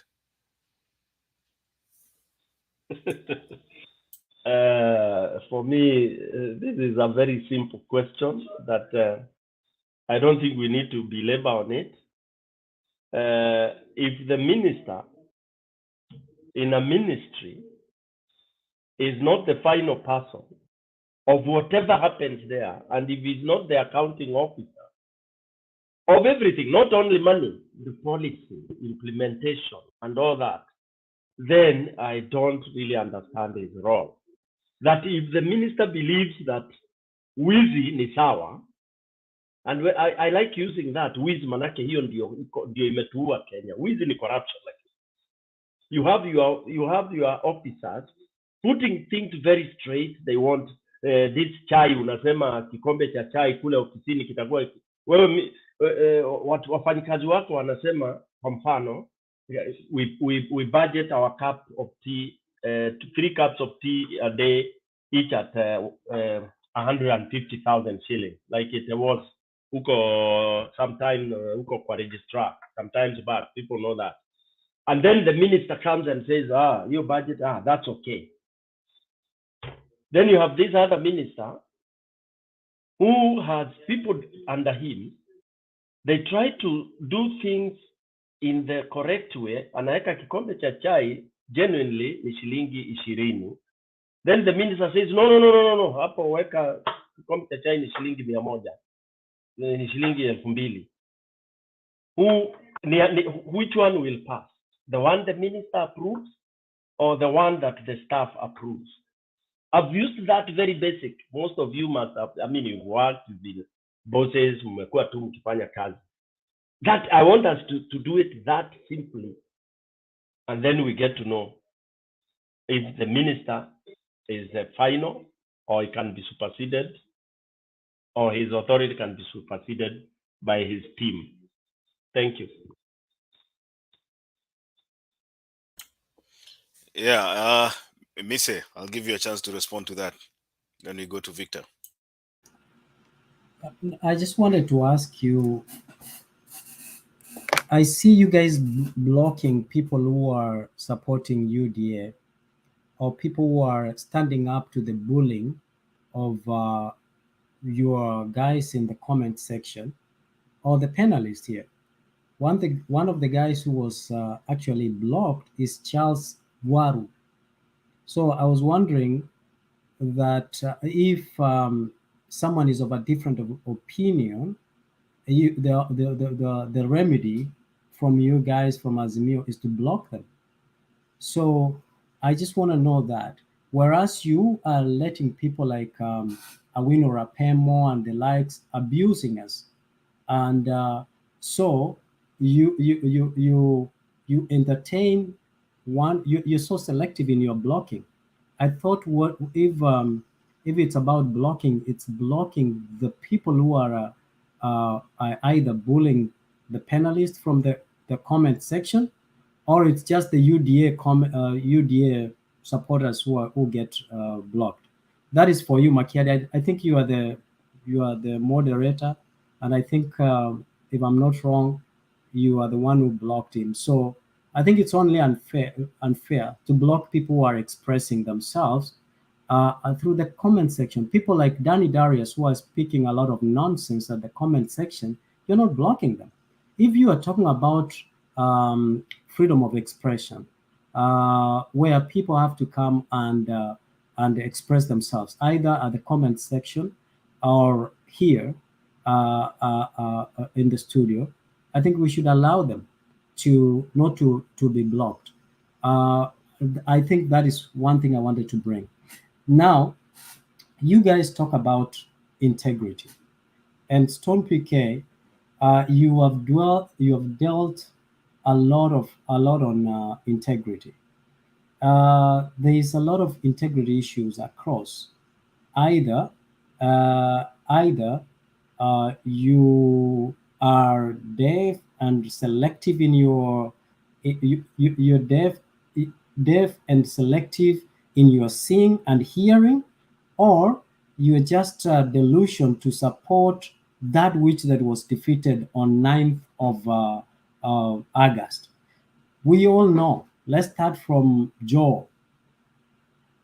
What integrity are you talking about? Yet, Joe has been serving and has been Generali Mkubwa wa Baba. Let's talk to Junet Mohammed. What integrity are you talking about if these are the likes of the people who are surrounding Baba? Mise, So, let me guide you here. I think we are talking about the people that have been nominated to undergo vetting in parliament. I mean, you have your right to talk about Junet or Joho, but absolutely. Joho has not been appointed or has not been selected by William Ruto to undergo vetting in parliament. So I think we are increasing our scope here, and we will get lost. We have a specific scope here tonight, and we are going to analyze the 22 individuals that will be presented before parliament either tomorrow or the other day, so that they can be vetted. That is our scope here tonight. Okay. Makiadi. So what? Hold on, Mr. Mr. You are going to force me to address you in Kisi because you seem to be a very conniving character. What we are speaking, Alex, you keep on. Alex, no, when hold you on. were talking, don't hold me on. When you were talking, Okay. I listened. Okay, let me. So I respect that. It's I only. respect that. It's okay. It's okay. Thank you. So my argument is you have those people that are from the other aisle who are pointing fingers to those that have been appointed or nominated, whatever term you want to use. To you can't point fingers when you have the decency of pointing fingers. That's why I pointed and brought some names so that I can tell you that even in the other side as well, even if we said Ruto go and appoint the Azimio people, you know what? Still, You will not find any.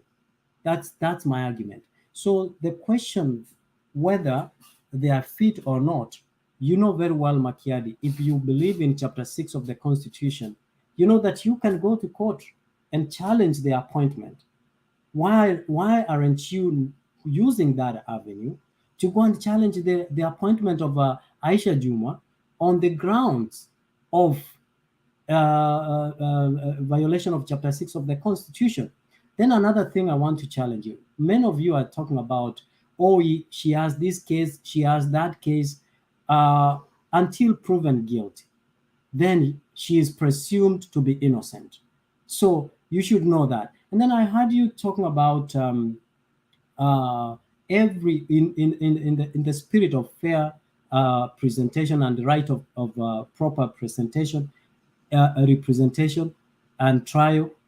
Everybody has a right to be tried within the time they feel, or within a reasonable time that they are deemed to be in the right state of mind to be tried. So what I'm seeing from you guys, why are you guys bitter? Why is the Azimio bitter when William Ruto is organizing his government? After all, you didn't vote for William Ruto, you voted for Raila Amolo Odinga. So when he's electing his government, and I want to answer you, Chaka Mdune, it is true that William Ruto has appointed some people. But you know, when people go for election, there is something called symbiotic relationship. Those who support you through the campaign period, through the process of being elected to government, some people are rewarded. And when they are rewarded either with positions. And when you asked Alex about whether who makes the final decision, in any ministry, whether you are the boss, you do not draft the policy, implement it, execute it, and evaluate it by yourself. You have a subordinate staff. And that subordinate staff, from time to time, they sit down and they evaluate what is the effect. Because at the end of the day, if the policy that has been drafted or formulated is bogus, then it fails the minister. And the minister cannot work in isolation from his subordinate staff. So that is why I was saying, yes, Moses Kuria could be the one, or whoever the cabinet minister is, could be the one who is going to have a final say. But besides him having a final say, there are other people who go through to make sure that the minister does not make mistakes, either in terms of law, or in any other way that contravenes the laws of the land. So that is what I was saying, that yes, he could be the one who is making a final decision, but he also works with inclusion of the subordinate staff. So do not underestimate the subordinate staff, because they do also do the greater don't work of thinking and researching, because the minister does not have the time to research and even think. There are people who think on behalf. Him is either to rubber stamp it or reject it. Thank you.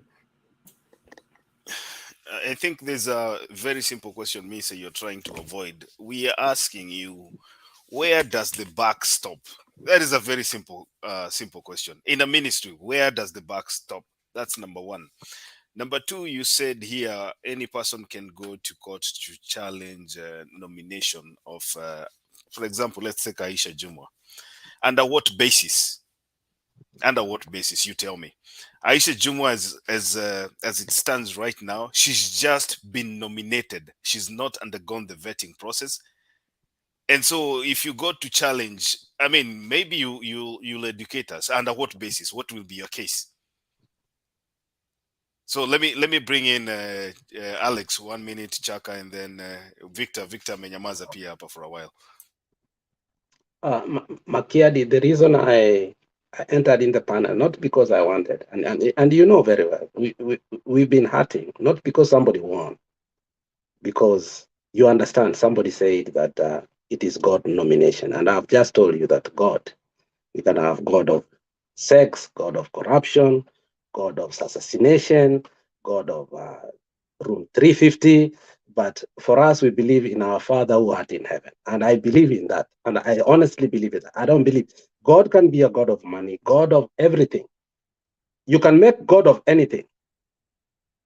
But when you come to our Father who art in heaven, it's only one. And that is what we believe in. So let us not even go into that. Now, Mr. Mise, we asked you where the buck stops and why do we name cabinet ministers? And why are cabinet ministers named? How are they named? What makes them named is because they supersede and they are part and parcel of what Kenyans look unto in every ministry. For instance, how could Ruto even say that subsidize fertilizer without a cabinet minister? Because he was playing hot air to us. How could he even say the subsidies for everything was removed? Because he was playing to us. The cabinet ministers, in regard to the constitution, has a role. And if Mise does not believe in that, he's a hot air. And I don't think I'm going to believe this man is anything apart from whatever he says. I can believe that somebody like Black is something else because Black, whenever Black argues, he argues from a point whereby he could tell you something in that. But if he says that a minister of trade does not have any role, it is the people that comes around him, Mise is lying to us. Now, the third thing I want to say is this. When we come here, we must be objective and tell Kenyans the truth. Mise, whenever he comes here, Mise always lies. When you ask him A, he tells you D. You ask him 1, he tells you Y. And then he wants to use his legal point of view. When you want to challenge his legal point of view, he says that, don't challenge my education. For instance, right now, he has just talked about the legal point of view. When I will challenge him about his legal point of view, he will say, let's not even go into that. Mise, my friend, allow me to speak in Kisi. And I'm telling, Omogambi means a lawyer in Kisi. Omogambi tigango tebiga. Tigakunga inereria sa abantu. Tebia abantu eke maene. Kenye igane abantu bonsi. Kero Omogambi agocha, o tebiria abantu ngaki, oyoiga, noyoiga, noyoiga, negente gago chokoba. Na botogu wancherana. Lakini abantu babere, baro tubgato bakongo na barabu. Kerto ogo tebi, teya abantu eke maene. Tiakuba ngaina. I just told him, when we are talking, there are 2 people we are challenging their nomination. Let him tell the people the truth instead of coming out and lying to us. Mise, tebia bandeke maene. Aisha Jumwa, no monto kurukumose skuria. Abanda abakunga ineringa ki, umontonde nelisa ababwate, umontonde no botokabwata semboro yae. Akitoko teya bandeke maene. Thank you. Aya. Skeri kama you don't even talk about it. skeri kama mnarapa hapa. Mzee, wacha hiyo sasa. Aya, chaka dakika moja alafu twende. Okay, chaka alafu twende kwa Victor. Sasa kwanza nimsalimie huyo Alex. Yaani mimi kila najua ni wasia huyu tu. Ni salamu. Sauti iko mbali chaka, sauti yako iko mbali. Sauti iko mbali chaka, tukusikii. Sauti. Wow, unanipata sasa? Safi. Yes, nilikuwa tu ni kumsalimia Alex kwa kikisi, maana hiyo tu ndo najua peke yake.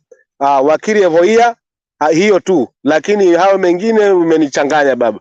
Kwa hiyo ni sawa, lakini Mise, please, mimi nakuheshimu na naheshimu Mkenya yoyote kwa maneno yote, maoni yake yoyote, kwa sababu lengo hapa ni kuhakikisha Kenya hii tumepeleka next level.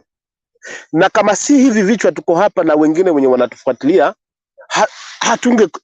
hatutakuwa na mwelekeo. Kwa ukija hapo kusema kwamba wengine wanabaguliwa kwa sababu ni wa UDA, kuna ile ile imekuwa affect hata wewe.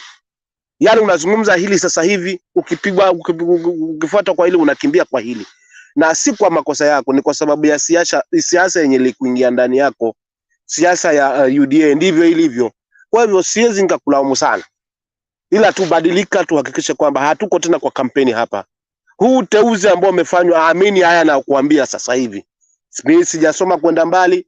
I'm not good in English. Si lawyer, si nani. I'm just a normal human being. Niko tu natafuta maisha yangu. Lakini amini haya ninayokuambia kwamba hata huu uchaguzi wa cabinet, mimi naweza kuambia still bado ni kampeni.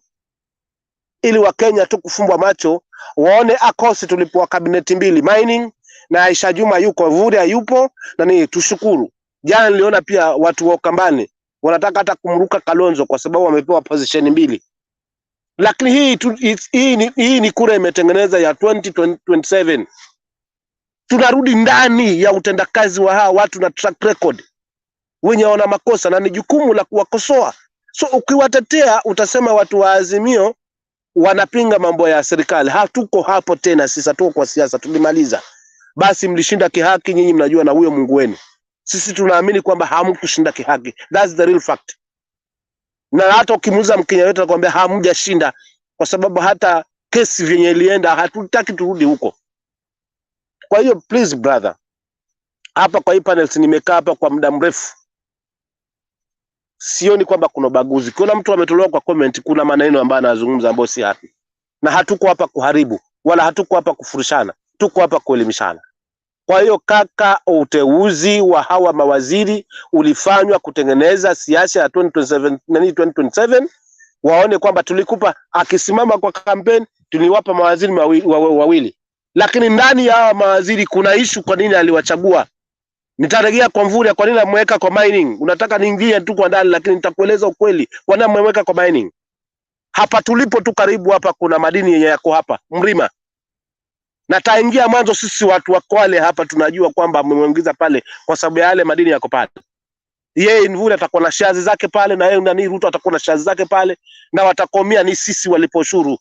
Turudi hapa kwa corruption. Ni nani katika hii cabinet anaweza tueleza Messi kwamba anaweza fight corruption? Na msitu wote umejaa hao watu wa corruption. Tusipoteze wa Kenya hapa mise bwana. Usisimame mahali ambapo unalazimisha ni hapa hata kama pendeki. Mimi sikubaliana na hilo. Aya, Victor. Okay, thank you. I am very happy on my side over here now that I'm getting all the submissions, and I was also very surprised to see Alex making the same submission, but now in a in a different language. I don't know whether probably French. Let me just say that. But anyway, all said and done, I love how we are having a very candid conversation. Number one, how I wish, most of the time critics are only made for somebody who is very okay. Yeah, okay. Critics are only meant to, you only see the critique or get to hear the critique, then you get to correct it. But most of the time when you take the critique negatively, then that one you would be termed as a very bad word, as a fool probably. But I'm not saying anybody's a fool over here. But when we're making our submissions, I don't think if we are trying to cleanse ourselves as to Azimio or Kenya Kwanza, if in case we have that mindset, then we are done. We should now put them as Kenyans. And I love how when you put it as Kenyans, but then when you cite it as Azimio or Kenya Kwanza, we would be going nowhere. Because the reality is there is a problem. And the problem is what we are talking about. Okay? And number one problem is all about, it goes all around corruption that we're talking about. But then again, it does not need rocket science to talk about these issues that have been in public domain. They are there in social media. They are there. Okay, and some of them are even in cameras. When you talk about one of the CAs who was appointed, who was found in one of the rooms, it was in camera. It was in camera and in public domain. Right now, you can even check. Yeah. So when making submissions, I wonder why people negate it to be Azimio or Kenya Kwanza fight. No, it's all about Kenyans and how Kenyans are going to get jobs. and how we can do away with some issues, about corruptions. Right now in Kenya, I know of a technical, university, and even a technical college, where there is a tutor who did not even step after Form 4. Yeah, after Form 4, immediately after finishing Form 4, he is now a tutor in one of the technical colleges. And what is likely to happen is that even in these CS positions, you would see some people being appointed who did not even attend classes. Classes. I am very sure they will be there. So the issue is, we are really trying to fight this out. This is the issue we are trying to fight out. If any case, you can come clean and talk about issues of, we have so many graduates, people who are having masters and all that, but they're jobless. Yeah. But the main issue that is bringing this is corruption. I'm 100% sure my brothers who are outside the country went over there just because they were tired of knocking doors here. They are tired of making CVs here every now and again. And that is the reality. Why are so many people having passports? Probably we have a very good number having passports outside for their own reasons. But the most important bit is our daughters are dying over there in Saudi just because when you keep on knocking doors, there are some people who are also having papers over there. But the main reason is they have knocked doors, they have written CVs, they have knocked so many doors until, you can even get tired. And that's why people are looking for greener pastures out there. Not that we don't have jobs here. They are there. But people holding those positions, you will never get them. Reason being, corruption. Well, so this is something that we have to look at it with a sober mindset. But then when we have to glue ourselves in terms of Azimio or Kenya Kwanza, we will be heading nowhere. Even your houses, I am very sure for those who are married, at some point you are married to your wife and you love your wife, but at some point you are entitled to critique her if something is not going right.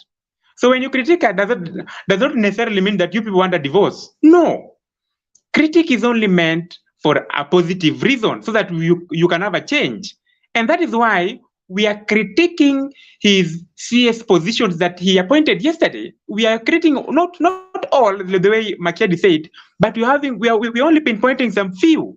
So when we are critiquing, we are putting some critique on it, you should take it positively and get to change, even in case you have a hand on them, probably to tell them or something. But when you are taking those negatively and even putting it as me, or it makes me wonder. Critique are only meant for you to change positively. Thank you. Yeah, I think Nakuunga mkono kabisa Victor, tuko pamoja kabisa. Mwambie ukweli tu, usimpiche. Mwambie ukweli. Hatuko hapa kwa siasa. Hatuko hapa kushindana tena. We are not there. We are now focusing Kenya tuone tunaipeleka wapi. So mwambie ukweli. Tuko pamoja brother. Asante Victor, asante Chaka. Mimi sina kuja kwa swali yangu tena. Nilikuuliza what is the difference between a public officer and a state officer, and I also would want you to tell us what is the role of parliament in terms of vetting these nominees, and in conjunction to that, I want you also to talk about Article 75 in terms of the conduct of such officers in a few minutes. I think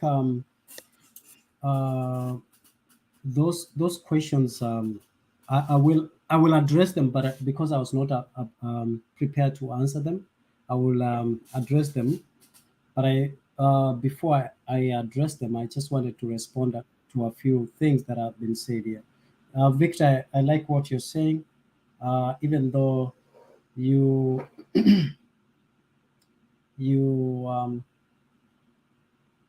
I listened to you. You are being respectful at the same time, even though sometimes umetuuma ukatutukana kidogo, but you hid it in the language, in the manner that you ulitutukana kidogo. But you did very well. You're better than Alex here and my brother Stone PK, who come out here to attack professions. If we begin to attack one No, another. Mr. Please stop that conniving character. If you have been asked a question, just answer it.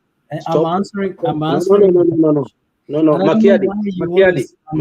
Hold on, Alex. Hold on. No. This is what Miss always Alex, does. hold on, Alex. No, Let him answer. Makiadi, I'm not going to allow this anymore. Let him This answer. guy, Alex, whenever hold he's on. asked a question, he wants to say the name of Alex and Stone It's PK, okay. It's okay. so that he can invoke emotions and never answer questions. Mise, if you want to answer questions, just answer questions. You don't have to say my name. It is not me who ask you the question. It's not Stone PK. Stone PK has been quiet for the last 15 minutes. You need to answer questions instead of just invoking my name and Stone PK, so that you cannot. No. Makiadi. Hold on. Whenever he says Alex. my name and Stone PK, Hold on. this guy doesn't want to answer questions. Hold on. You know what? You know, the thing is, there is value in listening. There is civilization in listening. You need to listen to who asks you the question. I don't find in you. It is not Alex who asks you the question. It's not Stone PK. Hold on. Alex, it's Makiadi. Mute your mic. Let's give him time to respond to that. Alex, you went to the comment section and you have written a comment here that I'm going to read, because you are becoming coming here and you're being hypocritical in attacking me on the comment section. Hold on, Mise. Ngoja Chaka, ngoja. Wanazungumza, wewe nenda tujibu maswali. Achana Alex. Kama pengine amekukwaza kwa mwingine, achana naye. Unaja gani uende kwa comment section zake? So, Mise, mimi nataka tufanye hivi. We are lowering the debate. But I need Makiadi. Listen. Just for a minute. Hold on. Let me guide you. Let me guide you, Mise. Hold on. I'm the moderator. Hold on. Let me guide I understand. Forget about the comment section. I rarely look at the comment section, for your information, because our purpose here is to discuss, to have this debate one-on-one. So forget about the comment section. People will throw their comments over there. They'll say anything they want. If you start dragging the comment section into the debate, we are going to lose focus. And that is why I want us to confine ourselves to what we are discussing right now. Makiadi, what he said, I'm conniving. Do you know the meaning of conniving? He is conniving. He is on the comment section saying certain things that are actually trying to attack my character, and I'm trying to respond to that. But I want to say this in short.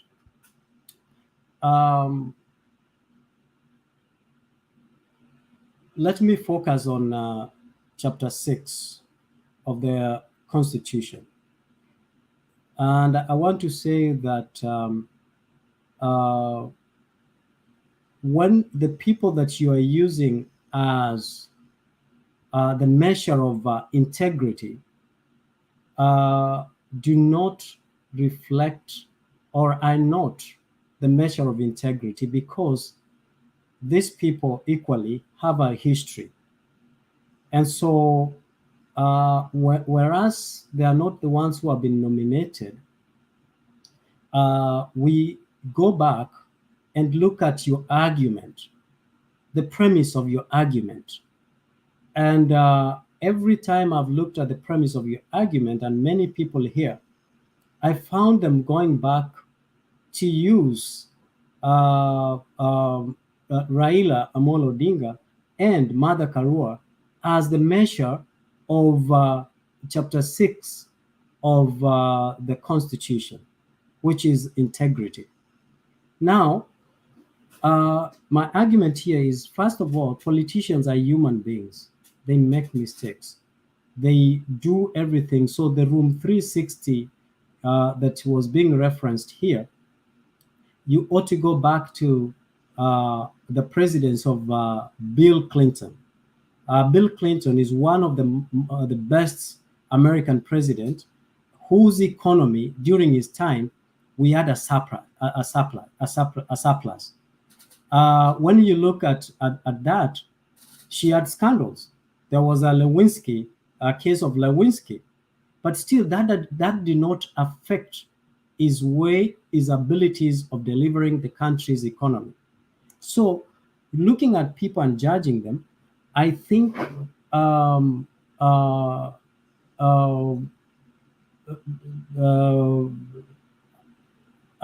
Alex, every time I started talking here, you unmute your mic and you start opposing or trying to say things that you think are not right before I even complete my statement. So, and that is annoying. But every time you talked or any other person talked here, I mute my mic, I wait until I'm called upon to speak. And I think that's the decency that we lack here, and shows a little bit of aggression, microaggression from your end. So let me say that if you look at the Article 75 that you are referencing, it is just talking about the conduct of the state officers. But you and me know, the truth is that what we want, I think the argument that is here is what we want versus the reality that we have on the ground or in our history. Now, what we should be arguing is how can we improve and get a country that we all need, vis-a-vis patronizing people who have been given that responsibility. I had a lot of people saying that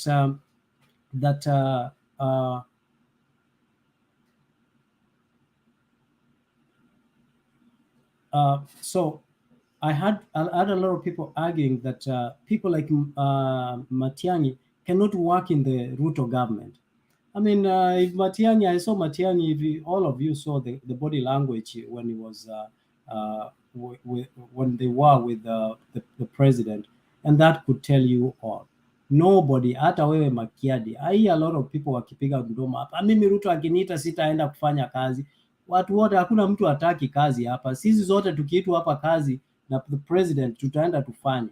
The question is, will you deliver in what you believe in, or will you be compromised? That to me is what matters. It's not who calls me to do the job. It is me exercising the integrity and professionalism that I have acquired over a period of time to achieve the result vis-a-vis being manipulated. So the other thing is that a lot of people say, oh, Ruto has chosen or has nominated the cabinet that he can manipulate. Everybody, we all know, if you have worked in a corporate world, you cannot outsmart your boss. Utaenda nyumbani.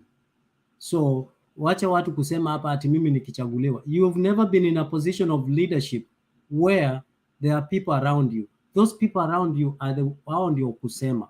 Now, most of the time, those are the people who are opinion shapers in your decision making. So we might argue as much as we want to argue, but the truth is that William Samoei Ruto might not be even the person who makes the decision. Let us reference Muhammad Gaddafi. When Muhammad Gaddafi and Fidel Castro. Listen, don't say that we have never been in the position of leadership. Don't degenerate. Here you go again. No, we are not here again. You are saying that we've never been in the position of the leadership. Guys, no. Alex. For the last 1 month, we have let these people talk what they want. Hold on. Somebody saying we have never been in the position of leadership. That is the generation of the truth. Did I call Alex as no, a hold on. You guys are tell him that is wrong. What do you mean we've never been in the position of leadership? Order, Alex. You're making this an argument between two people, and there are so no, many we are not making it as an argument. Somebody is saying that we have never, of us, we have never been in a position of leadership. Mr. Mise, don't degenerate this thing to a point whereby you think some people never went to school. You think you're the only lawyer here. That is not true. We respect you as a lawyer, and we know you as a lawyer, and we respect you as a lawyer. Respect other people. do not say other people have never been in a position of leadership. Please, I beg you, as my friend, as a personal friend, don't say we've never been in a position of leadership. If you've never been, just say only you. You don't know us personally. If we've never been, please, I beg you, do not say that. Thank you. Oh, you made your point. I want you, Mr. to finish, because Yeah, I so- think this debate is not heading the right direction. Yes, So as we'll a probably be moderator, closing in you the need next few to- minutes. As a moderator, you need to mute the mic. No, it's okay. Of a Miss, person move who forward. insists. And Alex, what I see is that you have inferiority complex. When certain issues are said here, you become so emotional that you can't even wait until someone finishes to make their point for you to come. It's just a simple decorum of a debate. We cannot all talk at the same time. Why don't you ask yourself, why am I not interrupting you? You think you're making all the points that you're making are sensible? Probably not. But I choose to wait for you to make submission. So I was saying, if you look at the history of Muammar Gaddafi, look at Fidel Castro, Hugo Chavez. If you read all that, you will realize that all these people had very good intentions for their country. Robert Mugabe, they had very good intentions of their country. But the people around them did not embrace the same ideas and spirit for their country. And so, if you look, for example, I'm just giving this example and I'm going to shut up. If you look at Muammar Gaddafi, for example, he said he wanted money to be channeled directly to the people's accounts. The people around him said, no, we cannot channel money directly to the people's account. He insisted. They said, we must start gradually in order to be able to channel funds at a later date. But he had the goodwill of doing so, but the people around him influenced him. So we might have good leaders who might be having good intention for our country, but the people around them often would influence them to make decisions that are either popular or not popular. That was my argument, and let me stop there for now. In terms of the questions that you asked me, Makiadi, you might want to read Article 260. I think that tells you the difference between the functions of a state officer and a public officer. So those are well articulated in chapter 260. Thank you. Yeah, Mr. There's a reason why I asked you that, but because you're not going to answer, it's okay. Let me go to Stone PK and then we can start closing our show, taking our closing remarks. Yeah, thank you, Richie, and the panelists. As I said earlier, I think today I've had the most disappointing day. Really disappointing,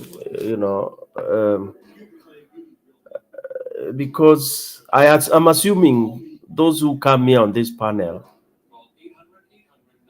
I don't want to use the term elite. Let me be a real Kenyan. Wale wanasemanga sitaki kukuita umbwa lakini hivi. I don't want to say we are the elite here, but I believe people here are of a certain level of understanding, reasoning, and comprehension, which is same as understanding, and that as we keep saying, we all have the interest of a country called Kenya, and that elections zilikuja zikaibiwa. As an Azimio supporter, I'll say zikaibiwa, and there is nothing much I can do for now, but there is so much that I can do in the course of time, me and other Kenyans who feel we are aggrieved. So nobody should rule us out and start saying mutadu. That would be a very unfortunate statement to come from anybody, even if it was Azimio that stole the election. and then they start thinking they can gandamiza the others, it would be the same. Right now, KK would be also feeling the same and planning things. And I can assure KK, we are planning things. And it is not easy. So, hiyo kwanza tuweke hapo. You know, people can laugh, people can smile. Yeah, we've had revolutions, we've had coups, we've had all that. It's only naive people who can start thinking that hakuna chochote kitatokea. Wacha niache hiyo. It is a sad day because I've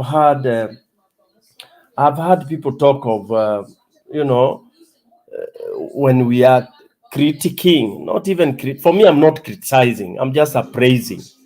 You know, I'm asking questions. I don't want to criticize Ruto's government because it's rotten, but I'm just raising questions.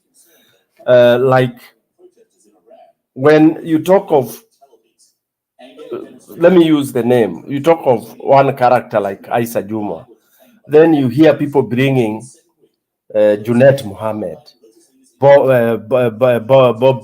Bowino.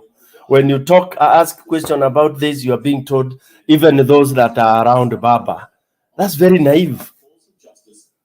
It's going too low for those of who are supporting KK, that you are asked a question, you are being told, yes, it is true, this leader is not fit for Kenya if at all there is the goodwill to begin this war against XYZ. Then you start falling back to people who have not been appointed, people who you claim to have defeated. You are insulting Kenyans because you are telling Kenyans that Ruto aliangalia, mulisema alipata 7.1 million votes. Out of the 7.1 million votes, they are all idiots. He only has Isa Juma, he has all those, whatever. That he could not get Kenyans of standing to help him. That he has to reward Viuno Kiuno, because somebody was dancing and tossing Kiuno, visitation of room 350 and all that, that is what you use.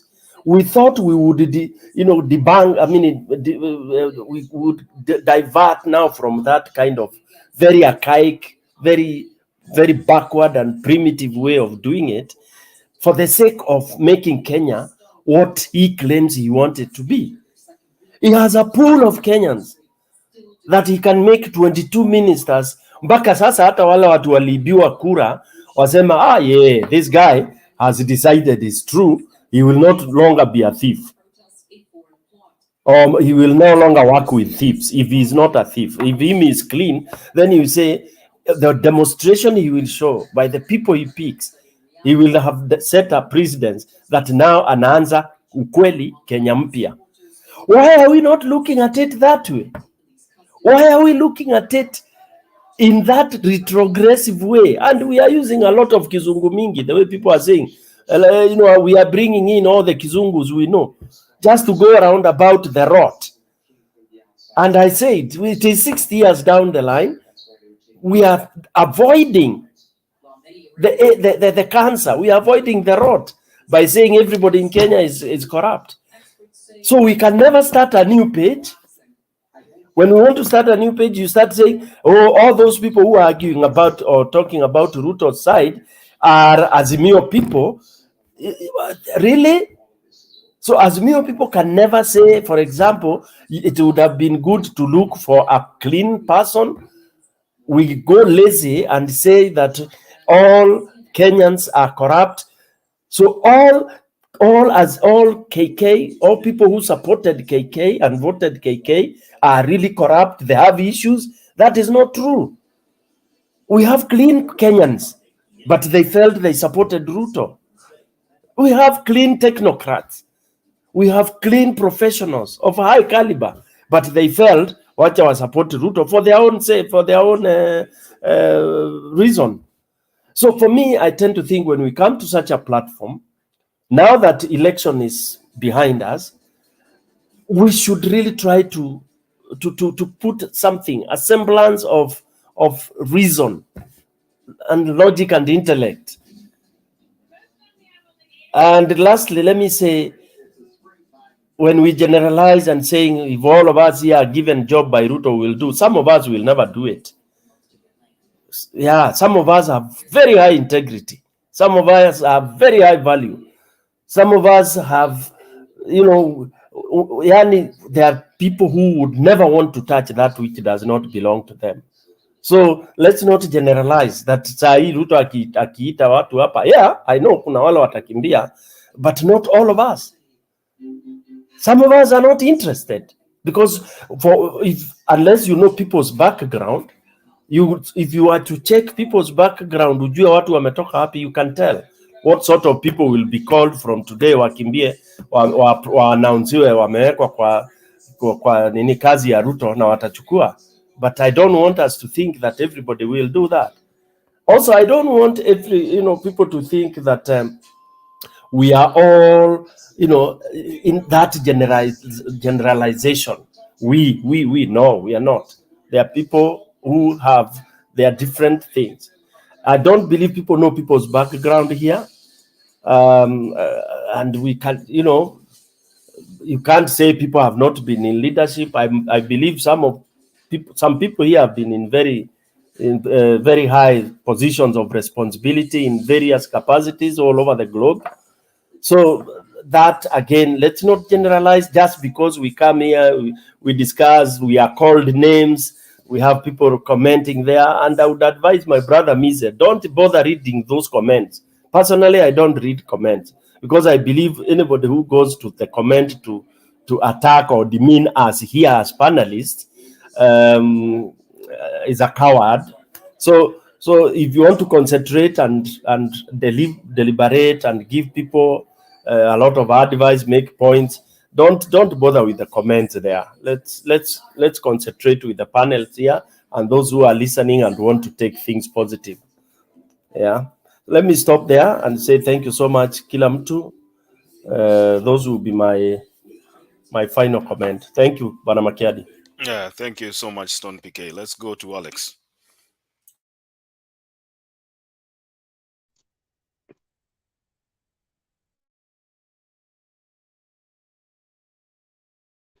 Makiadi, I forgot 1 second. 1 second, please.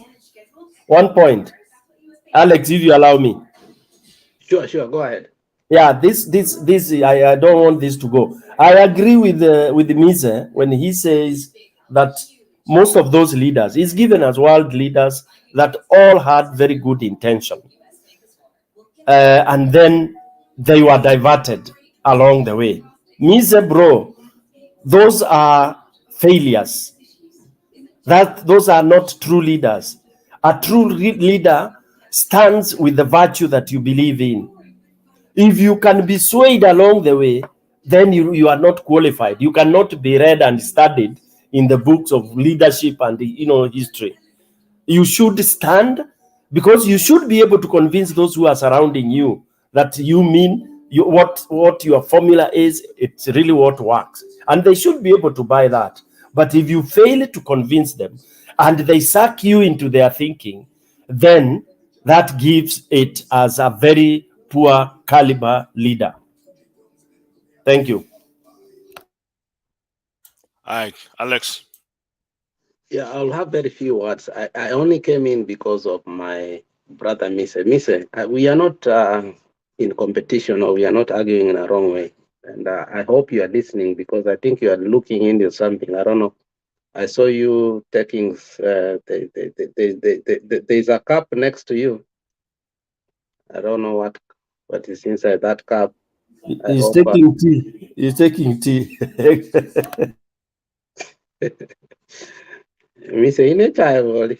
It's a glass and Coke, so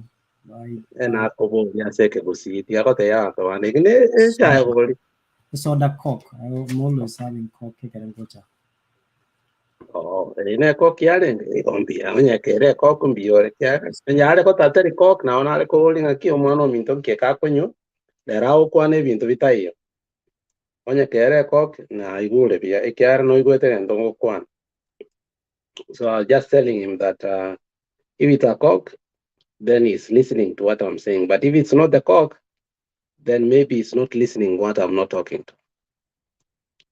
Maybe he knows he's in his own world.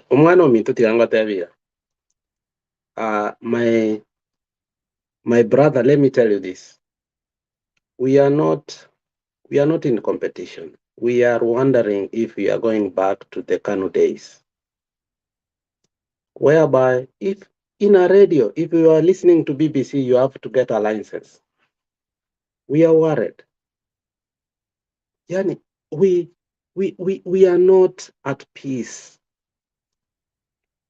You may take it as a norm, but for us, we are wondering.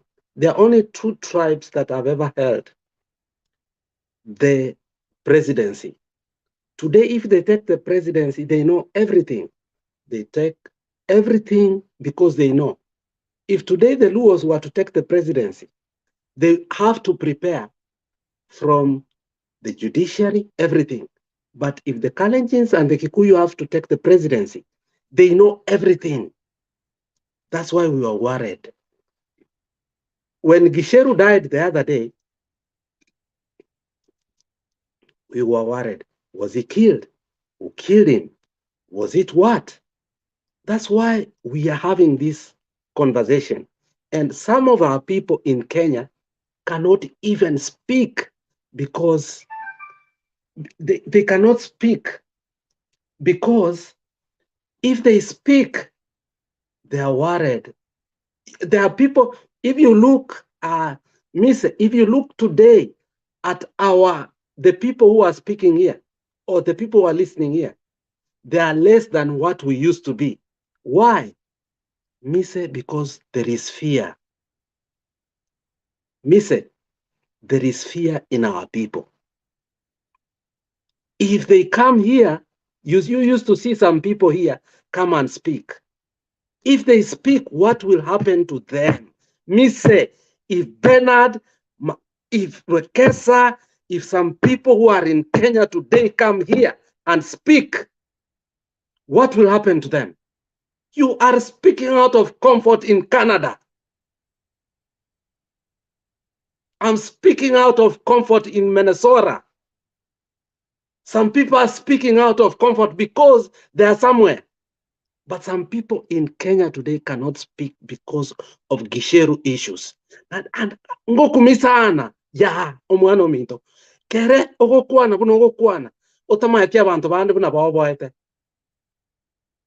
What I said is that I'm wondering when he's speaking while he does not care, because some of our brothers who used to come here and speak their mind, they're not speaking because they fear.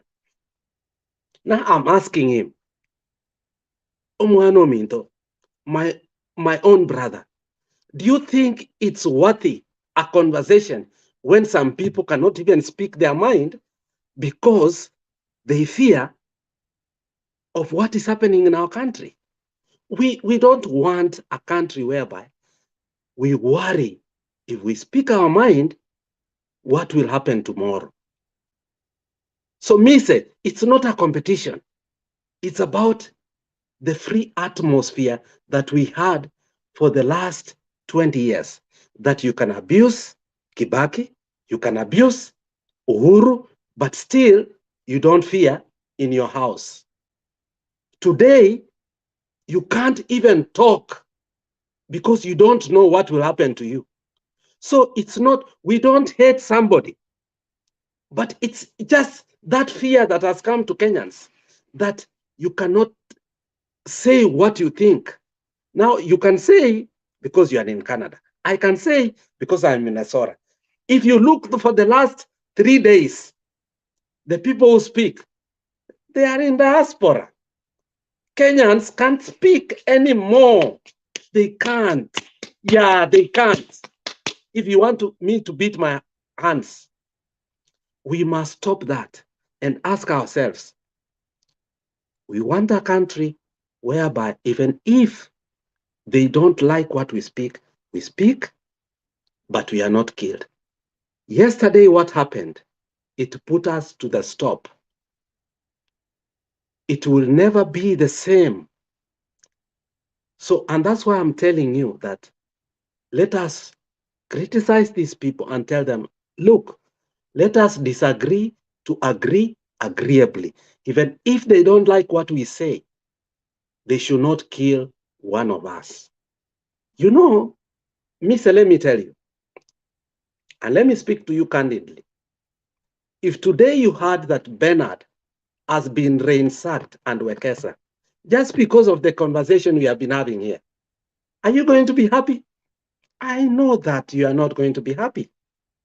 But that's what is happening to Kenya. These people are fearing. We used to be, when we started this show, we used to be 1,500. No longer. Look at the ratings. Because we fear. Me say, stop it. Tell your people that we need freedom, whereby we can speak what we want, not because we want it, because we have freedom of speech. Ruto, Geoffrey Ruto, we are not against Ruto, but we are for our ideals. When we speak our ideals, we should not fear. We want whereby we have freedom of speech. When we speak and we go to sleep, we are not afraid. We want to be happy. We agree, we disagree, but at the end of the day, we are happy. Makiadi, Stone Pike, and the rest, we go to sleep. We know that Bernard is safe, Wekesa is safe, Temba is safe, and everybody is safe. That's all we are saying. We don't have to agree, all of us.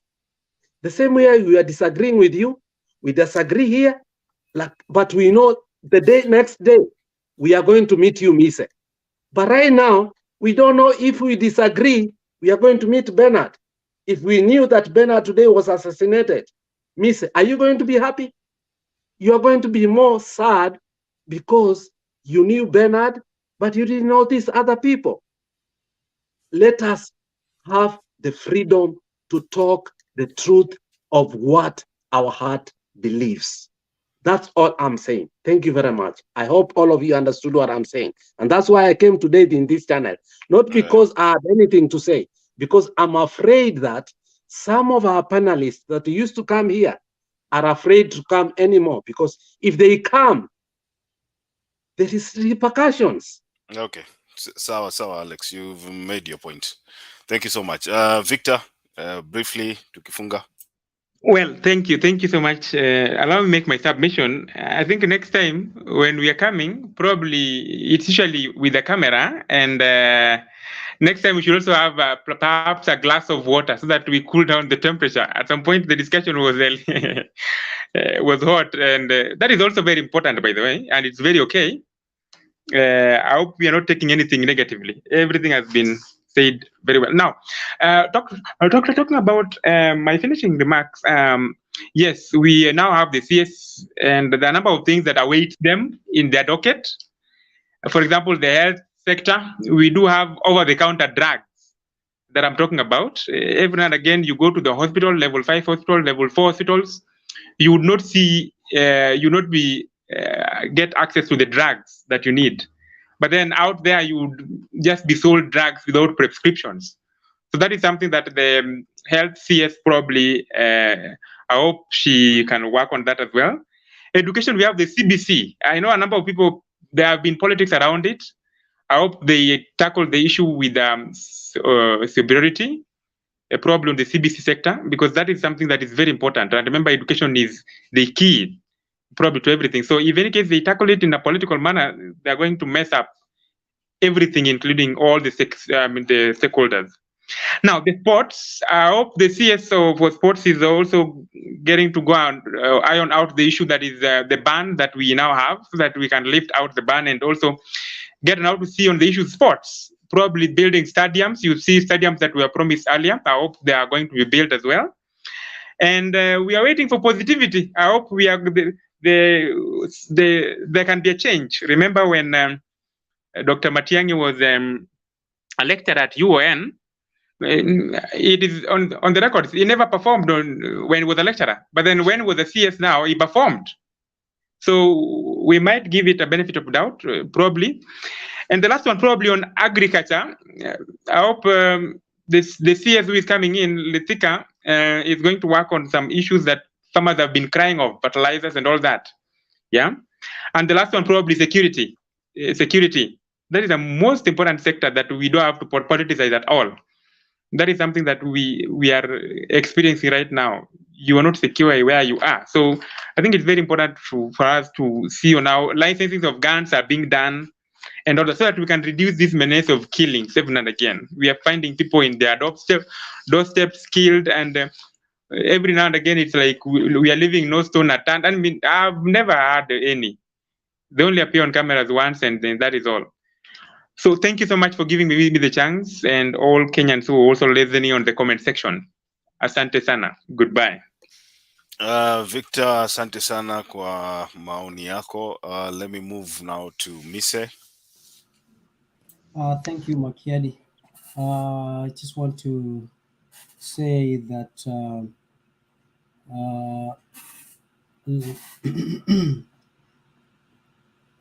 when Mother Karua was justice and constitutional, when she was in that docket, she walked away from Kibaki government when Kibaki was determined to fight graft. It is Mother Karua who talked about people using the Athuru brothers as political vouchers, making them as an opportunity as political vouchers to fight the government. And it is Mother Karua who was actually found and admitted in 2015 in accepting a donation of 2 million from together with the BAT employee. So in politics or in real life, there is a saying that says a hunter cannot shoot a deer who he cannot see. When a hunter goes to shoot or to hunt, they have to see something, a deer, before they shoot. So that is why one Aisha Jumwa that you have said kazi yake ni kiuno, William Ruto alimuona the way she fought for William Ruto. And so in politics, there's nothing wrong to reward her. And there's nothing wrong for Aisha Juma to have danced na kiuno yake and using her prowess to make sure that she has been noticed by the president. It is the same way the likes of Babu Wino, they came with the Tialara, Tibin, and they were noticed by one Raila Amolo Odinga. So when people come and devise ways that they can be noticed at a political arena, and they work hard and they are rewarded, we shouldn't be whining about it. What we should be worried about is what will they do with their position. And until they mess, these speculations is neither here nor there. So what we want today, what you're telling us is the fear of the unknown. What my brother Alex has done, he has come here and sold the fear of the unknown. He has said that people are afraid and they feel that their freedom of expression is limited, that people cannot come here and express themselves because they fear. That is the fear of unknown. And I don't think William Ruto, as the president, has time to be dealing with people, small people like me and PK and you, Makiadi. I think he has greater things to do in the country. Kenya is a country that respects freedom of expression, and William Ruto is not going to be an exception to stop it or curtail it. So all these submission that was made here is just neither here. It's actually what we call hot air, because you cannot speak authoritatively that people will be eliminated as though you sat in a meeting where it was decided that people will be killed if they express their opinion. So this is unfounded and uncalled for. So, and the very same people that you're saying that are afraid of the current government are the very same people we elected the government that is in power. So let us give them time to be able to deliver. And also, people come here and misrepresent some of us. People say I'm speaking from my comfort, my zone, my comfort zone abroad. I live in Kenya. I go in Kenya more often. If you don't go to Kenya more often, then there's a problem with you. And I have nothing to fear because I have not offended anyone. All I've done is I speak my mind respectively while recognizing that freedom of expression has a limit. Where your freedom of expression begins or ends is where other people's freedom of expression begins. So don't come and abuse people, thinking that you are final. So your freedom of expression, every freedom of expression, has a limitation.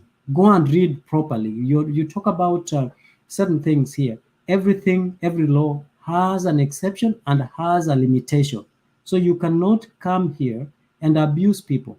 Constructive criticism is very much welcome. There is nobody who will punish you for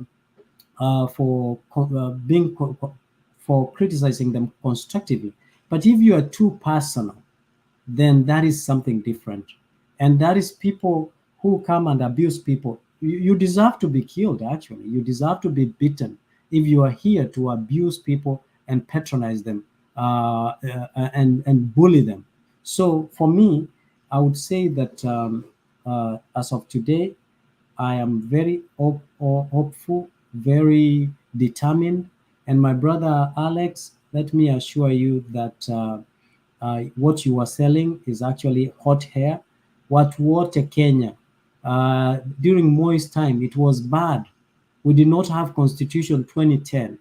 Uhuru during his time, he tried certain things, and watu walikuwa wanaogopa Uhuru, and he was stopped by the court. People went to court. People challenged it, and you will come to many people have abused Rigathi Gachagua kama mshere and all that, any criticism that you have seen. And Rigathi Gachagua has embraced the nickname that he has been given as Rig G. Why has he not killed people, as some people are implying here? So this kind of assumption, negative assumption that the current government is geared towards killing those who will question them, I think is a twisted concept of a narrative that is not actually to the posterity of our country, but it is instilling fear to people who would want to come and express themselves. And lastly, let me say that Alex, Makiadi, and Stone PK, we might have a difference of opinion, but still, I believe beyond here, we respect one another. Let us have decorum in the manner that we treat one another, and let us not have personal attacks. Your opinion and my opinion does not make us enemies. We still are friends, if not here, but somewhere out there we can be friends. So let me stop there, Makiadi. I hope that my friend Alex has not come back to try and promote his fear that is inculcated in the people. So thank you, Mise. Alex, 30 seconds. We are closing the show. It's 1 a.m.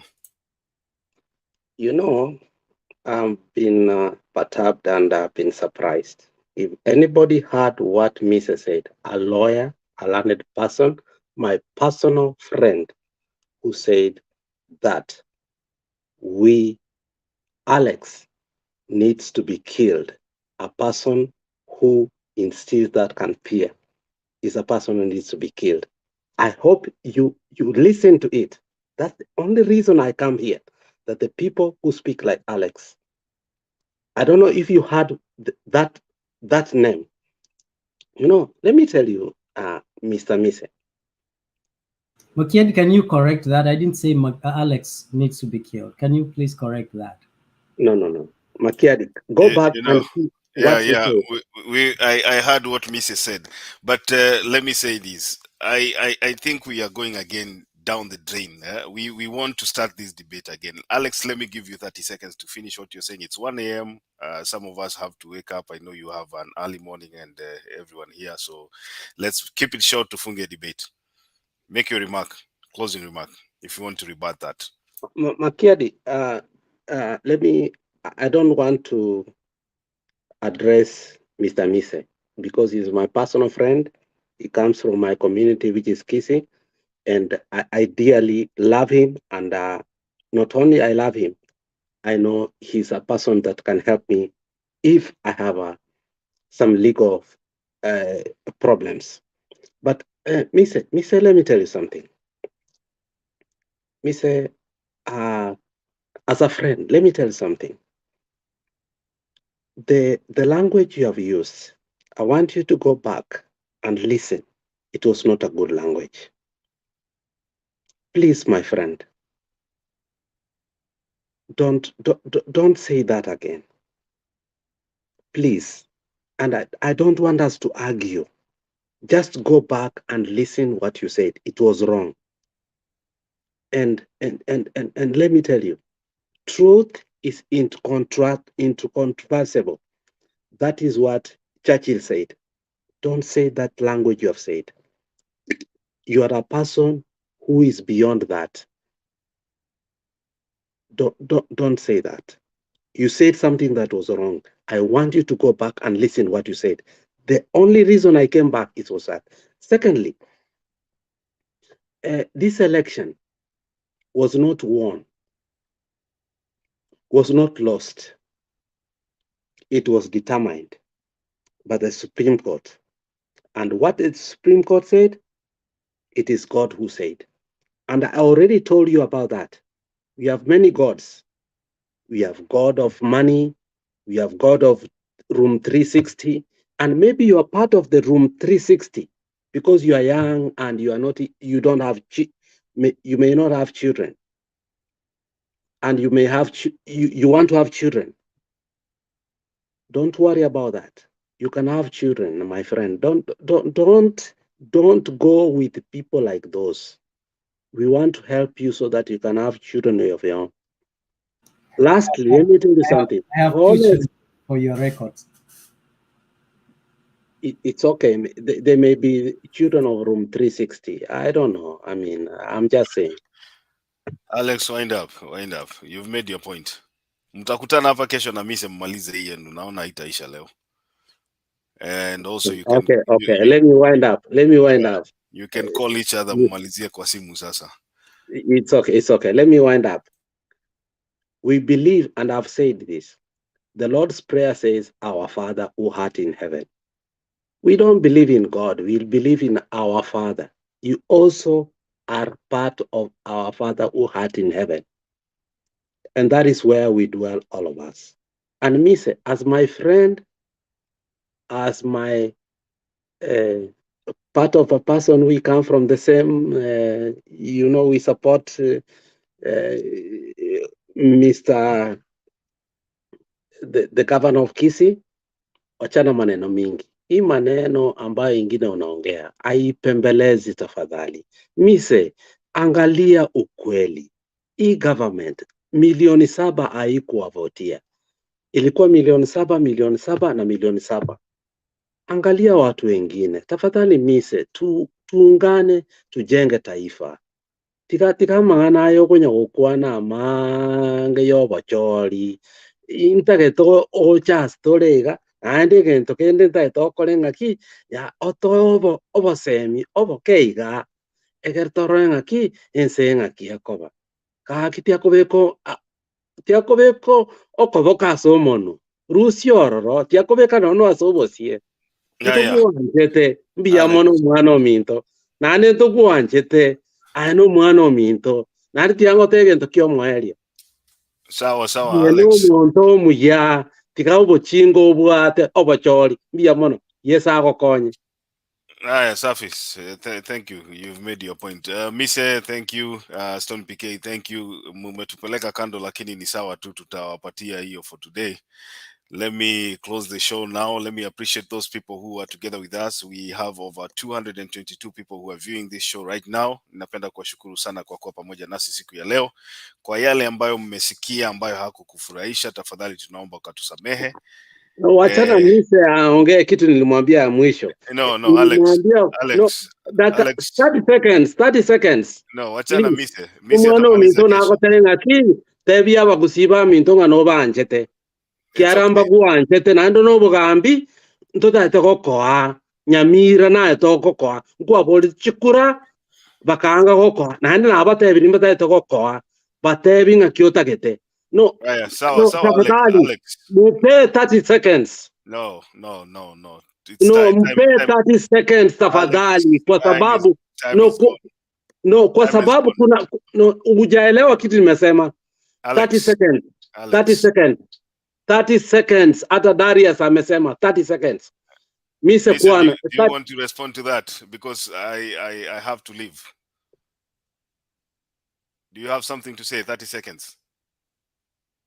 I think I hear what Alex's call is, and that's what we all want: a country that is unified, a country that is accountable and transparent to its people and to our people. So I think, Alex, I hear you, and I do appreciate the fact that you are very passionate with our country, and let us all be passionate. And I wanted to say that I didn't really particularly say that I wanted you to be killed, but people like you are the people who keep the government in check, government of the day in check, and we should continue that way. So Alex, tukutane huko nyuma. I'm gonna look for you this weekend tuongee zaidi na zaidi. Okay. I think it's done now. Thank you, Mise. Thank you, Alex, Ton PK. Appreciate your presence here. And all those people who are together with us in the comment section. Siwezi wataja nyote, lakini nashukuru kwa kuwa pamoja nasi. Kama huja subscribe kwa Motembei TV, tafadhali kumbuka kwenda kwa YouTube channel ama device yoyote ambayo unatumia, ukaweze kusubscribe kwa Motembei TV na ukahit notification button. Wakati ambapo show itaenda live, utaweza kutambulishwa kwamba show imeanza. Leo hatutapoteza masaa. I think we are here for almost 10 hours, 15 minutes. So I'll just say wimbo wa taifa, Mungu nguvu yetu, ilete baraka kwetu, haki iwe ngao na mlinzi, na tukae na ndugu, amani na uhuru, raha tupate na ustawi. For our panelists, thank you so much for being here, for sacrificing your time. It is never too much to do for your country. So asanteni sana, tukutane kesho mida na masaa kama ya leo. Mwenyezi Mungu awabariki. Thank you very much.